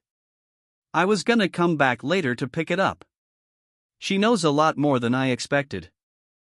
Resentful, he thought, having to watch the mage just take the loot for herself. The barbarian, seated beside the mage, grumbled, "Sure. We can't spell bend, so we can't carry it out anyway." The mage, however, chuckled awkwardly, holding up the book. Look at her awkward laugh. Well, I guess she knows too. A thought bubble appeared above the barbarian's head. Necronomicon is treated as an item, so you can bring it outside without spell bending. Another thought bubble followed, but why doesn't she know about that in the fountain? The panel showed a statue in a fountain, seemingly significant to the plot. The barbarian, impatient, turned to the mage. Should we get going now? The mage, still pleased with her discovery of the Necronomicon, found herself facing a sudden onslaught of magical creatures. Gargoyle statues animated and attacked. As chimera wolves emerged from the shadows, their fiery breath threatening to engulf her. The barbarian, still preoccupied with the fountain, watched the unfolding chaos and reacted instinctively, his battle axe flashing as he met the creatures head-on. The ferocity of his attack was impressive. From the darkness, a terrifying presence emerged, a bone knight, the second mini-boss, its skeletal form radiating an aura of dark magic. The bone knight, mounted on a spectral steed, added to the growing threat, its red eyes burning with malevolent intent. Despite the overwhelming odds, the mage felt a surge of excitement. We got lucky. We got a corpse golem's essence and now a desire-type bone knight, she thought, her eyes gleaming with anticipation. The mage, radiating excitement, addressed the barbarian, who stood heavily armored and weary. She gestured with her staff, a hint of concern in her bright eyes. She's right. We've been lucky, the barbarian conceded, his voice low and grave. The weight of their recent battles was evident in his posture. A text box appeared, detailing information about 7th rank bone knights. They possess one of 3 attributes: hatred, sadness, or desire. The narration continued, describing the hatred-type bone knight. It uses a fog that induces psychosis, making it difficult to fight. The next type, the sadness type, uses soul slaying, which decreases levels, making it the most challenging opponent. Finally, the narration concluded by identifying the current enemy as the desire-type bone knight. The mage explained that the enemy possessed the ability to regenerate itself through life force absorption. However, she reassured everyone that she could easily nullify this ability using her injury-worsening spell. A bone knight charged forward, its movements accompanied by a burst of purple energy. The mage's spell took effect, and crimson energy beams sliced through the air, severely damaging the bone knight. The mage confidently stated that these bone knights were the easiest type of enemy to fight. A powerful, crimson energy erupted, radiating outward in a dazzling display. The mage watched, a confident smirk playing on her lips as she observed the aftermath of her spell. We got the corpse golem's essence earlier, and now the bone knight's essence too, she mused, impressed by her own success. The barbarian, witnessing the scene, let out a hearty laugh.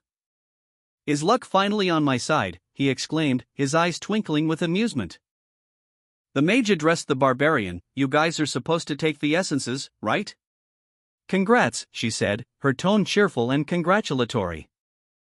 The barbarian, grinning widely, gestured towards Einar. Einar, you take this, he declared, handing over one of the collected essences. Einar, surprised by the sudden offer, looked on with wide, shocked eyes. Einar, her expression a mixture of uncertainty and apprehension, questioned the barbarian's actions. Is that really okay? She asked, her voice laced with doubt.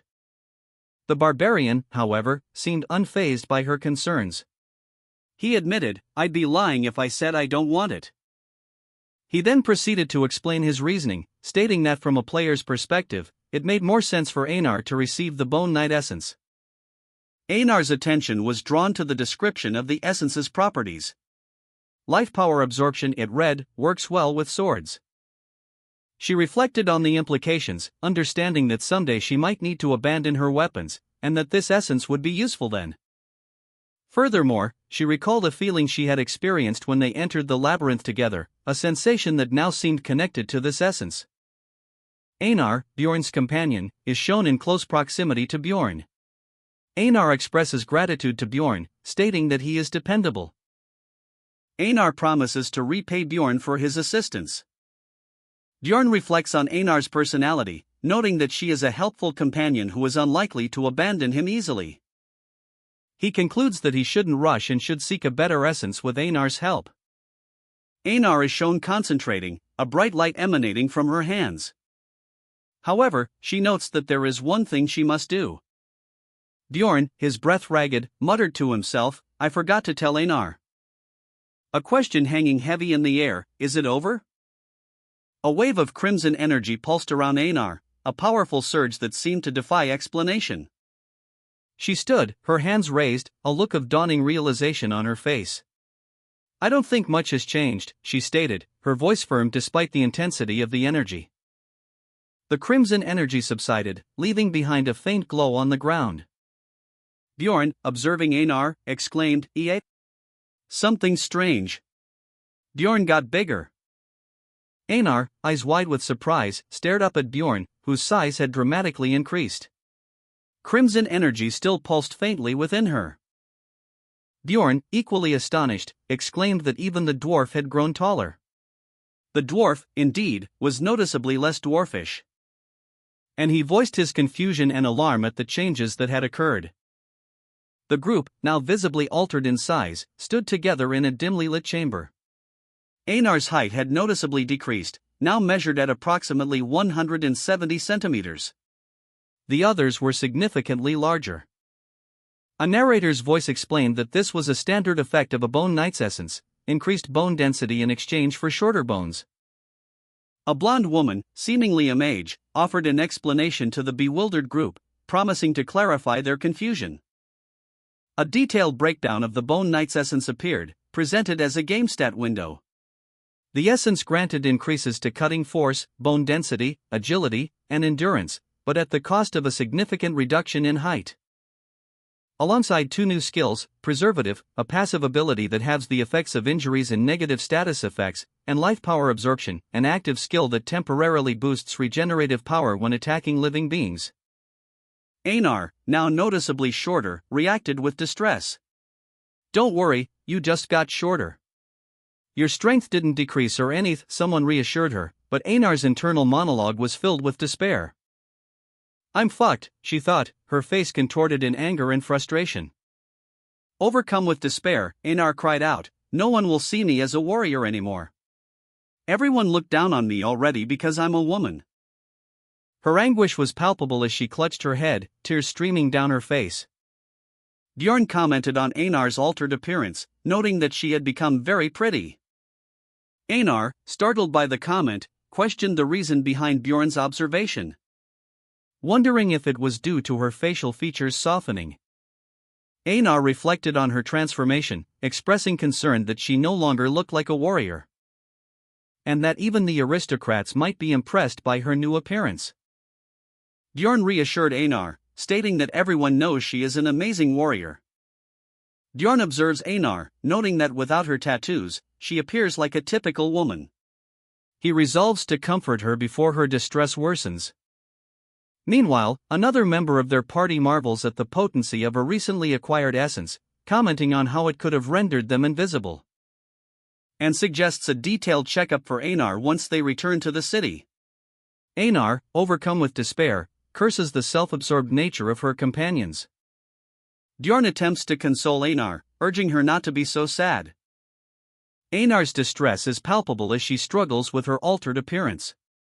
The scene transitions to a monstrous figure, three-eyed and fanged, who is instructed to test the essence. A monstrous figure, its form vaguely humanoid but undeniably grotesque, is shown partially obscured by a dark purple mist. Its musculature is powerfully defined, and it seems to be in the process of shedding some sort of outer layer, revealing even more monstrous features. Bjorn, his blonde hair disheveled, and Einar, a woman with long blonde hair, are seen in a dimly lit chamber. Bjorn holds a small, flickering flame, while Einar looks distressed. Bjorn speaks Einar's name, his voice laced with concern. A group of warriors, including a dwarf, stand ready, weapons at the ready, their expressions grim. They appear to be preparing for battle, their attention focused on something unseen beyond the panel's edge. Einar, her expression resolute despite her distress, speaks, affirming her determination to continue her duties despite her altered appearance. She states, "Okay. I still need to do my duties even if I don't look like a warrior anymore." Einar's transformation continues, shown through a series of motion lines and visual effects, suggesting a powerful energy coursing through her body. The monstrous figure from the first panel is now fully revealed, its features terrifying. Einar, now seemingly empowered by her transformation, stands defiantly before it, sword drawn, ready to fight. Einar, her form altered, stumbled, a pained cry escaping her lips. She gasped for breath, a desperate help, barely audible above the clash of battle. But with a surge of newfound strength, she retaliated, her attack a blur of motion that felled the death fiend. The impact echoing as she collapsed, a single, pained syllable escaping her lips, "La." Bjorn and another onlooker watched in astonishment as the death fiend fell to Einar's single attack. The death fiend fell to just one attack, one of them exclaimed. Bjorn's eyes widened as he shouted, "Einar! Look! You've gotten much stronger."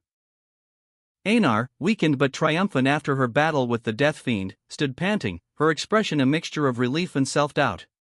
Bjorn, a large warrior, loomed behind her, his gaze a mixture of awe and concern.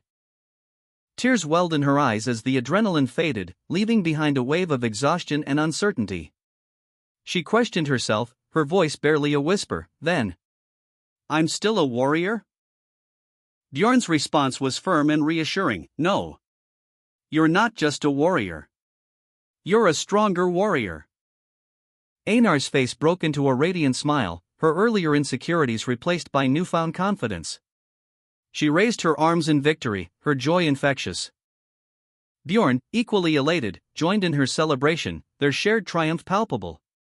The scene shifted to show the rest of their party, watching from a distance. One of them commented, "Yeah. Shall we get going?" A cryptic message appeared before the group, "Beyond these doors is the Guardian's room." Einar, Bjorn, and their companions stood before a large, imposing door, their silhouettes cast in shadow by the dim light of their torches. Anticipation and a hint of apprehension in their postures.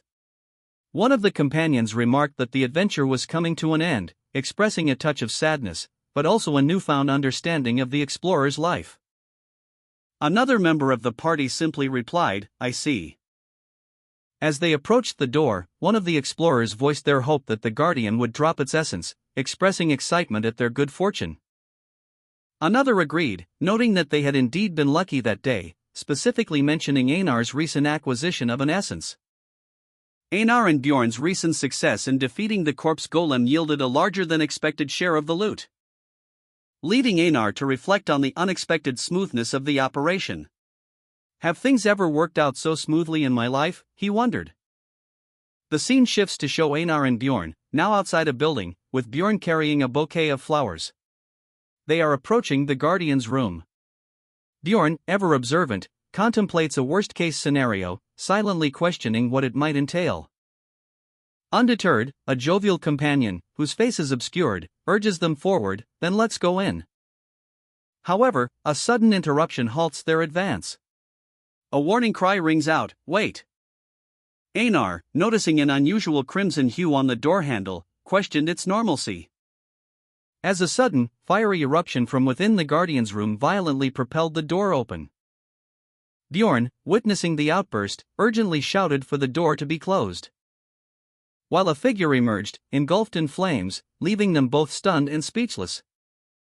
Bjorn shouted, "Shit, it's too late," as a fiery outburst erupted from the door, engulfing the corridor. Einar and the others recoiled in shock. A wave of intense heat washed over them as the mage, her face contorted in disbelief, whispered, "No way." Her eyes widened, reflecting the fiery chaos, as she gasped, "Why?" From the heart of the inferno, a figure emerged, seated upon a throne of shadow and flame.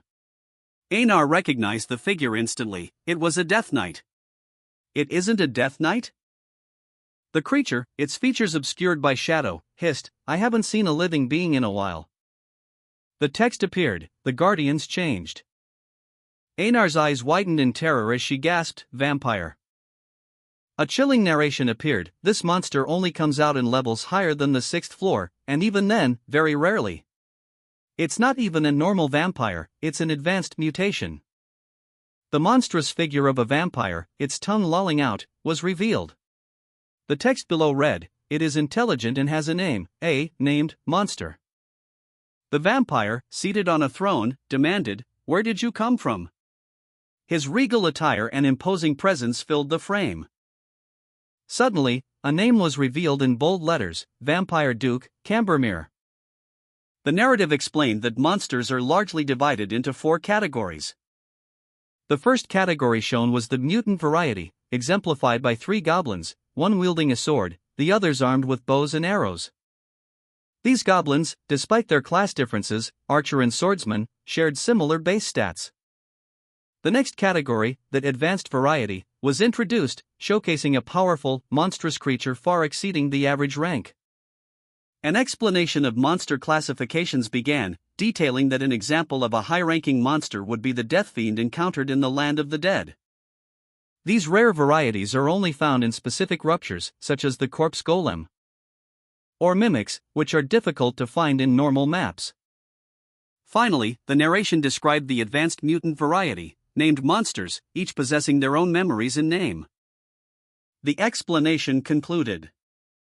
A monstrous figure, seemingly a vampire, appeared unexpectedly, causing a dwarf and a sorceress to react with alarm. "What is that thing?" "A vampire out of nowhere," the dwarf exclaimed. The sorceress, observing the rapidly approaching threat, urged the dwarf to flee instead of panicking.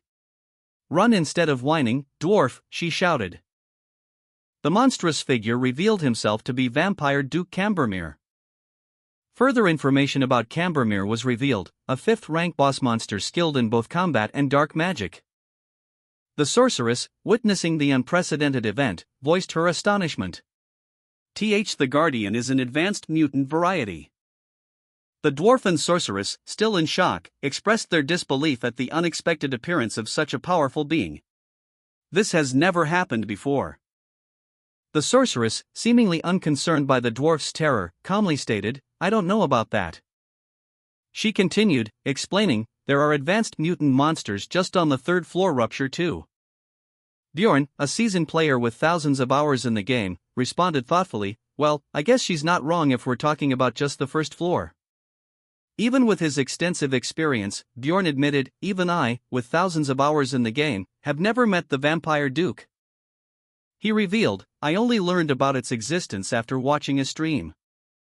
Bjorn's expression reflected his disbelief as he muttered to himself, "Such a thing exists?" The sorceress, her face a picture of disbelief, exclaimed that they were told to close the door before opening it all the way. Bjorn, observing the sorceress's reaction, questioned internally whether her curiosity ever ceased, even in urgent situations. Bjorn urged the others to run instead of talking. But he himself stated that he wasn't running.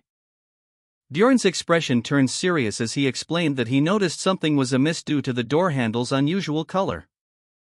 Bjorn revealed that he had attempted numerous times to encounter the Vampire Duke Cambermere by mimicking the actions of another player, but failed until he noticed a subtle detail in a replay. Bjorn examined a phone recording, noting that the only difference between it and another was the handle color. A detail that piqued his interest. He wondered aloud if he had noticed the door opening before. The sorceress, impatient, declared that they couldn't leave without killing the creature, suggesting a direct confrontation was preferable to a hasty retreat. Bjorn, however, insisted that they needed to reach a place with sunlight. As a shadowy figure emerged, sneering, "Such rude guests." A monstrous figure, cloaked in shadow, initiated a spell, the word spiritification, echoing ominously. Bjorn's internal monologue revealed his frustration. This is why I hate monsters that use magic. They're too OP. The sorceress, Raven, urgently commanded, "Everyone, close your eyes." Raven, eyes wide with exertion, channeled her magic through her staff, a bright flash erupting as she countered the monster's spell. A powerful blast, labeled Arhathenber, struck the creature, sending it reeling with a pained croak. The aftermath showed Raven's staff glowing brightly, the light radiating outwards in a burst of energy. Bjorn, his brow beaded with sweat, watched anxiously as the sorceress worked to contain the vampire's power. The strain evident on her face as she struggled to maintain control. "He's gone," she gasped, the vampire's escape confirmed by the sudden absence of his dark energy. "The vampire is gone," Bjorn echoed, his voice filled with alarm as the reality of the situation sank in. An informational panel appeared, explaining that vampires can move quickly using their spirit form, but their physical bodies remain stationary unless they use realization to transport themselves to their spirit's location. The sorceress, though exhausted, reflected on how her quick reaction prevented a far worse outcome. They now had at least 3 minutes before the vampire could return. Bjorn, his face etched with worry, muttered to himself, "He's probably woken up in that room." A sudden shout pierced the air, "Bjorn! The mage is down!" Bjorn, startled, reacted instantly, rushing towards the fallen sorceress, Miss Raven, who lay unconscious in his arms. Miss Raven groaned softly, blood trickling from her mouth. Bjorn, concerned, wondered if she had suffered internal injuries. Bjorn examined Miss Raven's head, noticing a strange, glowing ember embedded in her hair. He speculated that it might be another monster's essence. The sorceress's in-game avatar collapsed, the words "You died" starkly displayed on the screen. The video recording ended before she could take any further action, leaving the observer frustrated. They lamented their inability to witness the Duke's essence, concluding that escaping the current predicament was the immediate priority. The urgency of their situation was emphasized. As a character, seemingly Bjorn voiced the need for immediate escape. The mage lay unconscious, but she knew the way out. Bjorn confidently declared that he, too, knew the escape route. However, another character questioned their familiarity with the location, pointing out that this was their first time in the blood-tinted castle. The scene ends with a sense of unease and uncertainty. Bjorn, his face grim beneath his helmet, declared, "I memorized it. Follow me." He muttered to himself, "Damn it. The priority is to make it out alive even if I get treated as a weird barbarian." Bjorn, leading the way, sprinted through the dark corridors, his powerful legs carrying him swiftly past other fleeing players. Confident in his knowledge of the game's layout, Bjorn, his face grim, led the escape from the game, his eyes fixed on the exit. A voice, filled with disbelief, exclaimed, "The exit? You actually memorized the layout?" Bjorn's eyes narrowed, his determination hardening as he pressed forward. Suddenly, a dark, ominous presence appeared behind them. "Damn it! He's after us again." Bjorn urged his companions onward, a fierce warrior with a flaming weapon leading the charge. Their escape a desperate race against time. A fiery explosion engulfed the warrior, his shield raised in a desperate defense, the intense heat warping the air around him as he braced for the impact. A wave of energy washed over him, throwing him back with immense force. Bjorn, seizing the opportunity, carried the unconscious sorceress, making a daring escape through the ravaged game arena. Bjorn braced himself, the sorceress's pained expression etched in his mind. A wave of exhaustion washing over him as they finally escaped the game's deadly confines. Emerging into the bright sunlight, Bjorn carefully carried the unconscious sorceress, joined by other adventurers who had also survived the ordeal. They exchanged weary glances, the shared experience forging an unspoken bond. One of the adventurers, a dwarf, commented on the sorceress's resilience, noting that spirification is especially weak to light. Another adventurer remarked that it was a good thing that it's still bright. The dwarf, impressed by Bjorn's skill, remarked on his ability to memorize the game's mechanics from a single playthrough. Bjorn, exhausted but relieved, carried the unconscious sorceress. A faint glow emanated from the helmet he wore, a testament to his recent ordeal. The intricate tribal markings on his arm a stark contrast to the refined craftsmanship of his armor. The dwarf adventurer exclaimed, "Of course, he can do that. Bjorn is a great warrior." Observing Bjorn, the dwarf adventurer commented, "A great warrior. I can see him becoming one in the future." As the sun began its descent, casting long shadows across the ruined landscape, the dwarf adventurer voiced a practical concern, "But what are we gonna do now? The sun is setting." Bjorn, acknowledging the urgency, responded, "Yes, we don't have much time. We need to get moving. Carry the mage." The dwarf adventurer looked on with concern as Bjorn carefully carried the unconscious sorceress, Miss Raven. He muttered something about needing to reach the outer castle walls for cover. A statement that seemed to surprise Bjorn, who looked down at Miss Raven with a worried expression, prompting him to gently urge Miss Raven to rest. The urgency of the situation was clear. Suddenly, Bjorn's voice rose in a sharp, urgent command, "Get up right now if you want to live." A close-up revealed a small, fresh wound on Bjorn's neck, a testament to the danger they had just faced. As he reiterated his resolve to protect the mage, even at the cost of his own life, Bjorn, his resolve hardened despite his injuries, silently nodded. Of course, he would continue to protect the sorceress. He would not abandon her now. The crimson sunset cast long shadows across the ancient city walls, a stark backdrop to the unfolding drama. Under the fading light, Bjorn carefully carried the unconscious sorceress, his determination etched on his face. Nearby, the dwarf adventurer and several other soldiers watched anxiously, their faces grim with concern. The dwarf adventurer knew this was their only chance, no matter how perilous the situation might be.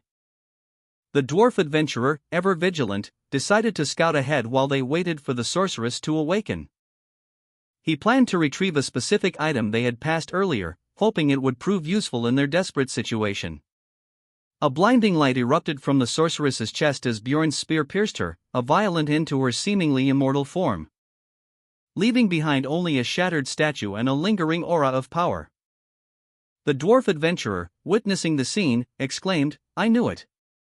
From the sorceress's remains, a small vial emerged, labeled Goddess Tears. The dwarf adventurer examined the vial, noting, "It's a one-use item, but it's good for healing, and it's good for attacking evil-type monsters too." A system message confirmed, "Character has obtained Goddess Tears." Bjorn awoke to find the sorceress sitting beside him, her expression one of concern. "You're awake?" she asked. The sorceress looked up at Bjorn, her gaze lingering on his injured leg before she continued. "Yes. I see we managed to get away from the vampire. But he'll be back as soon as the sun sets," she stated, her voice laced with worry. Bjorn nodded, acknowledging the gravity of the situation. "I know," he replied, his gaze fixed on the sorceress. Bjorn turned his attention to the sorceress's injuries, his brow furrowing in concern. "What got you like this?" he inquired. The sorceress winced, a pained expression crossing her face. "Pain sharing," she exclaimed, before adding, "It's good that she had the essence of an 8th rank monster." Bjorn, still recovering from his injuries, inquired about the sorceress's healing progress, prompting her to explain that she would require 20 minutes to fully recover. Once healed, she would be able to cast a 7th rank spell approximately 5 times. Bjorn expressed his concern that this was insufficient. Bjorn then asked the sorceress if she possessed any knowledge of sun magic. The sorceress responded with a look of annoyance, pointing out the rudeness of such a direct inquiry about a mage's spells. Bjorn, undeterred, simply retorted, "So what?" He then nonchalantly picked his nose, seemingly unconcerned by the sorceress's displeasure. Bjorn, recovering from his injuries, declared that his current self was the peak of rudeness, only showing courtesy to the king. A statement that elicited an annoyed reaction from the sorceress, who, despite her irritation, simply muttered whatever. The sorceress, still recovering, informed Bjorn that she could now use Sunspot Sphere. A 6th tank attack spell similar to a flame sphere, but with a sun attribute. Bjorn questioned the sorceress, asking if she could use the attribute reinforcement spell with the sunspot sphere. She replied that with more mana, yes, it was possible. She estimated it would take about 30 more minutes to complete the spell. Bjorn, bracing himself, resolved to endure for 30 minutes, instructing the sorceress to conserve her mana and not interfere. He emphasized the importance of her saving her mana. The sorceress, seemingly concerned, responded with a simple all right. A new question arose: why was Mr. Jandel acting as the leader? Bjorn, his expression one of patient concern, questioned the sorceress about the spell's progress, urging her to conserve her mana. The sorceress, slightly worried herself, agreed that mana conservation was key, but added that with more mana, she could definitely cast the attribute reinforcement spell. A discussion about leadership ensued, with one individual stating that the choice of leader didn't truly matter. Another countered, expressing agreement but hinting at unspoken reservations. A boisterous laugh erupted from a warrior, who confidently declared his trust in a particular comrade.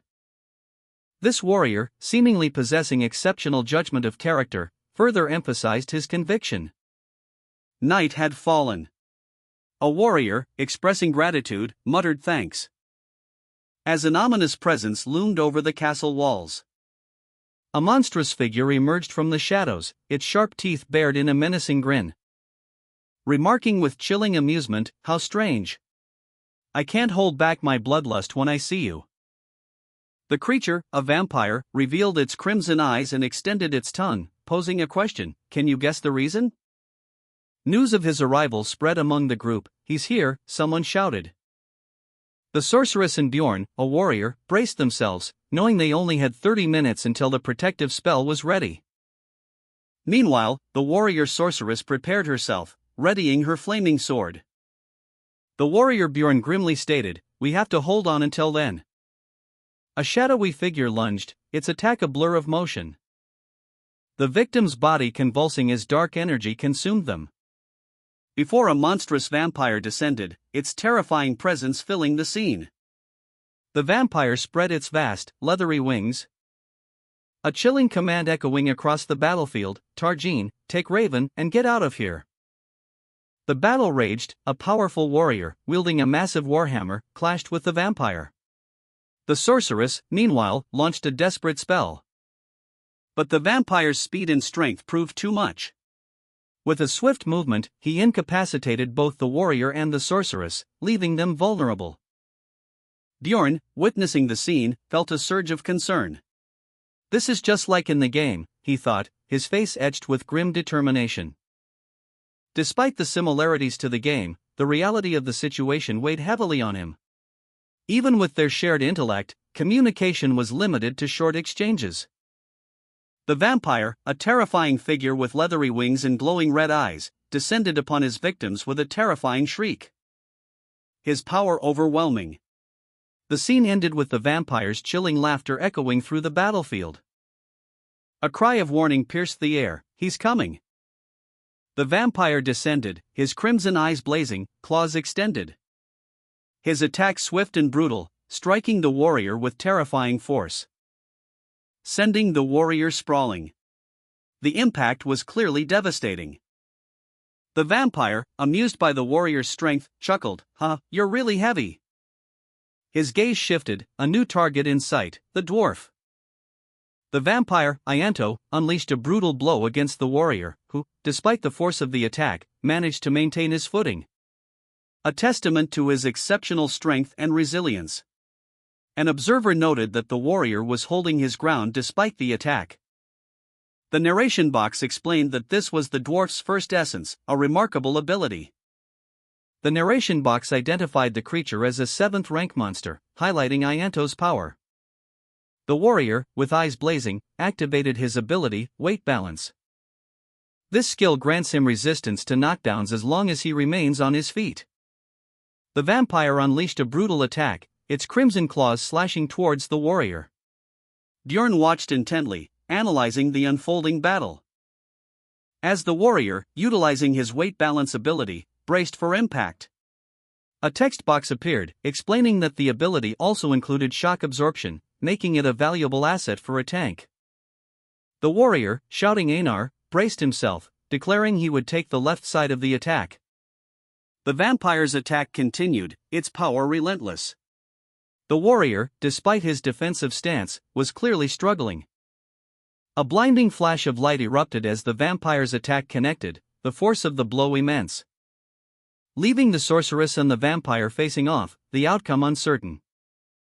The warrior, utilizing his skill, weight balance, deflected the vampire's brutal attack.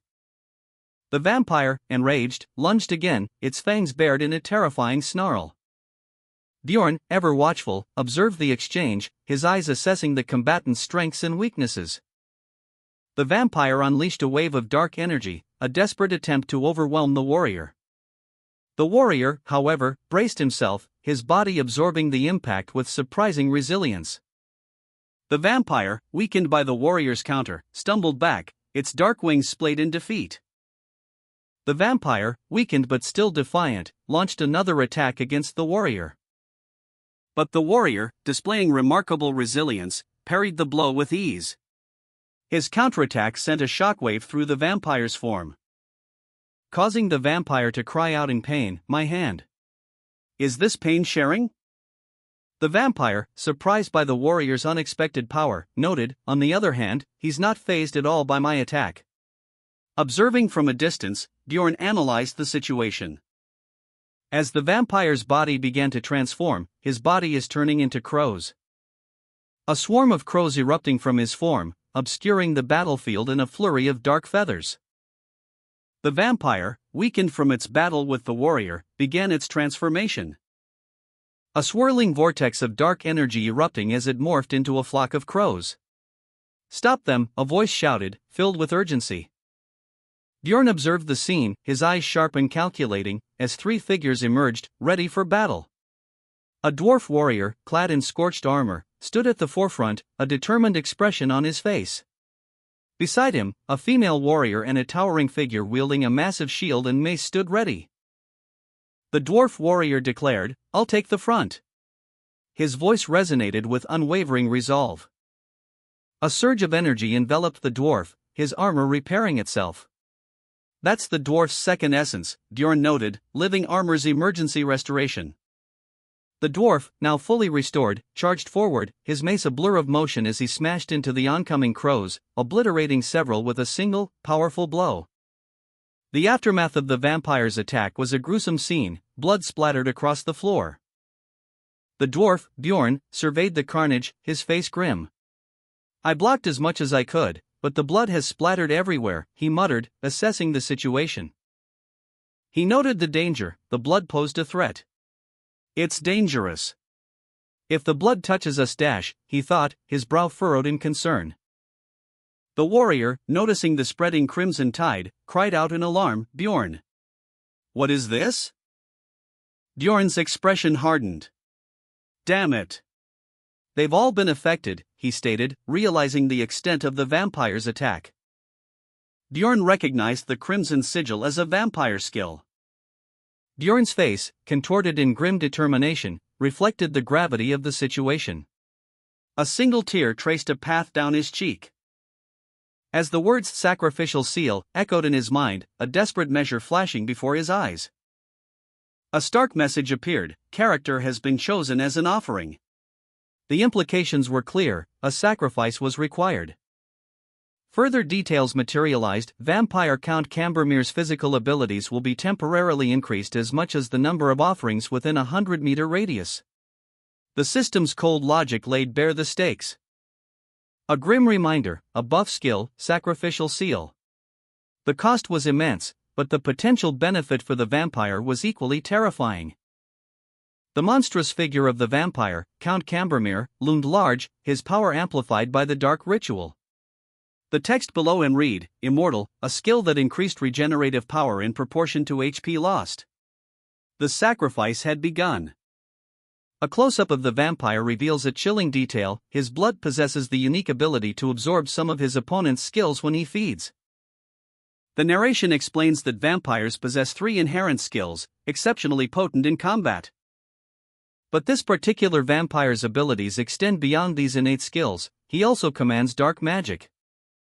His dark magic allows him to transform into smoke to evade attacks, or to shapeshift into a flock of crows, capable of both explosive assaults and summoning monstrous entities using blood. The final panel showcases the vampire's immense power, highlighting his high rank and overpowered abilities as he summons grotesque, blood-soaked monsters from a pool of crimson. The ominous title card declared, "The Crimson Monster." A dark energy ring descended, striking the warrior, Reincarnated, who coughed up blood. Bjorn witnessed the fall, shouting, "Bjorn! Reincarnated's down!" The sorceress, breathless, warned Bjorn, "Don't get distracted." The vampire, empowered by the seal, unleashed a dark magical blast. As he lamented, "Damn it! This is why everyone quits the game before even reaching the 6th floor. How much longer until the magic's ready, Raven?" A translucent speech bubble appeared, proclaiming, "Just 5 more minutes."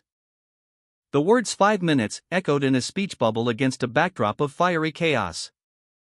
The warrior, his face bloodied and his body slumped, lay defeated. A speech bubble revealed, the dwarf, who had been doing the most in the battle, is down. And Einar and I are already exhausted. Einar considered the dire situation, a speech bubble above her head reading, "Then it'd be better to." She made a decisive call, shouting, "Einar! Take the dwarf and fall back." Despite her exhaustion and the urgency of the situation, Einar hesitated, a speech bubble showing her internal conflict, but the warrior, his helmet ablaze, charged the vampire, shield raised in defiance. But the ground was stained crimson, a stark reminder of the battle's toll. The sorceress, exhausted but resolute, unleashed a final, desperate attack against the vampire. "All right," she declared, her voice strained but determined. The vampire, unfazed, countered her blow. The vampire sneered, "I don't need a weapon." His fangs glinted as he effortlessly overpowered the sorceress. Bjorn watched, his expression grim. The warrior, despite his injuries, smirked, "What I'm gonna do right now isn't fighting." Behela, the vampire, unleashed a furious attack, his words a venomous curse, "Behela, you son of a bitch." A crimson wave of power erupting from him as he continued his assault. The force of the blow sending shockwaves through the air, leaving behind a trail of destruction in its wake. Bjorn watched, horrified, as the warrior, his face contorted in pain, struggled against the vampire's overwhelming power. The warrior's desperate cries echoing through the battlefield, "Keep stabbing, you piece of shit." Bjorn, horrified, watched from a distance as the battle concluded. The sorceress and the warrior lay defeated on the ground, their bodies still smoldering from the vampire's attack. A crimson glow emanating from the vampire's form as he stood over his fallen foes. The air crackled with residual magical energy. The sorceress, eyes wide with disbelief, gasped, "What is he doing?" Her thoughts raced. Is he planning to endure by just taking potions? She wondered, fear gripping her. The vampire, seemingly uninjured, clenched his fists, a dark aura swirling around him. Bjorn, horrified, whispered, "I've never heard of anyone fighting like that." The aftermath of the battle was a scene of devastation. A swirling vortex of dark energy still pulsed in the air. The vampire stood amidst the carnage, seemingly unscathed, his expression grim. Blood dripped from his fangs. The warrior lay defeated, groaning in pain, his armor was shattered, and blood stained the ground around him. He muttered, "That makes no sense." The sorceress, incapacitated and trembling, clutched her side.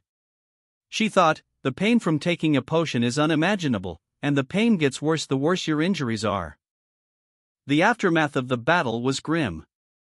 Shattered glass from vials lay scattered across the ground, smoke curling from the remnants of a potent potion. There was a lingering smell of burnt flesh in the air. A thick, acrid smoke billowed from the warrior's scorched armor. He lay defeated, his body emitting a faint glow. The smoke, Bjorn realized, was coming from the warrior's body. The intensity of the flames suggested a powerful, internal combustion. The vampire, seemingly unfazed by the carnage, observed the scene with a chilling smirk. At this rate, he mused, I wouldn't even be surprised if he died of shock right now. With a swift, brutal movement, the vampire unleashed a final, devastating blow, sending the warrior flying through the air. Bjorn watched, horrified, as the warrior's body crashed to the ground. He blocked an attack in that state? Bjorn exclaimed, his voice laced with disbelief. The battle was over, and the vampire stood victorious. The vampire's crimson eyes glowed intensely, a stark contrast to the fading light of the battlefield. Bjorn watched in horror as the warrior, despite his grievous injuries, continued to fight with impossible strength. The fact that he's even moving right now is a miracle, he thought, his voice barely a whisper. The warrior's body was a testament to the brutal battle, each blow from the vampire left a trail of destruction. His body is being mutilated because he can't block every attack, Bjorn realized, his heart pounding in his chest. Yet, with superhuman resilience, the warrior managed to deflect every blow aimed at his vital points. But he's managing to block all attacks that are aimed at his vital points, Bjorn observed, a flicker of hope igniting within him. But the vampire's relentless assault continued, each strike more powerful than the last. The warrior's defenses, though formidable, were slowly crumbling under the onslaught. Finally, with a devastating blow, the vampire pierced the warrior's defenses, ending the battle. The warrior fell, his lifeblood staining the earth. Bjorn, observing the sorceress, muttered, "This reminds me of something I read before." A quote appeared, "The real value of a barbarian lies not in his physical capabilities, but his mentality." Bjorn watched, horrified, as the warrior engaged in a desperate struggle against the vampire. Bjorn then realized, I think I get what they meant now. The warrior, grievously wounded, fell to the ground. Bjorn, concerned for the sorceress's safety, urged, "But Miss Raven, it's too dangerous. Shouldn't we get out of here?" Bjorn, his face etched with worry, questioned the sorceress, "Are you out of your mind?" "Get out of here." "To where?" The sorceress, her voice strained, replied, "We have nowhere to escape to." She continued, her eyes wide with desperation, "There is only one way to get out of a rupture. It's to defeat the Guardian." A thought that immediately filled her with self-doubt. What am I doing right now? Meanwhile, Bjorn, despite his concern for the sorceress, remained resolute. He reflected on the situation, even that barbarian who has only recently gone through his coming-of-age ritual. Bjorn, despite his worry, remained resolute. He was doing the best he could by making rational judgments. But the sorceress, feeling desperate and doubtful, revealed a critical truth: it's over for them if Bjorn dies. The sorceress's desperation intensified as she realized the gravity of the situation. And she urgently instructed Tarowan to seek out Mr. Murad for help so that Einar could join the fight. The sorceress's face reflected her intense anxiety as she desperately tried to find a solution to save Bjorn and secure their survival. Her plan was risky, but it was their only hope. Bjorn, wounded and weary, rested on the ground, his armor stained with blood. Two chalk-like objects lay near his feet, unnoticed. The sorceress, her face etched with worry, reflected on her role. She declared that a mage's duty extends beyond simple combat, it involves analyzing the situation and devising efficient strategies. She held a small, cylindrical object, a grim determination hardening her features. She concluded that sending Tarowan for help from Mr. Murad was the best course of action to ensure survival. This was the best choice she could make as a mage. The sorceress, having made her decision, prepared to face whatever lay ahead. She stood, her gaze fixed on a looming, ominous presence in the distance. A dark figure, wielding a staff, unleashed a magical attack. The incantation, barely audible, spoke of aim assist and projection range. As the words "target automatic aim" appeared in the air, a clear indication of the spell's advanced targeting system. The sorceress cried out, "Bjorn!" The sorceress, with focused determination, launched a counterspell. Two glowing projectiles, imbued with magical energy, shot towards the dark figure. The projectiles arcing through the air with speed and precision. The impact was imminent. Bjorn, wounded but still standing, braced himself for the impact, a grimace etched on his face as he prepared to absorb the blow. the force of the magical attack striking him with considerable force. The resulting shockwave sent tremors through the ground. Bjorn, severely wounded from the sorceress's attack, gasped, "This is?" A wave of dark energy erupted from the sorceress's spell, engulfing Bjorn. The on-screen text revealed, "Essence of corpse golem is being absorbed into character's soul." Bjorn's stats increased: pain tolerance by 70, strength by 15, bone density by 55, poison tolerance by 12, and appetite by 9. Weight increased by 21. A monstrous form coalesced from the dark energy, revealing a hulking figure. Bjorn, transformed, stood revealed, his body now imbued with the power of the corpse golem. Bjorn's body shuddered as the corpse golem's essence surged into him. A wave of raw power coursing through his veins, dramatically increasing his physical and mental attributes.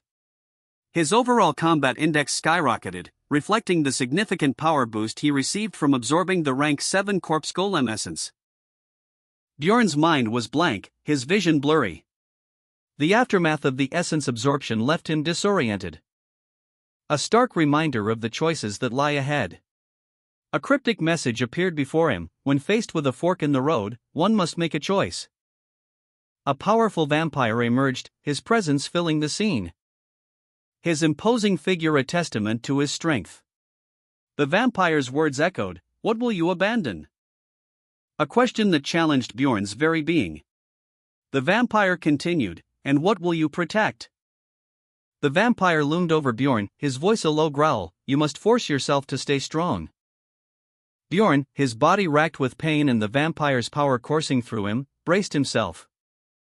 Unleashing a surge of newfound energy, he retaliated with a powerful blow. But the vampire's speed and strength were overwhelming. The vampire countered, "I can't block every attack." The vampire continued, "I'll give up protecting my legs and arms, and I'll only protect my vital points." The vampire focused his defenses, leaving himself vulnerable to Bjorn's attacks, but ready to strike with deadly precision. The text on the panel reads, "Essence of corpse golem is being absorbed into character's soul." The vampire lunged, claws extended, but his attack was deflected. The warrior's bones proved too strong for the vampire's nails to pierce. The vampire recoiled in surprise, his dark wings unfurling as he landed. Meanwhile, the warrior stood firm, his gaze fixed on the vampire. He gripped his weapon tightly, a question forming in his mind: did the sorceress enhance him with the essence of the corpse golem? The warrior's thoughts turned to the inconvenience of altering his plans.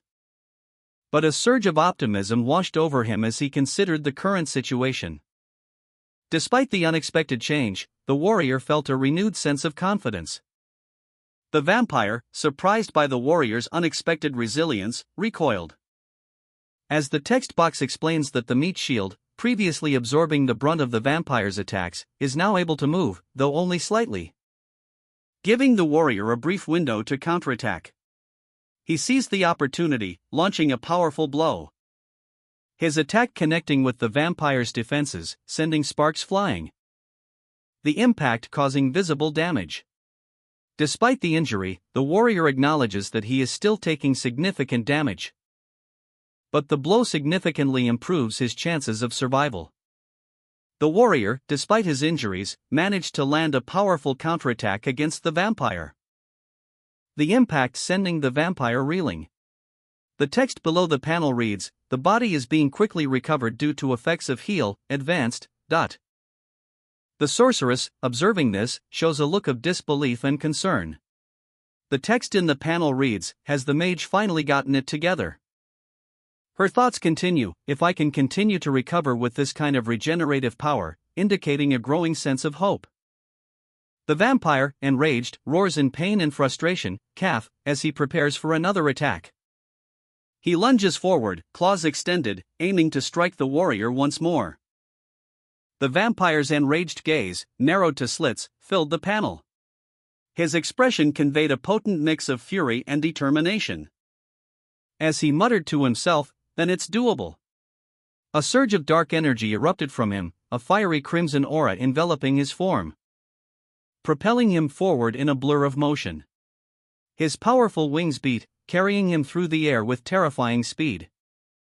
As he declared, "I'll call it Immortal Barbarian mode." The vampire unleashed a devastating attack, a crimson energy wave radiating outwards, the force of which slammed into his opponent. The impact was brutal, sending shockwaves through the air. As the vampire, unyielding, declared, "It doesn't matter if my flesh and muscles are torn into." His resolve was unshaken, his eyes burning with a fierce light. The vampire, in his enraged Immortal Barbarian mode, unleashed a devastating attack. A crimson torrent erupting from his body as he lunged forward. The acidic blood, a consequence of his transformation, would damage him, but he had anticipated this. A potion, swirling with potent essence, was already prepared, its contents ready to rapidly heal any wounds sustained during his brutal assault. The vampire roared, a sound of untamed fury. His attack connecting with its target, a spray of blood and gore marking the impact. The damage inflicted would be temporary, thanks to the potent healing properties of the potion and essence. Any injury would heal within seconds. The vampire, still enraged and empowered by his Immortal Barbarian mode, bared his fangs in a ferocious snarl, a guttural sound escaping his throat as he prepared for another attack. He lunged forward, unleashing a devastating blow that sent his opponent reeling, the force of the impact echoing through the air. Bjorn, witnessing the scene, cried out in alarm, "Bjorn!" Another character, unseen, declared their intent to intervene, "I'll help." A determined expression hardening on their face as they prepared to join the fray. The sorceress launched a swift, powerful attack against the vampire, her blade a blur of motion. The vampire, enraged and in his Immortal Barbarian mode, barely registered the blow as he twisted away, his eyes blazing with crimson fury, a terrifying expression twisting his features. Bjorn watched in alarm as the vampire's attack continued, his power seemingly limitless. The vampire's attack connected, sending a shockwave through the air, the force of the blow leaving a visible crater in the ground where the vampire had struck. The vampire, in his enraged Immortal Barbarian mode, unleashed a devastating attack, his fangs sinking into his opponent's flesh, the impact leaving a trail of blood. Bjorn watched in alarm. The sorceress, witnessing the brutal attack, reacted swiftly, uttering a frustrated "fuck" as she launched a counterattack with her blade, aiming to interrupt the vampire's assault. The sorceress's attack collided with the vampire's, creating a shockwave of energy. But the vampire remained unyielding. He questioned, "When's the spell gonna be ready?" The vampire, enraged and in his Immortal Barbarian mode, unleashed a devastating attack, his blow sending the sorceress sprawling. Bjorn watched in alarm, bracing for the next assault. The impact left the vampire momentarily vulnerable, his mouth open in a pained grimace as blood trickled from his lips. "Cook," he grunted.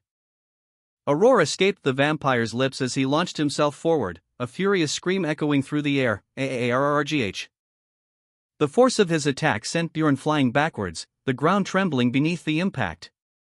Jander, however, remained calm, announcing, "The sunspot sphere is ready." The vampire, in his Immortal Barbarian mode, unleashed a devastating aerial attack, his powerful wings beating as he descended. Bjorn watched in alarm, bracing for the next blow. Jander, meanwhile, shouted now, as the sorceress, already injured from the previous assault, cried out, "Murad!" Einar, seemingly unaffected by the chaos, remained still. Murad, however, responded with a declaration of readiness, "All right."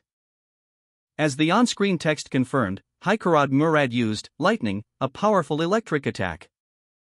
The scene opens with a title card announcing that Haikarad Murad has used expulsion. Murad unleashes a powerful expulsion technique. A wave of blue energy erupts. The energy surges forward with intense speed and power. The expulsion technique continues its trajectory, leaving a trail of bright blue energy. The vampire, enraged and empowered by his Immortal Barbarian mode, unleashed a devastating attack, the raw power leaving Bjorn alarmed and bracing for the next blow. The sheer force of the attack was depicted in a flurry of motion lines, highlighting the intensity of the vampire's power. As the energy surged around him, a visual representation of his overwhelming might. Meanwhile, the sorceress, already injured, cried out for Murad, her voice filled with desperation. The image focused on the vampire's powerful stance, his form radiating power and menace, underscoring the gravity of the situation and the imminent threat he posed. Murad declared, "It's time." He braced himself, ready to counter the vampire's attack. Revealing the item he had been saving for this precise moment, even through perilous situations. It was a vial containing the goddess tears. Murad, with a determined expression, prepared to use the goddess tears. He clutched the vial tightly, his face etched with the weight of the situation. Murad, prepared to counter the vampire's attack, declared, "I'll give you this precious thing." He launched a powerful attack, aiming to strike the enraged vampire. The vampire, in his immortal barbarian mode, retorted with a defiant, "Take this, you bastard." The vampire's counterattack connected, resulting in a bloody impact. The force of the blow sent the vampire reeling, his face contorted in pain. The resulting explosion created a designated blessing, the chosen destruction area. Murad unleashed a devastating counterattack, the force of which sent shockwaves rippling outwards. Count Cambermere's tolerances were temporarily sealed away due to the attack's impact, leaving him paralyzed by the sheer force of the blow. His unconscious state shifted to paralysis. Einar, witnessing the scene, urgently shouted a warning to Jander, "Jander! Get out of there now!"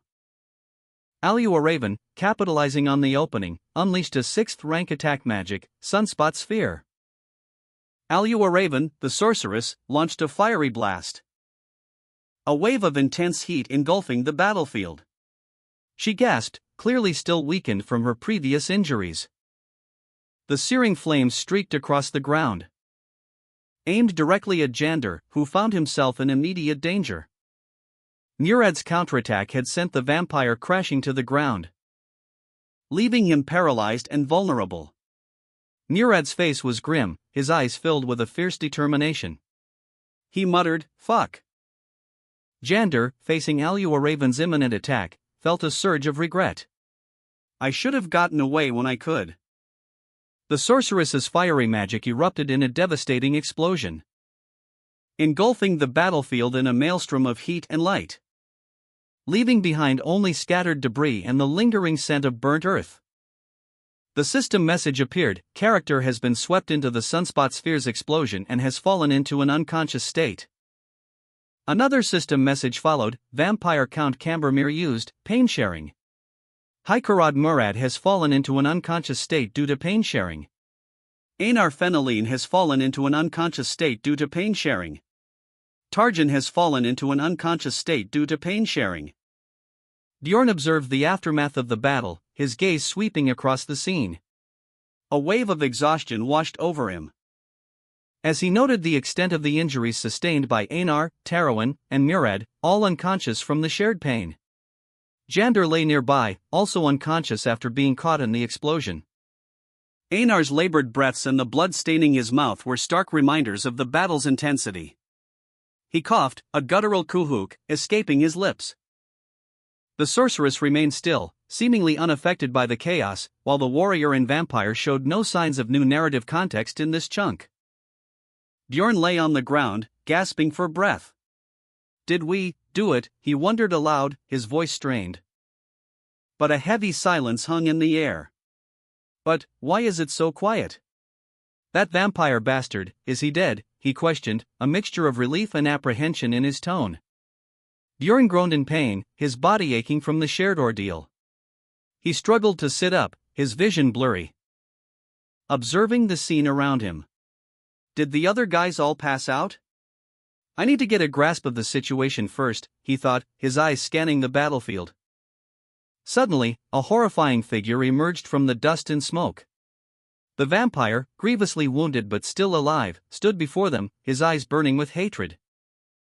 Bjorn, surveying the aftermath of the battle, muttered in disbelief, "Fuck, why is he alive?" A detailed description of the vampire's newly revealed skill appeared. Skill, active, A. Immortal, regenerative power will be increased exponentially in proportion to your lost HP. The severely injured vampire, his face contorted in a grotesque grin, let out a chilling laugh. His injuries were clearly visible, yet his body showed signs of rapid regeneration. Another skill description appeared. Skill, passive, P. Source of darkness, resists death as long as the heart is okay. Bjorn observed the vampire's healing injuries, his thoughts filled with grim understanding. His injuries are all healing. That stupid skill of his. Bjorn, injured but conscious, surveyed the scene. He muttered to himself, I don't completely understand the situation, but everyone else has passed out. The aftermath of the explosion was grim. Einar, Tarowan, and Murad lay unconscious, scattered amongst the rubble near the castle walls. Jander was also down, the explosion having taken its toll. The sorceress and warrior were also incapacitated, their bodies still and lifeless. Only Bjorn remained standing, his gaze fixed on the vampire. The vampire, severely wounded but rapidly regenerating, stood amidst the carnage. He declared, there is only one thing for me to do. The vampire, despite his injuries, began to walk away, his bloody footprints marking his path, leaving the unconscious forms behind him. The scene was silent, save for the faint sounds of the vampire's retreating footsteps. Bjorn, despite his injuries, focused on the immediate threat. He knew he needed to eliminate the vampire before the creature could fully recover. I need to kill him before he wakes up, he thought, his resolve hardening. He lunged at the still recovering vampire, aiming a powerful blow. But the vampire, even in his weakened state, managed to evade the attack with surprising speed, leaving Bjorn to collapse from exhaustion and pain. Bjorn gasped for breath, his body battered and bruised. The effort had taken its toll. His vision swam, the aftermath of the battle blurring before his eyes. The text on the panel reads, his whole body is in tatters except his heart. Bjorn stands triumphantly, his body severely wounded but his heart seemingly unharmed. He raises his arms in a gesture of defiance, a testament to his resilience. A nearby voice observes, I guess he protected his heart from the sunspot sphere using his arm. Bjorn collapses, muttering, piece of shit. His body is battered and broken, the cost of his desperate defense clear. The image focuses on his ravaged arms, as he struggles to comprehend the situation. Another internal monologue follows, how was I supposed to use this again? Right. Bjorn's body shuddered as a wave of searing pain washed over him, the sunspot sphere's energy had ravaged his flesh. A crimson eruption blooming across his chest as his skin tore and bled, the raw energy of the sphere tearing through his very being. Fuck, that hurts, he gritted through clenched teeth, the agony nearly overwhelming him. A choked cook escaped his lips as he struggled to breathe. But even in this excruciating torment, a flicker of determination ignited within him. But in order to make it out of here alive, he thought, his eyes fixed on a distant point, a will to survive burning brighter than the pain. Bjorn braced himself, summoning every ounce of remaining strength as he prepared for another wave of the agonizing flesh explosion. Another flesh explosion rocked his body, the searing pain intensifying as his body was once again ravaged by the sphere's energy. Bjorn endured another flesh explosion, the searing energy of the sunspot sphere racking his body, his vision blurring as he instinctively sensed his limits nearing. Two more flesh explosions rocked his frame. He knew that even if this could kill the vampire, it was pushing him to his breaking point. Despite the immense pain and the risk to his own life, Bjorn continued to unleash the devastating attacks, his determination unwavering. Another flesh explosion tore through his flesh, a testament to his relentless assault. Yet another flesh explosion followed, the cumulative effect pushing Bjorn to the brink of collapse. Bjorn's health plummeted, his HP dropping below 1%. A flesh explosion rocked his body. A grim reaper-like figure loomed, its declaration echoing Bjorn's grim determination, I will end up dying with him.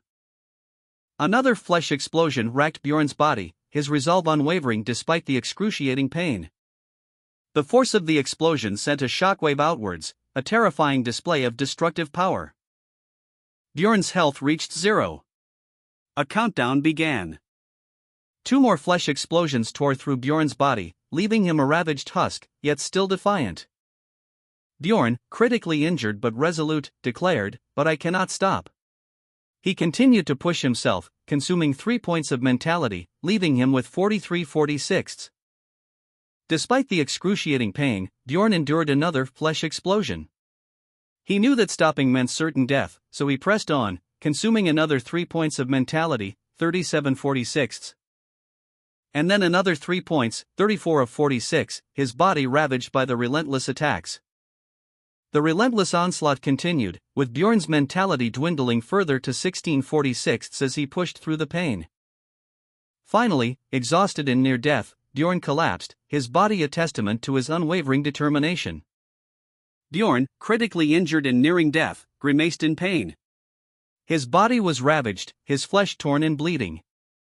Despite his critical state, a flicker of grim determination remained in his eyes. He muttered, "I don't have hands." A desperate resolve hardening his gaze. The scene shifted, showing the extent of his injuries. Bjorn's resolve solidified. He declared, "Then I'll use my body." The words were followed by a visual representation of his plan, flesh explosion. A blinding flash of light erupted from Bjorn's body, signifying the activation of his flesh explosion technique. The intense energy radiating outwards in a powerful wave. The aftermath of the explosion was not shown. Bjorn, critically injured but resolute, pushed himself to the limit. His final act was to ensure the vampire's demise. The game interface displayed a message confirming the defeat of vampire Count Cambermere, awarding Bjorn 51 experience points. And an additional 1 point for defeating a high-ranking mutant. Along with 3 bonus experience points for defeating a guardian, and 3 points of mentality were consumed, leaving him with 10/46. Bjorn leveled up, his spirit power increased by 10, and the maximum capacity of his senses increased by 1. Bjorn, critically injured but having just leveled up, absorbed the essence of the defeated vampire Count Cambermere, the guardian being integrated into his soul. This granted him a new passive skill, immortality, exponentially increasing his HP and rendering him invulnerable until his heart is destroyed. The vampire's essence, guardian, is being absorbed into character's soul. His HP was not only drastically increased but also recovered to more than 1%. Character will not die until the heart is destroyed due to passive skill, Source of Darkness. Character's HP has been exponentially increased due to Immortal S effects. Character's HP has been recovered to more than 1%. Ending countdown. Accomplishment achieved. Condition: survive after countdown has begun. Reward: mentality stat will be permanently increased by 10. Bjorn Jandel, S stats are displayed, level 3, increased by 1, physical 199.1, increased by 87.7, mental 105.3, increased by 10, ability 152.4, increased by 129.4, item level 114, increased by 104, overall combat index 485.3, increased by 201.1. He obtained vampire essence and a corpse golem. His new rank is Vampire, Guardian, rank 5. A powerful shockwave radiated outwards, leaving behind a trail of destruction. Bjorn groaned, his body trembling with exertion as he struggled to regain his breath. Huff, huff. A concerned voice cut through the silence. "Are you up, Bjorn?" The sorceress appeared, her expression a mixture of relief and curiosity as she looked down at Bjorn, who lay on the ground, a faint smile playing on her lips. Bjorn, dazed, murmured, "I'm alive." Bjorn, still recovering from a recent transformation, awoke to find the sorceress tending to him. He asked, "Einar, where are the others?" She replied that they had left 3 days prior, expressing concern for his well-being during his 3-day slumber. Bjorn's eyes widened in shock and disbelief upon hearing this. The sorceress, noticing his distress, sat beside him, her expression a mixture of concern and curiosity. Bjorn, realizing the passage of time, exclaimed, "Then is this the 7th day?" A close-up on Bjorn's hands showed him flexing his fists, testing his strength and newfound abilities. Bjorn awoke after a 3-day slumber, his body surprisingly free of pain. He tested his limbs, muttering to himself, "Doesn't seem like there are any problems with my body." A quick self-examination revealed no visible injuries. Bjorn's eyes widened in confusion as he noticed something amiss. "Where are my pants?" he exclaimed, his voice laced with bewilderment. The sorceress, observing him from a distance, remained silent for a moment before speaking. Bjorn, noticing his lack of clothing, sat up and looked around, searching for his missing garments. He found his bag nearby. "They were already basically in shreds, and they were bothering me, so I just tore them up," he explained, his tone matter-of-fact. The sorceress approached him. "No need to be embarrassed. I saw what a great warrior you are," she declared, her voice filled with admiration. Bjorn, still slightly dazed, accepted her compliment. Bjorn awoke with a groan, his head throbbing. He glanced down to see his pants torn, and winced, embarrassed. The sorceress, observing him, offered a reassuring smile and complimented his strength during his unconsciousness. Bjorn, still slightly dazed, asked what had happened while he was out. The sorceress, her expression turning serious, explained that a dwarf had taken the numbers item and a mage had taken the rupture stones. Bjorn, piecing together the events, realized that he must have absorbed the Guardian's essence during his unconsciousness, as the Guardian had dropped all 3 items. The sorceress then reminded Bjorn of their earlier agreement to roll a die to distribute the rupture stones. Bjorn, still processing the events and his newfound power, nodded in agreement. The scene ends with the sorceress and Bjorn ready to determine the distribution of the rupture stones. The sorceress recounted the events following Bjorn's collapse, explaining that despite the dwarf's indifference, she insisted on a fair distribution of the Guardian's remaining items. She argued that she could only compensate for her losses by taking a share of the loot. Bjorn, having already taken the best loot, would be unable to object to her claim of the remaining rupture stones. The sorceress's words revealed a key piece of information: Bjorn had absorbed the vampire's essence, a fact only she seemed to know. Bjorn, now fully aware of this, reflected on the sorceress's statement. Bjorn's thoughts confirmed his suspicion that the sorceress was the only one aware of his newly absorbed power. Bjorn's powerful physique filled the panel, his expression grim. He was acutely aware of the power he had absorbed. The sorceress's words echoing in his mind, plus, she gave me the corpse golem's essence as well as all the potions she had with her, meaning she did only lose things in this rupture. The image shifted to show the sorceress, her face etched with a mix of weariness and calculation, as she surveyed the aftermath of the battle. Her gaze held a hint of something else, perhaps a touch of regret. Bjorn's thoughts continued, "So I'm not mad at all about the distribution of the loot." He was surprisingly unconcerned about the sorceress's actions. The narration continued, revealing more of the sorceress's actions. Also, the mage took all the items going around on her own, and then she left without even waiting for you to wake up.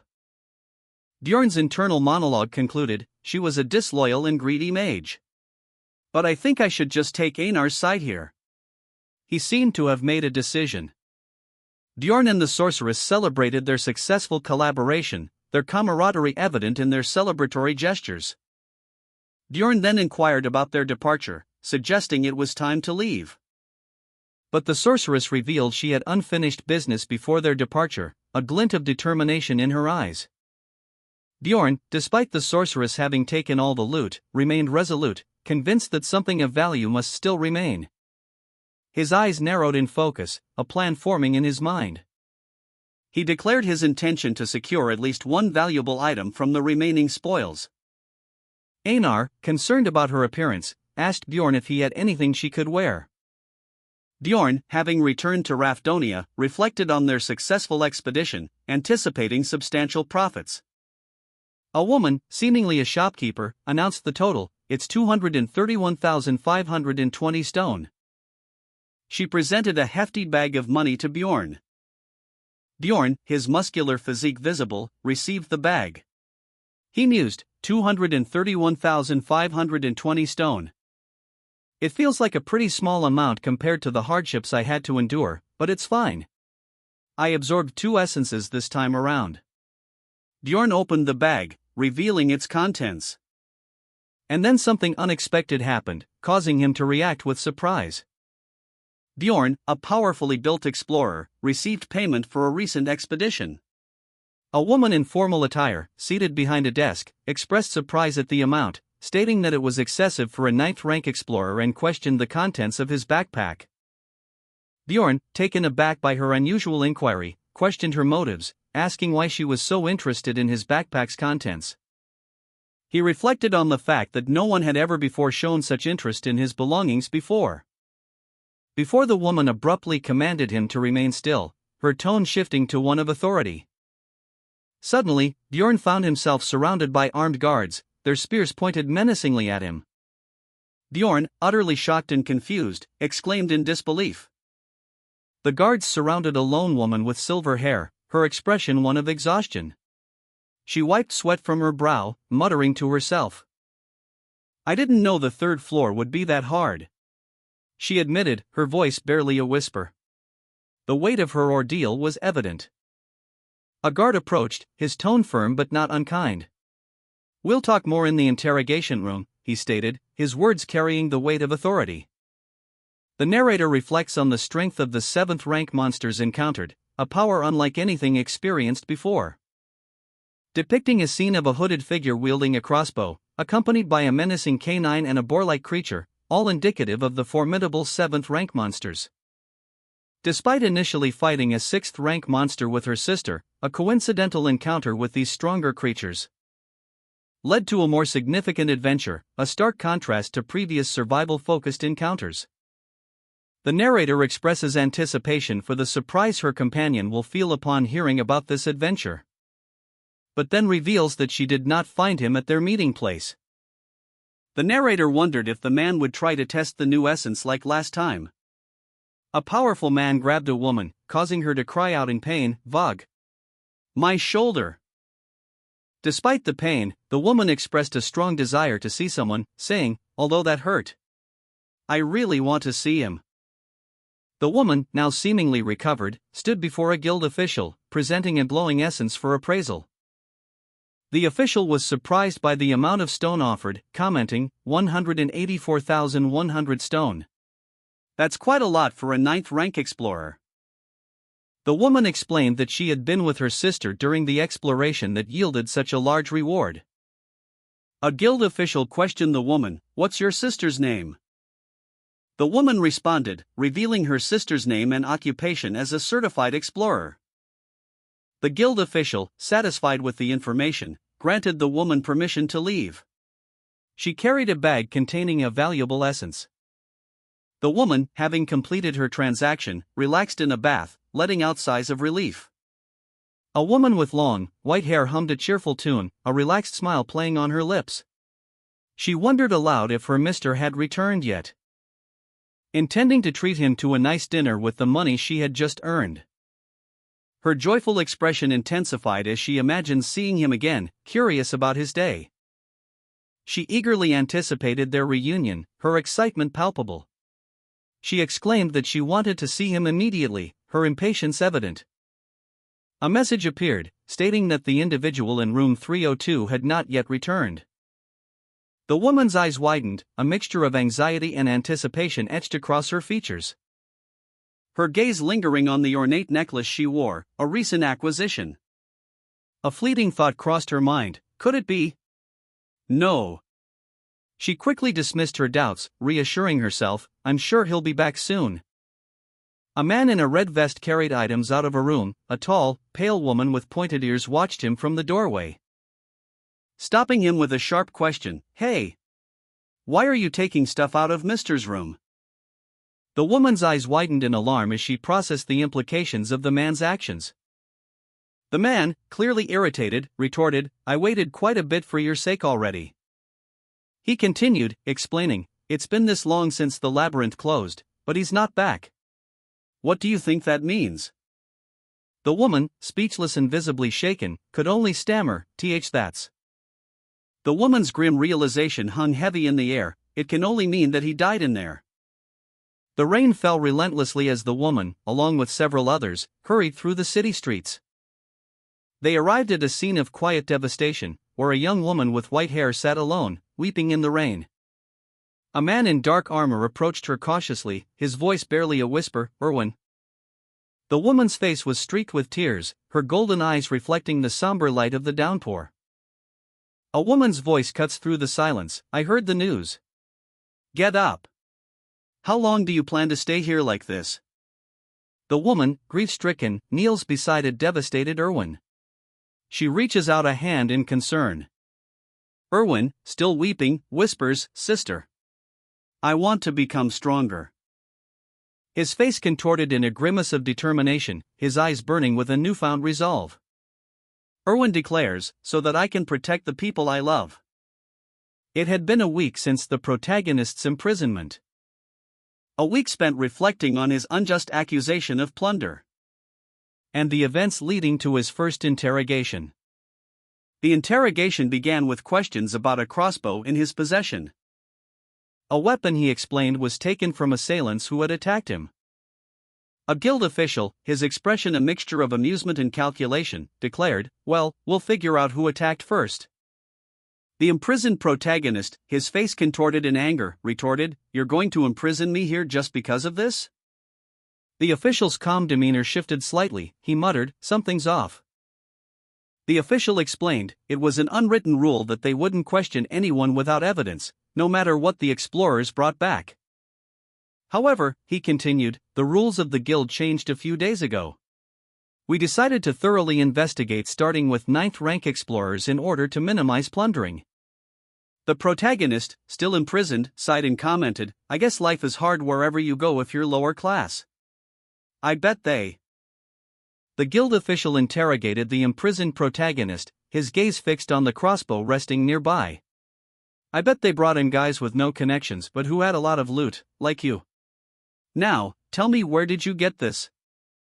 The protagonist, shackled and defiant, remained silent for a moment before answering. "As I already said, I got it from some guys who attacked me first." A flashback sequence showed the protagonist recounting his ambush by a group of heavily armed plunderers. He had omitted a key detail from his report to the guild, a female accomplice among the attackers. He explained his omission. "Of course, I left out the woman. People might think I'd been possessed if I break my promise." The guild official, his eyes narrowed in suspicion, questioned the protagonist, "You were stabbed in the neck and survived? Then where is the scar?" The protagonist, caught off guard, struggled to maintain his composure. He gestured vaguely, "Can't you see? It's right he dash." A sudden realization dawned on him as he stared at his own neck. Did the vampire's essence heal his wounds, erasing the evidence of the attack? Did my scars get healed too because of the vampire's essence? His mind raced, he had inadvertently revealed more than he intended.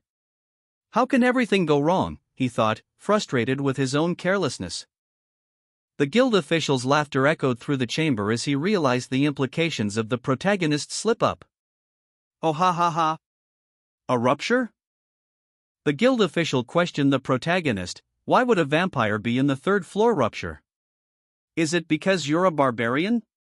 You're very bad at lying." The protagonist, agitated, retorted, "You can just verify my statements using memory magic." The guild official scoffed, "Call a mage here when we're investigating just a mere 9th rank explorer? You can only request verifications once you're a 7th rank and up."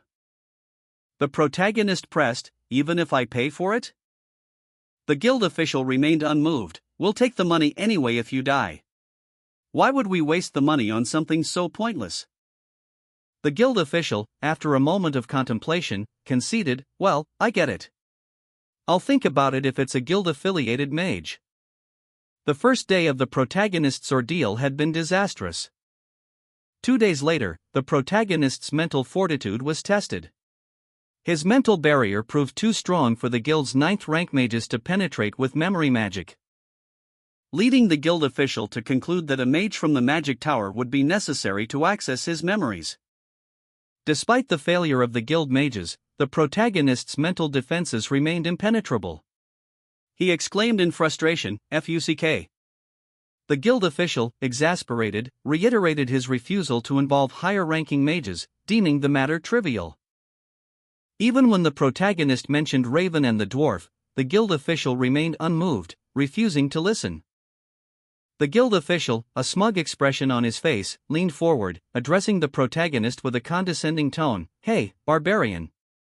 Why don't you give up and confess?" He kept pushing me to confess. This morning. 7th interrogation. Suddenly, the guild official's demeanor shifted dramatically. "Bjorn Jandel. We've finally gotten conclusive evidence." The protagonist, seated across the table, reacted with a look of dawning realization. "That's the message stone I got when I was fighting the Crystal Union?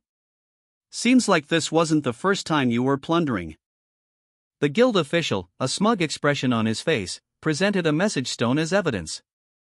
He explained that they had traced the stone's ID number to a deceased explorer, confirming the protagonist's involvement in illicit activities and the acquisition of statements from the Crystal Union. The guild official declared that the protagonist would be executed within 3 hours. The protagonist, bound in chains, clenched his fists, his face grim. The image cuts to black, showing only the heavy chains around his wrists. Imprisoned, the protagonist grimly acknowledged that words were no longer sufficient to resolve his predicament. Even if he escaped, he knew he would be branded an escapee and plunderer, further complicating his situation. Facing imminent execution, the protagonist realized there was only one path to survival. His eyes narrowed, a grim determination settling upon his features. He resolved to prove his innocence, no matter the cost. A desperate plan forming in his mind. The protagonist activated Flesh Explosion, a powerful, self-destructive ability. The protagonist, desperate, activated his last resort ability, Flesh Explosion. His body began to disintegrate, a horrifying crimson mist spreading outwards, leaving behind only scattered fragments of flesh and bone as he burst through the prison bars. The guards reacted with shock and terror. Heek? What? How? One guard, stunned, could only watch as the protagonist's dismembered form continued its relentless advance, while another frantically reported the escape. Prisoner has escadash. The protagonist, severely injured but defiant, unleashed his Flesh Explosion technique, the resulting blast tearing through his prison cell, leaving behind a trail of destruction and a single, gravely wounded guard. He collapsed, bleeding profusely, but a grim determination etched itself onto his face. "I'll get out of here." Soho, the protagonist, was shown in a close-up. He stood within the confines of a prison cell, his body visibly strained and marked with tattoos. A faint pink aura emanated from his hands as he channeled his power. The scene shifted to show a guard, his face contorted in agony, collapsing to the floor. The guard's body was lifeless, the keys to his cell now clutched in Soho's hand. Soho escaped his prison cell, the guard shouting in alarm as he made his way out. "Hey, Barbarian! Are you really escaping?" A muscular, tattooed man, the protagonist, sat nursing his wounds, his expression grim. He muttered to himself, "He's a lot more insane than I thought." Another figure, presumably an accomplice, urged him, "Get us out of here too." The protagonist, his gaze sharp, responded with a cynical observation, "I'm sure some of them have actually committed crimes." He continued, his voice hardening, "But an innocent barbarian who was blamed for no reason doesn't give a shit about that." With a surge of determination, the protagonist used his power to break free from his restraints. The word freedom echoed in his mind as he escaped. The prison cell was in chaos. A wave of energy rippled through the room as the inmates, spurred by a shared desire for freedom, erupted in a unified cry of "Barbarian! Barbarian!" The protagonist, amidst the turmoil, focused his will, his escape plan unfolding before him. He was severely injured, but his determination burned bright. The energy intensified, and a voice echoed through the prison, "Barbarian of freedom!" The protagonist's escape was complete. Meanwhile, at the Explorers Guild, a tense atmosphere hung in the air. 2 guards stood watch in the lobby. Suddenly, a powerful force struck, sending one of the guards reeling. The other guard exclaimed, "What?" The protagonist, severely injured but defiant, escaped the prison. A surge of energy emanated from him, a mysterious power previously unknown, causing a ripple effect among the other prisoners. They too seemed to be empowered, joining his escape. A wave of newly freed inmates surging from the prison gates. A guild official, witnessing the chaos, shouted in alarm, "Escapees!" A desperate announcement echoed through the guild halls, "Explorers! We'll reward you, so please help us take down the escapees." Inside, a guild official frantically relayed the news, her face etched with worry. A nearby knight, already preparing for action, showed a grim determination. The hunt for the escaped prisoners began, a chaotic melee of guild forces clashing with the newly empowered inmates. The escaped prisoner, his body battered but his spirit unbroken, roared a defiant challenge, "Come at me, you bastards!" A guild official, observing the chaotic scene from a distance, remained calm, stating, "The prisoners will be caught soon enough." He noted the prisoners' lack of proper weaponry, commenting, "Unlike the explorers, the prisoners don't have weapons. Except for some clubs they stole." The guild official's gaze shifted to the fleeing protagonist, a question forming in his mind: can they stall for at least 5 minutes? The protagonist, acutely aware of the limited time, muttered to himself, "I have no time." He continued his desperate flight, his powerful legs propelling him up the grand staircase. The escape was far from over. The protagonist, despite his injuries, pressed onward, his resolve hardening with each step. A grim determination etched on his face. His internal monologue echoed the urgency: "It's not just about escaping." Meanwhile, a guild official cursed, his confidence shaken. "Damn it! The prisoners made it up here," he exclaimed, the gravity of the situation dawning on him. He barked orders. "The branch manager is upstairs. We cannot let them through." The protagonist, cornered, revealed a hidden strength. A complex tattoo on his back pulsed with energy, unleashing a devastating flesh explosion technique. The protagonist unleashed a devastating new ability, Flesh Explosion, causing a wave of crimson energy to erupt around him, the shockwave engulfing his pursuers. One guild official cried out in alarm, "What?" Another guild official recoiled, screaming, "Acid?" Waff, as the energy seared his flesh. A third guild official clutched his burning eyes, roaring, "Wah! It's hot!" The protagonist's face, contorted in a grimace of exertion, fills the frame. His muscles, grotesquely swollen, ripple beneath his skin, a testament to the power surging through him. As the sacrificial seal completes its work, a speech bubble appears, stark against the crimson backdrop, doping complete. With a roar, Vihalaya, the protagonist explodes into motion, a blur of enhanced speed and power. He lashes out with a devastating blow, connecting with the guild official, who cries out in pain, "H-eek." The impact sends the guild official sprawling. The protagonist, a whirlwind of motion, continues his escape, leaving a trail of destruction in his wake.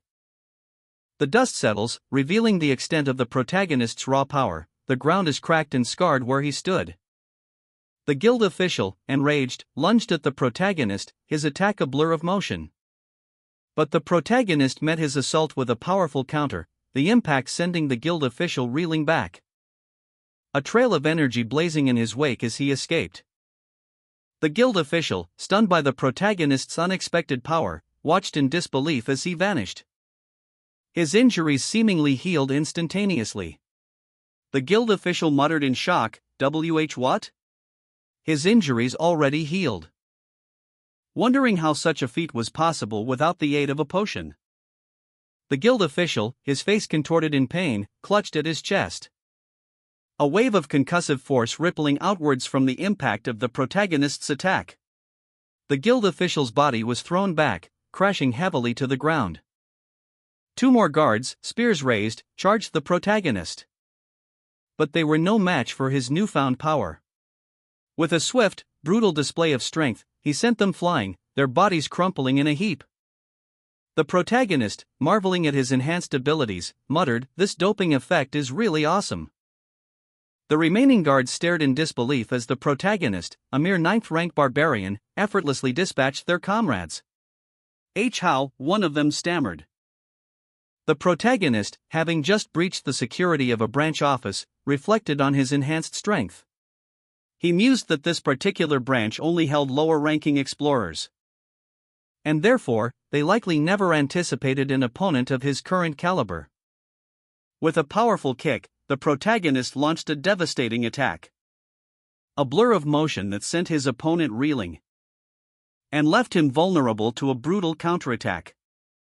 The impact of the protagonist's strike sent a spray of blood and debris flying, leaving the guild official severely injured. The protagonist, his back to the viewer, stood before the imposing doors of the guild official's office. His powerful physique, adorned with intricate tattoos, spoke of his recent victory. A silent testament to his overwhelming strength. He had arrived at the branch manager's office on the third floor of the Explorers Guild. The protagonist, still imposing from his recent victory, approached the Explorer Guild's third floor. His powerful physique evident even from behind as he headed towards the branch manager's office. He entered the office, his eyes scanning the room, only to find himself the target of a sudden ambush. The protagonist reacted instantly to the surprise attack, his expression hardening as he recognized the danger.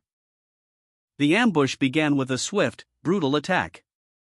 The guild official lunged at the protagonist, landing a blow that sent him sprawling. A pained cook escaped the protagonist's lips as he hit the ground. The official, a cruel smirk playing on his lips, gloated, "I got you." But the protagonist's eyes widened in surprise as he unleashed a hidden power, a roar escaping his throat as he countered the attack, revealing his acidic blood as he retaliated, stating, "Sorry, but my blood is acidic." The protagonist's eyes narrowed, a fierce glint reflecting in their depths. As he registered the scene before him, a woman in distress, a man sprawled on the floor, and a clear threat looming. The woman, elegantly dressed, gasped, her eyes wide with fear as she whispered, "You're..." The attacker, breathing heavily, was clearly agitated. He muttered, "Don't touch her. She's the district manager's daughter." The protagonist, still recovering from his injuries, processed this new information. A flicker of realization crossed his face as he thought, the district manager has a daughter? Looks like I hit the jackpot. He gritted his teeth, his face contorted in a grimace of pain and determination. A warning escaped his lips, "If you do anything to her, you won't." The ambusher, his face contorted in a grimace, clutched his injured hand. A pained groan escaped his lips. Meanwhile, the protagonist, having observed the scene from a distance, stood silently, a new plan forming in his mind. He was injured, but the appearance of the district manager's daughter presented an unexpected opportunity. He decided to intervene, his earlier plans shifting in response to this new development. Change of plans, he muttered to himself. The protagonist's internal monologue revealed his reasoning. "I wasn't going to do this at first, but having the district manager's daughter here changes things." The woman, visibly shaken, confronted the ambusher. She exclaimed, "Why you? You're quite calm after doing something so terrible." Her words highlighted the ambusher's unexpected composure. The ambusher responded, his words laced with a chilling confidence, "Things will either end up really easy, or they'll end up going terribly." "You already knew that I was gonna be here today, huh? You planned this all out, right? A very long time ago too." A muscular man held a terrified woman, his hand clamped over her mouth. His expression was one of furious determination. He then addressed someone unseen, his voice sharp and commanding, "You over there." The man's demands were clear. He wanted the inspector who oversaw the woman and the Crystal Union's leader, as well as a mage from the magic tower. Failure to comply would result in the woman's death. Two knights, alerted to the situation, reacted with alarm, their faces etched with worry. Meanwhile, a figure, presumably the protagonist, collapsed dramatically inside a nearby building, suggesting a possible intervention or prior confrontation. A powerfully built man, his body adorned with intricate tattoos, held a terrified woman captive. He had a hand clamped over her mouth, silencing her cries. His voice, a low growl, carried a chilling threat. Now, then. A nearby sound reached the man's ears, a faint but distinct noise. The man's eyes widened, his expression shifting from confident menace to startled alarm as he heard the sound. He roared in fury, his captive woman momentarily forgotten as he turned to face the source of the interruption. A large group of soldiers and adventurers marched through the rain, their destination seemingly a grand building in the distance. Bjorn Jandel, a ninth-rank explorer, watched them from above, a vengeful glint in his eyes. Time for my retaliation, he vowed silently. Bjorn suddenly appeared before the group, startling them. My name is Bjorn Jandel, he declared. The soldiers reacted with confusion and alarm, whispering amongst themselves about a possible escaped prisoner. He continued, his voice ringing with righteous anger, I'm a ninth-rank explorer that the Explorer Guild tried to frame and kill. From his vantage point overlooking the town square, Bjorn addressed the crowd below, his declaration echoing through the streets. I swear to God that I am innocent. His voice filled with bitter resentment, he added, although the Explorer Guild bastards are framing me. Bjorn Jandel, his face contorted in a mask of furious defiance, roared his declaration of innocence to the assembled crowd. I am innocent. His voice echoed through the square, a desperate gamble to shatter the carefully constructed narrative against him. Bjorn's eyes burned with a fierce determination as he continued, they won't be able to just cover it up if I make a big scene like this. Bjorn's gaze shifted upwards, towards the imposing structure of the Explorers Guild headquarters. A question formed in his mind, a silent query hanging in the air, the Explorers Guild wants me? News arrived from the branch manager, a disturbance was underway at the Magic Tower. A certain individual was causing chaos. The manager explained the situation. His expression was grave. A young woman, seemingly a researcher, reacted with disbelief to the report of a psycho causing trouble. She looked concerned, holding a flask in her hand. The branch manager continued, revealing that the culprit had freed the prisoners and taken the district manager's daughter hostage, demanding a mage. In a dimly lit laboratory, amidst scattered papers and various alchemical apparatuses, a blonde woman, seemingly a researcher, observes a magical orb, muttering to herself, wow, he really must be stupid. What an insane man. Meanwhile, another blonde woman, dressed in a flamboyant witch's hat and robe, smiles confidently, declaring, all right. I'll go. Her internal monologue reveals her motivation, there's someone I have to look for anyway, and I am curious to see what this person looks like. The scene shifts to a muscular man holding a frightened young woman close. He appears to be a powerful warrior, and she seems to be a hostage. The young woman, clearly distressed, asks, you're the mage they sent? The muscular man responds, his voice laced with a hint of recognition, Bjorn. Jandel? The hostage, still shaken, exclaimed, W.H. Watt. What were you thinking? Do you think you have multiple lives or something? Bjorn Jandel, captured and surprised, responded, I was wondering who it was, but it was you again? The witch, confident and determined, stated, anyway, you seem to know the situation. Use the memory-checking magic. She urged him, hurry. There isn't much time. Bjorn Jandel agreed, all right. But promise to do me a favor in the future. The witch replied, if it's something I can do. The witch, confident and determined, reminded Bjorn Jandel of his promise. As she entered the room, her words echoing in the air, Daruti Narbars. Bjorn Jandel, captured and apprehensive, felt the witch's magic touch his forehead. The hostage, frightened and confused, questioned the process, noting the lack of equipment against psychological spells. The witch, unfazed, suggested using an alternative method, prompting the hostage to exclaim, branch manager. The process concluded, leaving Bjorn Jandel distressed and the researcher observing from afar. Bjorn Jandel, distressed and confused, exclaimed, what happened? Another man, seemingly a manager, explained, we've taken care of most of the prisoners on the first floor. But the manager's eyes widened in shock as he continued, did the prisoners get here? The panel showed a muscular man with intricate tattoos covering his back. His identity was unclear.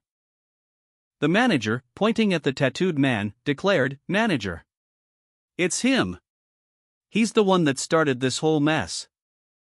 The tattooed man, Bjorn Jandel, simply responded, "I know that." The manager stated that the barbarian, Bjorn Jandel, claimed to have been framed.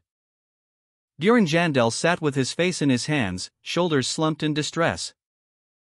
The manager questioned the evidence against Bjorn Jandel. Bjorn Jandel reacted with visible agitation and distress. The manager vehemently denied the possibility of framing. It was revealed that Bjorn Jandel possessed an excessive amount of magic crystals for a 9th rank explorer. A burlap sack overflowed with crimson gems, its contents hinting at a significant amount of stolen treasure. Bjorn Jandel's backpack was full of equipment that appeared to be stolen. Among the loot were a sword and shield, bearing signs of recent use. Investigators tracked down the owner of a message stone found in Jandel's bag and obtained information from the Crystal Union. The information stated that Bjorn Jandel had murdered innocent people and looted their belongings. However, the manager pointed out that this testimony from a fellow union member lacked magical verification. The manager questioned Bjorn's story, expressing disbelief at the lack of magical verification, pointing out the inconsistencies in Bjorn's account. He angrily stated that Bjorn's persistent lies were the reason for the lack of magical investigation. Bjorn claimed to have been stabbed in the neck by a vampire, yet miraculously survived without any scars, attributing his lack of wounds to consuming the vampire's essence during a rupture. The manager, skeptical, questioned the very notion of a vampire's essence, further pressing Bjorn on the absurdity of his claim, highlighting the impossibility of a first-floor vampire rupture. The manager confidently asserted that Bjorn's lies stemmed from his knowledge that magic would be ineffective against him. The manager, his face contorted in disbelief, exclaimed, "How could I trust him and bring in precious mages all the way from the magic tower?" The manager, his skepticism deepening, muttered to himself, "It's true that he ate a vampire's essence in the first-floor rupture." The witch, her expression a mixture of surprise and concern, observed the unfolding events from a distance. The manager, his voice laced with incredulity, stammered, "What do you mean?" The witch, observing the scene, declared, "I was there," adding, "But what do we do? You can't use magic on me." The witch's statement hung in the air, her expression a mixture of concern and helplessness. As the manager, increasingly suspicious, questioned, "He ate a vampire's essence. What do you mean?" The scene shifted to show the manager, the witch, Bjorn, and a muscular man in the room, the tension palpable. The manager, his skepticism growing, confronted Bjorn, "You shouldn't defend him with lies. Are you saying that I'm lying?" The witch, flustered by the accusation, quickly denied, "And no, that's not what I meant." The manager, highly skeptical of Bjorn's tale, pressed him further, questioning the validity of his claims. "Then what did you mean?" she demanded, her tone sharp and accusatory. The witch, flustered by the intense scrutiny, stammered an apology. I am sorry," she cried, her voice trembling with fear and uncertainty. The manager, unimpressed by the witch's weak defense, continued her interrogation, her gaze unwavering. "Has your little power trip caused you to start looking down on mages too?" she challenged, her words laced with disdain. Bjorn, meanwhile, lay on the floor, defeated and humiliated. A narrator's voice cuts in, explaining that a magic tower mage holds a status similar to that of an aristocrat. The narrator continues, explaining that while there are many groups within the magic tower, they have united into one organization to protect their rights. The manager's suspicion intensifies. To doubt a magic tower mage. She thinks he's dug his own grave. She then turns to Bjorn, her voice cold and resolute. "Why don't you stop?" Bjorn Jandel, accused of murder and theft, sat slumped on a plush chaise lounge in a richly appointed room. A muscular man and a researcher stood silently observing him, while a witch, her expression a mixture of concern and apprehension, watched from a nearby bed. Bjorn, his face etched with desperation, stated that his explanation, involving vampire essence, sounded like nonsense even to him. His dubious tale was clearly not convincing. The witch, attempting to corroborate Bjorn's story, nervously offered a statement. She claimed there had never been a vampire on the first floor before. However, her testimony was unconvincing and offered little support. Bjorn mumbled his thanks, but the gesture felt more like a desperate plea. The manager, her skepticism growing, sharply rebuked Bjorn. She pointed out that his explanation was not something an Explorer Guild branch manager should be saying.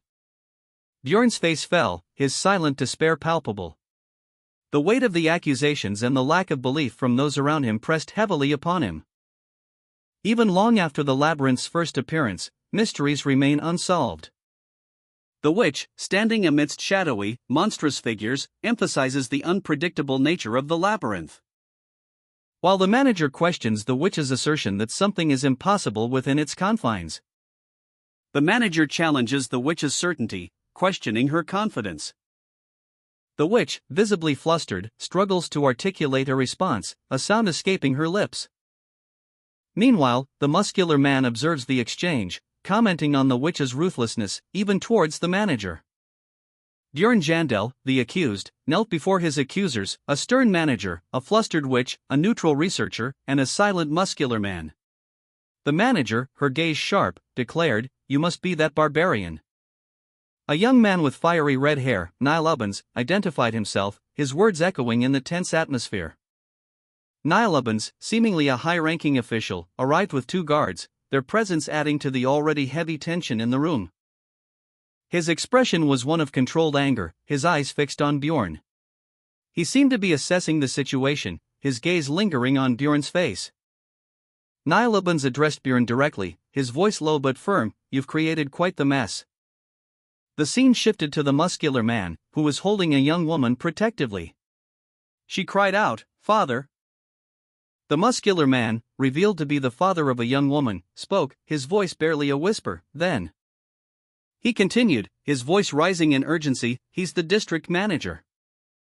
The Explorer Guild's management system was described. It manages clans, casts team spells, sells information, and each of its hundreds of branches has its own manager.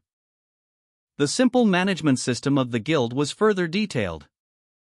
A diagram reveals the hierarchical structure of the organization. 13 district managers report to a single, Supreme Guild Master.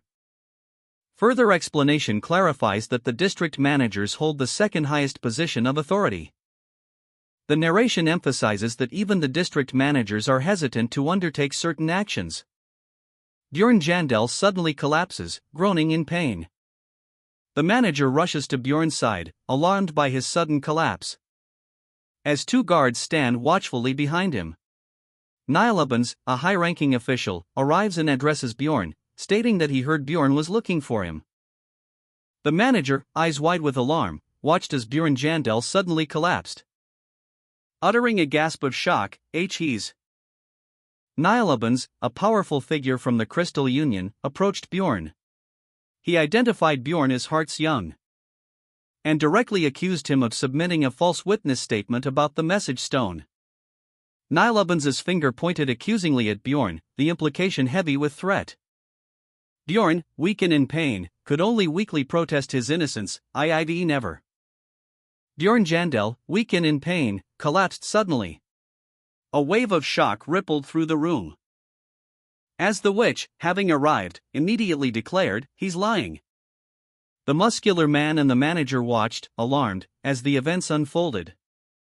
And Niall Ubbins's satisfaction was palpable. He knew Bjorn's perjury would not go unpunished, the Magic Tower's mage had confirmed it. Bjorn, stammering in denial, protested, "And no, I dash." But Niall Ubbins cut him short, his voice sharp and accusatory. "Did you say your name was Bjorn Jandel?" A muscular man and a woman with auburn hair watched as Bjorn Jandel's fate hung in the balance. The woman anxiously questioned, "Then what's gonna happen to him?"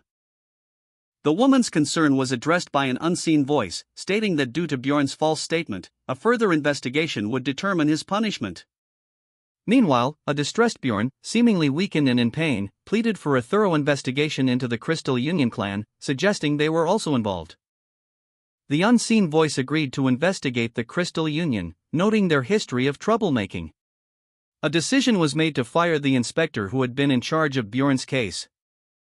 The district manager, visibly upset, protested his innocence, claiming he followed procedure. Nilubans, his face a mask of barely contained fury, leveled a scathing accusation at Bjorn. Are you trying to bequeath your lack of skills to the guild? He continued, his voice dripping with cold authority. There will be a thorough re-investigation of every case that you've handled. The weight of his words hung heavy in the air. A chilling promise echoing in the silent chamber, and if we find anything wrong, you will be punished accordingly. Meanwhile, Bjorn, escorted by guards, was led away, his face a mixture of defiance and despair.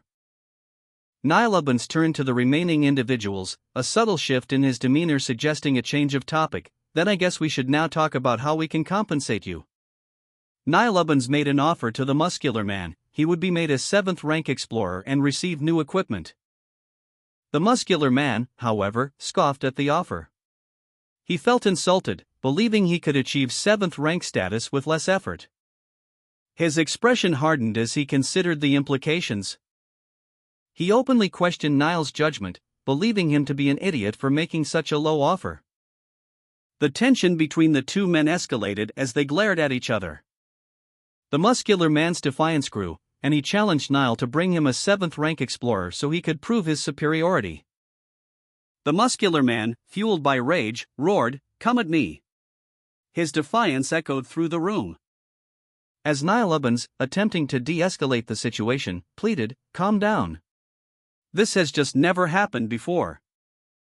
The witch, observing the scene, simply stated, "Of course." Her eyes widened as she looked at the muscular man, a mixture of surprise and concern evident on her face. She whispered, "Raven?"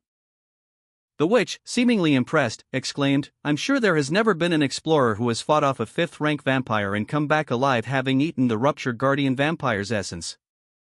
The manager, witnessing the unfolding events, dryly observed that Niall was merely fulfilling his obligations and counting it as compensation. Niall, however, appeared irritated by the comment, his expression hardening. And he pressed the manager for his compensation demands. The muscular man, initially hesitant, considered the offer of compensation. A greedy smile spreading across his face as he declared his desire for at least 5 million stones. Though he admitted that even he knew this was an excessive demand for a barbarian. The muscular man, eyes gleaming with avarice, exclaimed, 5 million? That's dash. All right. He and the manager looked at each other, surprised. The manager, still slightly incredulous, questioned, "What? He accepted it?" "Ah, the 1 million stones for my work here is separate," the witch clarified, a sly smile playing on her lips. She pointed at the muscular man, adding, "Is it because Raven's here?" "All right, Miss Raven," the manager said, bowing slightly. "Please tell the master that I am always grateful for his work." The manager, awestruck, muttered to himself, "Is this the power the magic tower has?" A colossal, spiraling tower, reminiscent of a Roman amphitheater, dominated the skyline, its imposing structure dwarfing the quaint, medieval-style houses below. The tower's immense scale further emphasized by the contrast with the smaller buildings, its intricate details visible even from a distance. Inside a dimly lit room, identified as Alua Raven's personal laboratory, the muscular man stood amidst scattered equipment and scientific paraphernalia. The witch, Alua Raven, entered, her expression one of mild disapproval as she observed the state of the lab. The panel showed a close-up of a sign reading Alua Raven's personal lab. The muscular man, seemingly oblivious to the mess, turned, his back to the viewer, a thought bubble above his head reading, "Why is it so messy here?" Alua Raven, her face partially obscured, held a large mug, her gaze fixed on the muscular man's back, a subtle air of amusement in her demeanor. The witch offered the muscular man a drink, instructing him, "Here, drink this." He eyed the liquid suspiciously, questioning, "What's this?" The muscular man took a swig from the flask, his expression shifting as he tasted the contents. He asked, "Water?" The witch giggled, explaining, "Yees, we don't have any cups here. Would you like some of the basilisk concentrate in there if you don't want water?" The muscular man, seemingly unfazed, simply stated, "This is fine." His thoughts revealed his realization. I assumed those weird liquids and monster organs were in this thing until now. The muscular man, seated in the witch's laboratory, questioned his purpose there, demanding an explanation for his presence. He had been summoned for a favor, a promise made earlier. The witch, observing him from a distance, appeared calm and collected.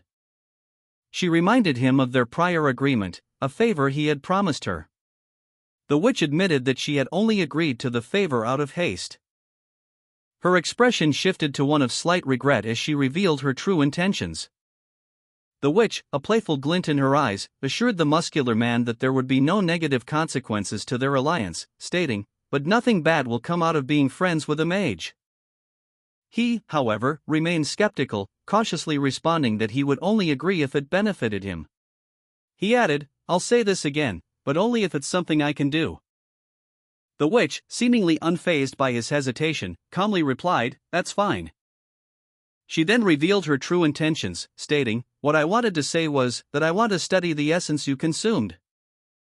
A surge of magical energy emanated from her as she explained that this research would also benefit him, adding, "It'll be helpful for you too.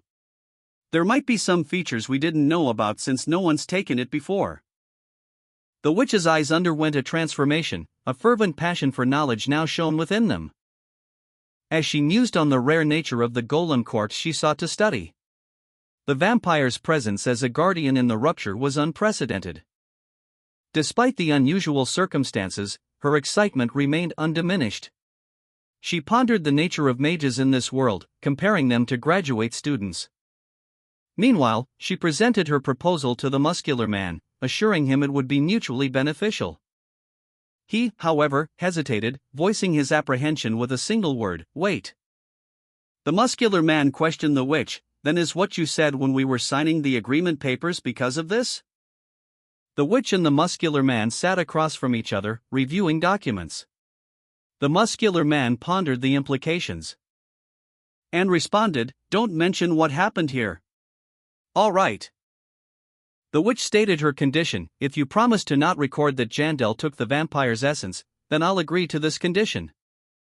The muscular man, internally grateful for her consideration, showed his appreciation. But then awkwardly added, well, that's not wrong, ahem. So I'm right." The witch proposed a compromise to the muscular man. "Anyway, come here once a week and just help me for about 3 hours. He questioned the duration, asking, "For about half a year?" She deemed that too long, suggesting, "Make it 3 months. And tell me about the research results too." The muscular man, seemingly surprised, muttered, Jandel?"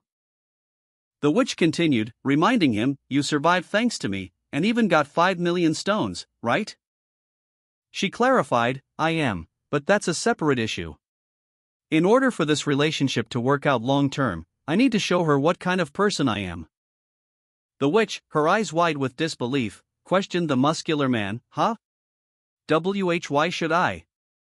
She opened her mouth to speak further, but the muscular man interrupted, stating, "Someone who doesn't stand up for himself is just an idiot." The witch, taken aback, could only utter, what? The muscular man revealed a shocking truth, "You fed me the corpse golem's essence without my consent, didn't you?" The witch, speechless and horrified, could only manage a weak, that's. The muscular man, his face contorted in anger, confronted the witch. "Ugh! How is that an issue? I gave you an essence for free," he roared, his voice thick with resentment. He continued, his voice dripping with sarcasm, "You forcefully fed me that essence so that you could live. How is that not a problem?" The witch, her eyes wide with shock and a hint of fear, retorted, "You don't think it was to save you?" The muscular man remained unmoved. "I don't care. I didn't want it." His expression hardened. He issued his demand, "So pay me 10 million stones. I heard that's how much you need to erase an essence at the temple." The witch, her face flushed with rage, screamed, "You psychotic barbarian." The witch's face contorted in a furious expression, her eyes wide with outrage. She vehemently argued that the essence she had forcefully fed the muscular man was not one she desired. The muscular man, however, remained firm in his demand for compensation, citing the rarity and value of the essence to explorers. He dismissed the witch's claim as the biased opinion of a mage, incapable of understanding the value of such essences. The witch, insulted by his dismissal, retorted that he was only saying that because he assumed she lacked connections to explorers. With a defiant glare, she initiated a magical connection, her hand reaching towards a glowing crystal orb. A magical connection was established through a crystal orb. The orb displaying the message connected.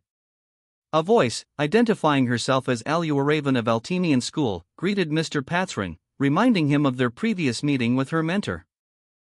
Mr. Patsrin, surprised, acknowledged her, questioning the reason for her unexpected contact. Aluaraven posed a hypothetical question: how would Mr. Patsrin feel if someone randomly fed him an essence he wasn't planning to take? Mr. Patsrin, clearly perplexed, responded with a non-committal indicating his confusion. He questioned the unusual nature of her inquiry. The witch's probing questions hung in the air, leaving the muscular man slightly unsettled.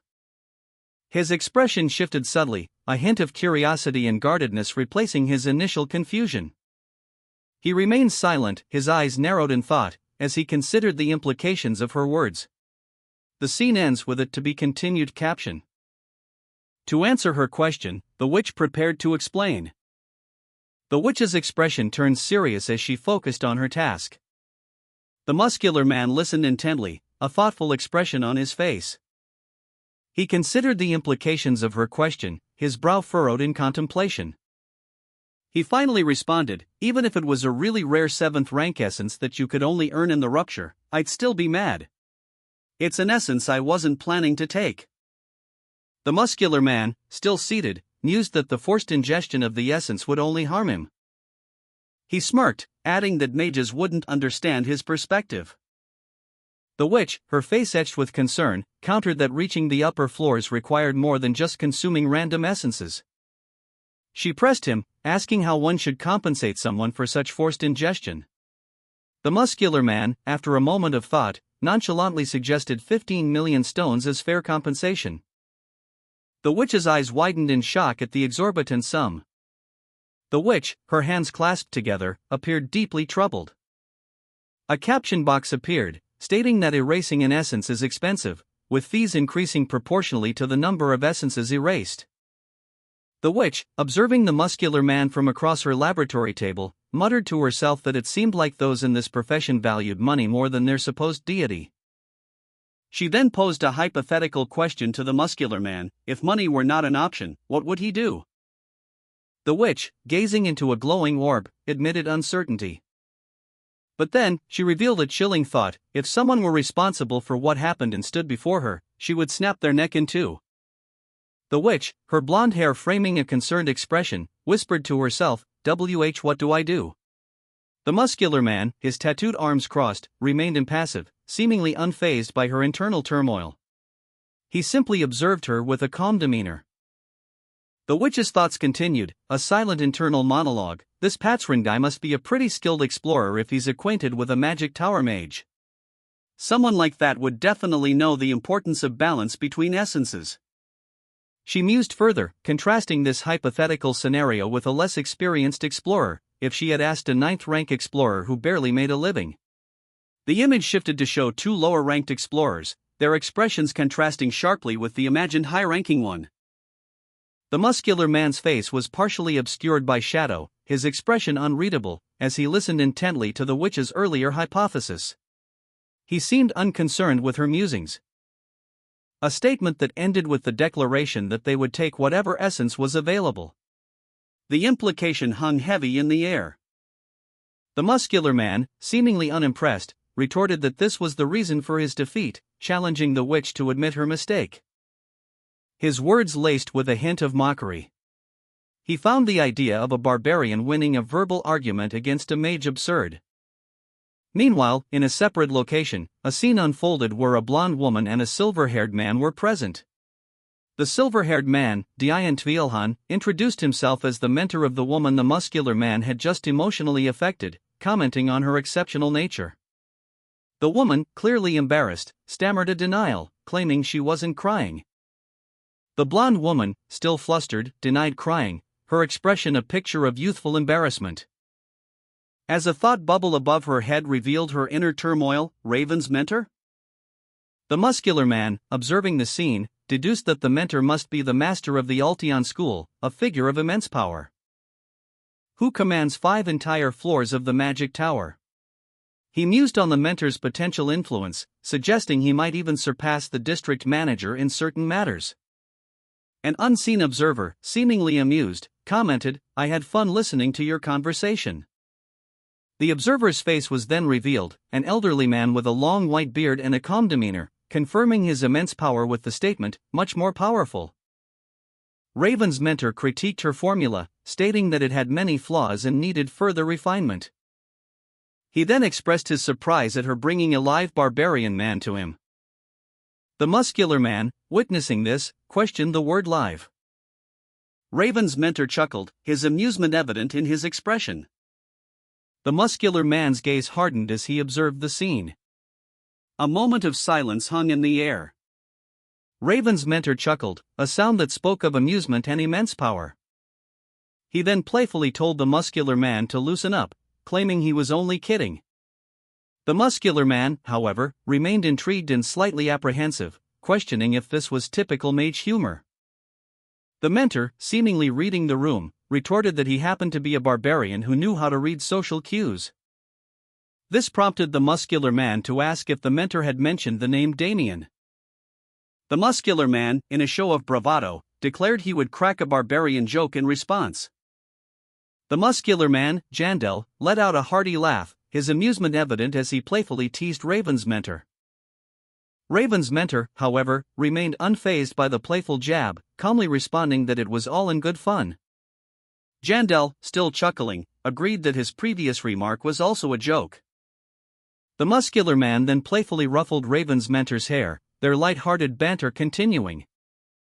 Meanwhile, the blonde woman, observing the scene, expressed her concern, questioning Jandel's behavior. Jandel, momentarily pausing his playful interaction, reflected on whether he had gone too far, contemplating how to rectify the situation. Raven's mentor erupted in laughter, exclaiming, "You're a real one." His amusement evident in his gestures as he chuckled. The muscular man, unfazed, retorted, "I'm different from those sensitive little worms who can't take jokes." The blonde woman, observing the exchange, whispered, "He looks really mad." The muscular man continued, challenging, "Well, what are you gonna do? I'm a barbarian." Raven's mentor, still amused, declared, "You took our joke so well. I'll take back the old geezer thing." Raven's mentor chuckled, a mischievous glint in his eyes. "Ha, I do have a bold side to me," he declared. He continued, changing the subject smoothly, "Anyway, about the 10 million stones. Would you be satisfied with this instead?" The mentor presented a small, ornate box. The words "It's the number 9425 Frost Spirit Ring" appeared in a speech bubble above the box. He opened the box, revealing a ring with a striking blue gemstone. "The number's a bit high, but it's still a numbered item," he commented. The muscular man's eyes widened in shock. "This is..." A close-up on the muscular man's face emphasized his astonishment. The words "numbered item" appeared dramatically in a speech bubble. Raven's mentor explained that the item in his hand was something obtainable only from Guardians of Ruptures, each possessing unique and rare abilities. The muscular man questioned the mentor's decision to give away such a valuable item so easily, wondering what its purpose was. Raven's mentor chuckled, stating that the item was something the muscular man definitely needed. It sealed one of the essence's abilities that the user had consumed. He then asked the muscular man if he had consumed the corpse golem's essence, commenting on how annoying the acidic blood must have been. The muscular man received the item, a ring, from Raven's mentor, his expression thoughtful. The muscular man mused that even the master of the Altesian school seemed unaware of the Frost Spirit Ring's abilities. The muscular man, having received the Frost Spirit Ring, declared, "All right, I'll take it." Raven's mentor then reminded him, "Don't forget about coming here twice a week. You promised to help me with the corpse golem essence research." The muscular man simply replied, "Okay." Meanwhile, the blonde woman, observing from afar, worriedly thought, "He'll remember, right? I'm worried." Later, the blonde woman apologized to her mentor, saying, "Mentor, I'm sorry. Because of me." The mentor responded calmly, "It's fine." It was a useless, unnumbered item that wasn't being sold. And that ring's value is only 1.5 million on the market. Raven's mentor, a wizened mage, chuckled, a glint in his eye. He mused on the muscular man's impending rage upon discovering the true value of the Frost Spirit Ring. The muscular man, oblivious to the mage's thoughts, strode confidently through a grand, ornate doorway, the light of the setting sun illuminating his path. Meanwhile, a narration box revealed a world where mages are considered the most intelligent, but Raven's mentor seemed to doubt Raven's ability to obtain the goddess tears.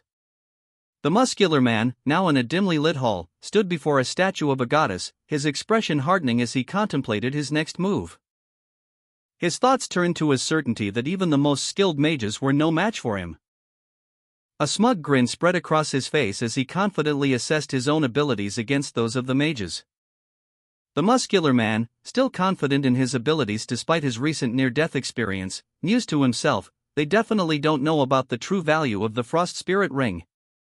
He arrived at a new location, a building silhouetted against a stormy night sky. Inside, an innkeeper, startled by his unexpected return, exclaimed, "Why you? I thought you died." The innkeeper's surprise was palpable as he focused on the muscular man. The muscular man, seemingly unfazed, inquired about his belongings, prompting the innkeeper to reveal that he had disposed of them, believing the muscular man to be deceased. "What? Then what about my stuff?" the muscular man asked. I threw it all out. It was. The muscular man, however, remembered paying for an extended stay. "I'm sure I paid for an extra week before leaving, though?" The muscular man, his eyes blazing with barely contained fury, confronted the innkeeper. His voice was a low growl, "My belongings are gone." The innkeeper, visibly shaken, stammered an apology. I am sorry. I'll pay you back." But the muscular man's rage intensified. He muttered to himself, "I can't even beat this dude up." A flicker of something else crossed his face, a chilling calm. He paused, a single word escaping his lips, "Wait." A wave of self-reflection washed over him. The thought echoed in his mind, "Since when did I start having such violent thoughts so naturally?" His internal monologue continued, a disturbingly detached observation, "Even though I saw a head go flying, my mind was fine." The muscular man's internal monologue began, reflecting on his past actions. He recalled his first murder, finding it surprisingly easy, even though it was something he had to do. He continued his internal reflection, admitting that he only hesitated slightly when escaping his jail cell. His thoughts turned to the present, and he realized that he hadn't hesitated much when committing any of these actions. The scene shifted to show the muscular man's bloodied hands, a stark reminder of his recent violence. His expression hardened, reflecting his inner turmoil. The final panel showed the muscular man's face, a smirk playing on his lips as he recalled his argument with the old man in the magic tower. An elderly man, his face etched with worry and concern, looked up at the muscular man. The text below the panel read, "Is something the 29-year-old office worker Lee Hansu would have never done." The muscular man, his thoughts swirling, reflected on his recent changes. He mused, "I thought these were just changes that happened because of the given environment." But a realization dawned on him, "But I've come to realize that, like the instincts in this body that just jump out during battle." His personality, he acknowledged, had been irrevocably altered.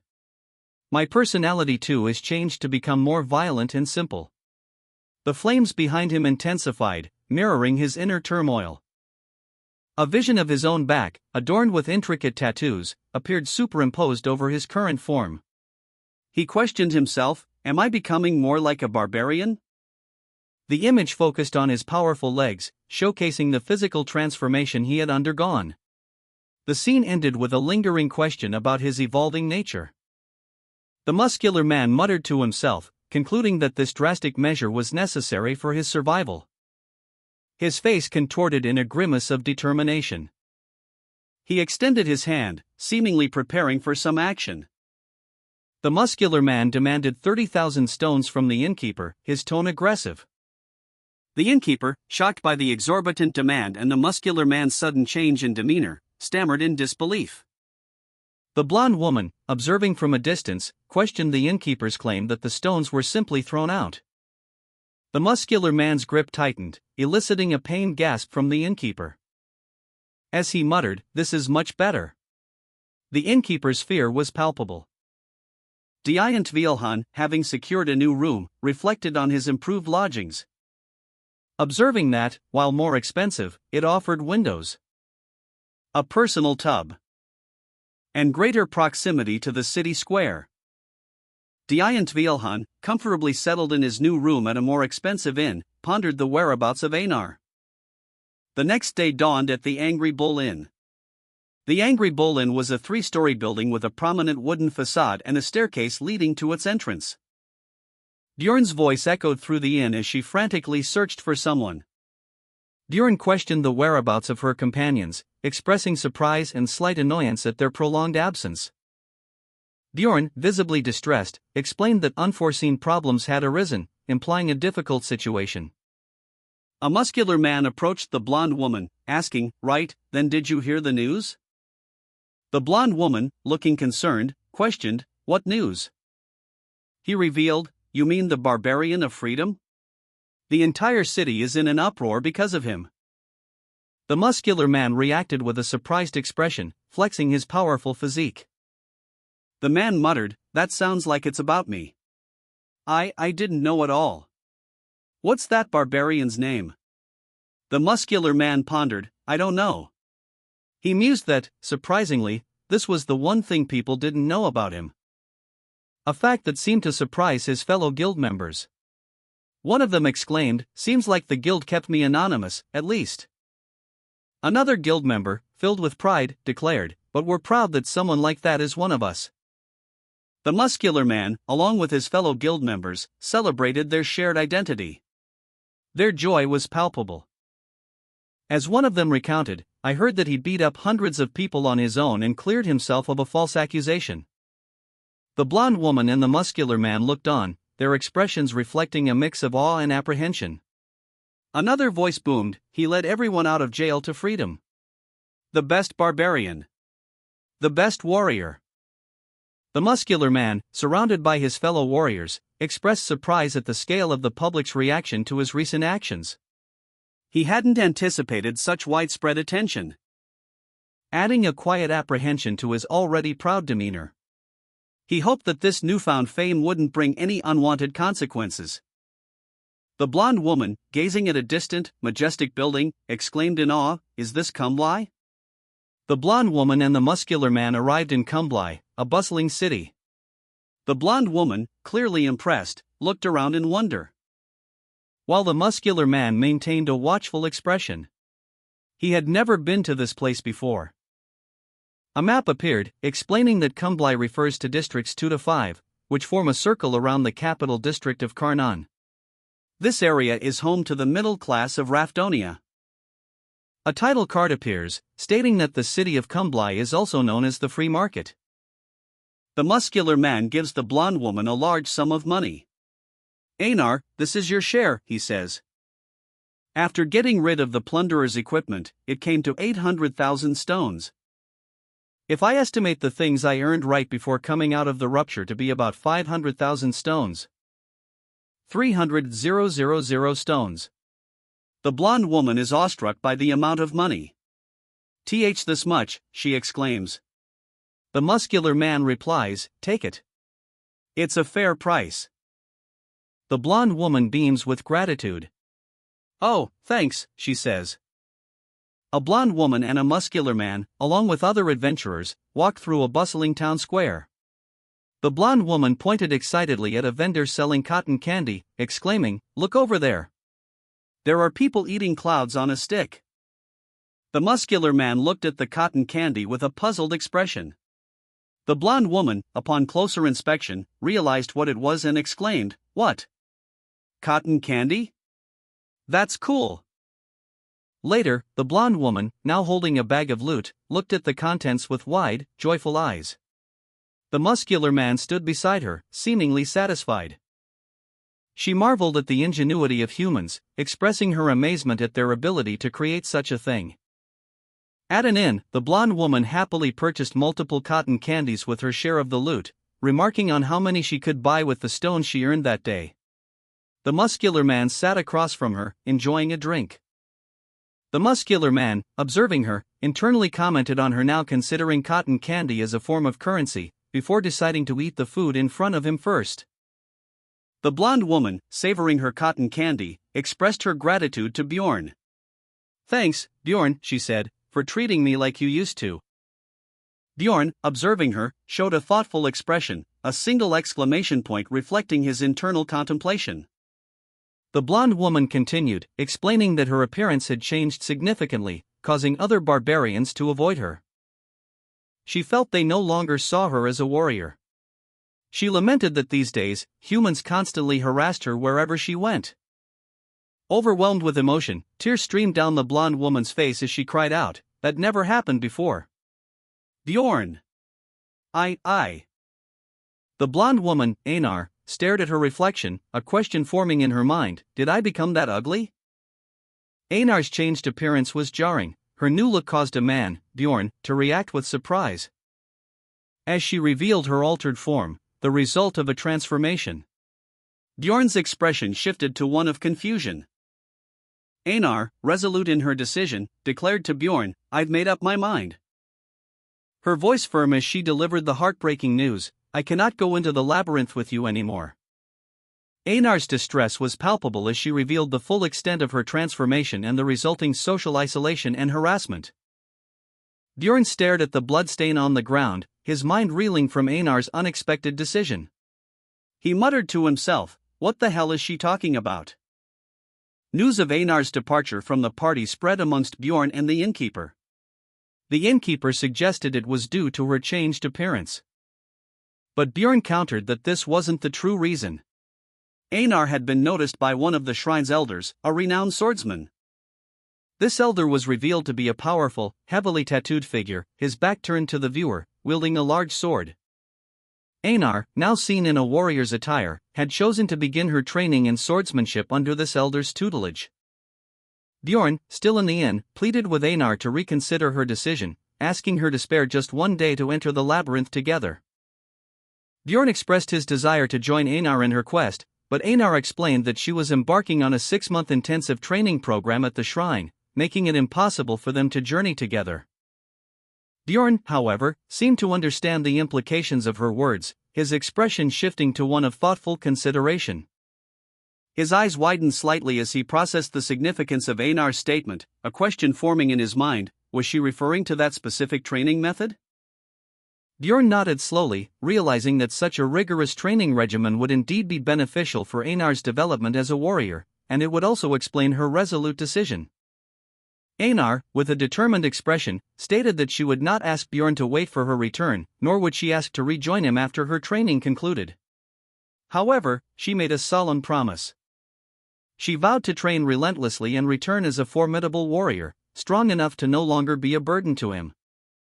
Bjorn sat alone in a dimly lit room, the rhythmic whir of a ceiling fan a counterpoint to the turmoil in his mind. He raised a large tankard to his lips, the amber liquid a temporary balm to his worries. But the image of Einar's defeat lingered, a bitter taste on his tongue. I couldn't hold her back, he thought, the words a heavy weight in his chest. A flashback revealed Einar's second adventure, where she was forced to submit to a plunderer.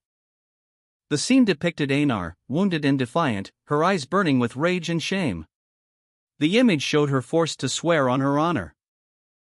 Even in the face of such humiliation, all she could do was watch, powerless to stop the events unfolding before her. Bjorn observed Einar, her shoulders slumped in defeat, as she sat cradled by a comrade. He reflected on her recent humiliation. Bjorn mused that Einar's failure was the final blow, the event that pushed her to make a difficult decision. The weight of her defeat settled heavily on her, leading to a profound shift in her perspective. Bjorn, witnessing Einar's resolve, considered the implications of her decision. He would need to find a new party member. However, Bjorn also considered the possibility of continuing alone, confident in his own strength. He felt significantly stronger than he had been just 2 months prior. Bjorn, his expression unreadable, revealed a significant power boost.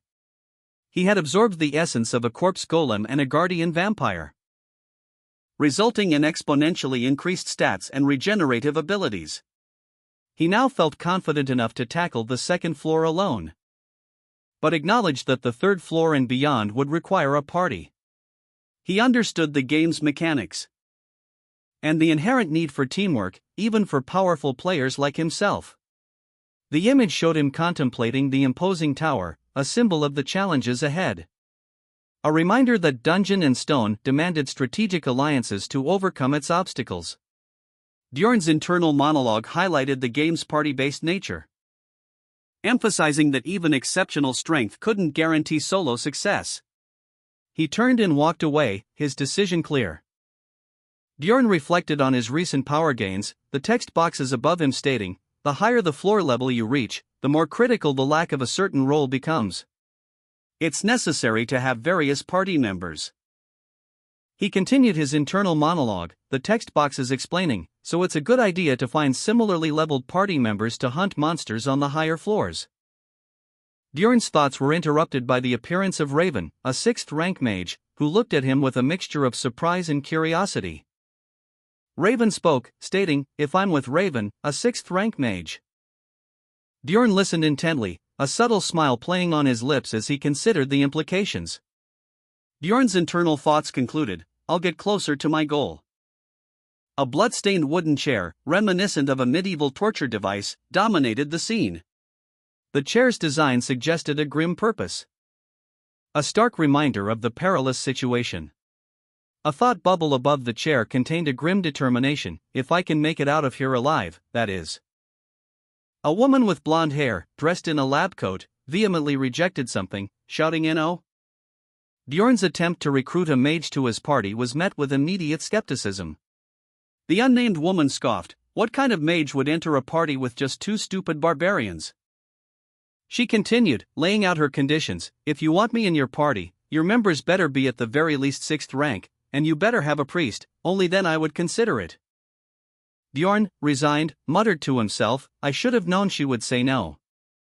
Changing tack, Bjorn offered her an analysis of a vampire's essence. "Anyway, enough with the nonsense. Take this. It's an analysis of the vampire's essence." Bjorn's offering was met with further disappointment. The woman found the analysis lacking in detail, commenting, "It just says high, mid, or low. That's not very detailed." Undeterred, Bjorn confidently stated, "Well, it doesn't matter. I know the exact stats anyway." A detailed breakdown of a vampire's essence appeared, revealing significant stat boosts, plus 45 natural regeneration, plus 15 agility, plus 12 physical attack tolerance, minus 30 mana sensitivity, minus 12 sun resistance, plus 15 strength, plus 30 demon tolerance, plus 21 soul power, and plus 12 dark resistance.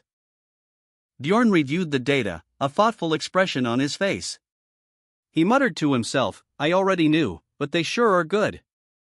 He continued his internal analysis, noting, natural regeneration, demon tolerance, and soul power are rare stats too. Bjorn's assessment concluded with the observation that a guardian's essence also included a default passive skill and 2 active skills. The first active skill, Sacrificial Seal, was described, physical stats increase in direct proportion to the number of living beings splattered with your blood. The second active skill, Owner of Blood, allows the temporary absorption of an opponent's skill when sucking their blood. Bjorn, his face contorted in a grimace, grappled with a powerful vampire, its fangs bared in a predatory grin. The vampire's regenerative abilities surged, represented by a graphical display of exponentially increasing power. Bjorn, having absorbed both the Immortal's Seal and the Guardian's Essence, internally reflected on his newfound regenerative capabilities, stating that he was basically set on regeneration skills. Bjorn, a satisfied smirk playing on his lips, noted that his current growth rate was the fastest he'd ever experienced. A woman with blonde hair, appearing concerned, interrupted him, asking, "Wait. I wanted to ask you something." She questioned him about an earlier action, recalling that back then. You shoved something in that vampire's mouth." The blonde-haired woman, her expression a mixture of concern and curiosity, stated, "I thought I sensed divine power." Bjorn, his gaze intense, responded internally, "Ah, she means the goddess tears, huh?" He continued his internal monologue, "You must have imagined it." It was rather chaotic. "But I can't tell her that." The blonde-haired woman insisted, "No? I definitely saw it with my own eyes." Bjorn's internal state shifted abruptly. He exclaimed, "I'm hungry. I gotta go. Barbarian run mode, on." The blonde-haired woman, left alone, called out desperately, "W8." The blonde-haired woman, clenching her fists, declared, "I'll find out what it is." She located a book titled Complete Understanding of the Rupture 3.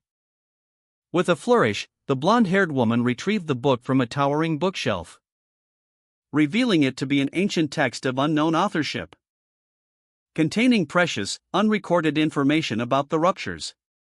She recalled finding it when she was younger. The ancient book revealed a faded image of a city, its architecture hinting at a forgotten civilization. A detail obscured by a dark stain. The woman traced a finger across a depiction of a golden mask within the image, unable to decipher the text surrounding it. She muttered that she couldn't read this part. She pondered the nature of the stain, questioning its origin. The book contained further cryptic entries, including references to a golden mask and the location of the goddess tears. The blonde woman, having reviewed the book's contents, felt she had read about the goddess tears within its pages. The book, now glowing faintly, seemed to close itself. The blonde-haired woman exclaimed, "Ah, here," as she located a passage within an ancient book. The text revealed information about the goddess tears, described as a consumable relic with an unknown origin. It further detailed that when broken, the relic spreads a powerful blessing. And that 150 years ago, during a dimensional break, Cardinal Andron used all three to save the Pope. That was the last time they were ever seen. The woman, upon reading this, reacted with a questioning whisper, "A relic?"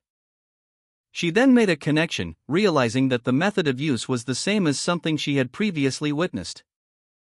A blonde-haired woman pondered, "Is this a coincidence?" The scene shifted to a grand staircase within a palatial structure. A man, his features sharp and determined, descended the steps. He appeared to be searching for something. He muttered to himself, "Know the hidden location of the goddess tears?" The woman's thoughts continued, and how was he able to use it? A close-up revealed the man's intense gaze. His expression was one of focused determination. The woman gasped, "Is Jandel?" The final panel displayed the words, "The Golden Mask." A golden helmet, ornate and winged, is shown. Text below reads, "An item you can obtain if you fulfill several conditions after defeating the boss of the blood-tinted castle." The man, in a room, reads aloud, "It lets you change the user's face however you want for a month. It has 5 uses total." The man sits on a bed, the golden helmet beside him. He reflects on his past in the game, stating, "When I was just playing the game, I wasn't really interested in customizing my character. So I just sold it for 500,000 stones."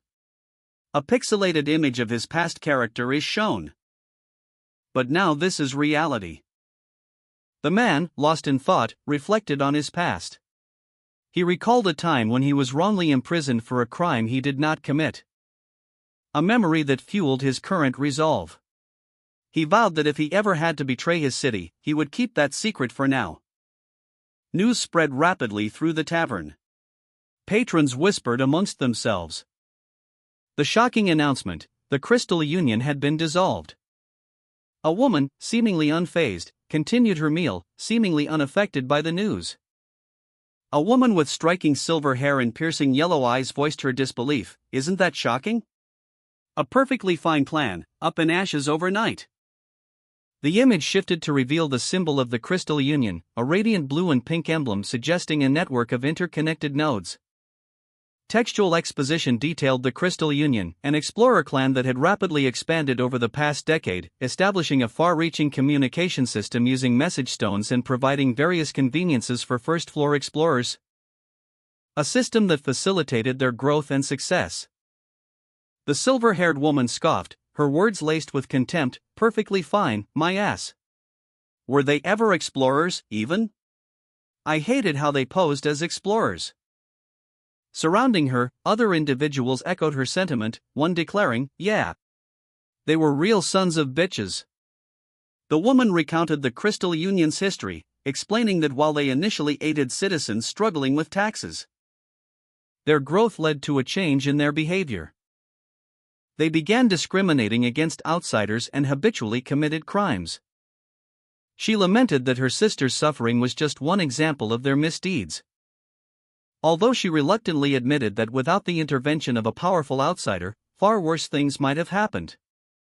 Her words were met with stunned silence from the two other women present. The woman reflected on her previous plans, a subtle shift in her demeanor suggesting a change of course. Observing a scene unfolding in a dimly lit bar. A fair-haired woman with striking features entered, her presence commanding attention.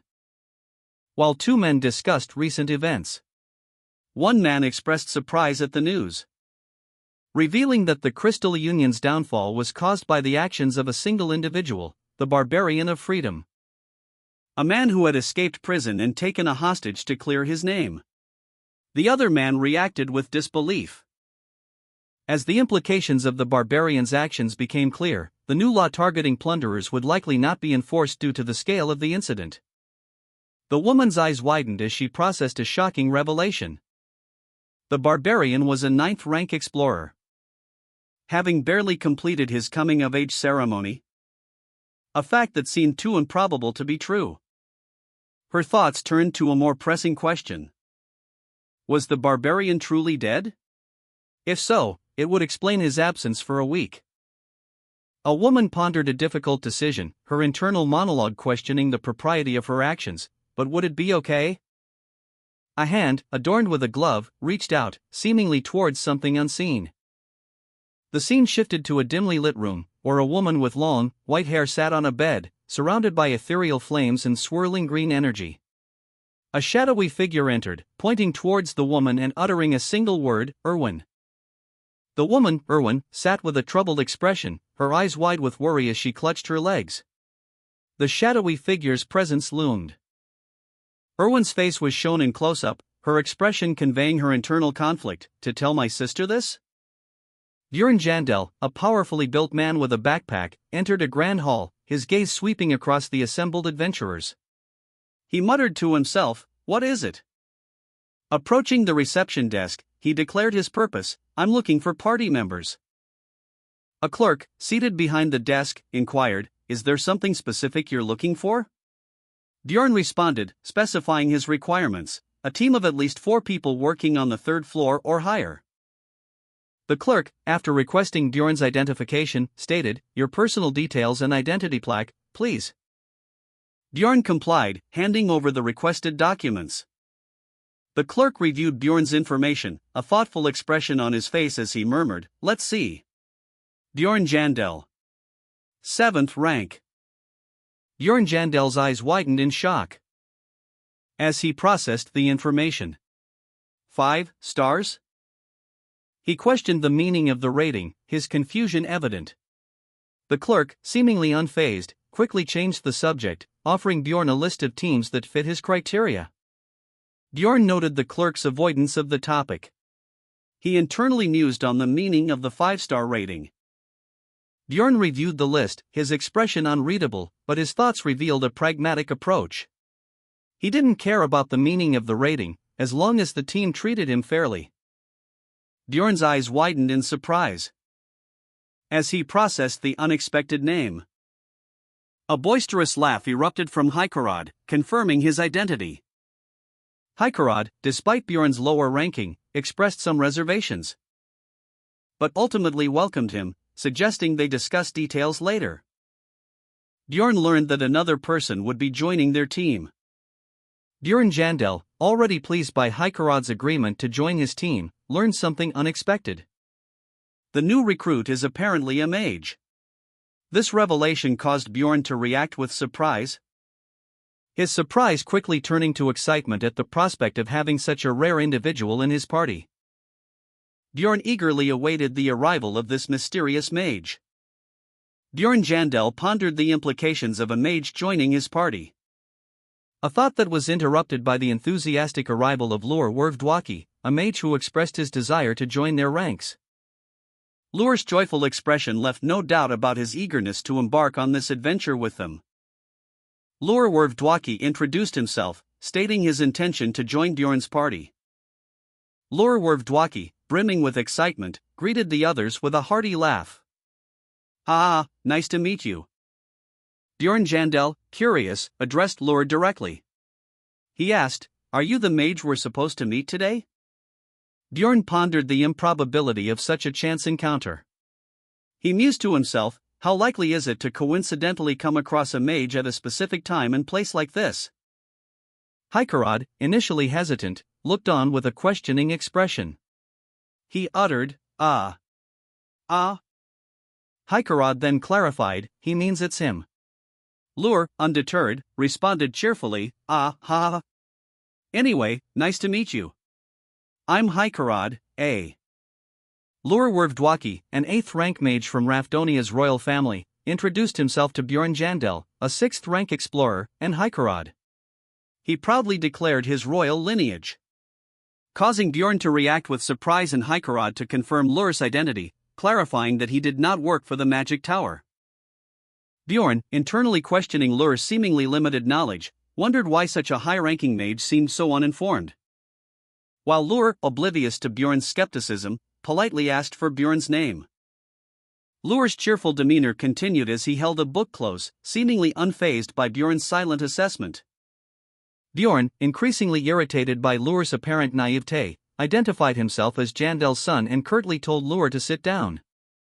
The scene opens with a close-up on Bjorn Jandel's hair, suggesting a shift in focus to his perspective.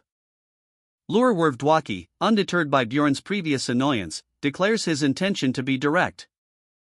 The three men Bjorn, Lur, and Hikarod are seated around a table in a tavern, sharing a meal.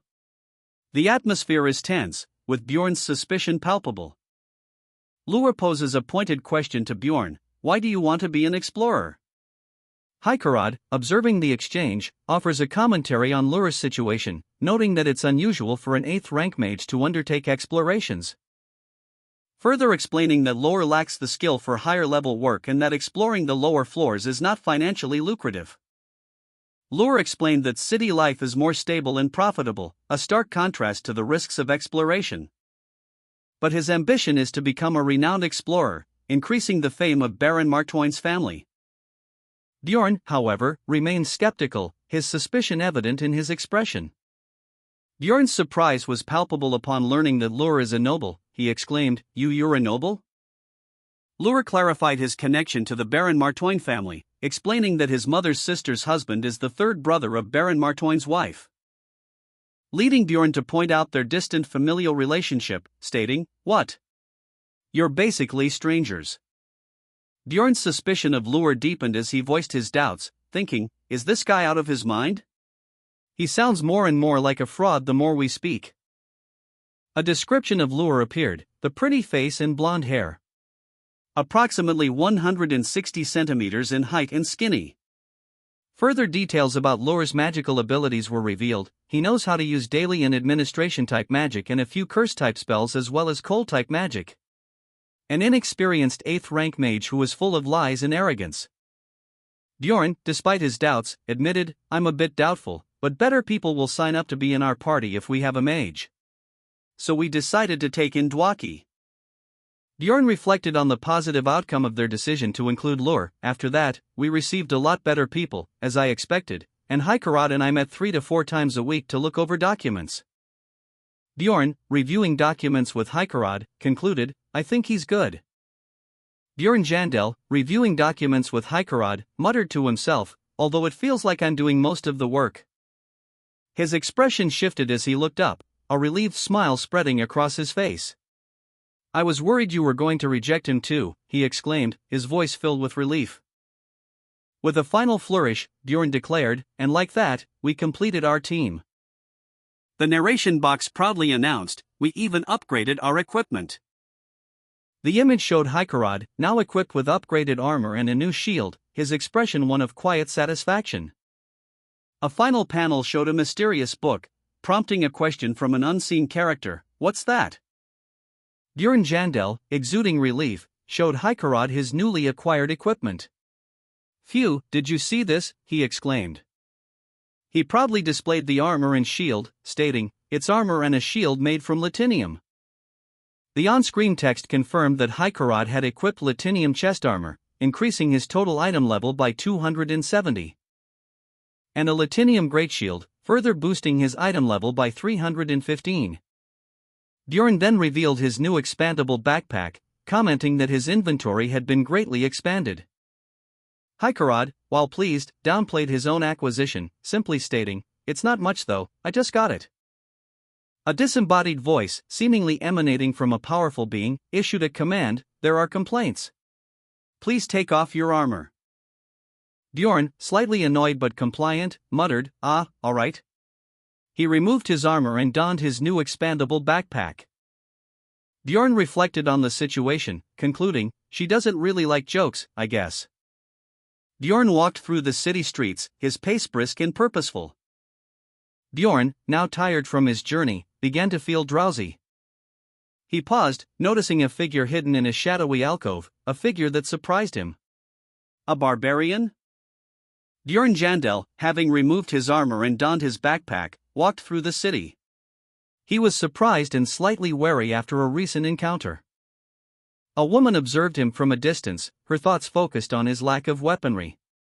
But why doesn't he have a weapon, she wondered aloud.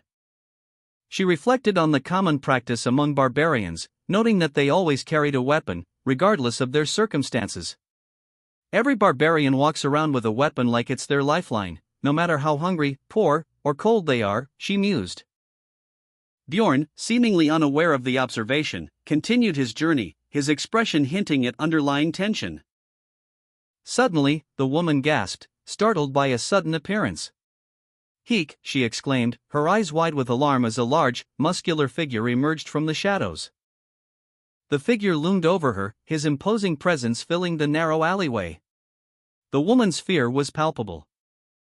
Bjorn Jandel, unaware of the looming danger, reassured the frightened woman.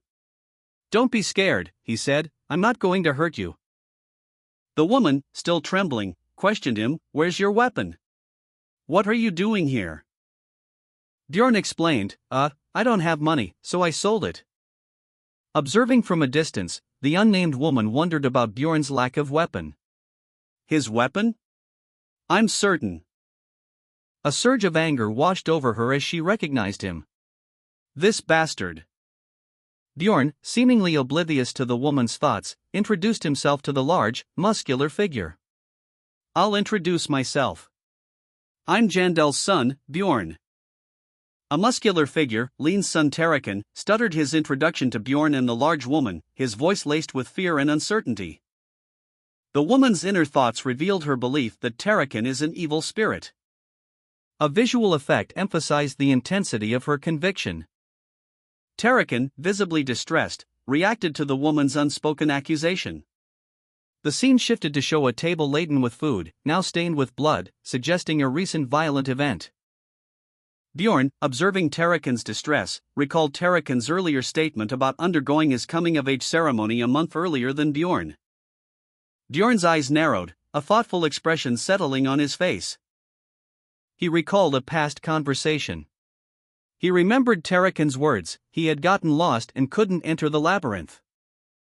Bjorn mused, suspecting Tarakan had actually run away, too afraid to face the monsters within. The narration shifts to Bjorn's internal monologue, reflecting on Tarakan's situation. Escaping a crowd of barbarians is easy for Tarakan. But finding work in the city proved impossible for him, as no one would hire a barbarian. Tarakan slumped, his shoulders heavy with the weight of his predicament. That's the biggest negative about being a barbarian, he thought, his voice filled with despair. Bjorn Jandel, his hand covering his mouth, pondered a crucial question: are players really the ones that open the boss room, the gate of abyss? His thoughts continued, focusing on Tarakan's situation. Someone that's skilled should know about how barbarians are treated in this world, but he didn't go into the labyrinth? The unnamed woman, a server in a tavern, prompted Tarakan, keep talking. What did you do after the month? Tarakan, dejected, confessed, I didn't go into the labyrinth then either. Another man, reacting with disbelief, exclaimed, what? You didn't go into the labyrinth again? Are you out of your mind? Tarakan, overwhelmed, lamented, but how can I fight against monsters without a weapon? Bjorn, his brow furrowed in suspicion, questioned Tarakan's account of his failure to re-enter the labyrinth.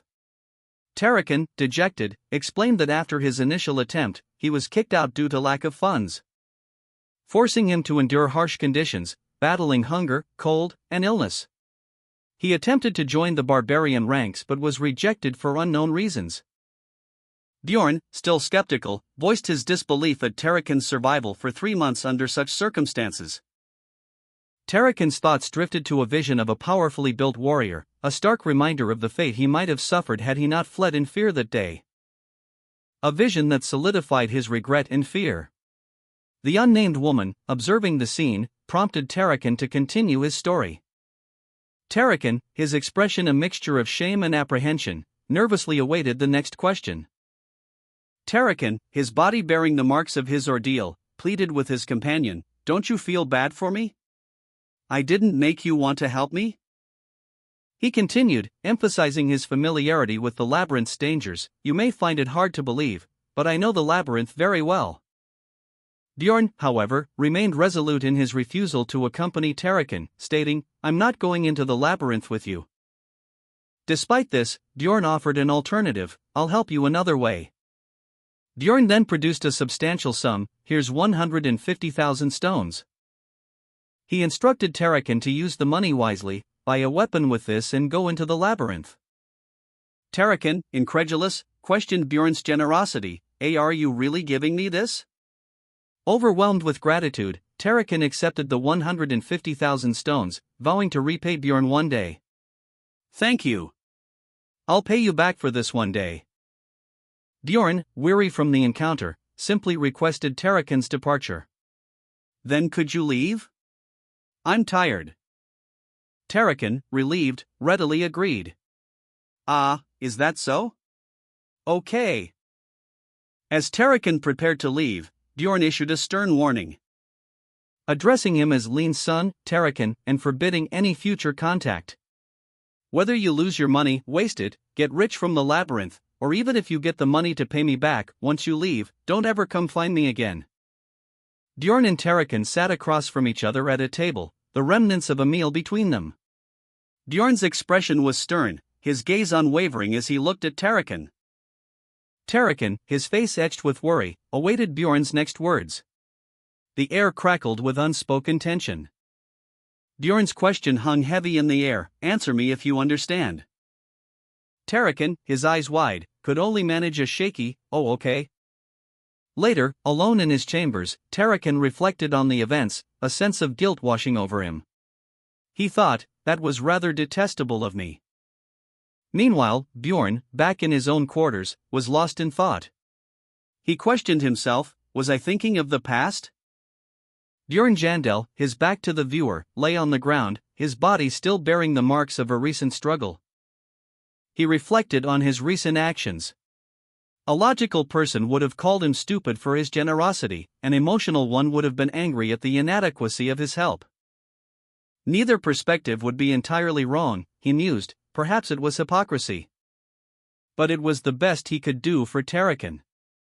Bjorn's gaze hardened, his thoughts settling on Tarakan, the recipient of his unexpected largesse.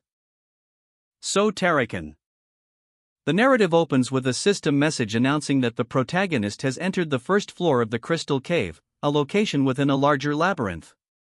A young, blonde mage, Lorwerv Dwaki, expresses his excitement at having reached this point. Wondering aloud where to proceed within the labyrinth. He is depicted holding a staff, dressed in a purple robe, and appears eager to begin his exploration. A caption box introduces Lure Dwaki, identifying him as an 8th-rank human mage, aged 25. He marvels at the clarity of the crystals within the crystal cave, excitedly referring to his current activity as exploration. Finally, a speech bubble reveals that his friends call him Dwaki Bastard as a nickname. Lure Dwaki, excited about the exploration ahead, paused. "Wait, I'm going to inspect a bit," he said, carefully observing the crystal cave labyrinth's entrance. The introduction of Braun Rottmiller, a 7th-rank human explorer, age 34, with 8 years of experience, was shown. Braun continued, "The direction isn't bad. I think we'll be fine if we take the previously chosen route." He was described as probably the most normal member of the party. Hikarad Murad, a 6th-ranked dwarf explorer, tanker, and team leader, was introduced. "Ha ha ha. I haven't explored as a team in a while," he exclaimed with boisterous laughter. Bjorn Jandel, a 7th-rank barbarian tanker, was also introduced. "That's me," he stated simply. Misha Karlstein, a 7th-rank beast-human explorer, expressed her eagerness to engage in combat, stating, "I'm itching to fight." "It's been so long, Naya." The panel displayed Misha's profile, a 25-year-old with 5 years of exploration experience. She excitedly declared her intention to chop off some monster heads, Naya. A narrator's aside explained Misha's habit of adding Naya to the end of her sentences, noting its unusual nature.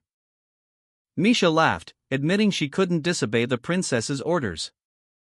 She then rebuked an unseen companion for calling her princess, adding, "I told you not to call me that, Naya." A dwarf, his face obscured by shadow, muttered to himself, questioning whether the red-haired woman, Misha, was truly a princess of some tribe. He admitted he couldn't recall the details.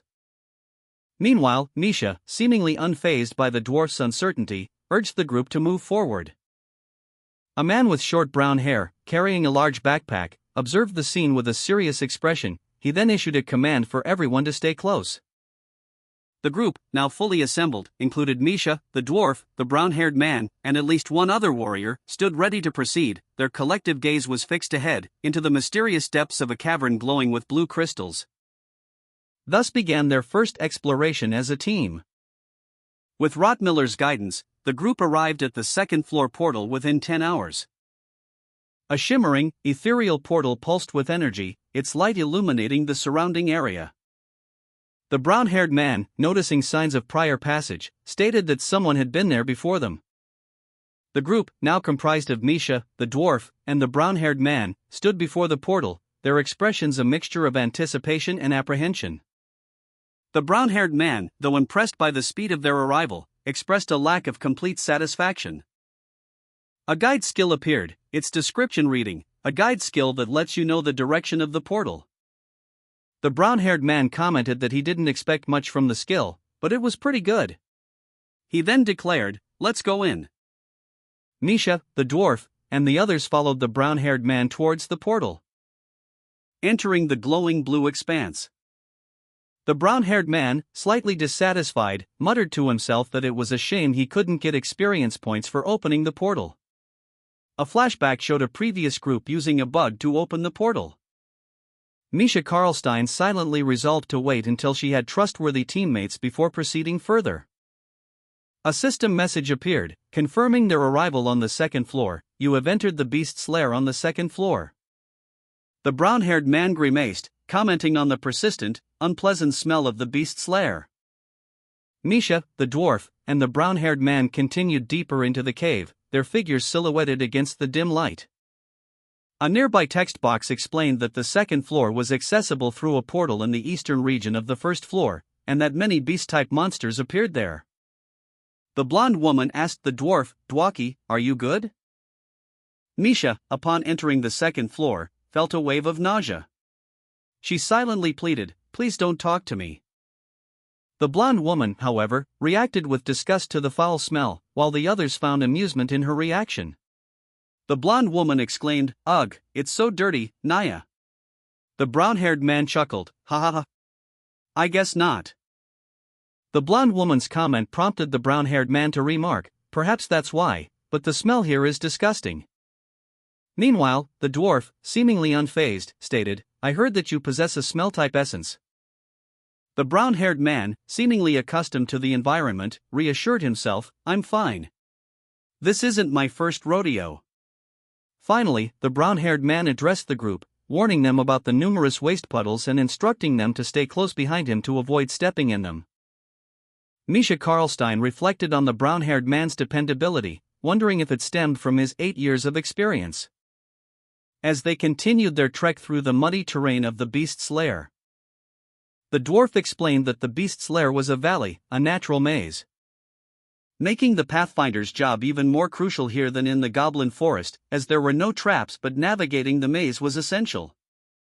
He further clarified that the monsters in this area posed little threat to the party's capabilities. The blonde woman, however, swiftly dispatched a great razor-mane wolf, gaining 1 experience point in the process. The blonde woman, with a final burst of energy, defeated the werewolf and the saber-toothed tiger, earning +2 experience points for each. She then swiftly dispatched the wall mole, adding another +1 experience point to her total. The group rested near a fire, and thanks to the dwarf's alarm magic, they established 4 guard shifts, allowing for 6 hours of uninterrupted sleep. The blonde woman questioned the need for guard shifts, given her alert magic. The brown-haired man explained that alert magic only detects incoming monsters, not internal threats or other potential dangers.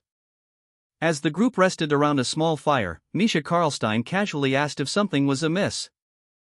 A chilling statement appeared, warning that explorers within the labyrinth are more dangerous than the monsters themselves. The blonde woman reacted with shock and disbelief.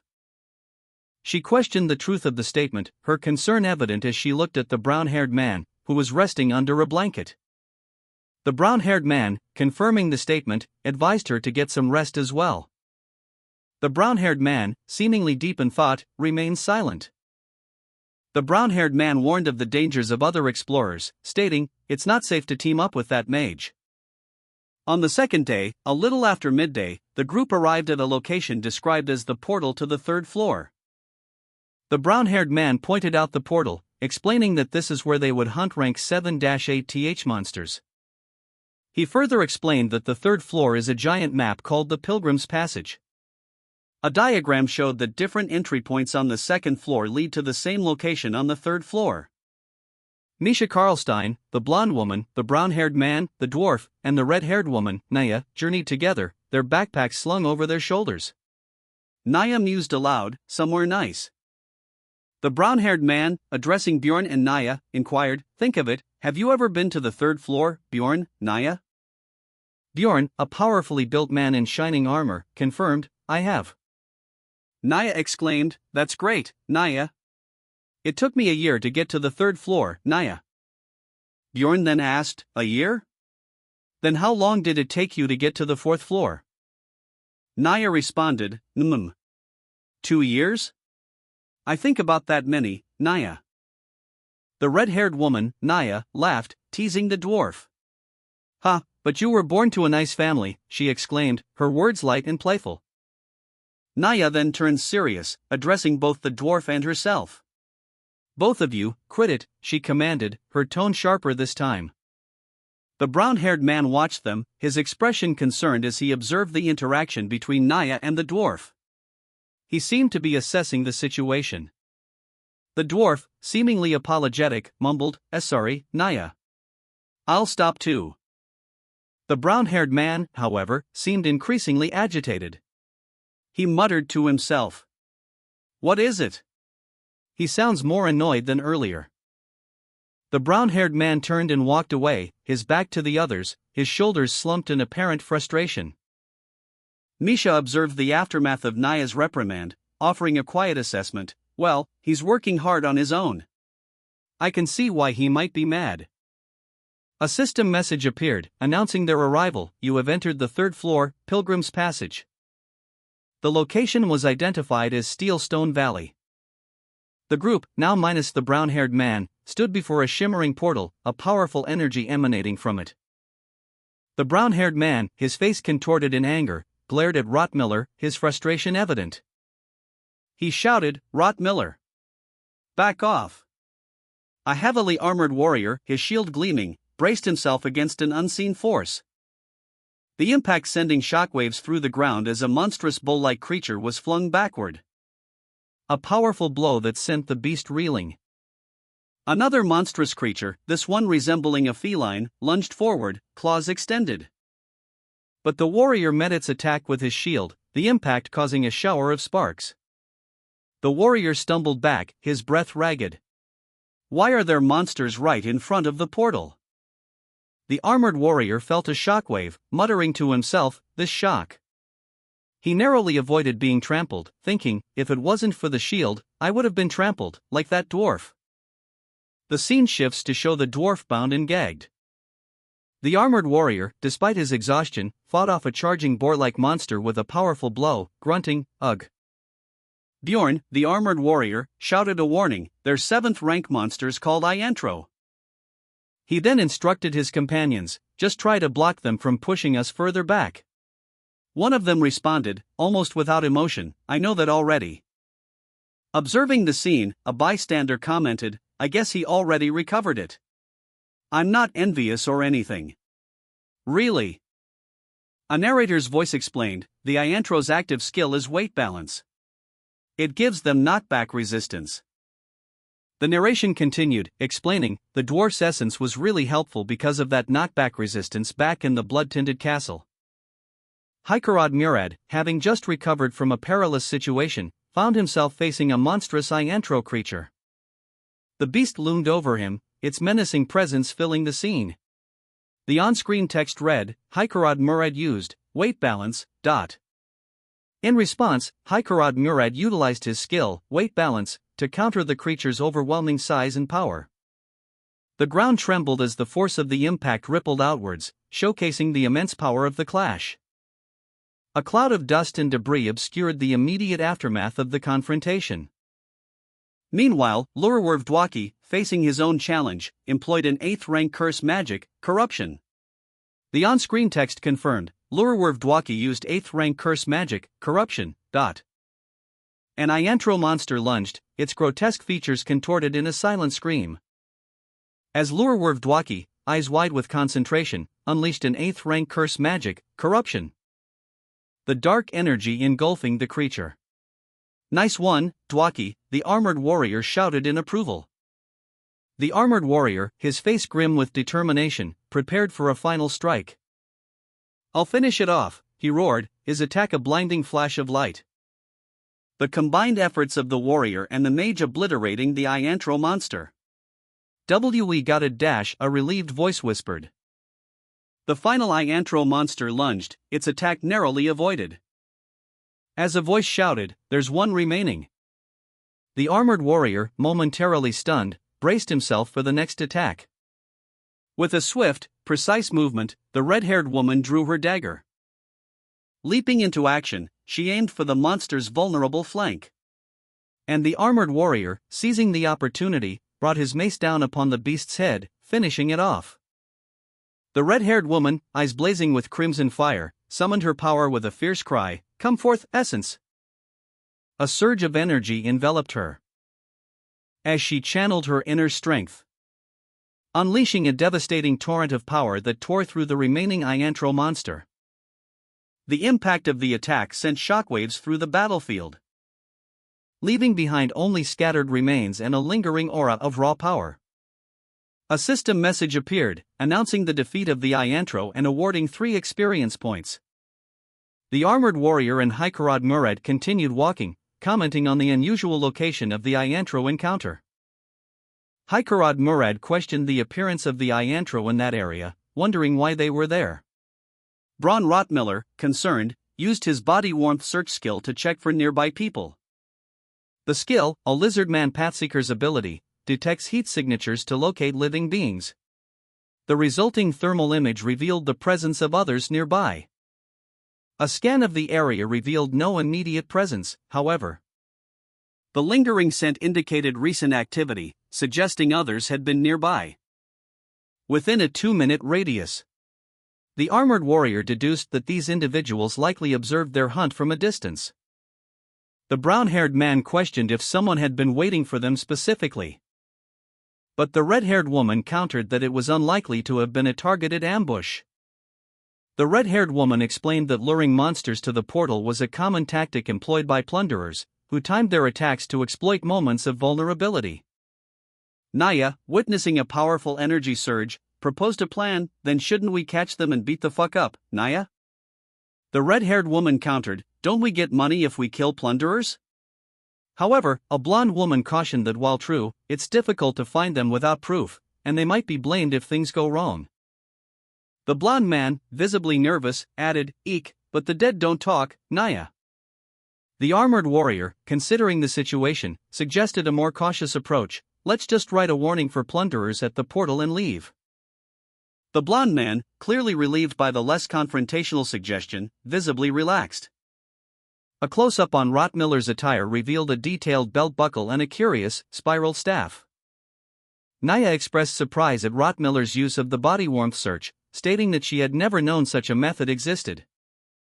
Rottmiller explained that while he had heard of the technique, this was his first time using it. The group continued their journey, discussing the relative rarity of encountering plunderers. Naya questioned the infrequency of their encounters, prompting further discussion. The red-haired woman revealed that she had encountered plunderers approximately 8 times over the past 5 years. The armored warrior reacted with disbelief, deeming this number surprisingly low. An armored warrior exclaimed, expressing his surprise at the infrequency of plunderer encounters. He stated that he thought people ran into them all the time. Contrasting this with his own experience of encountering 5 plunderers in the last 3 months, including one that very day. A red-haired woman, addressing Bjorn, playfully questioned the extent of his bad karma, given the unusual circumstances. Another individual commented on the impressive infrequency of plunderer encounters, noting that the situation was far worse about 150 years ago, but that their numbers have recently decreased. The armored warrior laughed, suggesting that Bjorn might be the reason for their recent encounters with plunderers. An armored warrior expressed concern, stating that he couldn't be the only one encountering so many plunderers. But a brown-haired man reassured him, mentioning that he only encounters such groups about once every 3 months. The red-haired woman pointed out that even so, that's still 5 encounters within 3 months, prompting further discussion among the group.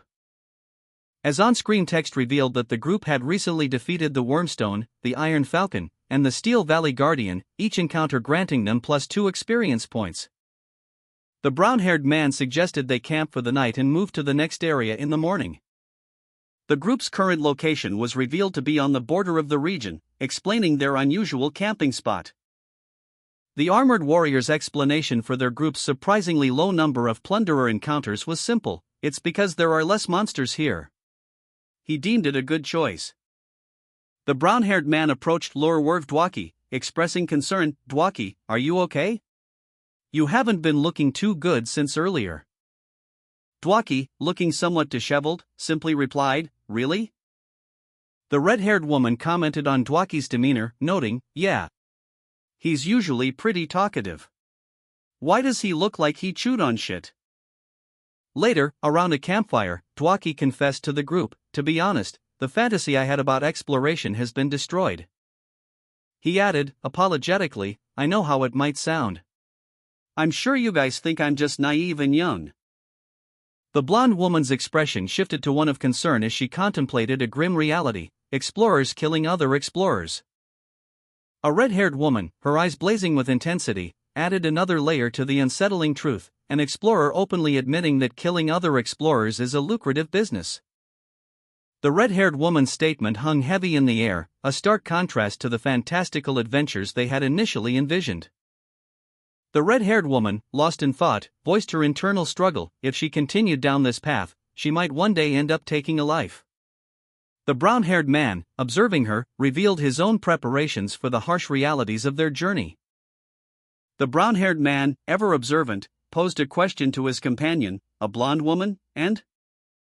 The blonde woman's eyes, magnified by her spectacles, narrowed slightly, reflecting a fiery intensity. The reflection in her glasses revealed a burning landscape, mirroring the turmoil within her. Meanwhile, Dwaki, alone by a campfire, felt anything but the self-assuredness he projected.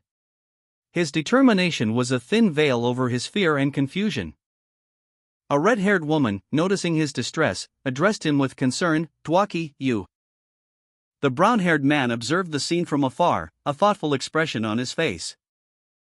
The brown-haired man reflected on Dwaki's earlier distress, contrasting it with the red-haired woman's concern.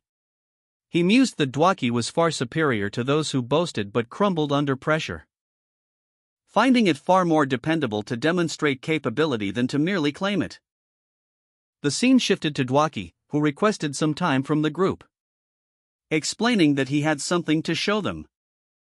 The final panel showed the group, the red-haired woman, the brown-haired man, and the dwarf, gathered around a campfire, their expressions a mixture of anticipation and concern. A cloaked figure, their face obscured, spoke to an unseen companion. "There's something I'd like to show you." The cloaked figure and their companion walked onward, arriving before a group of individuals, a muscular man, a blonde woman, a red-haired woman, and a dwarf. The blonde woman gasped, "This is..." A celestial panorama unfolded before them, a breathtaking vista of a night sky filled with luminous orbs, revealing a majestic castle nestled amidst a serene landscape, bathed in the ethereal glow of the celestial bodies. Guided by the cloaked figure, the group, blonde woman, muscular man, red-haired woman, and dwarf, trekked across a desolate landscape, arriving at a precipice overlooking a breathtaking celestial vista. The muscular man commented on its beauty, noting that this view could only be seen at a specific time of day. The red-haired woman, awestruck, exclaimed in wonder, while the cloaked figure explained that no one knows why this phenomenon only occurs on the third floor. The dwarf, equally impressed, shared in the group's amazement, as the cloaked figure added that the reason for this unique occurrence is insignificant compared to the spectacular view before them. The blonde woman, captivated by the scene, gazed in wonder at the celestial display and a distant castle visible in the vista. Her expression reflected a mixture of awe and wonder at the majestic sight before her. The cloaked figure posed a question to the group: "What do you think? Do you have a bit of courage to keep exploring now?" The cloaked figure stood silhouetted against a breathtaking celestial vista, gazing towards a distant, ethereal castle. The blonde woman, equally captivated, shared his awe at the sight. The celestial light vanished, plunging the group into familiar darkness as they entered a labyrinth. The muscular man remained awake, keeping watch as the others slept around a campfire. However, even as he watched, an unseen presence seemed to stir in the shadows. The muscular man stood watch over the sleeping forms of the blonde woman, red-haired woman, and dwarf. His gaze unwavering, a subtle tension in his posture suggesting an awareness of something unseen. The only sound was the steady rhythm of their breathing, a quiet counterpoint to the man's silent vigilance. Internally, the muscular man calculated his experience points, a quiet satisfaction in his voice as he noted that he had earned over 50. As dawn approached, the group prepared to continue their journey, their packs laden with supplies and anticipation. The muscular man, still alert, reflected on his progress. "I need 150 EXP to reach level 4, so I've got a long way to go," he thought. He continued his internal assessment, noting his current capabilities. "My level's currently 3, so I can absorb 3 essences." He reviewed his recent acquisitions. "So far I've eaten 2. Despite his progress, he remained patient. "I still have room for 1 more, so I'm in no rush to level up." However, he expressed a preference. "But I'd like to consume a good essence." The panel ended with an image suggesting the presence of a powerful, yet unseen, essence. The muscular man, his expression serious and focused, traveled alongside a companion, their journey taking them deeper into the wilderness. As they approached a foreboding area marked by a sign, "From this point onwards is the orc habitat." The muscular man continued onward, his gaze fixed on the path ahead. Another sign appeared, detailing the dangers that lay ahead, "The orc habitat. It has the highest number of monsters out of all the regions on the 3rd floor."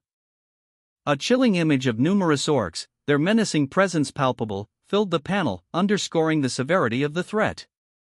And a final sign revealed a crucial detail about the orc habitat's unique characteristic: its special feature is that only monsters that are 8th rank or above appear.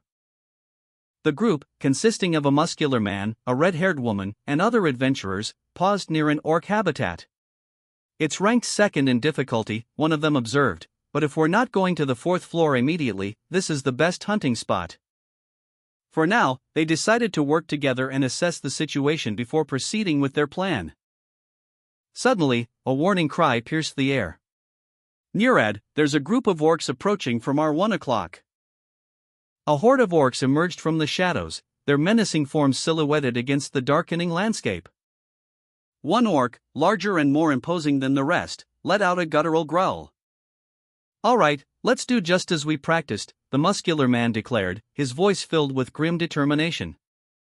The muscular man, red-haired woman, and a blonde-haired mage stood ready, a grim determination etched on their faces. They braced themselves against the imminent orcish onslaught. As a heavily armored orc warrior charged forward, shield raised high, leading the brutal advance. A wave of orcs, armed with axes and bows, emerged from the shadows, their bloodshot eyes fixated on their prey. One orc, larger than the rest, swung a massive axe with terrifying force, aiming to cleave through the adventurers' defenses. The mage unleashed a torrent of ice shards, a blizzard of crystalline projectiles that tore through the orcish ranks. Dwaki and Rotmiller focused on ranged attacks while Hikarad and I acted as tanks, the text explained. Engaging the closest orcs in brutal melee combat. Hikarad, in particular, landed a powerful blow. The force of the impact creating a blinding flash of light as he struck his foe.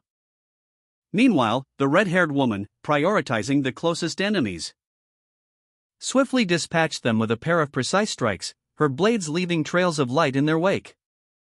Another adventurer, seemingly a mage, prepared a crossbow, aiming carefully. The muscular man's eyes widened in alarm as he witnessed the orc witch-doctor begin to cast a berserk spell. The dark magic swirling around the orc warrior, increasing his physical attack tolerance threefold for the next 10 seconds. The empowered orc lunged forward, his attack amplified. The orc witch-doctor's spell took effect, his eyes glowing menacingly with crimson light. A wave of dark energy erupting from him as the spell's power surged. An orc, empowered by the dark magic, lunged forward with savage ferocity. The muscular man, caught off guard, barely managed to deflect the blow. The orc's attack breached the muscular man's defenses, the impact sending tremors through his body. "It got through," he exclaimed in alarm. Another orc, seemingly unaffected by the spell, roared a warning, "Dwaki! Behind me!" The muscular man, his face contorted in alarm, raised his shield in a desperate attempt to deflect an incoming blow. But the attack was too swift. A pained "alright" escaped his lips as he was sent sprawling. Meanwhile, a voice cut through the chaos, "Then we need to focus on protecting Dwaki, the weakest member of the party." The scene shifted to show the empowered orc unleashing a brutal attack. Its weapon a blur of motion as it struck the muscular man, sending him flying backward with the blonde-haired mage scrambling to his aid. The orc's crimson eyes glowed menacingly, signaling its continued aggression. An orcish warrior, eyes blazing with malevolent energy, announced, 10 seconds are up, Naya." The red-haired woman moved with surprising speed, her blade a blur as she engaged the orc.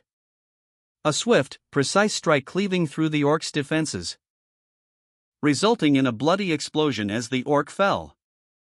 "You have defeated the orc archer.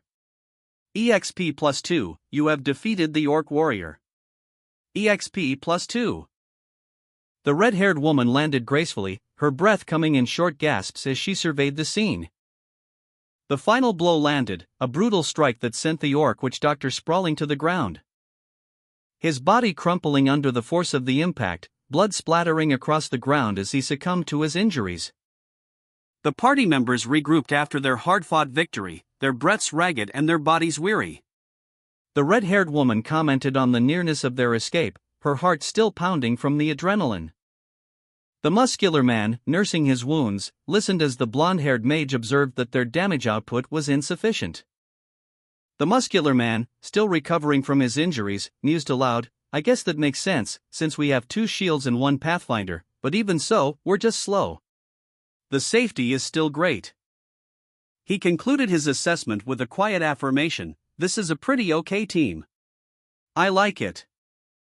The red-haired woman, still exhilarated from her victory over the orc witch doctor, expressed her disbelief and delight. "Did I really just kill that orc?"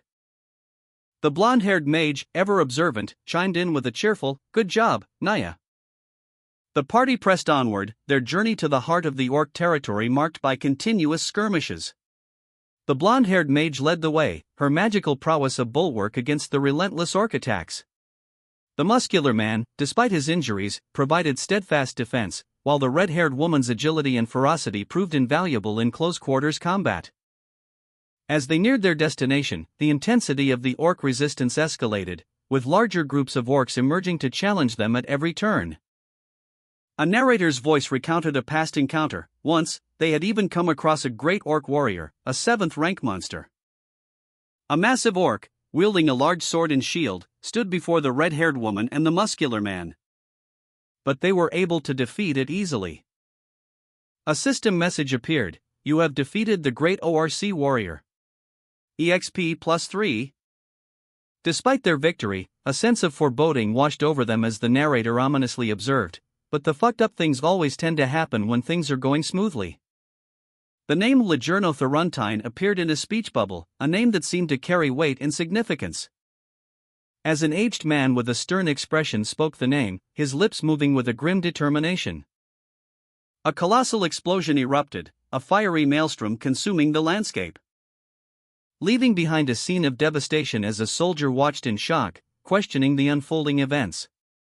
The soldier's thoughts turned to the potential danger, the possibility of the debris falling upon them. As the group of adventurers, including the muscular man and the red-haired woman, looked on in stunned silence at the aftermath of the explosion, a stern-faced, elderly man, clad in purple robes, addressed a group of adventurers. He declared, "This orc habitat is the Jarvi clan's territory. Go elsewhere." The man raised his staff, a powerful aura emanating from him. A game screen displayed a player character's stats and inventory. A message appeared at the bottom: "You're not allowed in." In-game text explained that restricting transportation between maps initially seems to block access, but forming a clan later allows players to restrict hunting locations. The text further clarified that this requires tremendous effort, making it worthwhile only for boss mob habitats or rare mob habitats. The scene then shifted to show the Jarvi clan's territory, where a group of adventurers stood before a gate, questioning why the Jarvi clan was restricting an area on the 3rd floor. The elderly man, a member of the Jarvi clan, questioned their presence, stating that he thought the clan was active on the 6th floor and asking what they were doing there. The muscular man, visibly apprehensive, showed his distress. The elderly man, in a dismissive tone, declared that they had no reason to explain themselves to the adventurers. The muscular man voiced his doubts, stating that while some clans with significant achievements are granted authority over parts of the labyrinth, he had never heard of the Jarvi clan holding such dominion.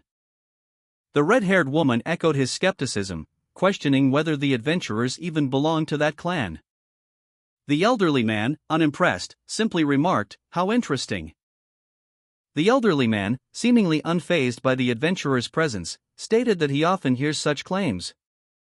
The red-haired woman, observing the muscular man's behavior, mused on his possibly overbearing sense of responsibility as the team leader, concluding that he was acting rather pushy. The red-haired woman, seemingly frightened, whispered Misha's name. The muscular man, suspicious, observed the red-haired woman closely. He mused to himself, "Why is she so close behind me? Like she's hiding from something?" His suspicion intensified as he focused on her apprehensive expression. Suddenly, the muscular man's gaze shifted, and he spotted the red-haired woman's brother, Talon, approaching with 2 other figures. The red-haired woman whispered, "Brother Talon, Naya." Talon, visibly annoyed, snapped at his sister, "Didn't I tell you not to call me that in public?" He held up a small, shard-like object, his expression hardening. The elderly man, observing from a distance, scoffed, "TSK.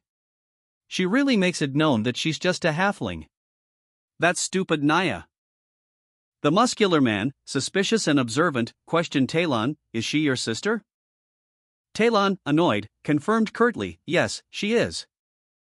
The muscular man, still suspicious, continued, I do have a debt with you, Sir Karlstein, so if she's your sister. Talon interrupted, there's no need. Talon explained, his voice tight with irritation, I cannot tell you the reason as it is regarding familial matters, but father wouldn't care either. The elderly man, observing from a distance, offered a dismissive comment, if you say so. The elderly man addressed Talon and his sister, suggesting that if things went well, they would be able to hunt there starting next time. He then requested that they leave for the time being, as their presence would interfere with the clan's plans. A revelation that shocked Talon's sister. She questioned the clan's motives, incredulous that a sixth-floor clan would undertake such a significant effort simply to obtain the great orc warrior's essence. Talon, annoyed, interjected, clarifying that it wasn't merely a rare essence they sought, but something far more significant. The elderly man, seemingly pleased with the situation, reiterated that there would be no monsters for them to hunt and urged them to leave immediately. Talon, understanding the implication, explained to his sister that if they didn't leave, the clan would interfere with their hunt. He emphasized the harsh reality of the labyrinth, strength is law, and further conflict would be unwise. They should leave. The red-haired warrior muttered, damn it. Under his breath, his face etched with frustration. He reflected on the dwarf's plight, understanding his feelings, but acknowledging the need for strategic retreat to avoid further losses. He resolved to find a solution. The red-haired warrior, seemingly addressing someone off-panel, exclaimed, Dwaki? A blonde-haired mage appeared, cheerfully greeting the warrior, ha! It's nice to meet you, senior mage. The mage, Lurwar Dwaki, introduced himself. Lurwar Dwaki, an 8th-rank mage, scoffed, calling his opponent garbage. The red-haired warrior retorted, don't you dare call me senior mage, you insect. Lur, carrying his staff, approached a group of mages, his expression unchanged. He continued his verbal assault, pointing out that the warrior's magic skills were rudimentary, and that he made a living performing petty tricks. He questioned the warrior's claim to have devoted his life to magic. An older mage, disgusted, added that the warrior's arrogance was sickening. Lur, visibly shaken, stammered, no. Lur, the dwarf, watched with a detached expression as he reflected on the events that had led to the warrior's downfall. Though he admitted to himself that he felt a pang of sympathy for the man's plight, his words remained firm, I do feel bad for him, but... The red-haired warrior, along with his companion, reacted with outrage to Lur's assessment of the situation. One shouting, hey! That's a bit harsh. The warrior's companion urged caution, reminding him that this was not the time to escalate the conflict. Uttering a frustrated, damn it, this crazy dwarf. This is the time to leave, not challenge them. The red-haired warrior's rage crackled with raw power, the very ground beneath him shimmering with unleashed energy. As he channeled lightning into his weapon, a storm brewing around him. His companion, witnessing the escalating conflict, voiced a worried question, are we really gonna fight a sixth-floor clan here?